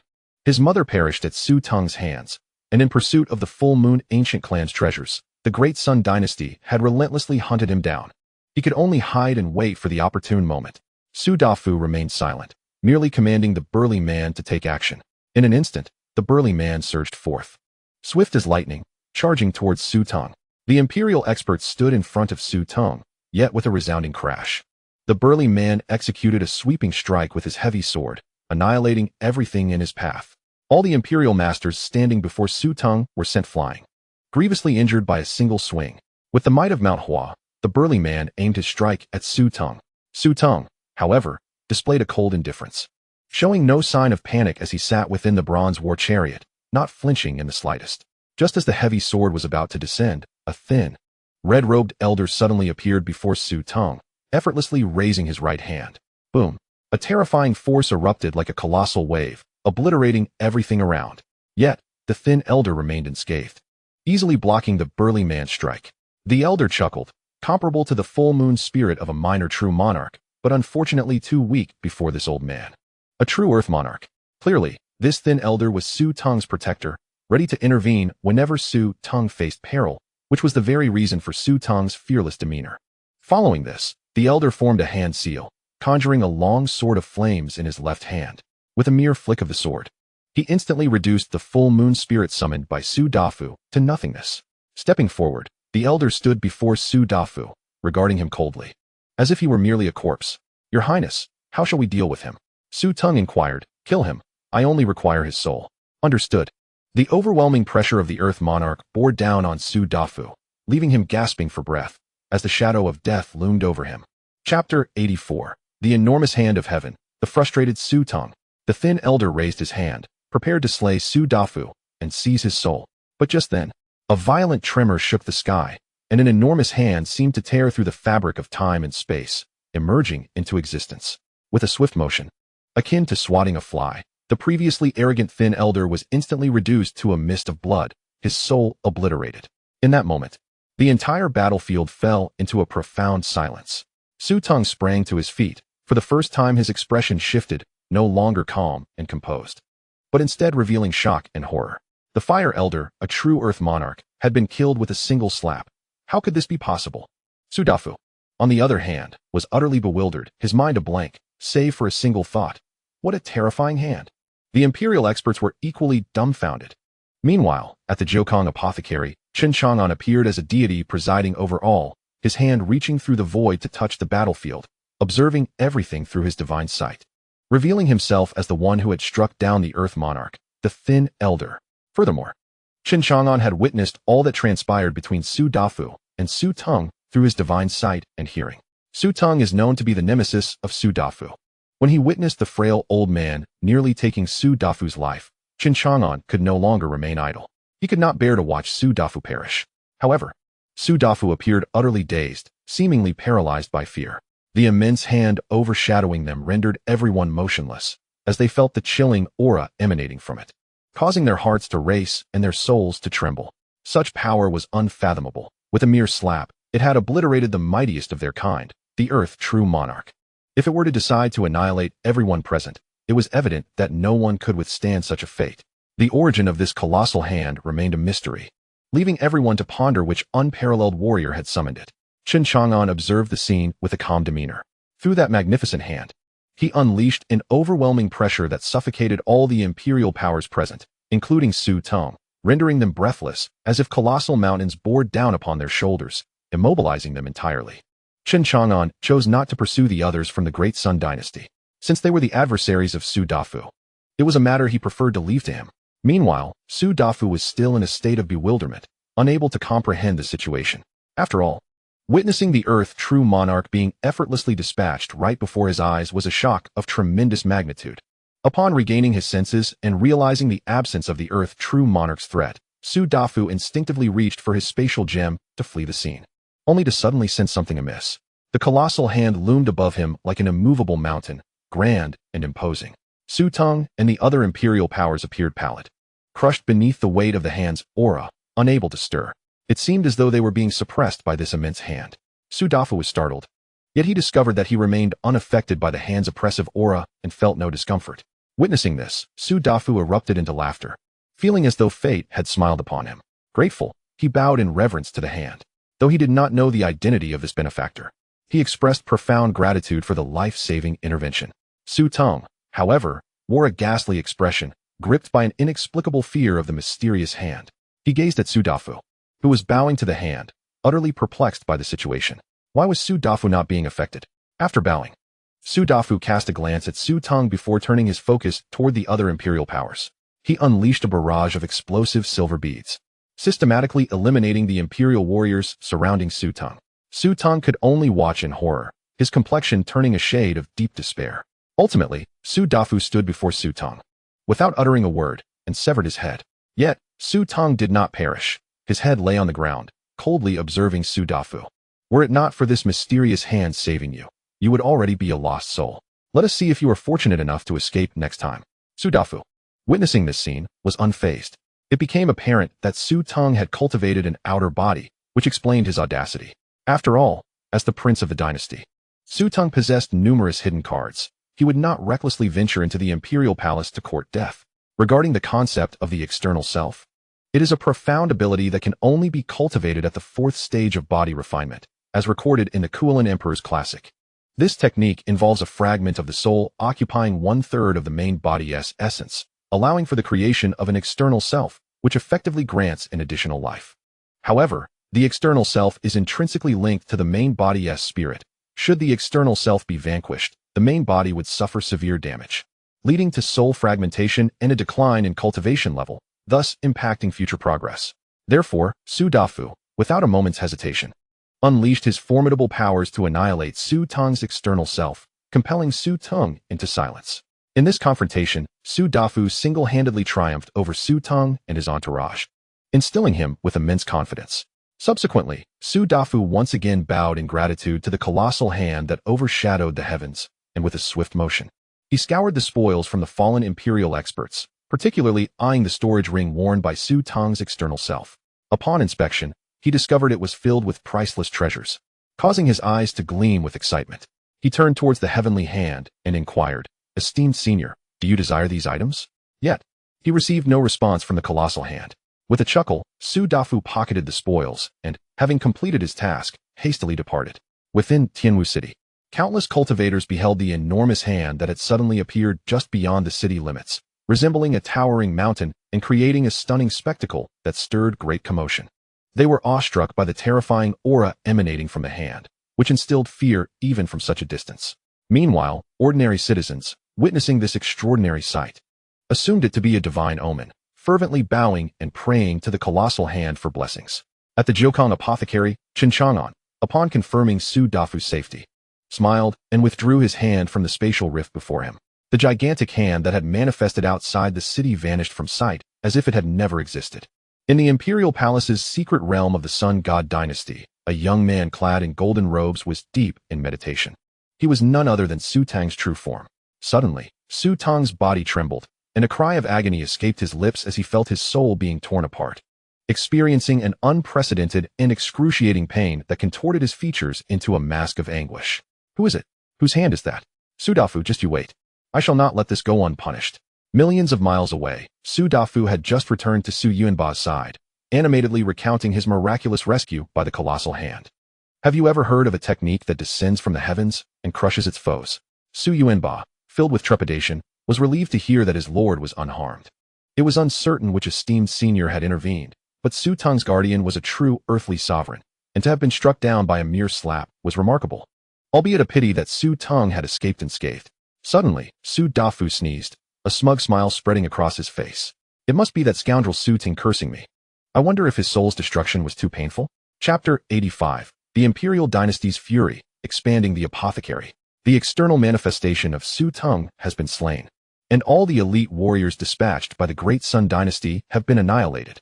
Even the Earth True Lord, who was tasked with protecting Su Teng's external self, has met a tragic end. This is an utterly significant event for the Great Sun Dynasty.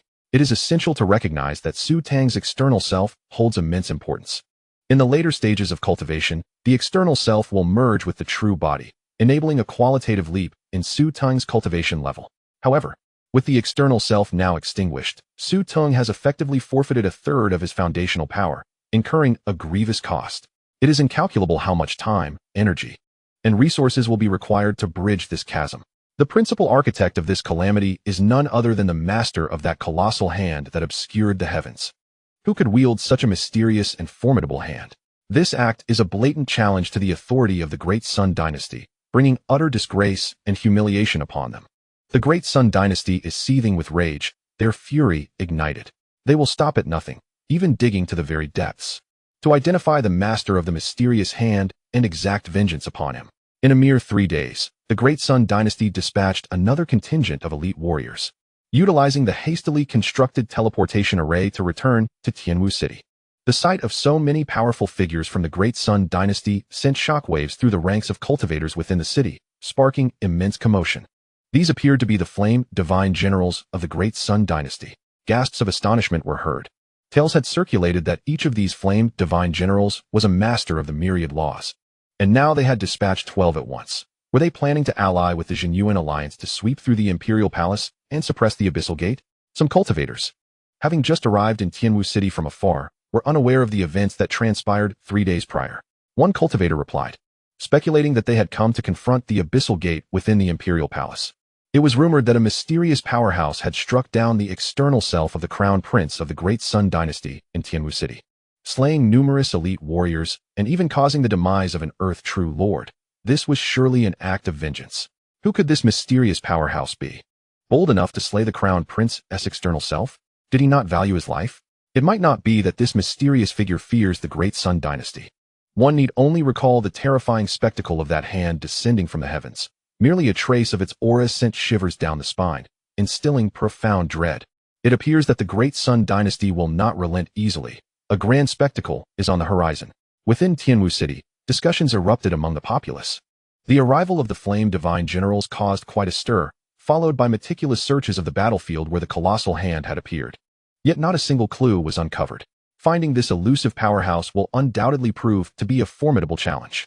Meanwhile, Su Dafu has swiftly concealed himself alongside Su Yuanba. Had it not been for the colossal hand descending from the sky to vanquish Su Teng's protector and save his life, he would have already perished. Thus, Su Dafu remains vigilant, concealing himself with utmost caution. He will grant the Great Sun Dynasty no opportunity to discover his whereabouts for 1 day. He shall ensure they pay the price. Presently, the number of cultivators flocking to Tianwu City from all directions continues to swell. Yet the secluded Qingyun Street in the southern part of the city has failed to attract the attention of any cultivators. It remains a bastion of tranquility and harmony. Many neighbors bask in the sunlight daily, gathering as members of the Bagua sect to engage in light-hearted chatter and enjoy sunflower seeds. Though life may be mundane, it is devoid of worries. In contrast, the residence of the butcher Wang, adjacent to Chen Chang'an's home, has been reduced to a heap of rubble, garnering considerable interest from the local residents. A group of workers busily reconstructs the site, while Zhong Linger oversees the expansion of the Jiukong pharmacy. Given its previous modest size, the pharmacy has now become a project of ambition, as Chen Chang'an, with newfound wealth, seeks to enlarge it and cultivate a medicinal herb field. Thus, he has purchased the property next door, formerly owned by the butcher Wang. Once the reconstruction is complete, the Jiukong pharmacy will have doubled in size. In recent days, Chen Chang'an has diligently delved into the Kiteflower Emperor's canon, refining the heaven and earth creation technique. Now, he navigates the first level of cultivation with remarkable ease. The infusion of blood spirit elixir, combined with the searing energy emanating from the dragon flame gem, has further honed his corporeal form. Chen Chang'an's vitality has surged, and it is likely that he will soon break through to the mid-stage of the first level. However, the process of physical refinement is far from the ease experienced by spiritual cultivators. Each session feels akin to being pricked by thousands of fine needles. A sensation both excruciating and exhilarating. After a vigorous training session today, drenched in sweat from the arduous exertion, Chen Chang'an finds satisfaction in the newfound strength of his physique, invigorated by a robust flow of energy. After a refreshing wash, he takes a moment to rest and stroll around, admiring the expansion of the Jiukong pharmacy. He wonders how his elderly mentor will react upon returning to see such a transformation. At that moment, a group of Bagua sect members beneath a large tree greets Chen Chang'an as he ventures out. Taking a break, he joins their conversation, enjoying the lively exchange. Several members, with subtle inquiries, seek to learn about the pharmacy's earnings. Having acquired such a substantial parcel of land from the butcher, they express their astonishment that what appears to be an ordinary pharmacy is indeed quite lucrative, eliciting envy from the neighbors. Chen Chang'an merely smiles in response, downplaying the success. It's just enough to make ends meet. There's not much profit. Oh, we don't believe that. I've heard that being a physician is the most profitable. One remarks, Dr. Chen, could you take a look at my back? It has been quite painful lately. What medicine should I take?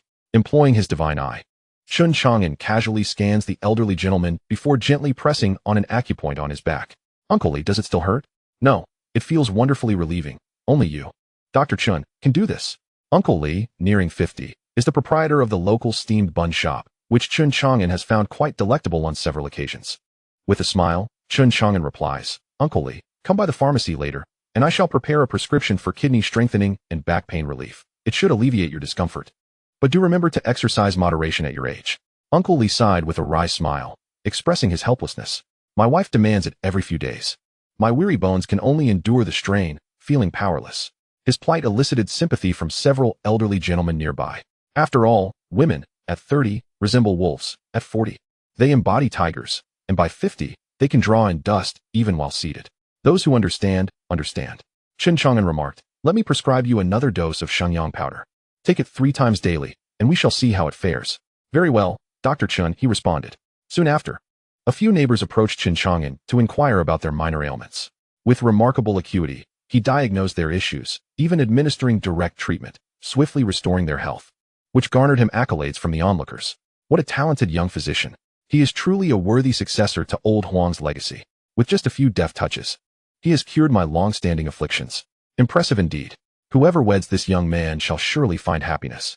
Chen Chang'an smiled and engaged in further conversation with the neighbors. Once he deemed the time appropriate, he returned to the apothecary to continue his cultivation, striving to break through to the mid-stage of the first tier within the next few days. Chapter 86, Abyssal Stone, Chu Yongtian captured.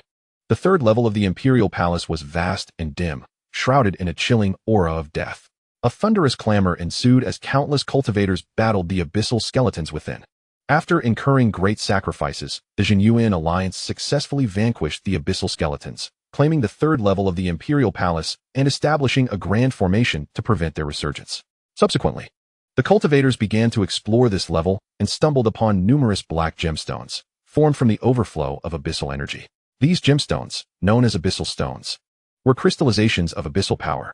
However, in the grand realm of cultivation, these stones bore another name, cultivation stones. True to their function, abyssal stones possessed formidable power, capable of directly elevating a cultivator's realm. The more refined the energy within, the higher the quality, making breakthroughs easier for those of advanced cultivation. Even a duke in the transformation realm, a sect leader in the indestructible realm, or a true monarch in the 10,000 laws realm found that ascending to the next minor realm became exceedingly challenging once they reached such levels. Yet, if they could acquire sufficient abyssal stones for their practice, surpassing their current realms would no longer pose a daunting challenge. Thus, when the cultivators discovered abyssal stones while exploring the third level of the Imperial Palace, they were engulfed in shock and elation, even descending into madness. Abyssal stones. My heavens. An elderly cultivator was so overwhelmed with emotion that tears streamed down his face, his body trembling. My life wanes, and I traveled great distances to seek an opportunity to break through my realm and extend my path to immortality. It appears my gamble has paid off. If I can find a few abyssal stones, I shall surely transcend my current boundaries and prolong my lifespan. Logically, abyssal stones are products of the abyss. Yet their presence within the Imperial Palace raises profound questions. Nevertheless, there is no doubt that the abyssal stones have delivered a profound surprise to all cultivators. They are eager to turn the Imperial Palace upside down, scouring every corner for these precious stones. On the third level, countless cultivators are in a fervent search for the abyssal stones. The quest has even incited fierce conflicts, resulting in the demise of many cultivators. However, such discord cannot persist. With the looming threat of the abyssal gate, Internal strife among allies would only serve to amuse the lurking Abyssal clan. Ultimately, the Alliance of Abyssal Suppression intervened, issuing a decree from the Imperial Palace. All cultivators, regardless of their affiliations, must heed the Alliance's commands upon entering the Imperial Palace, refraining from infighting and conflict. Whoever discovers an abyssal stone shall claim it as their own, and any attempt to seize it will be met with merciless retribution. The Alliance of Abyssal Suppression, formed by the united forces of the major powers of Huzhou, commands great authority, and no one dares to defy this edict. All cultivators comply. Whoever finds an abyssal stone rightfully possesses it. Of course, there are still greedy cultivators unafraid of death who venture to the 4th level in search of these stones. On the 4th level, Chu Yongtian and Chu Wushuang appear pale, their eyes filled with terror as they hastily navigate through the dense black mist, fleeing towards the 3rd level. Not far behind them, a strange, piercing cry echoes as 5 eerie shadows race through the fog, rapidly closing in on Chu Yongtian and Chu Wushuang. Suddenly, countless sinister vines pierce through the mist, advancing towards Chu Wushuang. Chu Yongtian quickly shields his daughter, wielding a treasured sword to slash at the malevolent vines.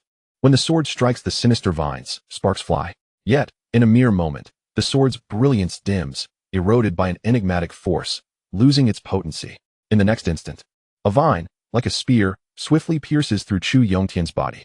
A spray of blood erupts, eliciting a shriek of agony from him. The multitude of sinister vines encircles Chu Yongtian, enveloping him in a cocoon of vines.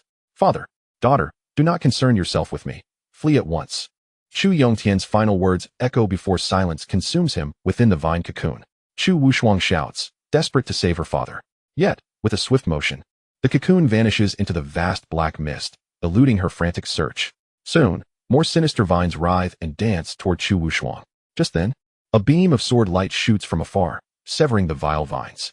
A roar of pain reverberates through the mist as the threat retreats, taking Chu Yongtian with it. Chu Wushuang yearns to pursue and save her father. A voice emerges behind her. That must be one of the vine demon folk from the abyss. They have unexpectedly arrived at this 4th level of the Imperial Palace. Do not harbor hopes of rescuing your father, for your attempt would be futile. Turning around, Chu Wushuang encounters 2 women approaching her.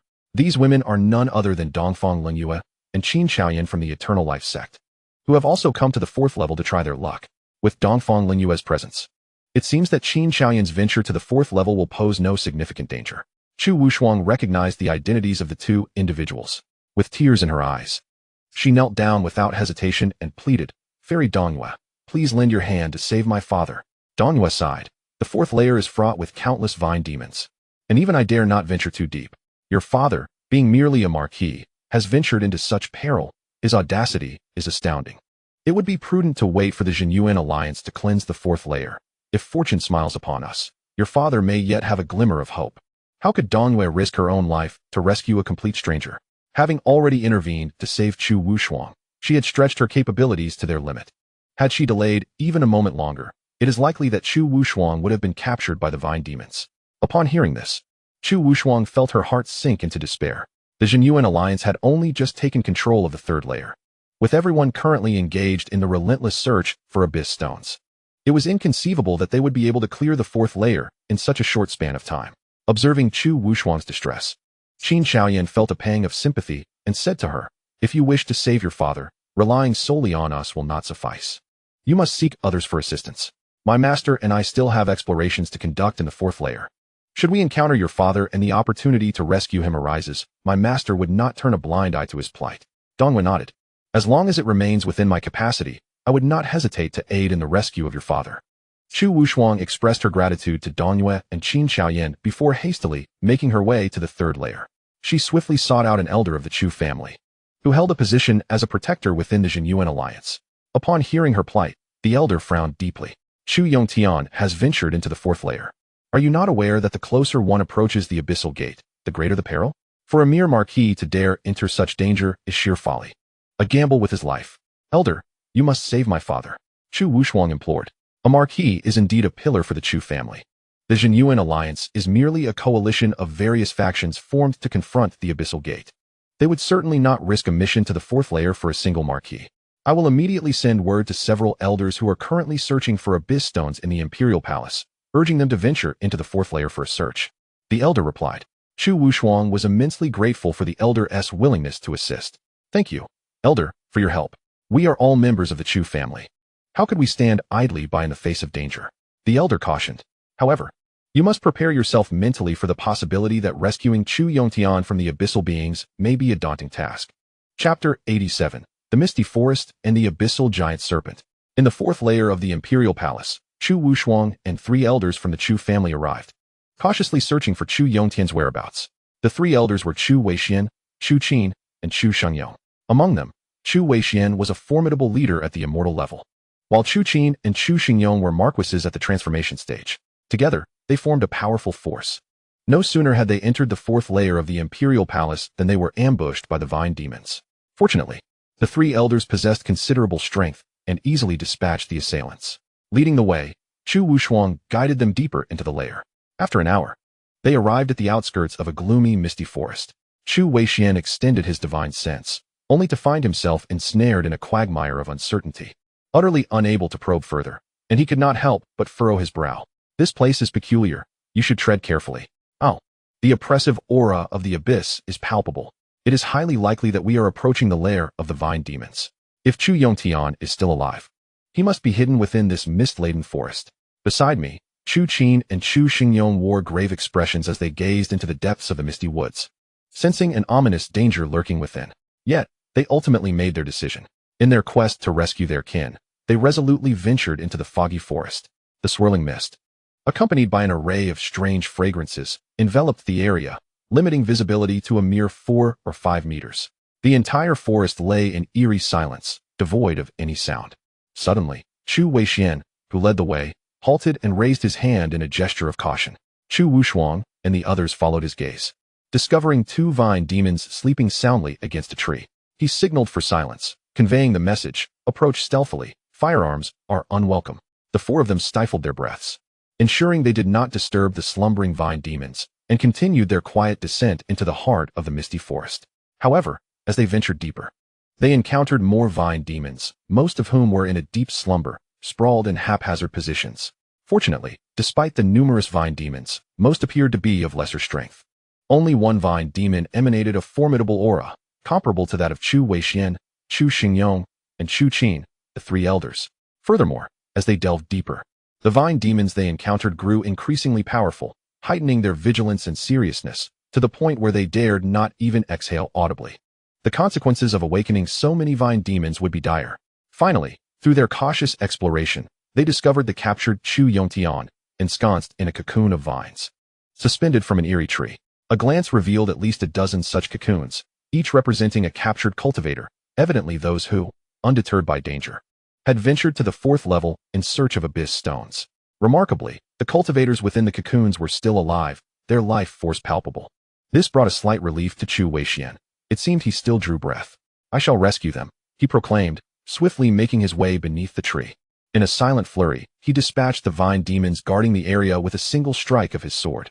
Raising his blade once more, he severed the 13 dangling cocoons, liberating Chu Yongtian and the others within. Their rescue was met with overwhelming joy. Thank you, esteemed elder, for saving our lives. Elder Weixian, what brings you here? With a grave tone, Chu Weixian replied, your daughter called upon me for your rescue. This place is perilous. We must not linger. Let us depart swiftly. With that, the 3 elders shielded the rescued individuals as they prepared to leave the area. However, at that moment, calamity struck. A tremendous roar echoed as a massive, sharp spear, tainted with the essence of the abyss, shot forth from the depths of the misty forest, piercing through the body of a cultivator whom Chu Weixian had just freed from the cocoon. With a scream, the cultivator perished instantly. An uproar erupted as the slumbering vine demons awoke, converging upon them in a frenzy. Not far from this mist-laden forest lies a vast lake, shrouded in fog, enveloped in a profound silence. Even the vine-wielding fiends dare not approach, for coiled within is a colossal serpent, reminiscent of a great mountain, drawing forth the abyssal energy that seeps from the gate of the abyss. Near the lake, 2 figures lurk in the shadows, silent as phantoms, Su Dafu and Su Yuanba. Although the Great Sun Empire has dispatched formidable flame generals to Tianwu City in search of the master of the overshadowing hand, and to hunt down Su Dafu and his compatriots, they remain oblivious to the fact that Su Dafu has stealthily ascended to the 4th level. Seizing the opportunity while Su Tung is gravely injured, he ventures into the Imperial Palace in pursuit of fortune. Su Yuanba, gazing at the serpentine behemoth that occupies the lake. Feels a spark of excitement in his eyes. This is indeed a deep abyss serpent. Its aura is seemingly weakened, as if it has sustained injuries. The intent of Su Dafu and Su Yuanba in the Imperial Palace's 4th level is singular, to seek out abyss stones. These stones are invaluable for practitioners, directly enhancing their cultivation. More is always better. Under the protection of Su Yuanba, Su Dafu encounters no peril, and they swiftly unearth a dozen abyss stones. Should Su Dafu manage to acquire a sufficient quantity of abyss stones for his cultivation within the Imperial Palace, he may well catch up to Su Teng in a brief span. At that juncture, Su Dafu is confident he could subdue Su Teng. Narrowing his eyes, Su Dafu contemplates the treasures the deep abyss serpent possesses. Its massive form must have absorbed an astonishing amount of abyssal power, likely nurturing high-grade abyss stones within its being. Furthermore, its serpent's blood and gall have remarkable effects for body refinement. These could be of great use to him. Abyss stones vary in rank, the higher the grade. The more pure and concentrated the abyssal energy they contain, thus providing greater assistance to practitioners.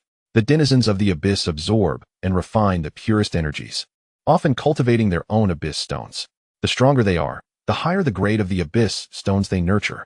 These are not to be compared with the low-tier abyss stones that form naturally from the abyssal energies of the outer realms. Typically, the creatures of the abyss rapidly grow stronger through mutual consumption. However, should they devour too many low-grade abyss stones saturated with impurities, they risk losing their sentience, devolving into mindless, bloodthirsty abyssal fiends. Chapter 88. The hunt for the giant serpent begins. Currently, few practitioners have ventured to the 4th level. Aside from Su Dafu and his company, none have noticed the injured deep abyss serpent. Seizing this opportunity, Su Dafu resolves to hunt the beast, fully aware of the treasures it holds, which could significantly enhance their strength if utilized wisely.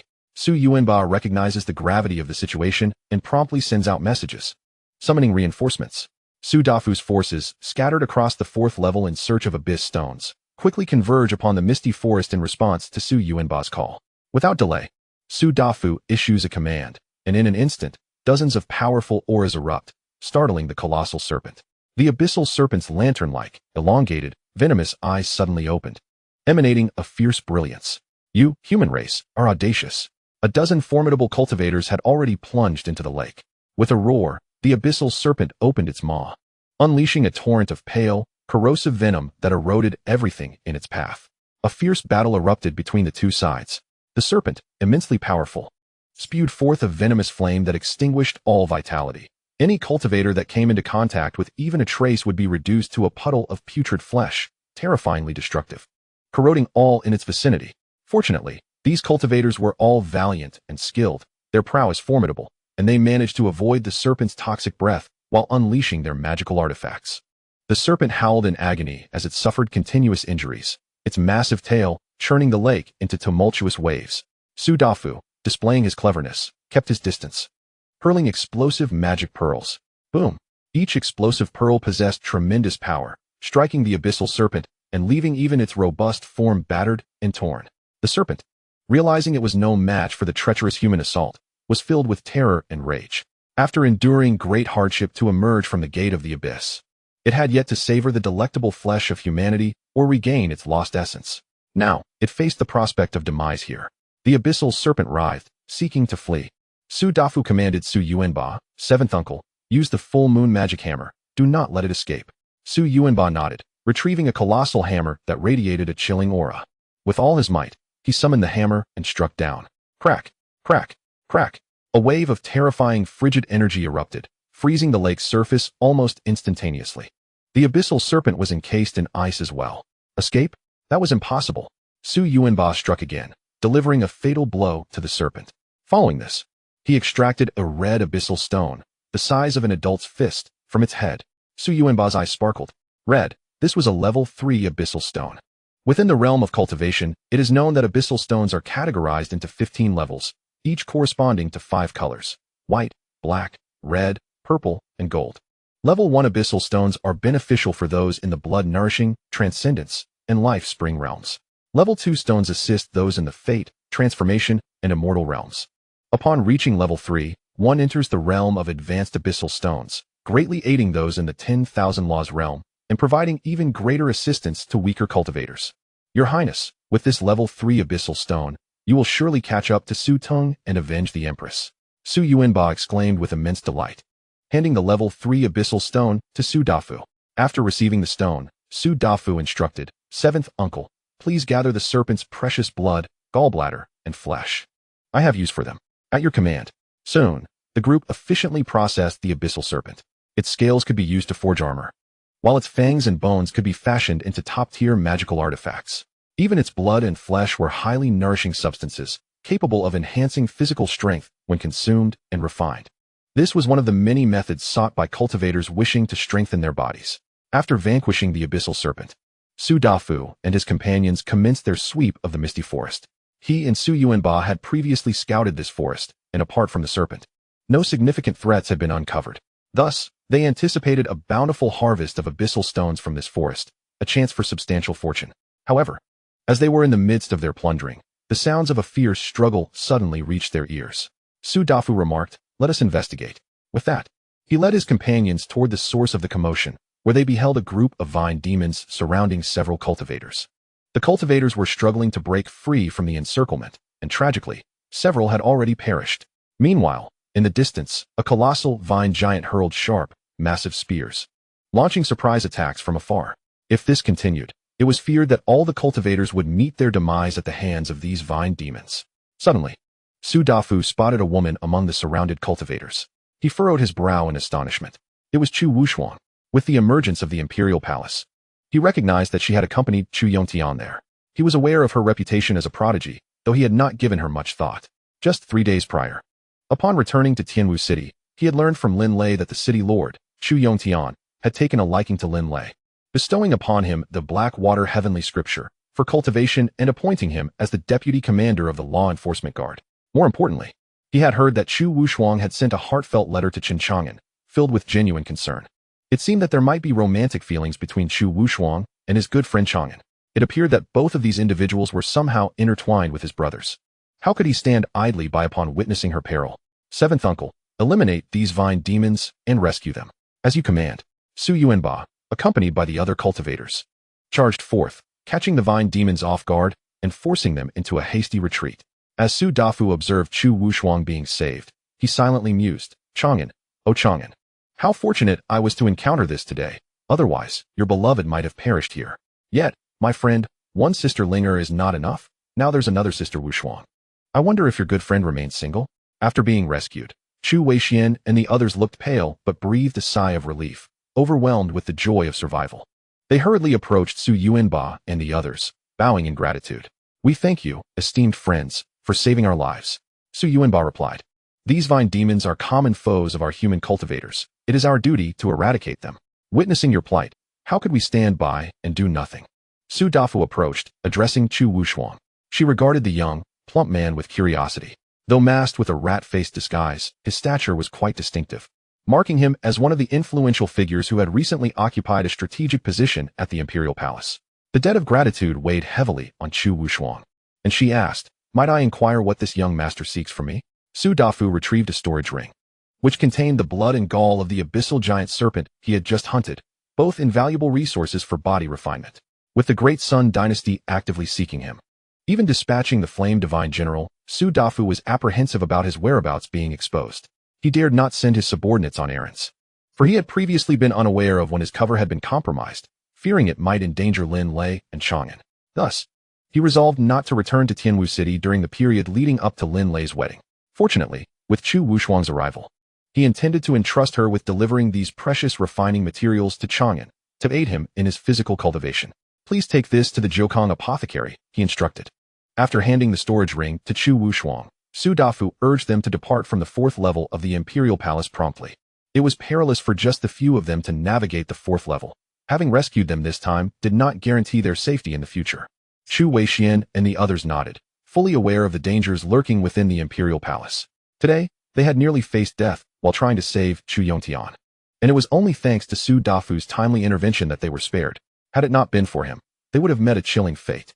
Once Chu Wushuang and her companions had left, Su Yuanba inquired, "Your Highness, why do you choose to send the blood and gall of the abyssal giant serpent to Chen Chang'an, rather than utilizing it for yourself?" "These are excellent materials for body refinement," Su Dafu replied, Chang'an's aptitude for magical cultivation is not particularly high. He has chosen the path of physical cultivation. And though I am uncertain how far he can progress on this journey, I am determined to assist him. Su Yuanba remarked. Your Highness's concern for Chen Chang'an is indeed a stroke of fortune for him. Su Dafu shook his head. You misinterpret my intentions, Uncle Qi. I regard him as a brother. It is only natural to care for him. He has shown great kindness to me. Whether by seeking remedies for my affliction or providing me with cultivation resources, does he not care for me in return? As he traversed a life of evasion, he felt fortunate to have Chang'an and Lazy as his steadfast companions. In his view, that was the true blessing of Su Dafu.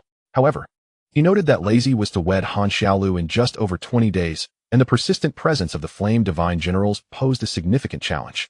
Su Yuanba reassured him, Your Highness need not worry. Those Flame Divine Generals will depart Tianwu City once they fail to locate their mysterious benefactor or you. Indeed, there is still some time before their wedding. Let us continue our exploration of the 4th level, striving to uncover more abyssal stones. If we could acquire a few more high-grade abyssal stones, it would be ideal.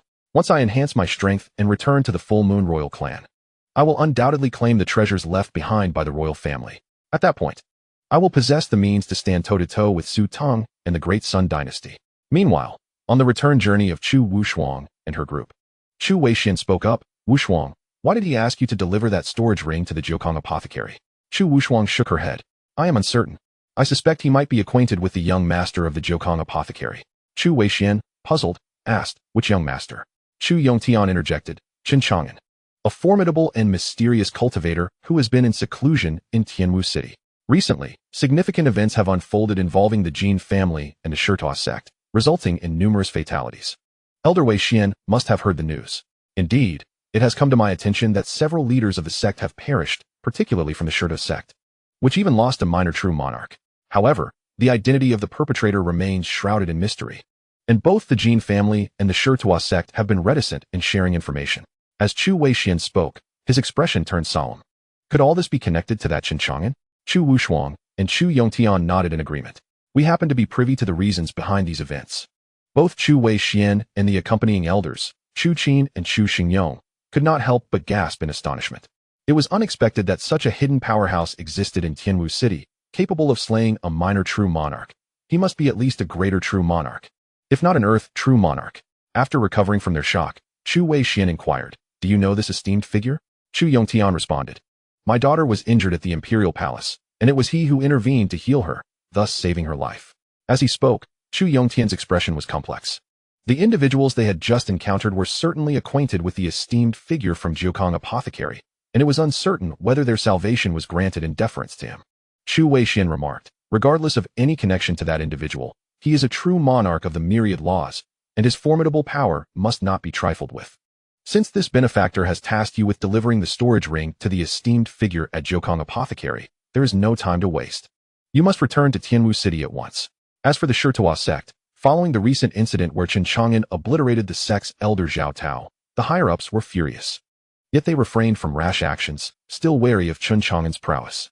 Particularly, upon hearing that the Jin family had compromised and admitted fault to him, they felt contempt. Repeatedly denouncing the Jin family as cowardly turtles, a congregation of ineptitude. Although the Sherto sect had yet to act, they would not simply let Chen Chang'an off the hook. They were awaiting the return of their esteemed ancestral figure, who would personally quell Chen Chang'an. What if he could annihilate a minor true monarch? Our ancestral figure is a celestial true monarch and can effortlessly suppress a minor true monarch. Offending the Sherto sect will lead to dire consequences for anyone involved. None shall escape. As the higher-ups of the Sherto sect awaited for days, an overwhelmingly powerful aura suddenly erupted within the sect, startling everyone. The higher-ups rejoiced, exclaiming, It is the aura of our ancestor. The ancestor has evidently emerged from seclusion. Surely, the ancestor has come forth to deal with Chen Chang'an. This time, he shall be reduced to ashes, leaving no trace behind. Indeed, our Sherto sect is one of the foremost demonic forces in Hezhou. If we remain silent, it would only serve to mock us, leading others to believe we are in decline. Within a grand hall, upon hearing the grievances of the Sherto sect's higher-ups, the ancestral figure opened his eyes, which gleamed with a fierce, icy glint. How dare a minor true monarch kill a member of my Sherto sect? This individual is far too arrogant. I shall ensure he pays the price. Ancestor, only you possess the strength to intervene, otherwise. Will any random true monarch of the myriad laws be able to trample upon my Sherto sect? We cannot allow the practitioners of Huzhou to witness such disgrace. The ancestral figure of Sherto scoffed coldly. Dare to offend my Sherto sect? Let us see whether he possesses the longevity to withstand it. Regardless of whether this Chen Chang'an is a grand true monarch, an earth true monarch, or even a celestial true monarch, he must meet his demise. I have received word from 2 dear friends that there seems to be abyssal stones within the Imperial Palace. If I can locate them, perhaps there still exists a glimmer of hope for me to transcend to the sacred true monarch level. In no more than 2 days, my esteemed friends shall arrive at Sherto sect, and together we shall venture to the Imperial Palace in search of opportunities, while also ensuring the demise of this individual. Let the cultivators of Huzhou understand that those of Sherto sect are not to be trifled with. Those who dare provoke us shall face but one fate, death. The senior members of Sherto sect felt their blood surge with excitement. I firmly believe our ancestor will undoubtedly achieve the sacred true monarch level, leading Sherto sect towards unparalleled glory. If Chen Chang'an were to learn that our venerable ancestor has emerged from seclusion, he would surely be terrified and flee in panic. Wouldn't he? With our ancestor present, Chen Chang'an cannot escape. His fate is sealed. This is the consequence of offending Sherto sect. Our ancestor is formidable. Our ancestor is powerful. Our ancestor is invincible in this realm. Ancestor. Listening to the flattery and adulation from the senior members, the venerable ancestor of Sherto sect felt a sense of satisfaction. Smiling faintly as he spoke, "Rest assured, esteemed elders, I have declared my intent to slay him. How can he possibly have a path to survival? Even if he were to kneel before me, pleading for mercy with tears streaming down his face, I would never spare the life of this dog." With a cold snort, the ancestor added, "The Jin family. A pack of cowardly, useless wretches. Once I have dealt with Chen Chang'an, let us see what they have to say." Days later, the Jiukong apothecary had completed its expansion, nearly doubling in size. Chen Chang'an, accompanied by Zhong Linger, cultivated a medicinal field in the newly expanded backyard, planting the millennium ginseng and various precious spiritual herb seeds. On one particular day, Chen Chang'an was refining his body using the dragon flame gem. The gem emitted a terrifying, searing energy, which was continuously absorbed by his flesh. Suddenly, a crisp cracking sound echoed as the dragon flame gem shattered, completely absorbed of its energy by Chen Chang'an. Seated cross-legged on his bed, his body shimmered as if transformed into a piece of exquisite jade, radiating brilliance. The energy from the flame gem had seamlessly integrated into Chen Chang'an's internal organs, enveloping his flesh with a mysterious crimson hue. At every moment, it felt as if a true dragon were breathing fire, igniting his body in flames. Were it any ordinary person, they would have been reduced to ashes under the terrifying energy of the dragon flame gem. But Chen Chang'an was different. Through his cultivation of the Heaven and Earth Creation Sutra, he could absorb this energy, fortifying his physique. Finally, as a powerful aura erupted from his body, Chen Chang'an opened his eyes, his gaze radiating brilliance. Mid-stage of the first realm, a notification echoed in his mind. System notification. Host has broken through to mid-stage of the first realm, lifespan increased by 20. Remaining lifespan, 204. Chen Chang'an smiled. His lifespan had finally surpassed 200. Indeed, the path of physical cultivation is most gratifying. His corporeal form had significantly strengthened, enabling him to bear a greater amount of unparalleled cultivation. He employed the divine eye, allowing him to perceive distant realms without exhausting his lifespan. He could now clearly see up to 80,000 miles away. But any further would exceed the limits of his physical capacity, necessitating the consumption of his lifespan. As for the Imperial Palace, despite its location within the Great Dragon Mountain, Chen Chang'an could not discern its depths without sacrificing his longevity. After all, that was merely the entrance. The Imperial Palace was a realm unto itself, consisting of 9 vast layers. Within the 9th layer lay the seal of the Abyssal Gate, which could also be regarded as the heritage of the benevolent Immortal Emperor. The Abyssal Alliance had only managed to occupy 3 layers of the Imperial Palace, leaving 6 layers yet to be conquered. However, as they approached the Abyssal Gate, the abyssal beings therein would only grow stronger. To fully seize the Imperial Palace and reseal the Abyssal Gate would prove to be no simple feat. Chen Chang'an noticed the fire generals within the city. Each emanated an extraordinarily formidable and terrifying aura. There were 12 fire generals in total, with 6 currently present in Tianwu City. They were still searching for traces of him in Sudafu. Chen Chang'an was curious to test how much unparalleled cultivation his mid-stage physical body could withstand. Utilizing Divine Hand, he flicked a finger at one of the fire generals in the city. The fire general, engrossed in probing the corners of Tianwu City with his divine sense, had not yet reacted. Suddenly, his head was struck, leaving him with a buzzing sensation. With a horrified cry, he was sent flying. The fire general, sensing a grave threat, turned to investigate, but saw nothing. However, his expression was grave, for at the moment his head was struck, he distinctly felt a hand materialize behind him, flicking his head. It nearly obliterated his skull. Even now, his head throbbed painfully, and soon a prominent red bump swelled at the back of his head, appearing quite peculiar. He hastily relayed a message to the other 5 fire generals in the city, urging their swift arrival. Soon, the remaining 5 fire generals rushed to his side. Upon seeing the large bump on the back of his head, they were all puzzled. Old 7, what did you discover? Hey, what happened to your head? Did you bump it somewhere? To create such a bump on a great true monarch's head, you must have struck something of high grade. The fire general, referred to as Old 7, rubbed the bump and solemnly recounted the incident. While I was searching for the traitor and clues regarding the owner of that mysterious giant hand, a hand suddenly appeared behind me, and its finger flicked my head, nearly exploding it. I suspect that hand is likely connected to the mysterious giant hand that dealt with His Highness the Prince. As I extended my consciousness, I found no trace of that hand. It felt as if it had materialized out of thin air, utterly elusive. The mere flick of a hand could render your head in such a state. Thus, the individual in question must possess strength not inferior to ours. Surely lurking in some shadowy corner of the city, yet to depart. I must hasten to summon my elder brother and the others to conduct another thorough search of the city. In the pharmacy of Jinseng, Chen Chang'an observed the unfolding scene with a cold smile.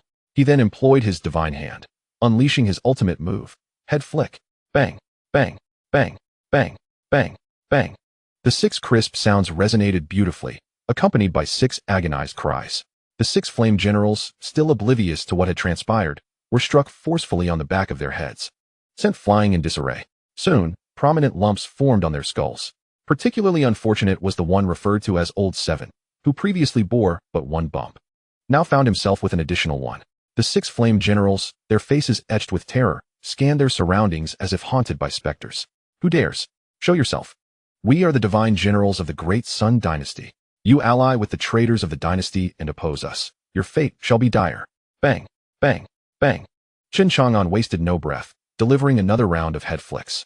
The cries of the 6 flame generals echoed, catching the attention of numerous nearby cultivators. As they beheld the conspicuous lumps adorning the backs of the flame generals' heads, they were left bewildered.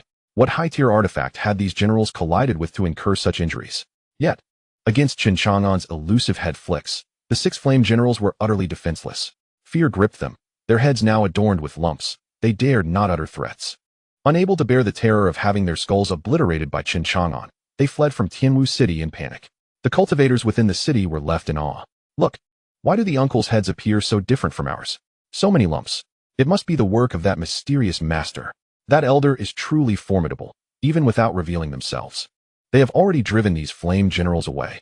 They are striking a blow to the pride of the great Sun dynasty. How audacious. Yet, I find such audacity delightful. I long to see what this enigmatic master looks like. Chen Chang'an, with his divine gaze, watched the flame generals retreat. He pondered. My physical strength at mid-stage of the 1st level has improved considerably, and I now wield more of my invincible cultivation.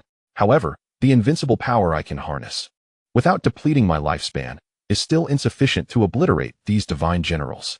Should I ascend to the 2nd level, my physical strength and the invincible power I could bear would be more than adequate to shatter the skulls of these flame generals one by one. Nonetheless, even within the constraints of not consuming my lifespan, the invincible power I can wield is already capable of inflicting significant harm upon these divine generals, which fills me with satisfaction. Yet, the great Sun dynasty is rather arrogant, daring to brazenly venture into Tianwu City to seek me out. A lesson must be imparted. Chen Chang'an extended his right hand, once again invoking the divine hand.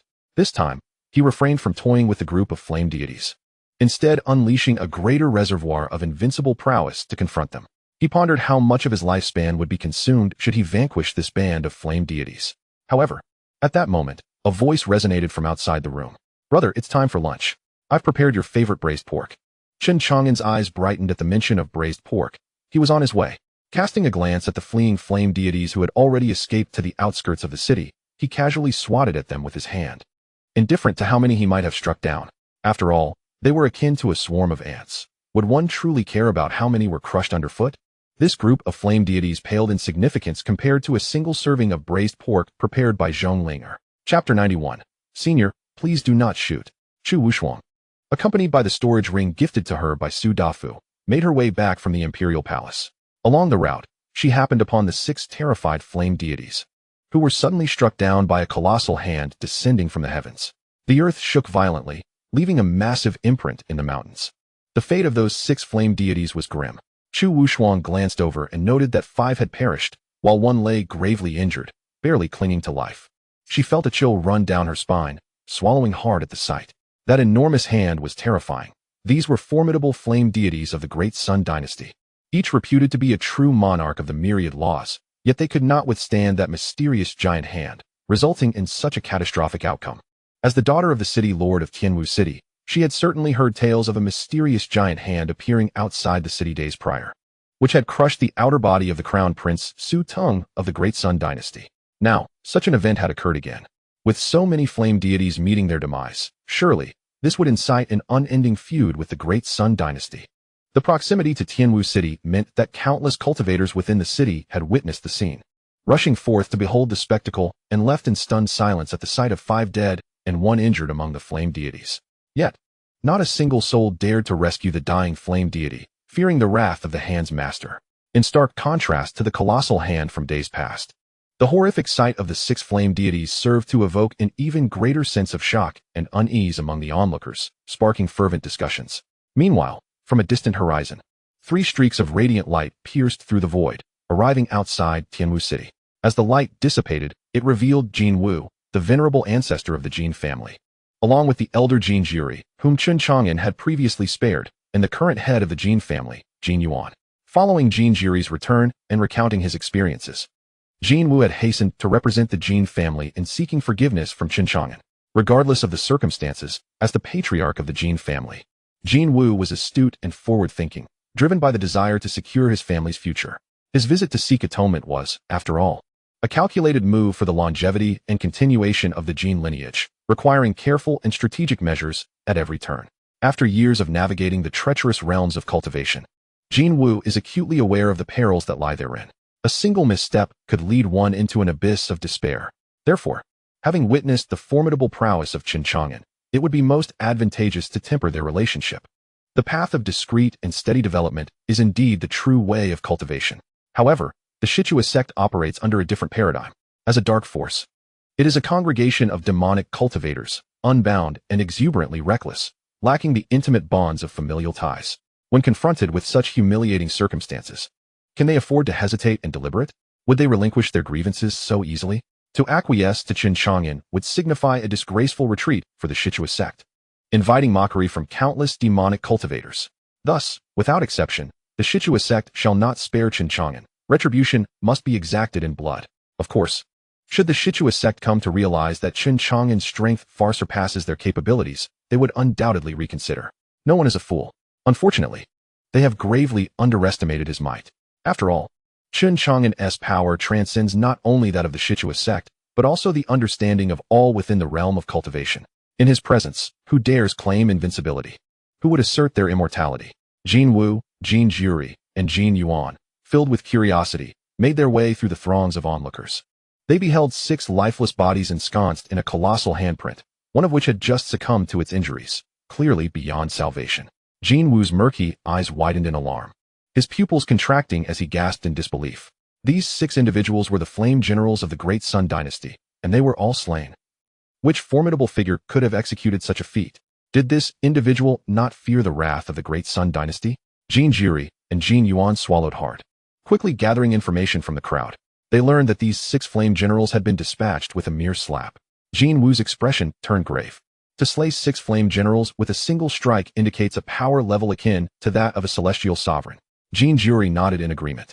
While it seemed astonishing, he recalled witnessing Zhao Tao of the Shichua sect being obliterated by an arrow from that very elder, rendering this event surprisingly plausible, though not as shocking as that day. Jin Yuan wore a complex expression, having heard rumors of the Imperial Palace's emergence, rumored to harbor the legacy of the compassionate Immortal Emperor and the sealed Abyssal Gate, with even whispers of abyssal stones capable of directly elevating a cultivator's prowess. Currently, Tianwu City lies in closest proximity to the Imperial Palace, undoubtedly attracting formidable cultivators and masters. They must not act recklessly in Tianwu City, lest they inadvertently tread upon a hidden danger. Jin Yuan's words resonated with both Jin Wu and Jin Jiri. There is merit in his caution. Despite their own standing as formidable figures of the 10,000 Laws realm, the emergence of the Imperial Palace, especially with the news of the Abyssal Stones, will surely draw out the ancient and powerful entities that have long remained concealed in Huzhou. In the presence of those venerable elders, we can only respectfully address them as seniors, ensuring we do not offend them. We are soon to enter the city to meet these esteemed figures, so I urge you to maintain a low profile, refrain from speaking, and allow me to handle the introductions to avoid any inadvertent disrespect towards our elders. Jin Wu's expression was serious as he earnestly conveyed this. Indeed, the words of our ancestor are wise. We shall heed every command given by our forebear. Jin Juri and Jin Yuan nodded in agreement, fully obedient to Jin Wu. Let us proceed, he said. In no time, the three arrived at Tianwu City. Jin Juri paused at the city gate for a moment, his demeanor complex. He recalled just a few days prior, when he had arrived with great bravado, intent on avenging his kin. Yet, upon his first entrance to Tianwu City, he had witnessed Zhao Tao being shot and killed by an arrow, causing him to flee in terror. Ultimately, he found himself kneeling, begging for mercy in a most undignified manner, nearly calling out for a fatherly figure, only to receive the elder's unexpected clemency, granting him a reprieve. Today he returned, following his ancestor to atone for his previous actions, yet a lingering fear gripped his heart. He was apprehensive that the elder might take aim at him once more. Oh, revered elder, please do not shoot. Jin Wu noticed Jin Juri's trepidation and placed a reassuring hand on his shoulder. We have come sincerely to make amends. Surely, the elder will not take action against us. Do not fear, stand tall. Let us not allow the elder to underestimate the dignity of the Jin family. Ancestor, your words ring true. We have come to apologize, and the elder's magnanimity will surely spare us. Jin Juri felt considerably reassured. Let us move on. The trio was cautious, refraining from extending their spiritual senses to locate the Jiukong pharmacy, as the city was rife with all manner of individuals, and one careless thought could provoke a formidable presence. Thus, they relied upon inquiries from passers-by. Before long, they learned the location of Jiukong Pharmacy and made their way towards Qingyan Street. Meanwhile, Chu Wushuang stood outside Jiukong Pharmacy, glancing up at the sign before stepping inside. Upon entering, she encountered Chen Chang'an once more, regarding him with utmost respect. I have met the esteemed gentleman, she greeted. Chen Chang'an, puzzled, inquired, is there something you need? Chu Wushuang produced a storage ring. In the depths of the 4th level of the underground palace, we were besieged by vine demons and were rescued by a group of mysterious individuals. One of our benefactors instructed me to deliver this storage ring to you. Who is it? Chen Chang'an asked. I do not know, but he wore a rat-faced mask and was quite corpulent, she replied. Chen Chang'an mused that it must be that fellow Su Dafu, then accepted the storage ring. Thank you for your efforts, Miss Chu. Not at all. She respectfully shook her head. It was my duty. As Chen Chang'an held the ring, curiosity piqued within him regarding the contents sent by Su Dafu. Just then, the pharmacy welcomed new visitors. Jin Wu, Jin Juri, and Jin Yuan entered. Jin Wu led the way, his demeanor deferential, and upon seeing Chen Chang'an, he quickly bowed in greeting. I am Jin Wu, of the Jin family's ancestors. I pay my respects to the esteemed elder. Jin Juri followed suit, expressing his profound gratitude for the elder's mercy. Thank you, revered elder, for sparing my life. Jin Yuan, the head of the Jin family, also acknowledged the elder's presence. Chu Wushuang had heard of the formidable figures within the Jin family, particularly that Jin Wu, who seemed to be a grand true monarch. A look of astonishment flickered in her beautiful eyes, leaving her quite bewildered. The young master had slain a member of the Jin family, yet, unexpectedly, they did not retaliate, and even came to apologize today. The 3 members of the Jin family covertly observed Chen Chang'an, realizing that he appeared exceptionally youthful, resembling a lad of merely 16 or 17 years. The aura he emanated was faint and insignificant. Had they not known of Chen Chang'an's formidable prowess, they might never have imagined he was the unparalleled, terrifyingly powerful figure he truly was. Chen Chang'an regarded the 3 Jin Wu members and spoke calmly. You have traveled a great distance to extend your apologies. The sincerity of the Jin family is commendable. The 3 Jin members exchanged awkward smiles. Senior, it was our Jin family's ignorance and lack of discernment that inadvertently offended you. We are profoundly grateful that you have shown mercy towards our elder. As he spoke, Jin Wu hastily produced a storage ring. Senior, this is a token of recompense from the Jin family. We have heard of your need for a water spirit bamboo flower, and fortuitously, we possess one, which we have placed within this storage ring as compensation. We hope you will graciously accept our offering. Though Jin Wu was a grand true monarch, he displayed an extraordinary humility and reverence at this moment. His demeanor brought satisfaction to Chen Chang'an. Understanding was the key. As long as they were reasonable, It would foster a harmonious relationship, thus sparing him the need to expend his life force on violence. Should they have lacked understanding, they would have no one to blame but themselves for his potential wrath. Chu Wushuang, filled with curiosity, pondered the true extent of the young master's power, which could elicit such deference from the ancestors of the Jin family. Simultaneously, this deepened her respect for Chen Chang'an. Such a powerful being commanded smiles and subservience even from the Jin family. The Chu and Jin families were roughly equal in strength within Hezhou. She mused that the Chu family would likely exhibit similar behavior before Chen Chang'an. She thought to herself, fortunately, there was no enmity between the Chu family and the young master. Otherwise, if they were to oppose him, they would likely suffer significant losses. In the face of the Jin Wu trio's sincere apology, Chen Chang'an did not make things difficult for them and accepted the storage ring that Jin Wu offered with both hands, as he probed its contents with his divine sense. A cursory glance at the generous compensation prepared by the Jin family left him quite pleased with their sincerity. The 3 Jin members, seeing him accept their offering, finally breathed a sigh of relief. "Thank you immensely for your forgiveness, Senior," Chen Chang'an replied. "Your Jin family sought to ally with the Sherto sect against me.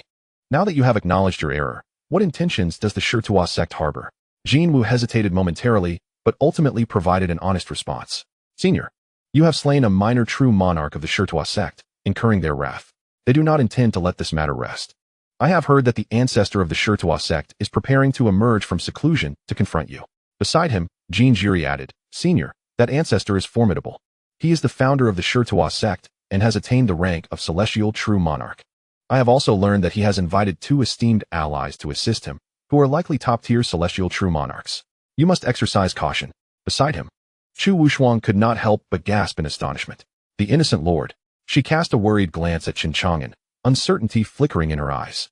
Could the young master truly contend with the innocent lord? Meanwhile, Jin Wu, a seasoned veteran of the immortal realm for millennia, was acutely observant of Chen Chang'an's demeanor. Noticing a hint of coldness in his expression upon hearing Jin Jiri's words, yet devoid of fear, he instead emanated an air of unwavering confidence. Could he possibly confront the corpse-treading ancestor of the innocent lord? Jin Wu speculated inwardly. However, the corpse-treading ancestor had allies, and it was highly probable that the young master would face the 3 great innocent lords. Just how formidable was his strength? Chen Chang'an toyed with 2 storage rings in his hand, his eyes gleaming with an icy light. "Corpse-treading sect, oh corpse-treading sect. I had intended to let you off easy, but you dare to overstep your bounds?" He grew weary of waiting for the corpse-treading sect to seek him out, akin to an annoying adhesive plaster. Without uttering a word, he merely raised his hand and gently sliced through the void before him. In that instant, a breathtaking scene unfolded before Jin Wu, Jin Jiri, Jin Yuan, and Chu Wushuang. The void was abruptly cleaved, revealing a rift in space. Within this rift lay another realm, adorned with resplendent and grandiose edifices, countless spiritual peaks and mountains, all suffused with a sinister and malevolent aura. As Jin Wu beheld this otherworldly vista, his pupils constricted in shock. Is that the corpse-treading sect? Chen Chang'an remained impassive, extending his right hand into the rift, descending upon the corpse-treading sect. Simultaneously, above the sect, all disciples were preoccupied with their own affairs when an overwhelming sense of dread suddenly enveloped them, causing every soul within the corpse-treading sect to shudder in terror. Moments later, several disciples and elders beheld the emergence of a colossal rift in the heavens above the corpse-treading sect. Curiosity sparked among them. What is this? A vast rift in space. Could it be that a celestial treasure is about to descend upon the corpse-treading sect? An elder speculated with excitement. It seems the heavens favor our corpse-treading sect. All members of the sect buzzed with discussions about the sudden appearance of the rift. Yet, at that moment, a gigantic hand emerged from the rift, exuding a terrifying aura capable of annihilating all in its path. This hand was so immense that it blotted out the sun, plunging the corpse-treading sect into darkness. Everyone stared, eyes wide with shock at this awe-inspiring spectacle. What a colossal hand! Is this a celestial treasure? Could it truly be a celestial treasure? Why do I feel an ominous premonition? Chapter 93. The inescapable 5-fingered mountain. The corpse-treading sect has vanished. Boom! The gigantic hand surged through the rift, emerging into the world. The heavens trembled, and the earth quaked. All cultivators within the corpse-treading sect were roused. They looked up, eyes widened in astonishment at this earth-shattering scene. Initially, they believed it to be a celestial phenomenon heralding the arrival of a divine treasure. But with the appearance of that terrifying hand, the disciples of the corpse-carrying sect began to feel an overwhelming sense of dread, their souls trembling in terror. A colossal hand descended gradually, releasing an unfathomable aura of murderous intent, instilling in everyone an icy sensation of impending death. They finally discerned the gravity of the situation. This terrifying hand was not a celestial phenomenon nor related to any heavenly treasures. It had come to annihilate their sect. Instantly, chaos erupted within the corpse-carrying sect. As panic and horror engulfed all, "Flee! Quickly flee!" they cried out. "This hand has come to destroy us. Oh heavens, what dreadful entity have we angered?" At that moment, several powerful figures from the upper echelons of the corpse-carrying sect emerged, standing defiantly beneath the heavens. Facing the immense hand that loomed over them, they too shuddered uncontrollably, their voices trembling with fear. "Which esteemed elder graces us with their presence? We are unaware of why we have offended you, but we implore you to show mercy." Yet, the colossal hand offered no reply, descending mercilessly. In an instant, the formidable disciples were reduced to a mist of blood, unable to escape. No one could evade the grasp of Chen Chang'an's five-fingered mountain. The remaining disciples of the corpse-carrying sect were paralyzed with terror, their faces as pale as parchment. That was their esteemed elder of the myriad laws, obliterated with a mere swipe. It was over, it was over. This hand blotted out the sun, engulfing the entire sect, leaving no chance for escape. "Today, I shall perish here. I am unwilling. Oh, the corpse-carrying sect, whom have we provoked? If there is a next life, I shall strive to be righteous and never tread the path of darkness again. Mother, mother, save me." Before this colossal hand, the hearts of all within the corpse-carrying sect were filled with profound helplessness and despair, leading them to utter nonsensical pleas. Finally, amidst the anguished cries of countless disciples, the earth-shaking hand crushed everything in its path, striking down upon the corpse-carrying sect. The ground trembled violently, mountains shattered, and a vast cloud of dust rose like a cataclysmic storm. This scene resembled the wrath of a deity, delivering divine retribution upon the world. It was a terrifying and shocking spectacle of annihilation. As that massive hand returned to the rift in space, the immense architectural expanse of the corpse-carrying sect, spanning thousands of miles, had vanished completely, leaving behind a colossal crater. In the surrounding thousands of miles, not a single soul from the corpse-carrying sect survived. All was extinguished, and silence reigned supreme. What remained was merely the imprint of a gigantic hand, covering the expanse of thousands of miles. Nearby practitioners gazed in disbelief at the desolation of the corpse-carrying sect. It was gone. The once mighty sect had simply ceased to exist. Was that great hand from the heavens truly that of a celestial being? Only a legendary immortal could wield such otherworldly power. Yet, I am curious about the heinous deeds the corpse-carrying sect must have committed to provoke such wrath from an immortal. A few stragglers returning from missions encountered the grim fate of their sect, their faces drained of color, collapsing to the ground, trembling uncontrollably. Fortunately, they were not at the Sherto sect. Had they been there, they would undoubtedly have been crushed by a colossal hand, leaving them with no place for burial. Oh, is that not a disciple of the Sherto sect? What a stroke of luck, escaping a dire fate. Upon witnessing the fallen disciples of the Sherto sect, someone could not help but speak. Yet, there was a distinct absence of the usual respect and fear in their tone, replaced instead by a hint of mocking derision. It is known that the Sherto sect has dominated this region for many years, acting tyrannically and engaging in wanton misdeeds, while the surrounding smaller factions have lived in fear, dependent on the sect's favor, too afraid to voice their discontent. But today, the Sherto sect was vanquished by an immortal's hand. They no longer feared the sect, nor did they have to endure in silence, experiencing a delightful sense of vindication. The destruction of the Sherto sect is truly commendable. Who could be this benevolent immortal that could not abide the sect's ways? Their actions are indeed remarkable. As for the few Sherto sect disciples slumped on the ground, hearing the surrounding mockery, they hastily stripped off their sect robes, males leaving only their shorts, and the females, well, the Sherto sect had committed numerous atrocities over the years. Their annihilation at the hands of the immortal was well-deserved.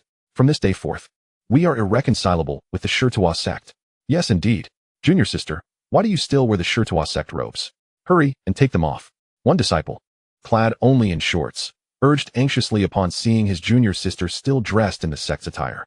The junior sister, terrified, glanced at the surrounding cultivators and cried, "Senior brother, must I really take them off?" The man replied sternly, "Who is your senior brother?" "Fellow cultivator, I am but a wandering cultivator, irreconcilable with the Sherto sect." "Do not utter nonsense here." The onlookers chimed in, "Fellow cultivator, I advise you not to mislead yourself. Do you wish to be obliterated by an immortal's hand?" Upon hearing this, the junior sister's expression turned to one of sheer terror, her beautiful face paling significantly. Without further ado, she swiftly removed the Sherto sect robes, leaving only her undergarments. Without the sect's attire, Her fair skin and graceful figure were revealed, catching the eyes of many onlookers. The immortal has done splendidly. Who would have thought we mere mortals would be graced with such a sight? Had it been any other time, this woman would have glared icily at the crowd, haughtily reprimanding them, perhaps even eliminating a few to assert her dominance. But now, she dared not, for she had no backing, should she act thus. Someone would soon teach her a lesson. She could only bite her lip, inwardly cursing the onlookers, then donned a dress with remarkable speed before turning to leave without hesitation. With the Sherto sect's demise, she saw no reason to remain. From this moment on, she was a wandering cultivator. The Sherto sect? What is that? I am unfamiliar with it. Chapter 94. The ancestor of Sherto's dilemma, a pie from the sky? Thousands of miles away from the Sherto sect, at an outer teleportation array, the ancestor of Sherto was meeting with two of his old friends. His two companions, one named Zhang Shun and the other Tai Mu Feng, had both cultivated for thousands of years and were formidable figures in the realm of myriad laws. Two individuals secluded themselves for introspection, and upon recently hearing the news of the emergence of the Imperial Palace, they decided to exit their retreat in pursuit of opportunity. Having made arrangements with the ancestor of the corpse transport sect, the trio set forth together to enter the Imperial Palace, ensuring mutual support and the chance to acquire valuable treasures within. They activated the teleportation array, directing themselves towards the location of the corpse transport sect. Zhang Kuan and Tai Mufeng expressed their admiration. Brother Corpse, the sect you established commands great respect in Huzhou. It is astonishing that the teleportation array has been constructed to such distances of 100,000 miles. The foundation is truly formidable. Tai Mufeng nodded in agreement, adding, at this rate, your corpse transport sect will undoubtedly rank among the top 10 cultivation forces in Huzhou within a millennium. The ancestor of the corpse transport sect smiled humbly, shaking his head. Not at all. This sect represents several millennia of my dedication. As long as it develops steadily, the notion of being among the top 10 cultivation forces in Huzhou can be contemplated later. However, it is true that our sect is currently thriving, with 7 small true monarchs besides myself. Tai Mufeng and Zhang Kuan were astounded. 7 true monarchs? Your sect possesses such a substantial number of them? No wonder the corpse transport sect holds considerable renown in Huzhou. The ancestor sighed. Indeed, there were originally 8, but we lost one recently, along with 2 elder leaders, which has severely impacted our sect. It must be that fellow from Tianwu City. Tai Mufeng reassured. Rest assured, Brother Corpse. That individual has provoked your sect, and with the 2 of us aiding you, he shall find no escape. He continued, by the way, Brother Corpse, I have heard that your sect is located within a spiritual mountain, rich in spiritual energy and resembling an ethereal realm. After the Imperial Palace affair concludes, I would like to retreat in your sect for a while. You wouldn't mind, would you? The ancestor of the corpse transport sect smiled gently. Not at all. Brother Tai and Brother Kuan, you are welcome to retreat in my sect for as long as you wish. I assure you, under the protection of the corpse transport sect, no one will disturb your peace. Let us be succinct. We should return to the corpse transport sect first. We can deliberate on the Imperial Palace matters in due course. Yes, indeed. Let us pay a visit to your esteemed corpse transport sect, as we have yet to witness its grandeur, exclaimed Zhang Kuan. It would be wise to consider joining the corpse transport sect, as elders should our paths in cultivation become arduous, Tai Mufeng remarked with a smile. The ancestor's eyes brightened with joy. If both Brother Tai and Brother Kuan were to join the corpse transport sect, we would gain 3 true monarchs, and our ascent into the top 10 cultivation forces in Huzhou would be but a matter of time. Indeed, the prospect intrigued both Tai Mufeng and Zhang Kuan.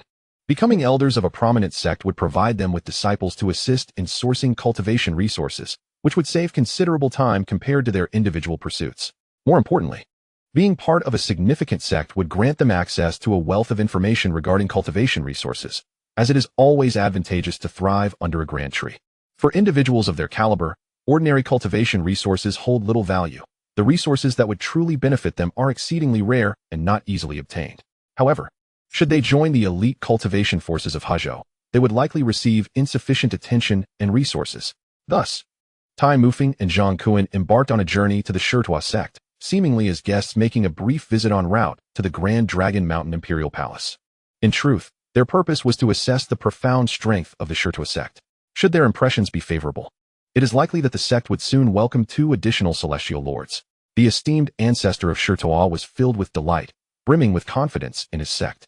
Particularly noteworthy were the 13 main peaks of Sherto, each a spiritual summit teeming with ethereal energy, interconnected by formations that had preserved this vitality for millennia, transforming the Sherto sect into a veritable paradise of transcendence.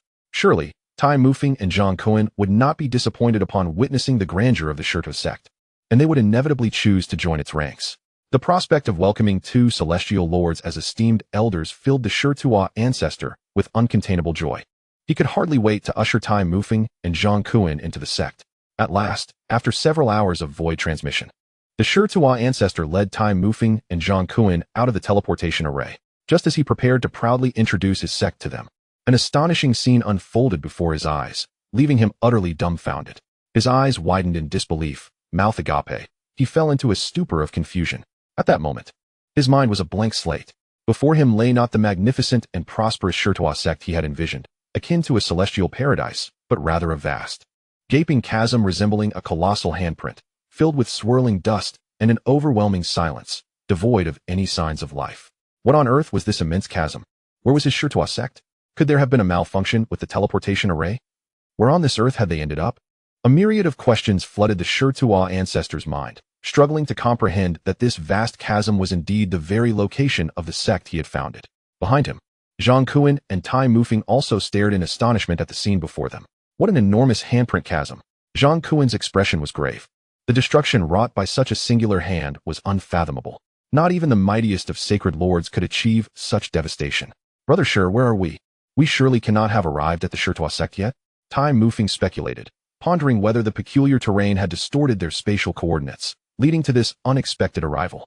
In response to their inquiries, the Sherto ancestor remained silent, gazing around in bewilderment before casting his eyes downward at the ground beneath him. Observing the surroundings, doubts continued to swirl in his mind as he murmured to himself, "This cannot possibly be the Sherto sect. After all, my sect is resplendent, comparable to a celestial realm, far beyond the capabilities of this forsaken place. We must have been transported to some unknown location, but where could this be? Yet, why do I feel an eerie sensation here?"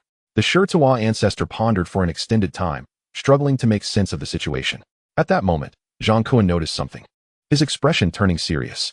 A dense aura of death permeates the air, suggesting that many souls perished not long ago in this palm-sized pit.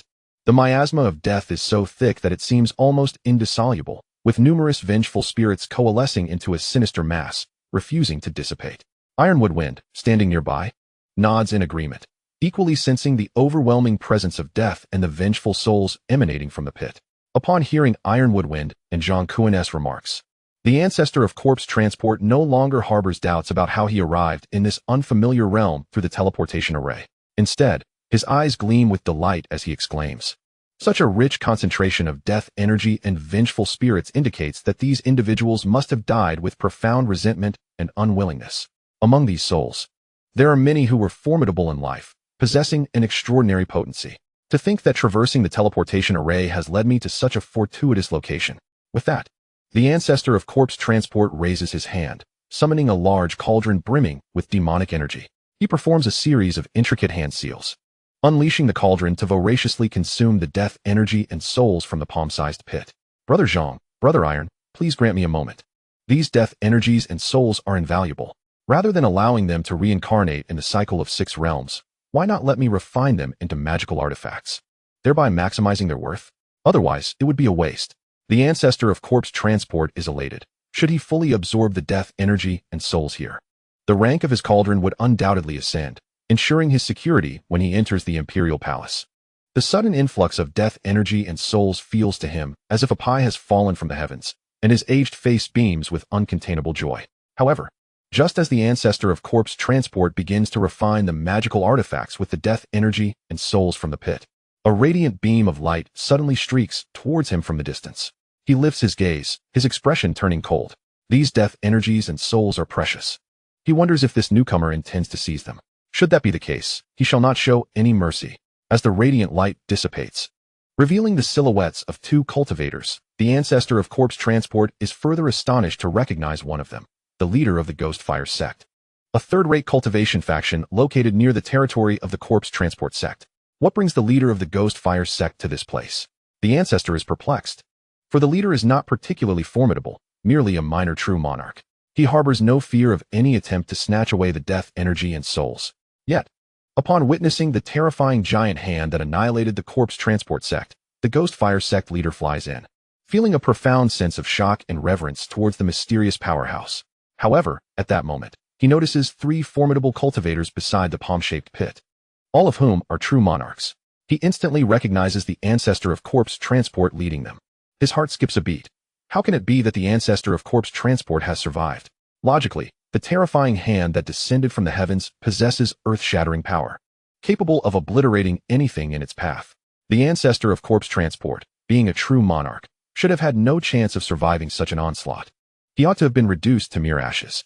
It seems likely that the ancestor was not present at the corpse transport sect during that catastrophic event, thus narrowly escaping a dire fate. Suddenly, the master of ghost fire was taken aback by the actions of the ancestor of corpse transport.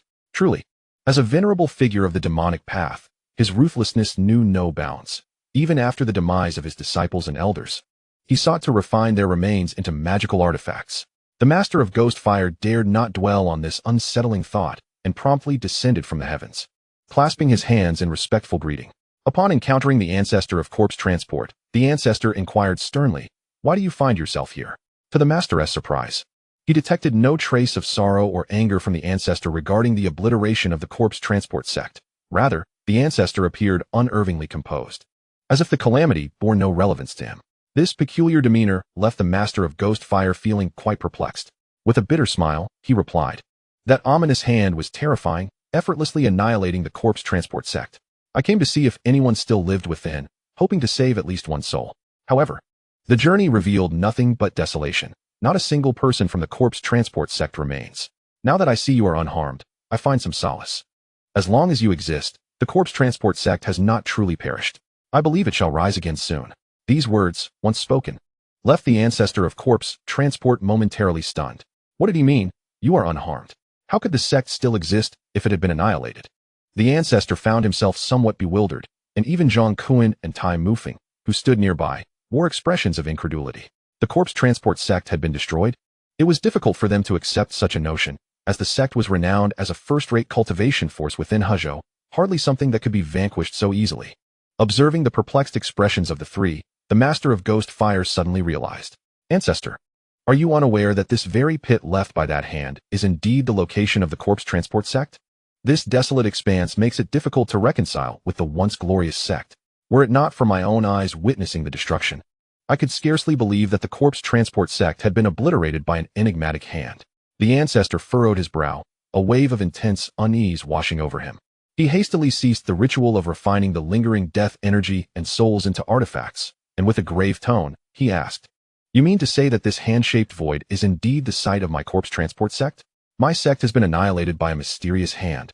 The master of ghost fire nodded, responding with resignation, "Indeed, ancestor, I see now that you were unaware of this calamity, which transpired only moments ago. Countless cultivators in the vicinity witnessed it. Why would I deceive you?"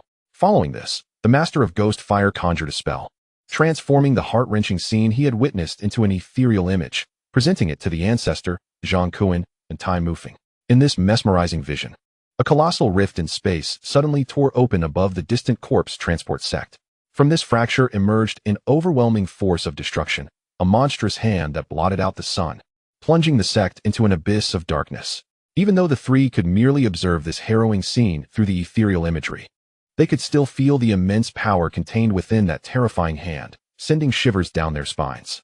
It was that terrifying colossal hand that obliterated several esteemed elders of the Sherto sect, effortlessly reducing the entire sect to nothingness. Not a single cultivator or elder left within the Sherto sect managed to escape. They all met a tragic demise. Ultimately, this hand revealed its presence in the form of a gaping chasm. Only then did the illusions begin to dissipate. The patriarch of the Sherto sect, his eyes wide with disbelief, appeared to age decades in that moment.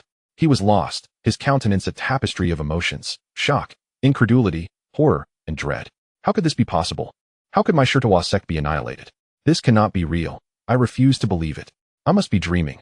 I am certainly dreaming. The patriarch could not fathom that the sect he had painstakingly built over the years could be extinguished with a mere slap, and he seemed to descend into madness, rambling incoherently. Beside him, Zhang Kuan and Tai Mufeng stood in stunned silence, equally astonished, yet immensely relieved. They had intended to join the Sherto sect. Who could have provoked such an omnipotent being, leading to its swift demise? Had they joined the sect and remained within its confines, they would undoubtedly have faced that terrifying hand descending upon them. Zhang Kuan and Tai Mufeng swallowed hard, as a hand tore through the fabric of space. Such divine prowess. Could it truly be the legendary means of an immortal? At least, it was beyond the capabilities of any sacred true monarch or even an unparalleled true monarch. Patriarch of the Sherto sect, whom have you offended? Unbeknownst to them, Zhang Kuan and Tai Mushing instinctively distanced themselves from the patriarch, wary of any potential repercussions. The patriarch's eyes were bloodshot, and as he beheld the destruction of his life's work, he gritted his teeth in fury. How was I to know whom I had provoked? Moreover, who possesses the strength to annihilate the Sherto sect with a single blow? Zhang Kuan and Tai Mushing offered words of comfort, suggesting it might merely be an unwarranted disaster. Yet, they were grateful he was not within the sect, otherwise his life would surely be in jeopardy. The patriarch seethed. Regardless of the identity or motives of the one who had obliterated his sect, he found it intolerable and fervently wished to uncover the perpetrator's identity. Upon hearing this, Zhang Kuan, Tai Mushing, and the leader of the Ghostfire sect were taken aback. Patriarch, are you truly contemplating revenge? They were acutely aware that such divine techniques were beyond their comprehension, wielded by someone whose strength surpassed their understanding. Certainly not something they could contend with as mere sacred true monarchs. The patriarch declared, 30 years in the east, 30 years in the west. Do not underestimate my frailty. We shall see how this unfolds. Truly, he was the embodiment of a demonic ancestor, brazenly fearless. Silence. If that esteemed one hears your words, do you truly believe you will have any chance of survival? Zhang Kuan, Tai Mushing, and the leader of the Ghostfire sect were filled with trepidation. The patriarch snorted disdainfully. If you possess the power, then extinguish me now and deny this old man a chance to rise again. Otherwise, I shall ensure that you pay in blood for your transgressions.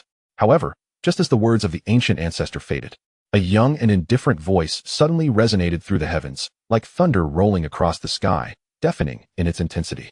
Old man, blood for blood? Who do you think you are?